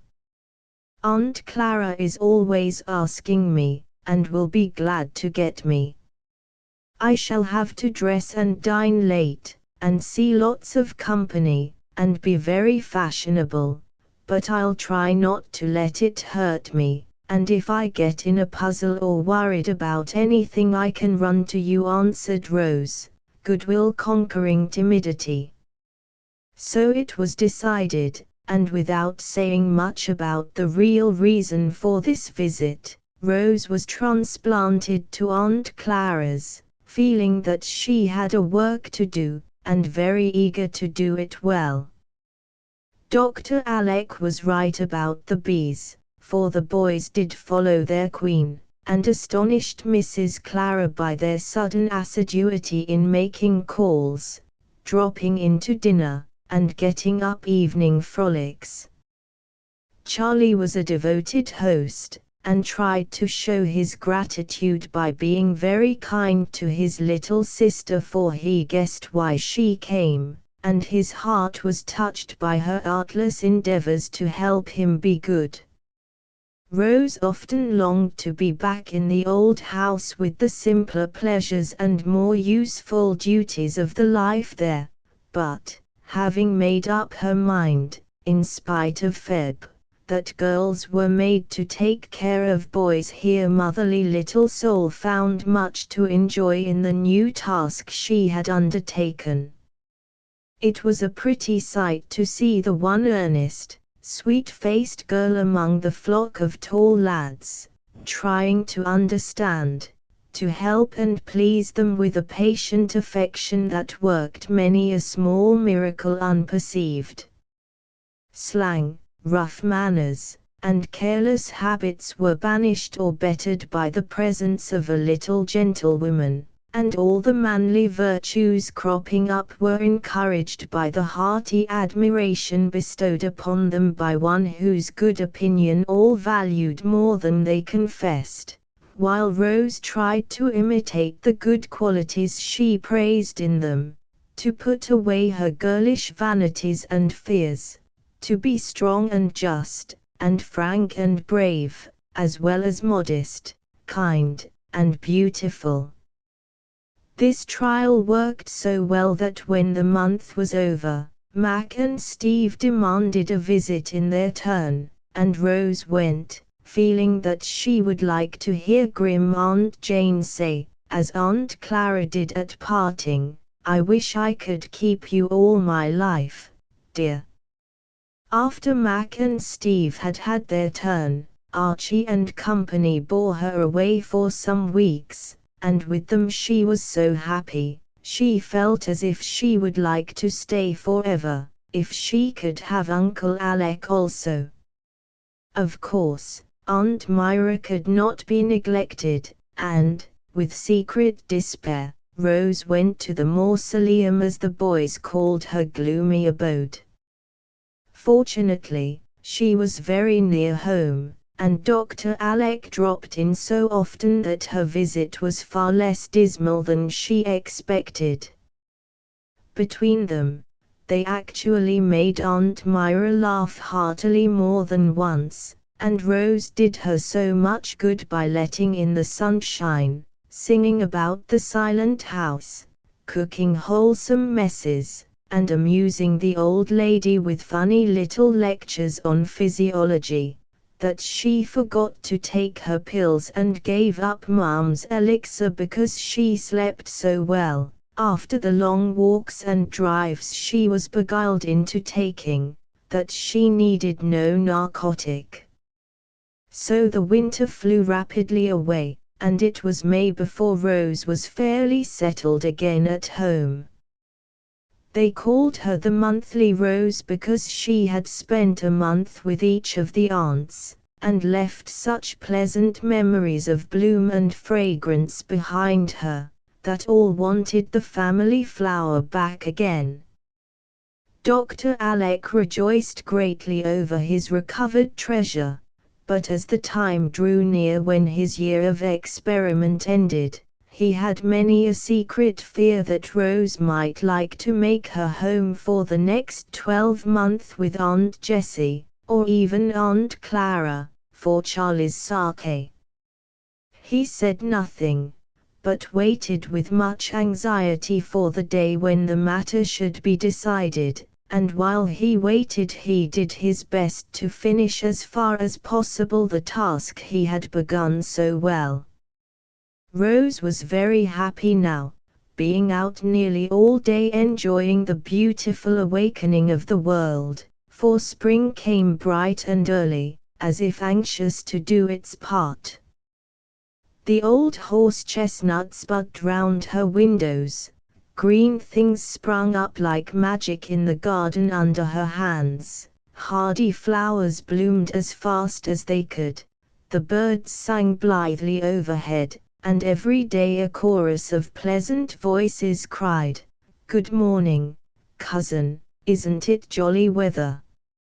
No one remembered the date of the eventful conversation which resulted in the doctor's experiment, no one but himself at least, so when the aunts were invited to tea one Saturday they came quite unsuspiciously, and were all sitting together having a social chat, when Brother Alec entered with 2 photographs in his hand. "Do you remember that?" he said, showing one to Aunt Clara, who happened to be nearest. "Yes, indeed, it is very like her when she came. Quite her sad, unchildlike expression, and thin little face, with the big dark eyes." The picture was passed round, and all agreed that it was very like Rose a year ago. This point being settled, the doctor showed the second picture, which was received with great approbation, and pronounced a charming likeness. It certainly was, and a striking contrast to the first one, for it was a blooming, smiling face, full of girlish spirit and health, with no sign of melancholy, though the soft eyes were thoughtful, and the lines about the lips betrayed a sensitive nature. Dr. Alec set both photographs on the chimneypiece, and, falling back a step or two, surveyed them with infinite satisfaction for several minutes, then wheeled round, saying briefly, as he pointed to the 2 faces, "Time is up. How do you think my experiment has succeeded, ladies?" "Bless me, so it is," cried Aunt Plenty, dropping a stitch in her surprise. "Beautifully, dear," answered Aunt Peace, smiling entire approval. "She certainly has improved, but appearances are deceitful, and she had no constitution to build upon," croaked Aunt Myra. "I am willing to allow that, as far as mere health goes, the experiment is a success," graciously observed Aunt Jane, unable to forget Rose's kindness to her Mac. "So am I, and I'll go farther, for I really do believe Alec has done wonders for the child. She will be a beauty in 2 or 3 years," added Aunt Clara, feeling that she could say nothing better than that. "I always knew he would succeed, and I'm so glad you all allow it, for he deserves more credit than you know, and more praise than he will ever get," cried Aunt Jessie, clapping her hands with an enthusiasm that caused Jamie's little red stocking to wave like a triumphal banner in the air. Dr. Alec made them a splendid bow, looking much gratified, and then said soberly, "Thank you. Now the question is, shall I go on, for this is only the beginning? None of you know the hindrances I've had, the mistakes I've made, the study I've given the case, and the anxiety I've often felt. Sister Myra is right is one thing. Rose is a delicate creature, quick to flourish in the sunshine, and as quick to droop without it. She has no special weakness, but inherits her mother's sensitive nature, and needs the wisest, tenderest care, to keep a very ardent little soul from wearing out a finely organized little body. I think I have found the right treatment, and, with you to help me, I believe we may build up a lovely and a noble woman, who will be a pride and comfort to us all." There Dr. Alec stopped to get his breath, for he had spoken very earnestly, and his voice got a little husky over the last words.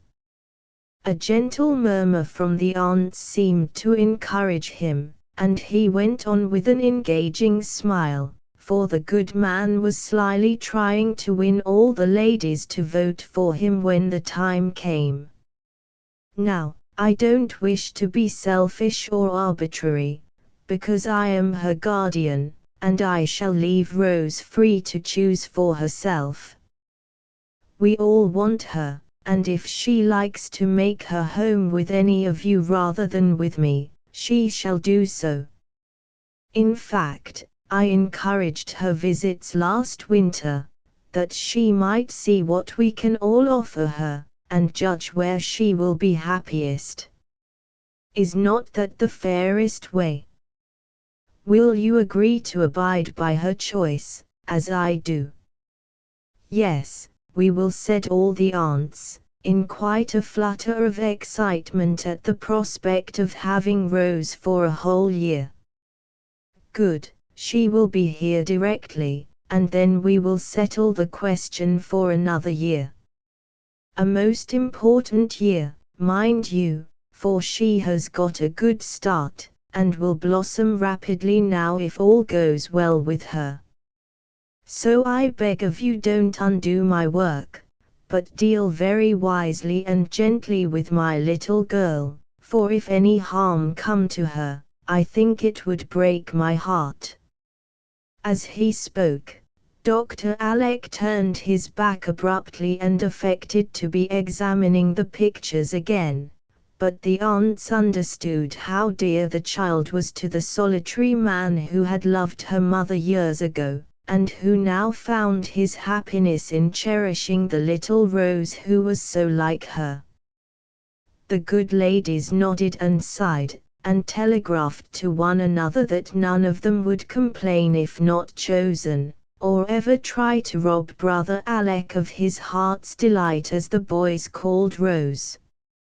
Just then a pleasant sound of happy voices came up from the garden, and smiles broke out on all serious faces. Dr. Alec turned at once, saying, as he threw back his head, "There she is, now for it." The cousins had been a-maying, and soon came flocking in laden with the spoils. "Here is our bonny Scotch Rose with all her thorns about her," said Dr. Alec, surveying her with unusual pride and tenderness, as she went to show Aunt Peace her basket full of early flowers, fresh leaves, and curious lichens. "Leave your clutter in the hall, boys, and sit quietly down if you choose to stop here, for we are busy," said Aunt Plenty, shaking her finger at the turbulent clan, who were bubbling over with the jollity born of spring sunshine and healthy exercise. "Of course, we choose to stay. Wouldn't miss our Saturday high tea for anything," said the chief, as he restored order among his men with a nod, a word, and an occasional shake. "What is up, a court-martial?" asked Charlie, looking at the assembled ladies with affected awe and real curiosity, for these faces betrayed that some interesting business was afloat. Dr. Alec explained in a few words, which he made as brief and calm as he could, but the effect was exciting, nevertheless, for each of the lads began at once to bribe, entice, and wheedle our cousin to choose his home. "You really ought to come to us for mother's sake, as a relish, you know, for she must be perfectly satiated with boys," began Archie, using the strongest argument he could think of at the moment. "Oh, do, we'll never slam, or bounce at you or call you frayed cat if you only will," besought Geordie and Will, distorting their countenances in the attempt to smile with overpowering sweetness. "And I'll always wash my hands 'fore I touch you, and you shall be my dolly, 'cause Poke is gone away, and I'll love you hard cried Jamie, clinging to her with his chubby face full of affection.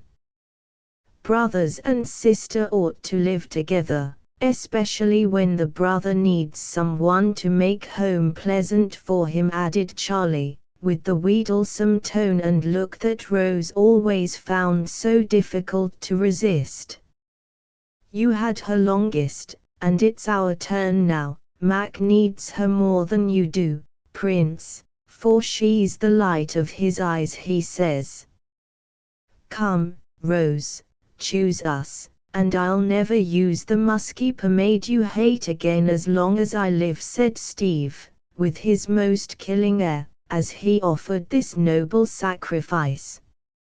Mac peered wistfully over his goggles, saying in an unusually wide-awake and earnest way, Do, cousin, then we can study chemistry together.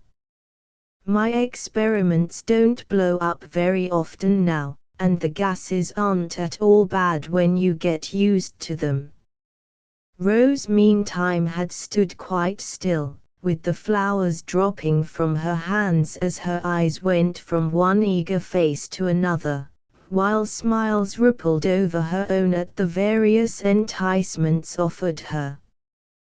During the laugh that followed Mac's handsome proposition, she looked at her uncle, whose eyes were fixed on her with an expression of love and longing that went to her heart. Ah, yes, she thought, he wants me most. I've often longed to give him something that he wished for very much, and now I can. So, when, at a sudden gesture from Aunt Peace, silence fell, Rose said slowly, with a pretty color in her cheeks, and a beseeching look about the room, as if asking pardon of the boys, It's very hard to choose when everybody is so fond of me. Therefore I think I'd better go to the one who seems to need me most. No, dear, the one you love the best and will be happiest with, said Dr. Alec quickly, as a doleful sniff from Aunt Myra, and a murmur of my sainted Caroline made Rose pause and look that way. Take time, cousin, don't be in a hurry to make up your mind, and remember, Codlin's your friend, added Charlie, hopeful still. I don't want any time. I know who I love best, who I'm happiest with, and I choose Uncle. Will he have me? Cried Rose, in a tone that produced a sympathetic thrill among the hearers, it was so full of tender confidence and love.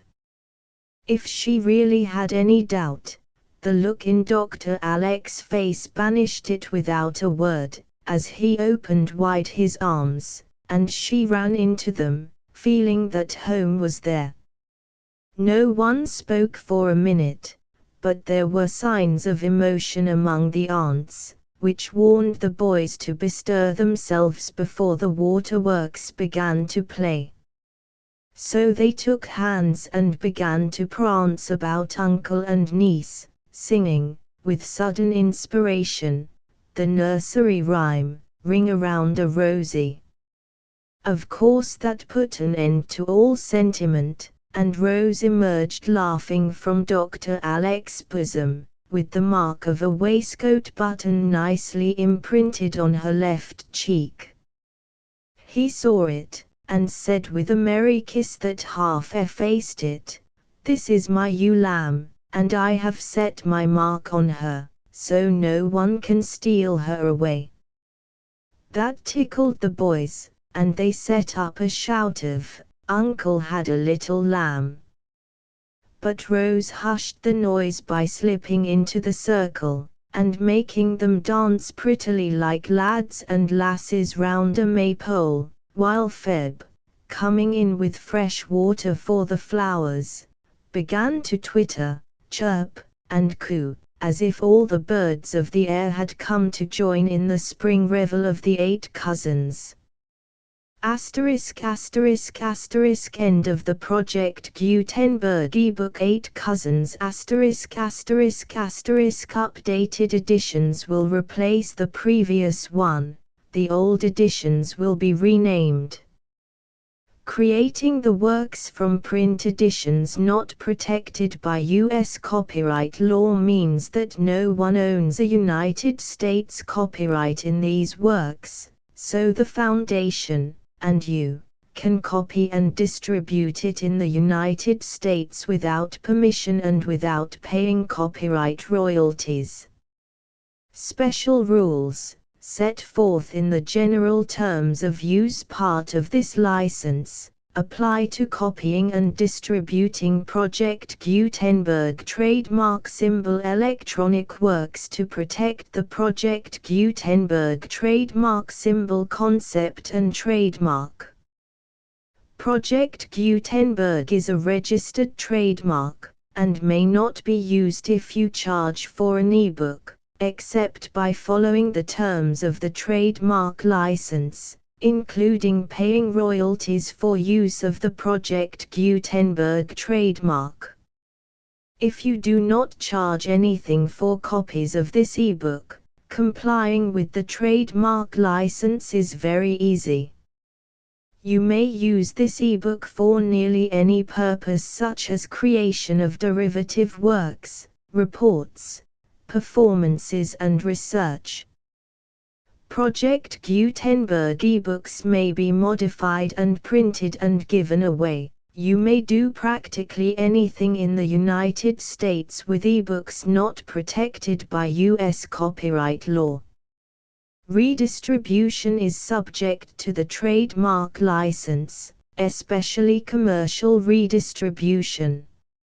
Start. Full license. The full Project Gutenberg license. Please read this before you distribute or use this work to protect the Project Gutenberg trademark symbol mission of promoting the free distribution of electronic works.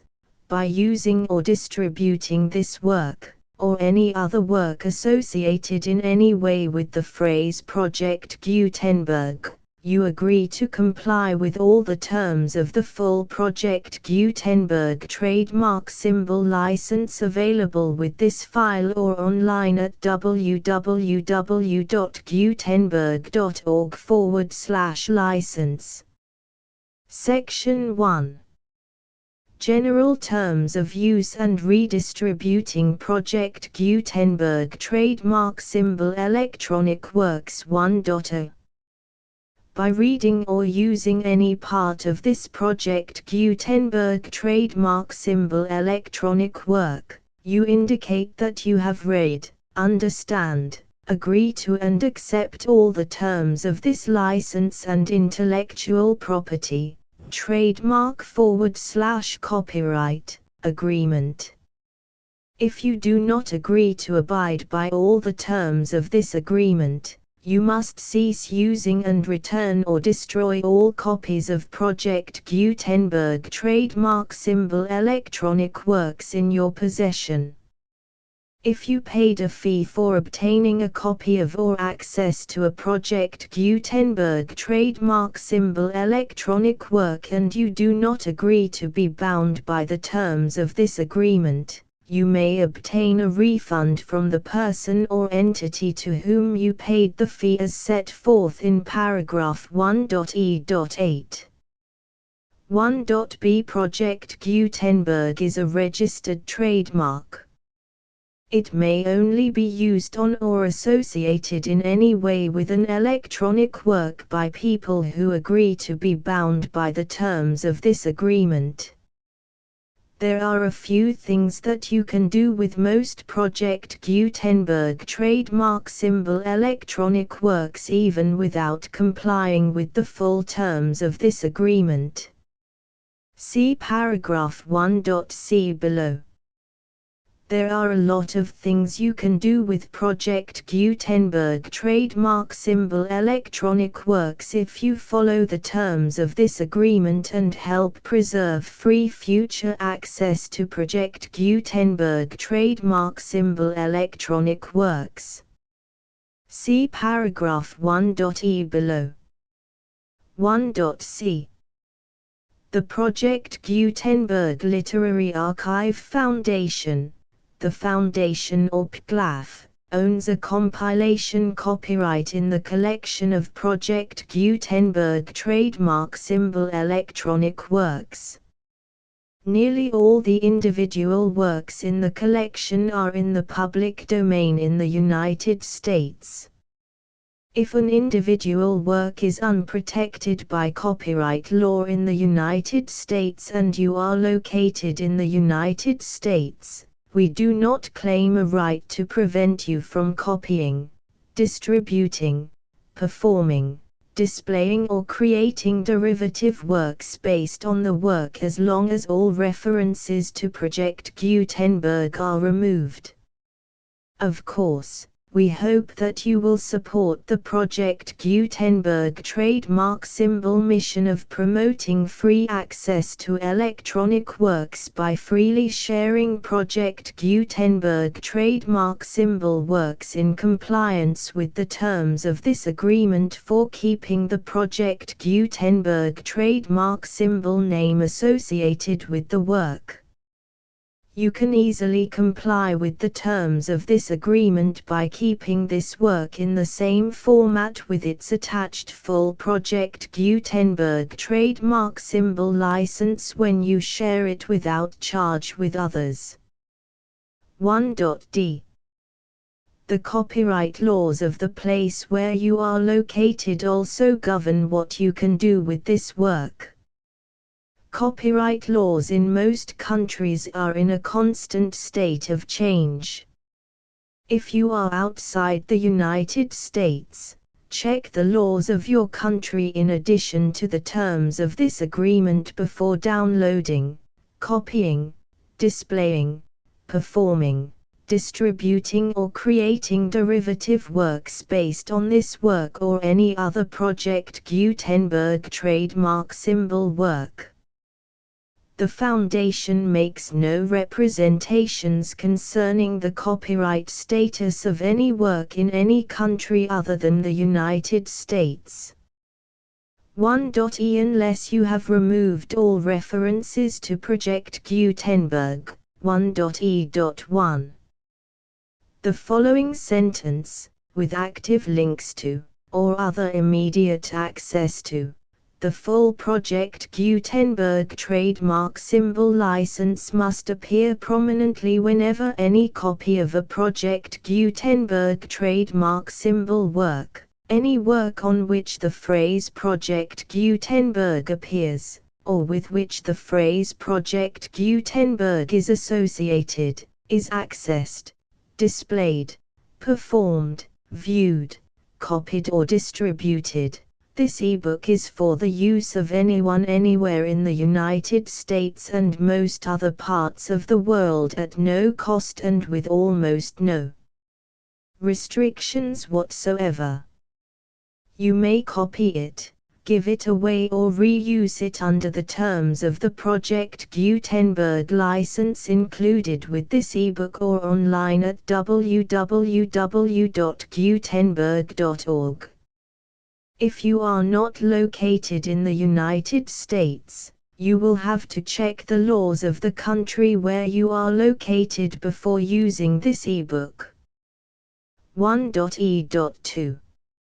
If an individual Project Gutenberg trademark symbol electronic work is derived from texts not protected by U.S. copyright law, does not contain a notice indicating that it is posted with permission of the copyright holder, the work can be copied and distributed to anyone in the United States without paying any fees or charges.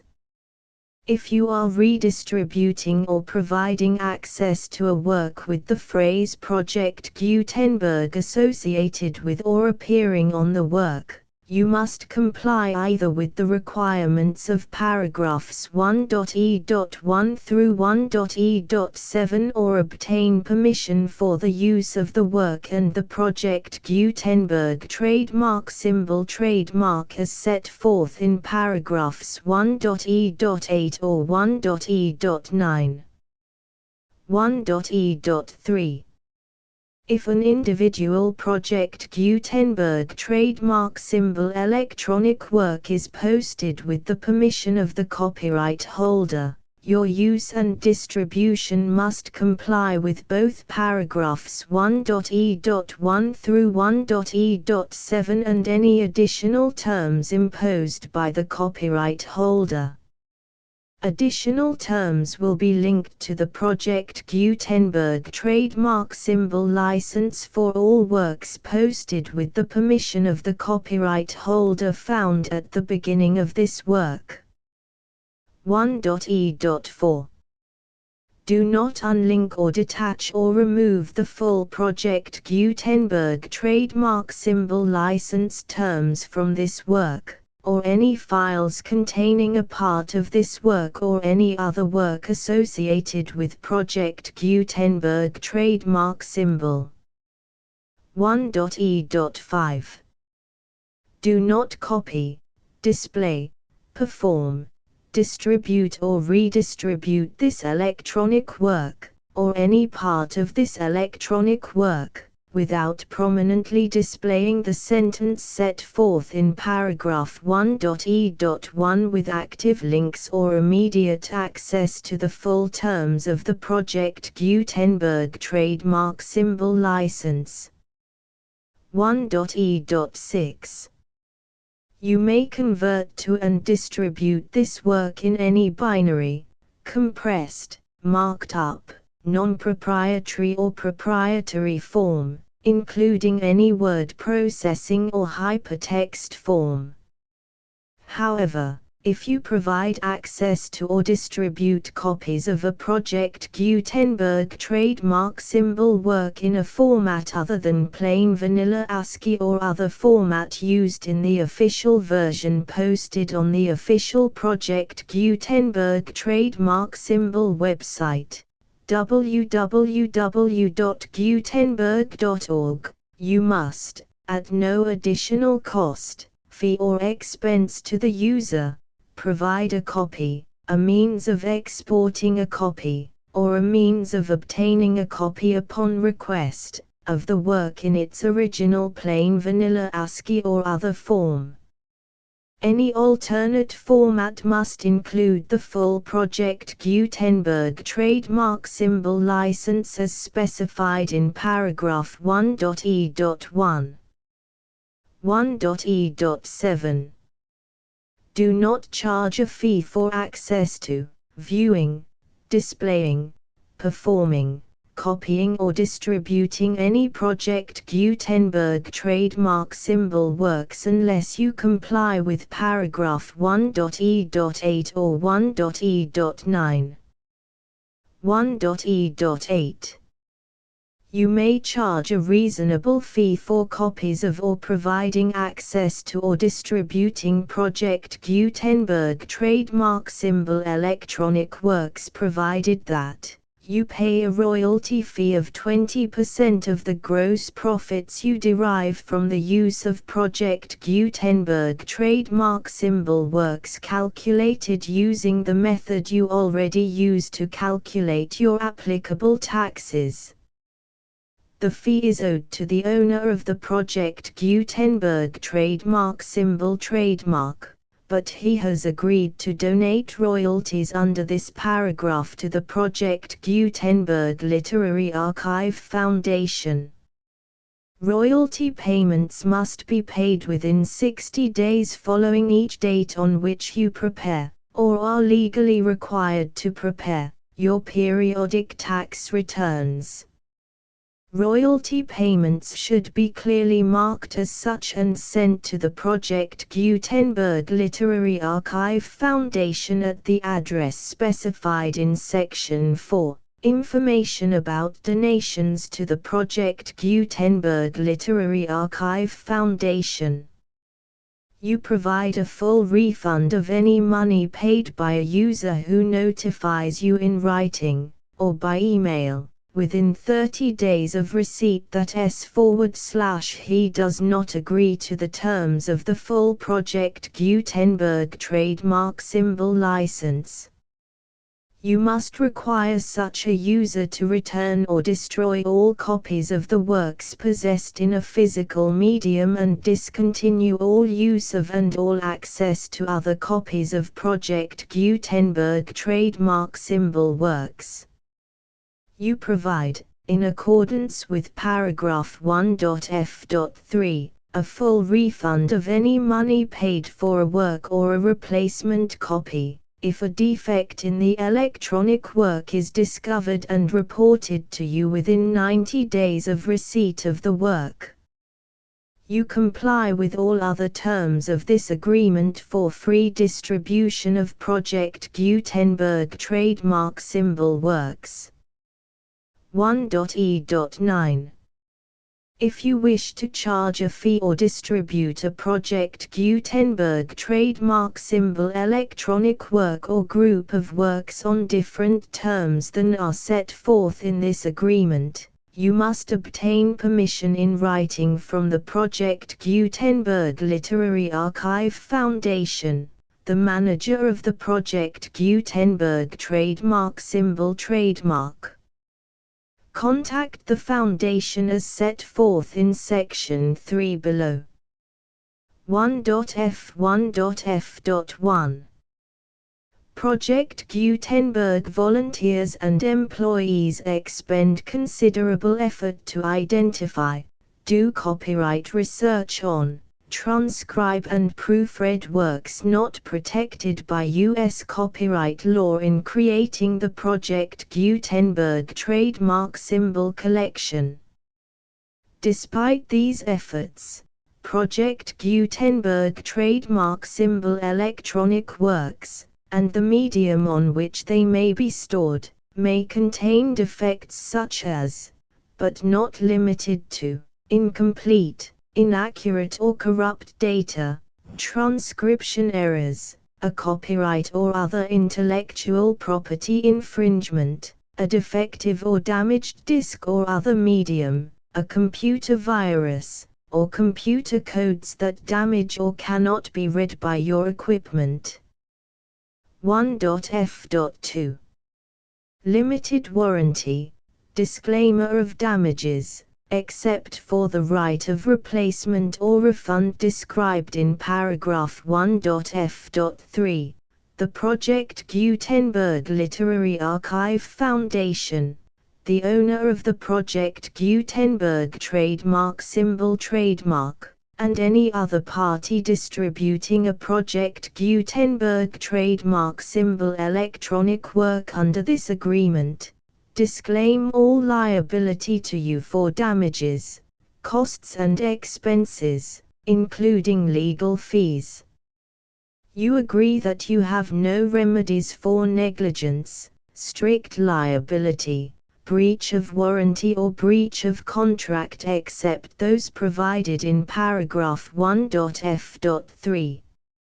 You agree that the Foundation, the trademark owner, and any distributor under this agreement will not be liable to you for actual, direct, indirect, consequential, punitive or incidental damages even if you give notice of the possibility of such damage. 1.f.3 Limited right of replacement or refund. If you discover a defect in this electronic work within 90 days of receiving it, you can receive a refund of the money, if any, you paid for it by sending a written explanation to the person you received the work from. If you received the work on a physical medium, you must return the medium with your written explanation. The person or entity that provided you with the defective work may elect to provide a replacement copy in lieu of a refund. If you received the work electronically, the person or entity providing it to you may choose to give you a second opportunity to receive the work electronically in lieu of a refund. If the second copy is also defective, you may demand a refund in writing without further opportunities to fix the problem.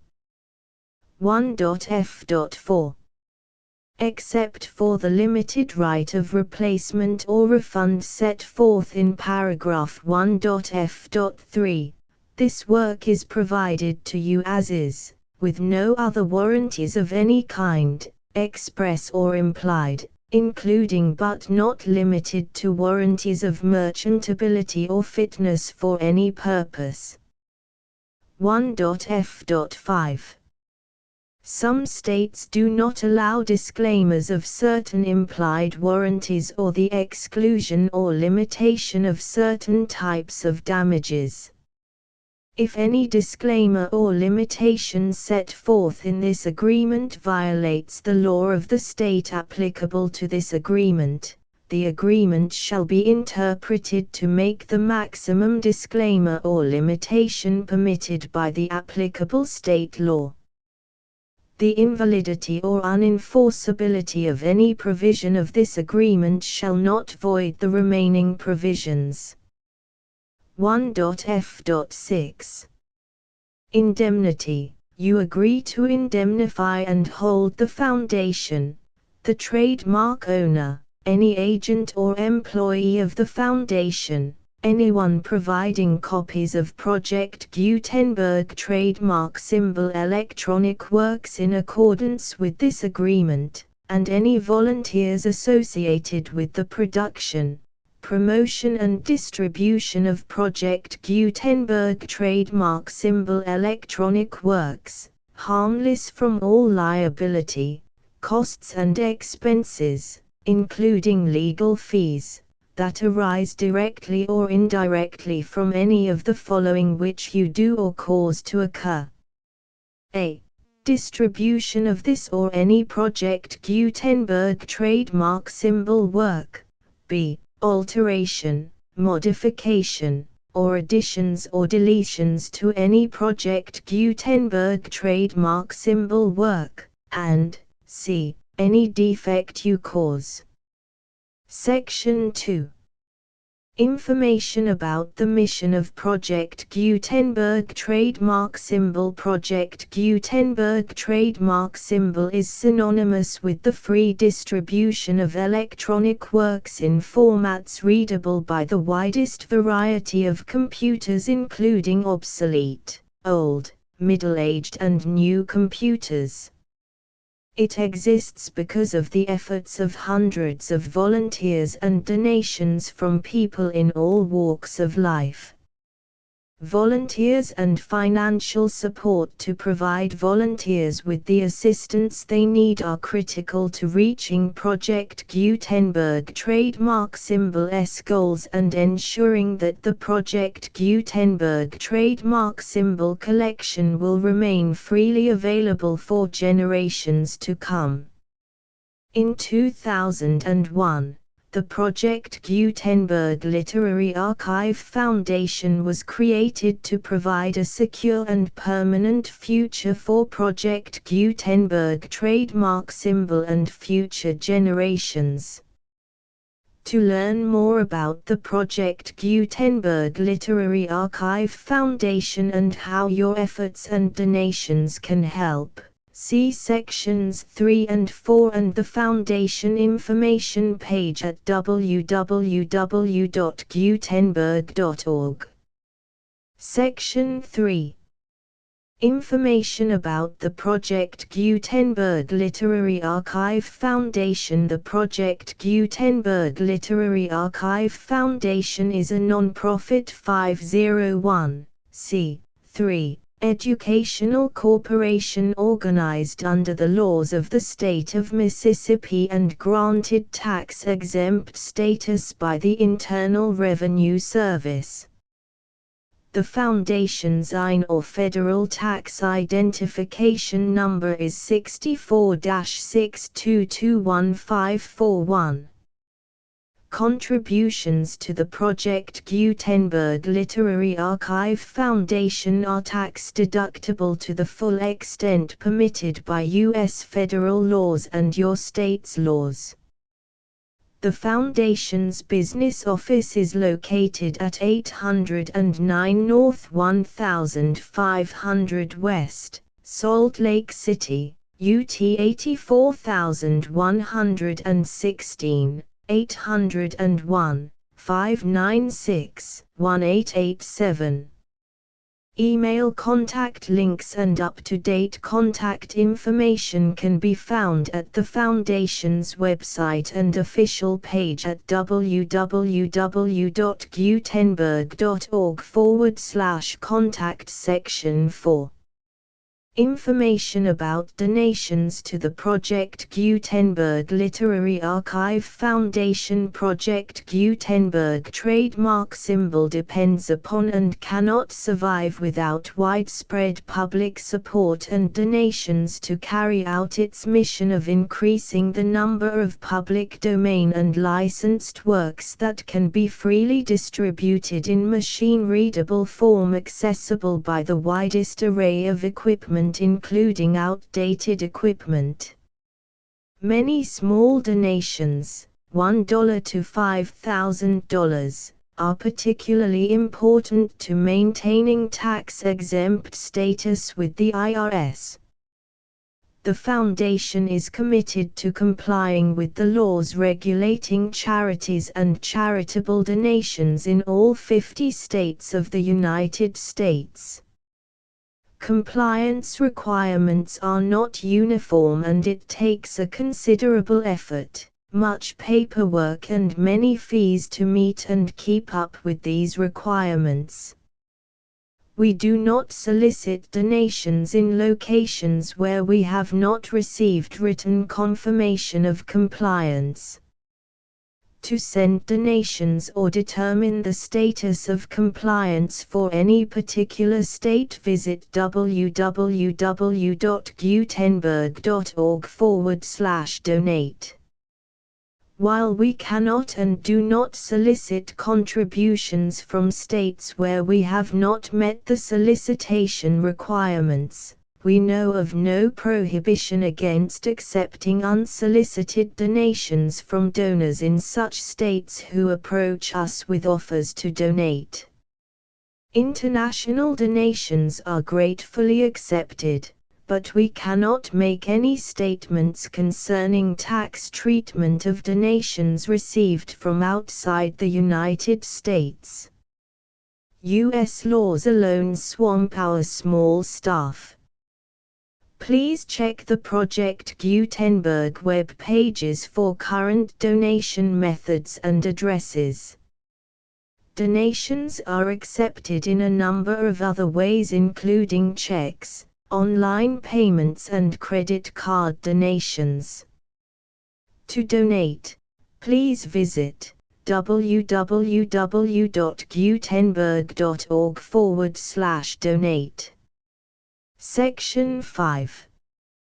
General information about Project Gutenberg trademark symbol electronic works. Professor Michael S. Hart was the originator of the Project Gutenberg trademark symbol concept of a library of electronic works that could be freely shared with anyone. For 40 years, he produced and distributed Project Gutenberg trademark symbol ebooks with only a loose network of volunteer support. Project Gutenberg trademark symbol ebooks are often created from several printed editions, all of which are confirmed as not protected by copyright in the U.S. unless a copyright notice is included. Thus, we do not necessarily keep ebooks in compliance with any particular paper edition. Most people start at our website, which has the main PG search facility, www.gutenberg.org. This website includes information about Project Gutenberg trademark symbol, including how to make donations to the Project Gutenberg Literary Archive Foundation, how to help produce our new ebooks, and how to subscribe to our email newsletter to hear about new ebooks.